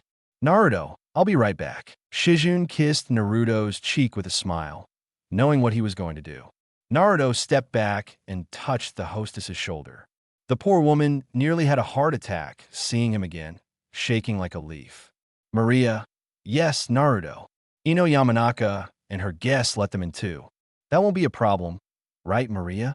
And no, of course not. The 4 kunoichi looked at Naruto in surprise. Naruto simply shrugged. Naruto, fine, but make sure his table is far from mine. After all, I'm on a date. Naruto turned around and walked back to his table where Shizune was waiting for him with a kind smile. Shizune, I'm glad to see some of your old self is still in there. Naruto simply shrugged and sat down with a smile. Naruto, what can I say? Whenever I'm around, you know, I'm a kinder person. Kind, not naive. That's why they don't approach us. Let's drink to that and have a fun night. Naruto and Shizune clapped their hands, and that was the last thing they remembered from that night. Tomorrow, Naruto woke up with a groan, feeling a massive headache and something heavy on top of him. Shizune. Naruto groaned softer. My head is killing me. They both groaned when the doorbell rang. Naruto, why did you have to install such a loud one? Shizune didn't reply, just rolled over and covered her face with her pillow. The doorbell rang again. Naruto's feelings for killing someone began to rise as he stood up and went downstairs. Naruto, I'm coming. Naruto opened the door with an angry expression. It was Team 3. Naruto, I swear if Bahan gave me a mission right now, I'd kill her. I don't care about being a wanted shinobi. What do you want? Read, Naruto. Yo, Naruto took a step back as Lee and Gue bowed to him with their entire bodies. Lee/Kid, I apologize for my actions/Lee's. Naruto, how strong? How strong? What are you talking about? The only person from your team I saw yesterday was Tenten. Tenten, I guess it can't be helped. She gave him the primary Odo and knocked you to the ground. Naruto, that would explain this intense headache. What happened last night? Tenten, well, it happened in the middle of dinner. Flashback. Tenten as narrator. The girls and I were talking amongst ourselves when the front door was ripped off its hinges. All the guests looked over, and a very drunk Lee walked in. Lee, Naruto, I know you're here. He yelled, punching the security guards. You stood up to see what all the commotion was. Naruto. Lee, what the hell are you doing, man? Lee glared at you with nothing but hatred in his eyes as they stumbled their way towards you. Lee, you told Suna about my secret, scum. I'll make you regret breaking our bond. Naruto. I saw Lee take out his weights and throw them to the floor, destroying the beautiful marble floor. Lee's bandages began to fall off his arms, while Naruto, probably wanting to defuse the situation, took out his familiar chakra chains. Naruto, Lee, you're drunk. Stop this before someone gets hurt. Where the hell is the guy? Your chakra chains were about to wrap around Lee when Lee started screaming. Lee, the sight gate is open. An aura surrounds Lee, the force of which blew Naruto's chakra chains off. Lee disappeared in a blur and appeared behind Naruto, grabbing him in a headlock. Present. Tenten. After that, we all tried to stop Lee from going on a drunken rampage, but it was too late. He pulled the Odo move on you. That's when the Ambu and the boy entered the destroyed restaurant. It took 7 Ambu Shizune, the 4 of us, and the boy to stop a drunken and angry Lee. Lee, once again I apologize for my actions. I have absolutely no excuse. Naruto looked at Louis, remembering fragments of that night, but everything was still a blur to him. Naruto, it's too early, and I'm in so much pain right now. What'll happen to the restaurant, kid? The Okage felt he owed you every penny for the reconstruction. After that, he will be banned from being near that place, and once he pays for the construction, he will be suspended from his duties for 4 months. Naruto hummed, rubbing his chin, thinking about how to respond to Lee and his sensei. In the end, he sighed. He just wanted to go to bed, so he chose the fastest option. Naruto, I can see that you were drunk, and I'm too tired to be the cynical, bitter person I've been with you and most of Konoha 11. I'll forgive you for this. Just get off my property so I can go back to sleep and take that bell with you. Read carefully. He grimaced at the noise and closed the door. He walked back to Shizune and snuggled up to her. Naruto, we're going to need a new bell. Shizune, a much softer bell. So soft we wouldn't even be able to hear it. Naruto, yes, very much so. Yes. Shizune snuggled into Naruto's chest, wrapping her arms around Naruto's neck. Days later, Naruto shifted in bed, letting go of Shizune's body as he began to get dressed. Shizune woke up and got dressed with him. Shizune, so today is the big day, huh? Shizune said, kissing Naruto's cheek, as today was Naruto's big meeting with the other nation's leaders. Shinobi, Naruto, it took me some time, and I'm not gonna lie. I like just spending time with you and not being on some mission, Shizune, or are you trying to bring Sasuke back? Shizune said, laughing, imitating Naruto's voice. Naruto grimaced and smiled a little. Naruto, come on, I didn't sound that bad. Shizune, honey, even your voice is a lot softer. All that yelling for your one true love must have affected your voice. It's like nails on a chalkboard. Naruto, I was a naive and lyrating kid. Naruto grumbled as Shizune poked his cheek teasingly. Shizune, you didn't deny the true love part. My fiancé is in love with someone else. Oh, how can I go on living? Shizune said dramatically, even flopping down on the bed. Naruto rolled his eyes, but still smiled, for this secret side of Shizune, the drama queen, was something only he could see. He laid on top of her and kissed her softly on the lips. Naruto, well, I could show you how much I truly love you if you wish, Naruto said, caressing Chizune's body as his hands slowly descended. Chizune's breath dulled a light blush that appeared on her face as she bit her lip in anticipation, and suddenly Naruto stood up with a mocking smile. Naruto, well, I don't want to be late for the meeting. Bye. Naruto disappeared from there, leaving a very flustered and angry Shizune. Shizune, oh, that mother. With Naruto. Naruto landed outside Okage's office with a big grin on his face, whistling as he walked inside. Kurama, you're so dead when you come home. Naruto. Kami. Naruto looked around and saw everyone looking at him weird for yelling out of nowhere. Naruto let out an awkward chuckle and hurried out of there, blushing angrily when he heard Kurama laughing inside him. Naruto, what I thought I had to be inside to hear you. Kurama, I can talk to you whenever I want, but I choose not to. I have no reason to talk to my jailer. Naruto, so why talk now? Kurama seemed funny to me. Now I'm going back to sleep. Naruto shook his head and placed this memory in the back of his head. Kakashi to Naruto. Hey Naruto, seriously, I can't say your name without you grounding me. Naruto thought before turning around and seeing Kakashi greeting him with his one-eyed smile. Naruto, attack. Do you look like you normally do? Naruto said as he continued walking with Kakashi walking beside him. Kakashi, thank you. Are you going to Okage's office? Naruto, yes. I'm the leader of the meeting he's having with the other Elemental Nations leaders. Is there a reason why you're walking beside me and forcing me to have small talk with you? Kakashi didn't react, just continued smiling while putting his hand in his pockets. Kakashi, yes. All Shinobi Nations leaders are allowed to bring only one of their own shinobi to this meeting. And putting aside your feelings for me, I'm one of the best shinobi in the village.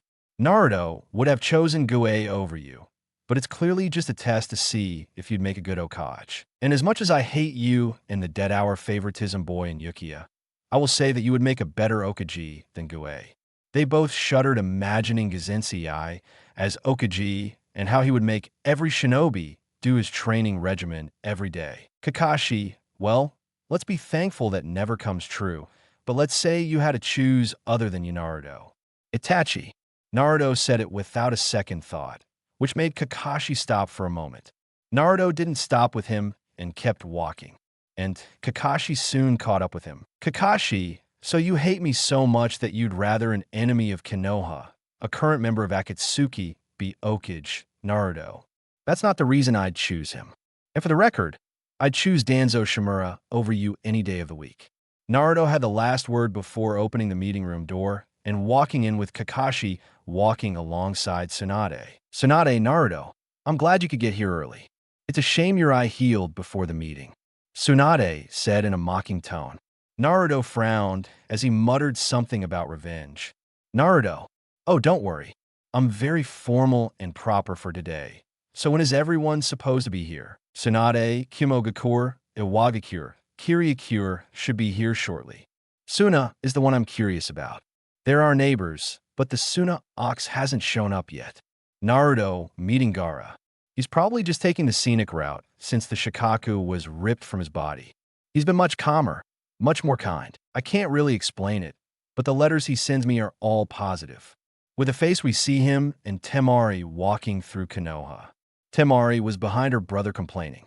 Temari, Gaara, I beg you. Admit that you're lost, and let's call for help. Gaara, I'm a case gauge, I don't get lost. Gaara said in his monotone voice as he turned to the left, even though the Okage Tower was on the right. They walked for another half hour until Temari gave a small shriek and stormed off. Temari, well, I'm done. I'll ask someone and go myself. And you better be there or help. Temari said threateningly. No age was her older sister. Gaara just hummed in response, while Temari headed for the tower like a normal shinobi. After walking a bit further, Gaara heard a soyoso. Curiosity got the better of him. He went to the source and saw a blue-haired girl, about his age, crying. He approached her. Gaara, are you okay? Gaara asked softly. The lady jumped slightly and waved her hand, moving her face up so Gaara could see her wiping her tears. Hinata S. Yes, I'm sorry for bothering you. CM Kage Hinata said, completely surprised to see Gaara there. Gaara continued to stare at her before finally remembering her. Gaara, yes. And you, Hinata Yuga.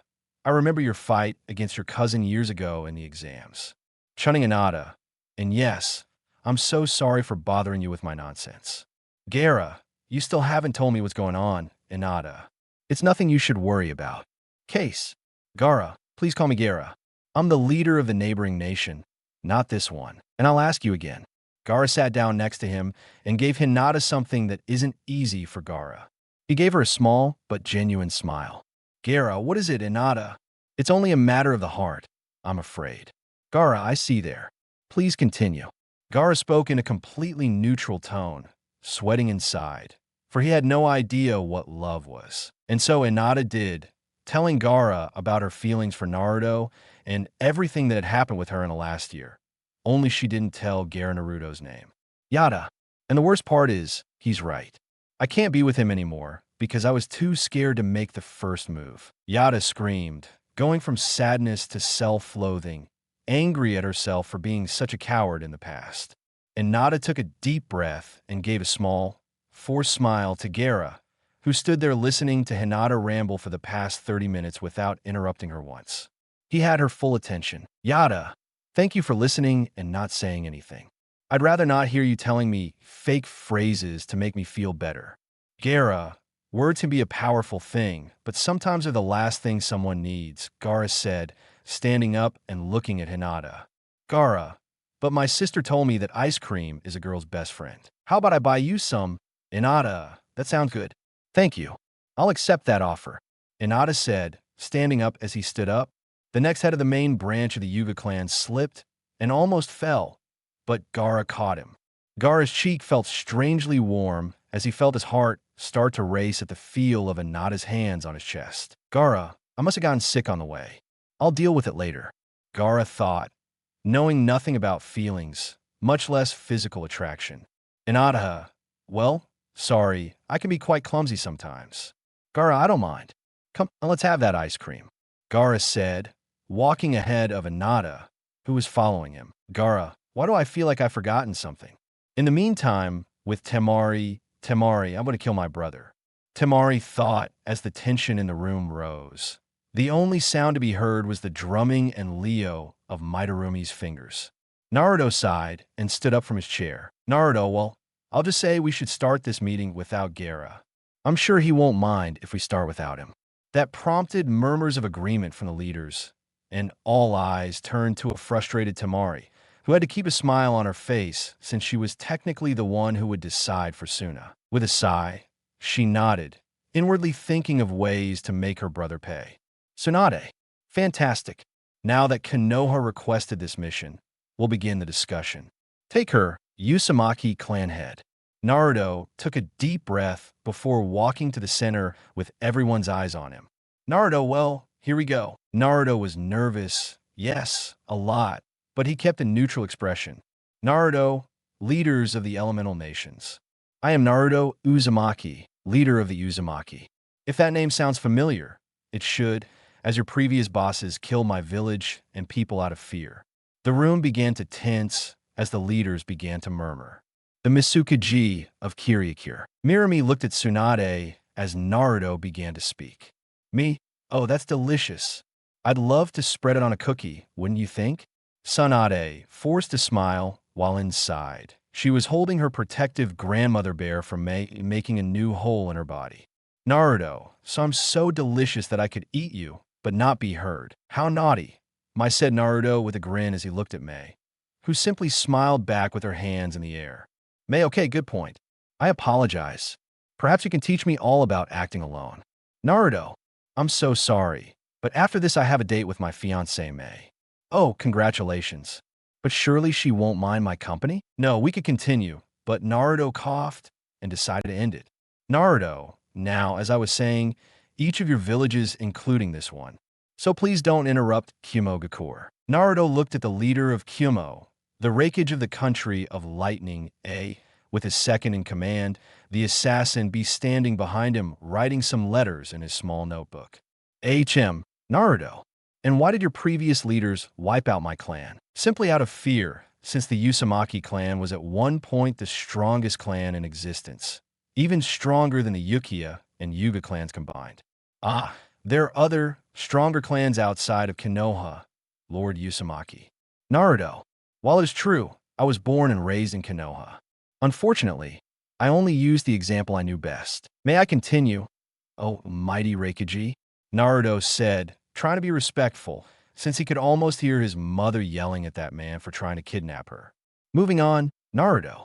Sadly, I was the last one alive from a grand military clan of 9,000. Just me. After a personal journey, I found an ancient, unfinished jutsu that belonged to my great-grandfather. A jutsu that, by keeping a secret, allowed me to resurrect my clan. Now Naruto had their attention, especially that of Kumo's leader, much to his personal displeasure. Naruto, forgive me, mother, but this is for the greater good. Temari, wait, how exactly did you do this? Are you part of the CRA program? Naruto, no. The Uchiha are the Uzumaki. No. Naruto smiled again, as he could see the emotions in everyone's eyes. Naruto, did you hear correctly? The Uzumaki clan and the Uchiha clan are returning to Konoha, which will make us even more powerful, but that's why I summoned you to share that power. Okay, you may come in.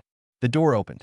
The leaders of different nations saw a small pool of red hair as the room was being invaded by UMK, but also a pregnant woman with hair of different colors. Naruto, because I want the best for my people and refuse to repeat the mistakes of the past, I have presented an offer to bring our nations one step closer to peace. The documents on your desks are alliance documents. Sign them. Yes. In exchange for your cooperation, you will receive 10 Uzumaki and 7 Uchiha women. I am giving you the opportunity to found an Uchiha clan and an Uzumaki clan in your own villages without needing to steal from them. Ah, I feel like that was directed at my village, Naruto. The time Kumo tried to kidnap my mother or a Yuga or a Chia. Oh, okay, okay. I understand that the previous heads caused a lot of problems, and I'm trying to fix them. Naruto, well, you can start by signing since with this the window opened and sand filled the chair when the wind Abenagara was in his seat with a neutral expression. Temari, I'm going to kill you.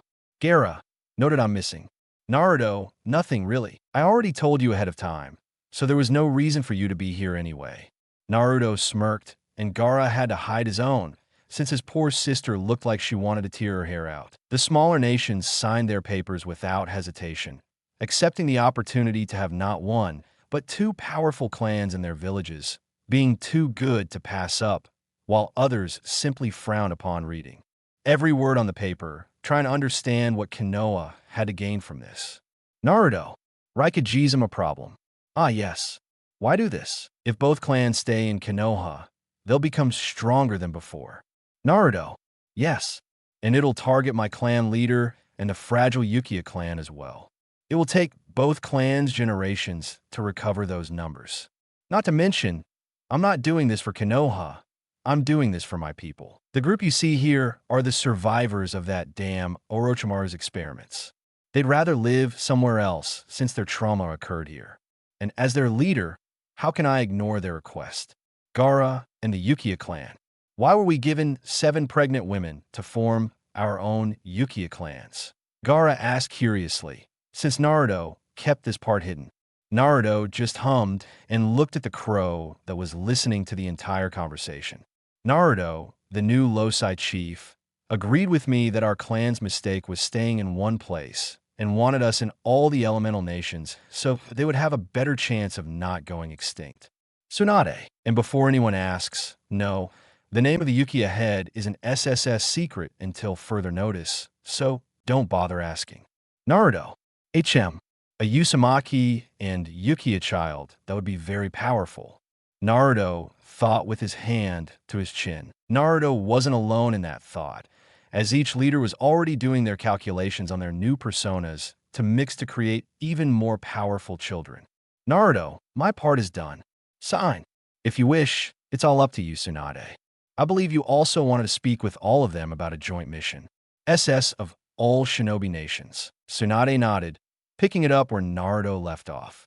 As Naruto walked away, having nothing further to contribute, he smiled, shook hands, and even kissed a few cheeks goodbye to his people, who were eternally grateful that their clan had listened to them, and were now free to leave the place where their torment began decades before. Tsunade, Konoha has obtained information about the Akatsuki base and where the most dangerous people will be, all in the same place.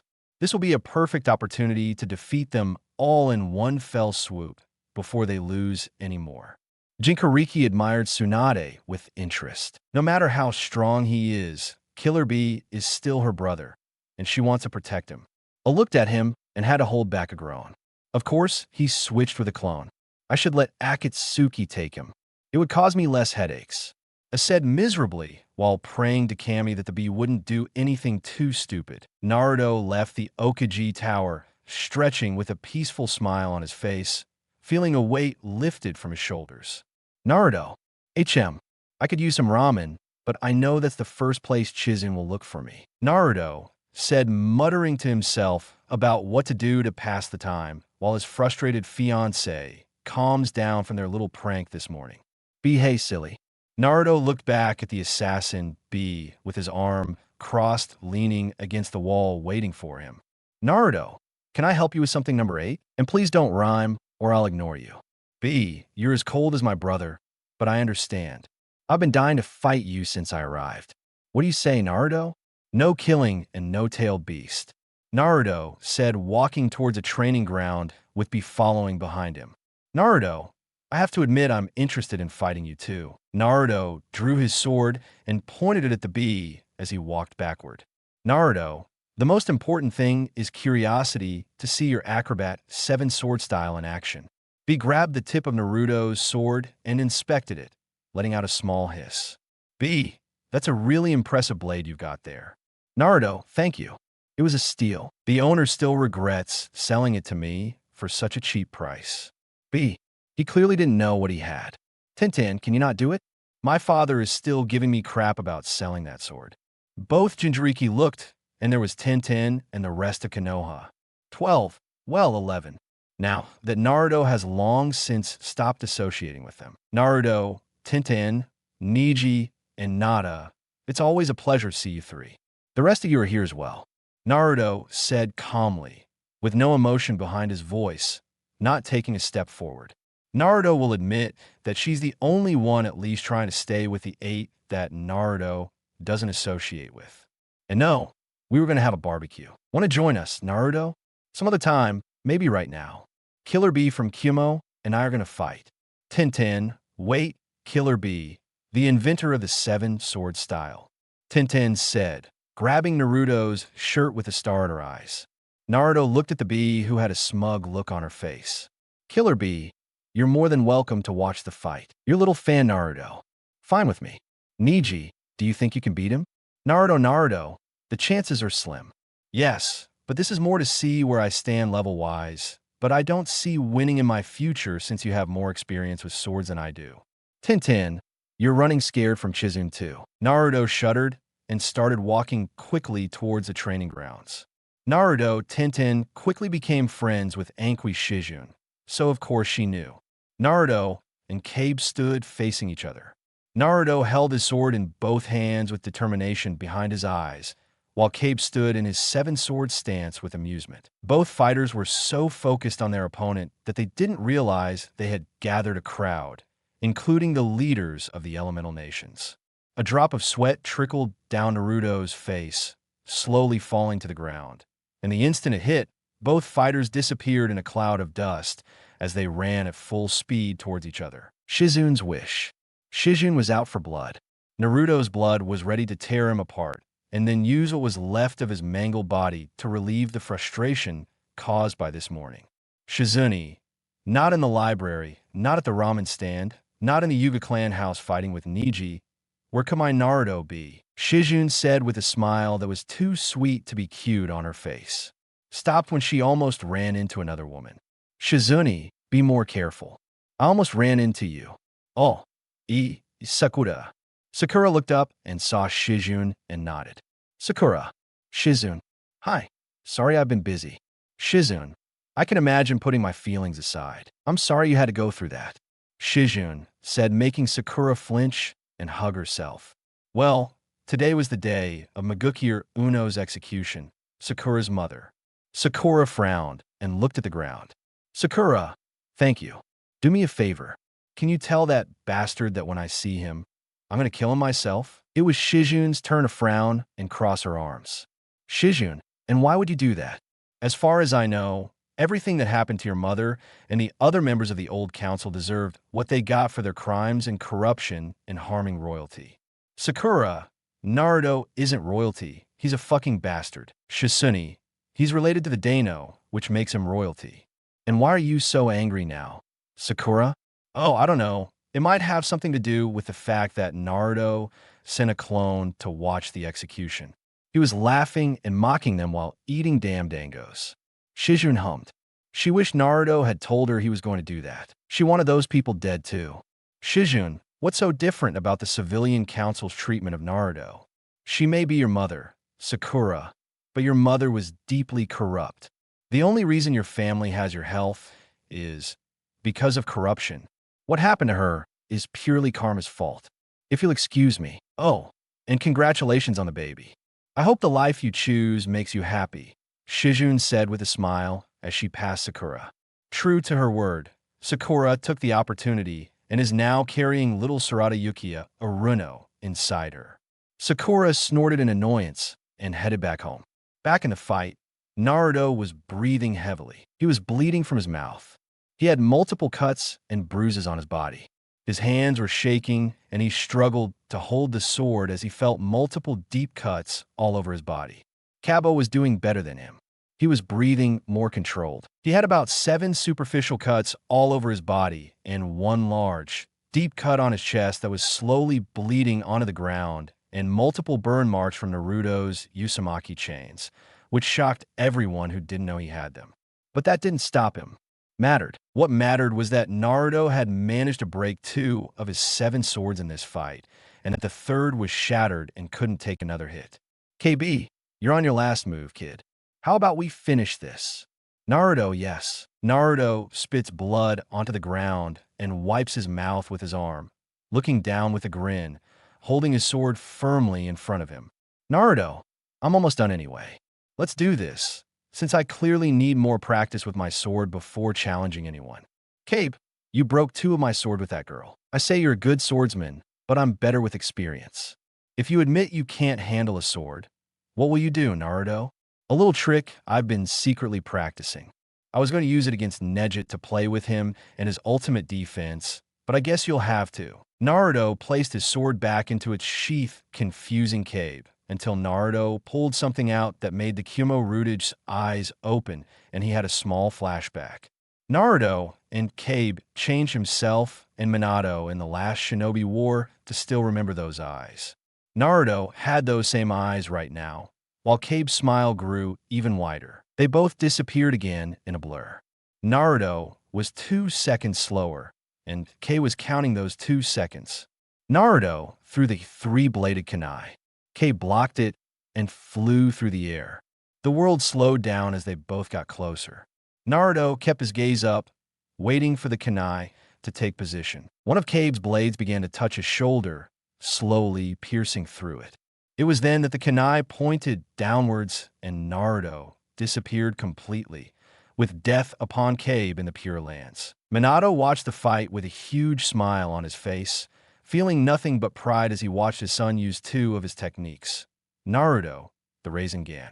Almost as if Minato was watching his fight with Tobi, which he now knows is just a Beto. Naruto's attack mirrored his father's that day. Kusina, that's my boy. Kill that bastard Kyumo. Bring him here, so I can finish the job. Kusina screamed, filled with silk. By Kyumo, it was clear that Naruto was back to life. Rasengan. The Rasengan hit Cabe's back, causing him to crash into the ground, creating a small earthquake. Cabe coughed up blood, and blood splattered onto the ground as he felt the massive ball of chakra on his back. The spectators were amazed to see Naruto living up to his nickname of the number 1 hyperactive meathead ninja. As the dust settled, Cabe smiled as his double vision slowly faded. He saw Naruto collapse next to him. They both looked at each other. Naruto, let's call it tie. Naruto gasped as his trembling fist slowly moved forward. Cabe chuckled. Bara coughed and bumped fists with Naruto as both Jinchuriki fainted. Those who were unaware or had doubts now had irrefutable proof that Minato's legacy lives on. While he was surprised the rumors were true, he was more concerned about Cabe's condition. Abara Tsunade. Idiots. Tsunade. Ambu. Get them to the hospital before they die of blood loss. And be sure to tell Shizune where Naruto is. And Ambu grabbed Naruto and carried him there, while 8 grabbed a struggling Cabe and carried him there. Inside Naruto's brain, Naruto opened his eyes and saw that he was back in the sewers. He sighed and sat up, looking at the fox watching him. Kurama, how dare you lose to my brother? I am a 9-tailed fox, the strongest of the chakra beasts. How could you lose to that sheep octopus monster? Kurama roared inside his cage. Naruto wiped his ear, uninterested. Naruto, you're the strongest, and you can't escape that cage just because of a piece of paper. How pathetic, Naruto said in a mocking tone, which infuriated Kurama, who slammed himself against the cage with all his might, trying to break it. Naruto stood up and stretched as his body disappeared. Naruto, well, it seems I'm waking up. It was nice talking to you, Fox. And good luck with that. Naruto disappeared as Kurama roared loud enough to shake the room. Real world. Naruto woke up with a yawn, feeling exhausted. Naruto, man, how long was I unconscious? Shizune. Oh, about 8 hours. Soon to be 12. Naruto. Soon to be 12W. Naruto shuddered as the person behind that voice finally connected inside Naruto's mind. He snapped Shizune's neck, grinning at him with multiple needles in his hands. Shizune, it better be 15 hours according to the doctor's orders. Days later, after the day that will now be known as the day people discovered how high-pitched a person could scream, things have returned to relatively normal with Naruto. We see him going about what has become his usual routine, running errands for his Naruto clan. Oh god. Yeah, Shizune. Huh. Shizune said, not looking at Naruto. She was sharpening her needles. Naruto, I'm already getting marriage contracts for my people. The heads of other clans want the Uzumaki chakra reserves. Definitely. Shizune, will you do it, Naruto? I mean, I'm already thinking about in Uzumaki Uchiha, but in Uzumaki Inusuka, no way. Not even Aburame is stronger than them, Naruto said, burning Inosuka's contract with a small smile. Shizune, do you really hate that clan, Naruto? Well, let's see. Is there a dog contract? I know there is since Kakashi uses them, but that clan uses the dog contract. Shizune, no, she doesn't. Naruto, no, not at all. They prefer to use real dogs, so it's not on my list. Who would you choose? Shizune stopped what she was doing and thought about it for a bit. Shizune. The Yamanaka clan's mental jutsu is probably very underrated. It might be useful in future generations. Naruto. Part Uzumaki, part Yamanaka, and part Uchiha.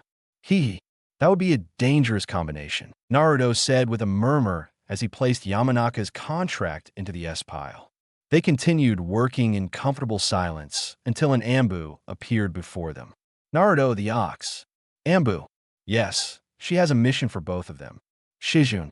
We'll be there shortly. Naruto made a shadow clone to finish the paperwork. Naruto. Honestly, can you imagine doing all this without clones? Shizune. You'd have to be really stupid to be able to use shadow clones and not use them like this. Naruto. Either that or you just don't want to go home. Naruto and Shizune got up and left their house, not knowing what demon they had released on the other side. In the Pure Lands, he slowly turned to Minato, who was walking backward with his hands in front of him. Minato.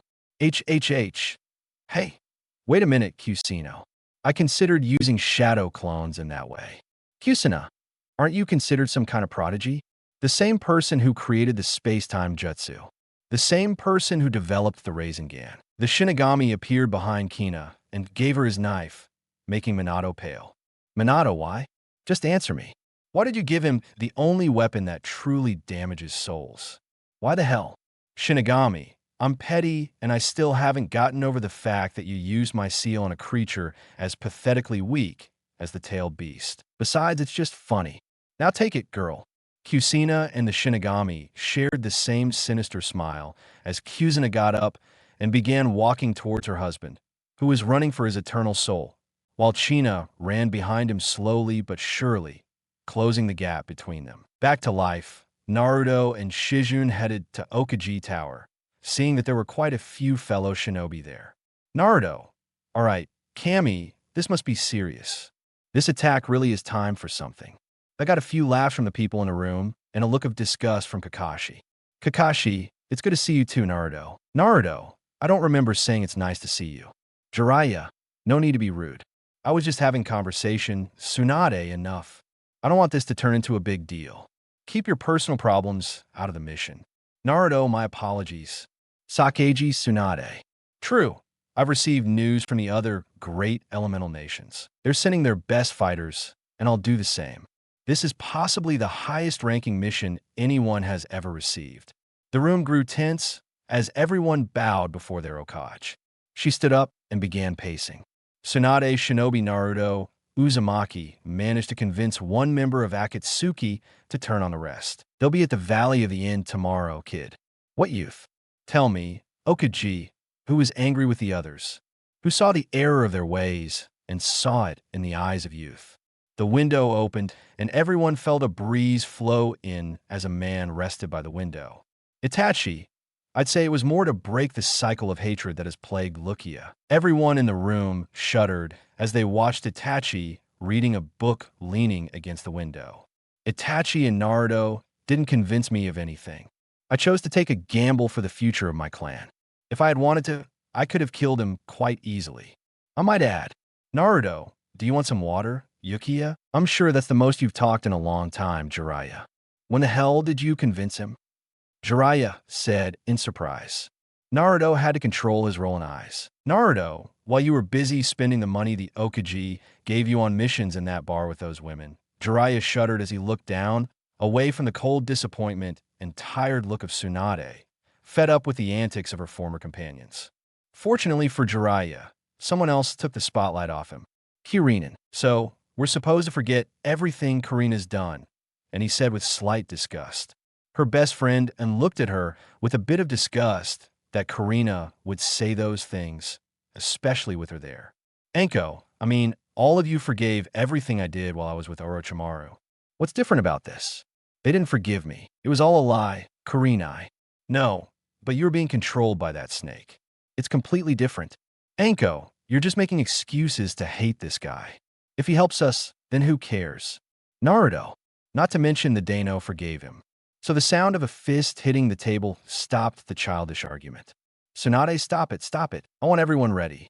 These are some of the strongest missing nin from different nations, and we haven't even seen the leader known as Pain in battle yet. Jiraiya, is there anything you can tell us about Pain? Itachi, only that he has gravity jutsu, and he's one of the few I've lost to in combat. I recommend Uzumaki fight him. His chakra chains and space-time jutsu could be the deciding factor against his powers. Tsunade nodded, and then signaled for Itachi to kneel with the rest of them, which he did. Tsunade, Itachi, Naruto, Shizune, Jiraiya, Kakashi, Anko, Kunai, Asuma, Shikuno, Ino, Niji. You 12 will be the ones fighting in Konoha. Get your affairs in order. I won't lie to you. The odds of death are high, so make peace with the god you believe in and prepare for the tougher battles you'll likely face. Naruto, I don't know. Maybe fighting a moon god would be harder. Tsunade, now is not the time. Naruto, everyone is dismissed. Be at the gates before dawn. Itachi, you will leave now and wait for the rest to arrive. Everyone nodded. Itachi exploded into a massacre of crows as the rest filed out, except for Jiraiya, Tsunade. Yes, Jiraiya. Nothing. I just wanted you to know that even though you hate me for what I've done, and even though I have to pay for my sins, I just want to tell you that I love you, that I still love you. I just want to tell you this in case I don't get the chance to earn your forgiveness.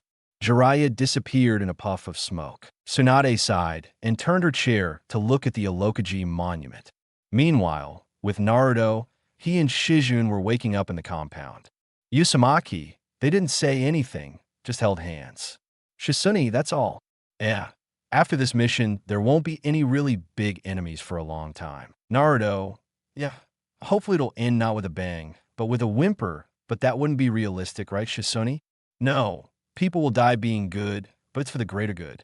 Naruto, I'll make sure you and I aren't like that we won't die until we're 3. Shizune, that's quite optimistic. Are you scared? Naruto, a little. Yes, I beat Kakashi and Sasuke, but I lost to Itachi and Killer Bee. I need to meditate before we go. I can't get complacent. That's how Sasuke died. If I have to face the pain, I have to give it my all. Shizune, and we will. But since tomorrow is a gift, never a promise, I want to do something before tomorrow comes. Naruto. Oh, Naruto looked over to where Shizune had taken him. It was a love hotel. Naruto smiled slightly as he entered. 3 after hours of sexy SN snow time. Naruto stared at the ceiling with Chizune's head on his chest, both naked after hours of enjoying each other, just in case it was the last time. Naruto caressed Shizune's bare back, finding a sense of calm in hearing her soft breathing. Shizune, MH. Dankina, stop running. Shizune murmured softly, dreaming of future children. Naruto laughed softly and kissed Chizune's forehead. A small smile appeared on his face as he whispered in her ear. Naruto, run, kids, run to safety. I won't let him put you both in sailor suits. Shizune began to squirm in her sleep, her brows slightly furrowed and her snoring softly. Shizune, Naruto, I'll catch you. Naruto had to fight to control his laughter as he was about to close his eyes and enjoy a few moments of peace with his future wife when he felt something. Naruto locked a chakra signature on the doors.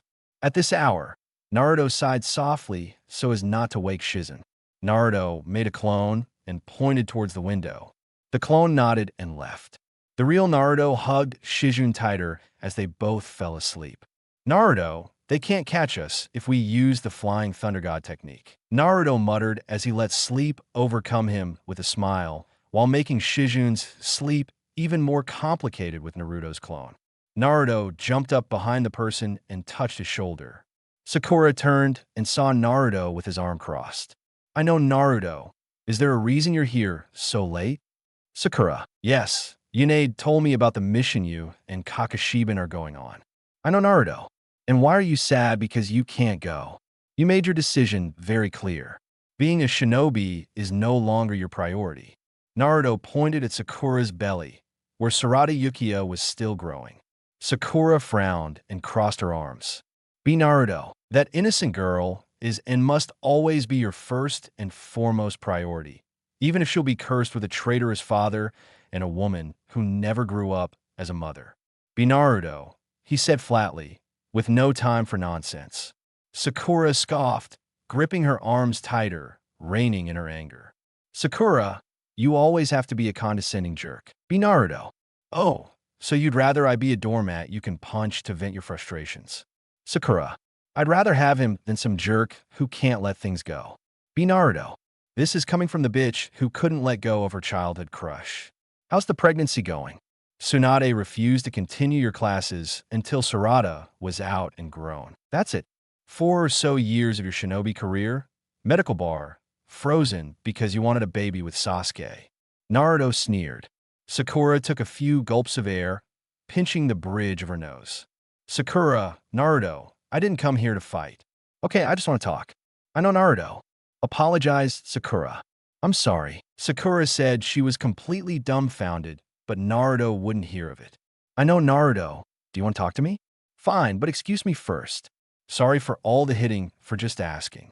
Naruto started walking towards Sakura, and she took a few steps back. Naruto, apologize for making me risk my lifetime and time again to bring that traitor back to this village. Naruto pointed his sharp finger at Sakura's chest with enough force to make her seraph. Naruto, apologize for making me make that stupid promise that kept me from reaching my full potential. Chakra chains began to sprout from Naruto's back, making him look even more menacing. Naruto, apologize for being a partner, because even Sai treated me better than you, and he's a double agent for Danzo. Sakura tried to defend herself, but one angry glare from Naruto made that voice fall dead and buried. Naruto, apologize for what you said to me after I did my job as a shinobi and killed the traitor Uchiha, for I put my responsibility as a shinobi above the responsibility of a naive child's promise. Naruto took a deep breath, feeling a little lighter after finally getting everything out. Sakura was standing against the wall. She looked like someone had slapped her. She was like a fish out of water, her mouth open, but speechless. She finally took a deep breath and looked at Naruto with teary eyes. They weren't fake, nor were they meant to be manipulative. Naruto's words cut deep inside her. Sakura, fine, if that's what it takes for you. I am sorry, Naruto. I'm sorry for everything. I'm sorry for being so impulsive as to not listen to you. I'm sorry for nearly getting you killed every time you went out to try to bring Sasuke back. Sakura's expression began to change to a sad but frustrated one. Sakura, I'm sorry for making you make that promise without thinking about how seriously you were going to take it. Tears began to fall from Sakura's eyes as her lip trembled. She furiously wiped her eyes to stop the tears. I know Naruto is only saying that because of his hormones, but he'd be an idiot to tell him. So I'll just keep quiet for now, Naruto thought, willing Sakura to get her bearings. Sakura, I'm sorry I wasn't the best teammate. Naruto's eye twitched as he took a deep breath to calm himself. At the end, a bitter, almost villainous laugh escaped his lips. Sakura, you're not the best. Naruto said best on the day of the bell test. If someone put a kunai to Sasuke's neck and asked you to attack me, you would. Naruto looked at Sakura, almost daring her to say the opposite of his accusations, but she didn't. For once he knew he should keep silent. If Naruto, you were a teammate of you should have returned to the academy, since although you were a decent shinobi, you never understood the meaning of teammates. Naruto said with a small glare. Sakura gave a frustrated sigh, but continued. Sakura, I'm sorry for hitting you and calling you a monster back at Okaji Tower. I let my emotions get the best of me. I'm sorry I was a foolish girl in love. Be Naruto. Love. Huh. You call what you had love. Let me tell you something, Aruno. It wasn't love. Love is what I feel for Kizune. Love is mutual respect. Love is caring about each other's well-being. Love is arguing and making up afterward. Love is accepting each other's flaws and wanting to be with them regardless. Sakura is love, Naruto said, pointing a sharp finger at Sakura's chest, feeling legitimately angry that Sakura would compare what she felt to being on the same level as him and Shizune. Sakura tried to speak, but Naruto put a clear stop to that. Naruto, what you had was an obsessive crush that you never recovered from, because even Ino got over it when Sasuke turned traitor. You, on the other hand, doubled down on your feelings and dragged me down with you. So no, it's not love. It never was love. And don't you dare try to compare it, because Sarada is the child of obsession, not the child of love. On instinct, Sakura went to slap Naruto, but he caught it easily enough and squeezed her wrist, making Sakura flinch. If Naruto weren't pregnant, he would have punched you so hard you'd vomit blood. Don't do that again. Naruto pulled her hand away from his as his former teammates stared at each other. Naruto with coldness behind his eyes and Sakura with tears in hers. Sakura, you're a fucking idiot. Naruto and you and everyone else in this disgraceful village made me feel like this now. Since you apologize even when you try to somehow justify your actions. Tell me, why are you here? Sakura scoffed and turned around, walking away. Sakura, I was going to apologize and wish you luck on this mission, since I didn't want another member of Team 7 to die. But now I expect you to die, and that is painful. Sakura walked toward her house.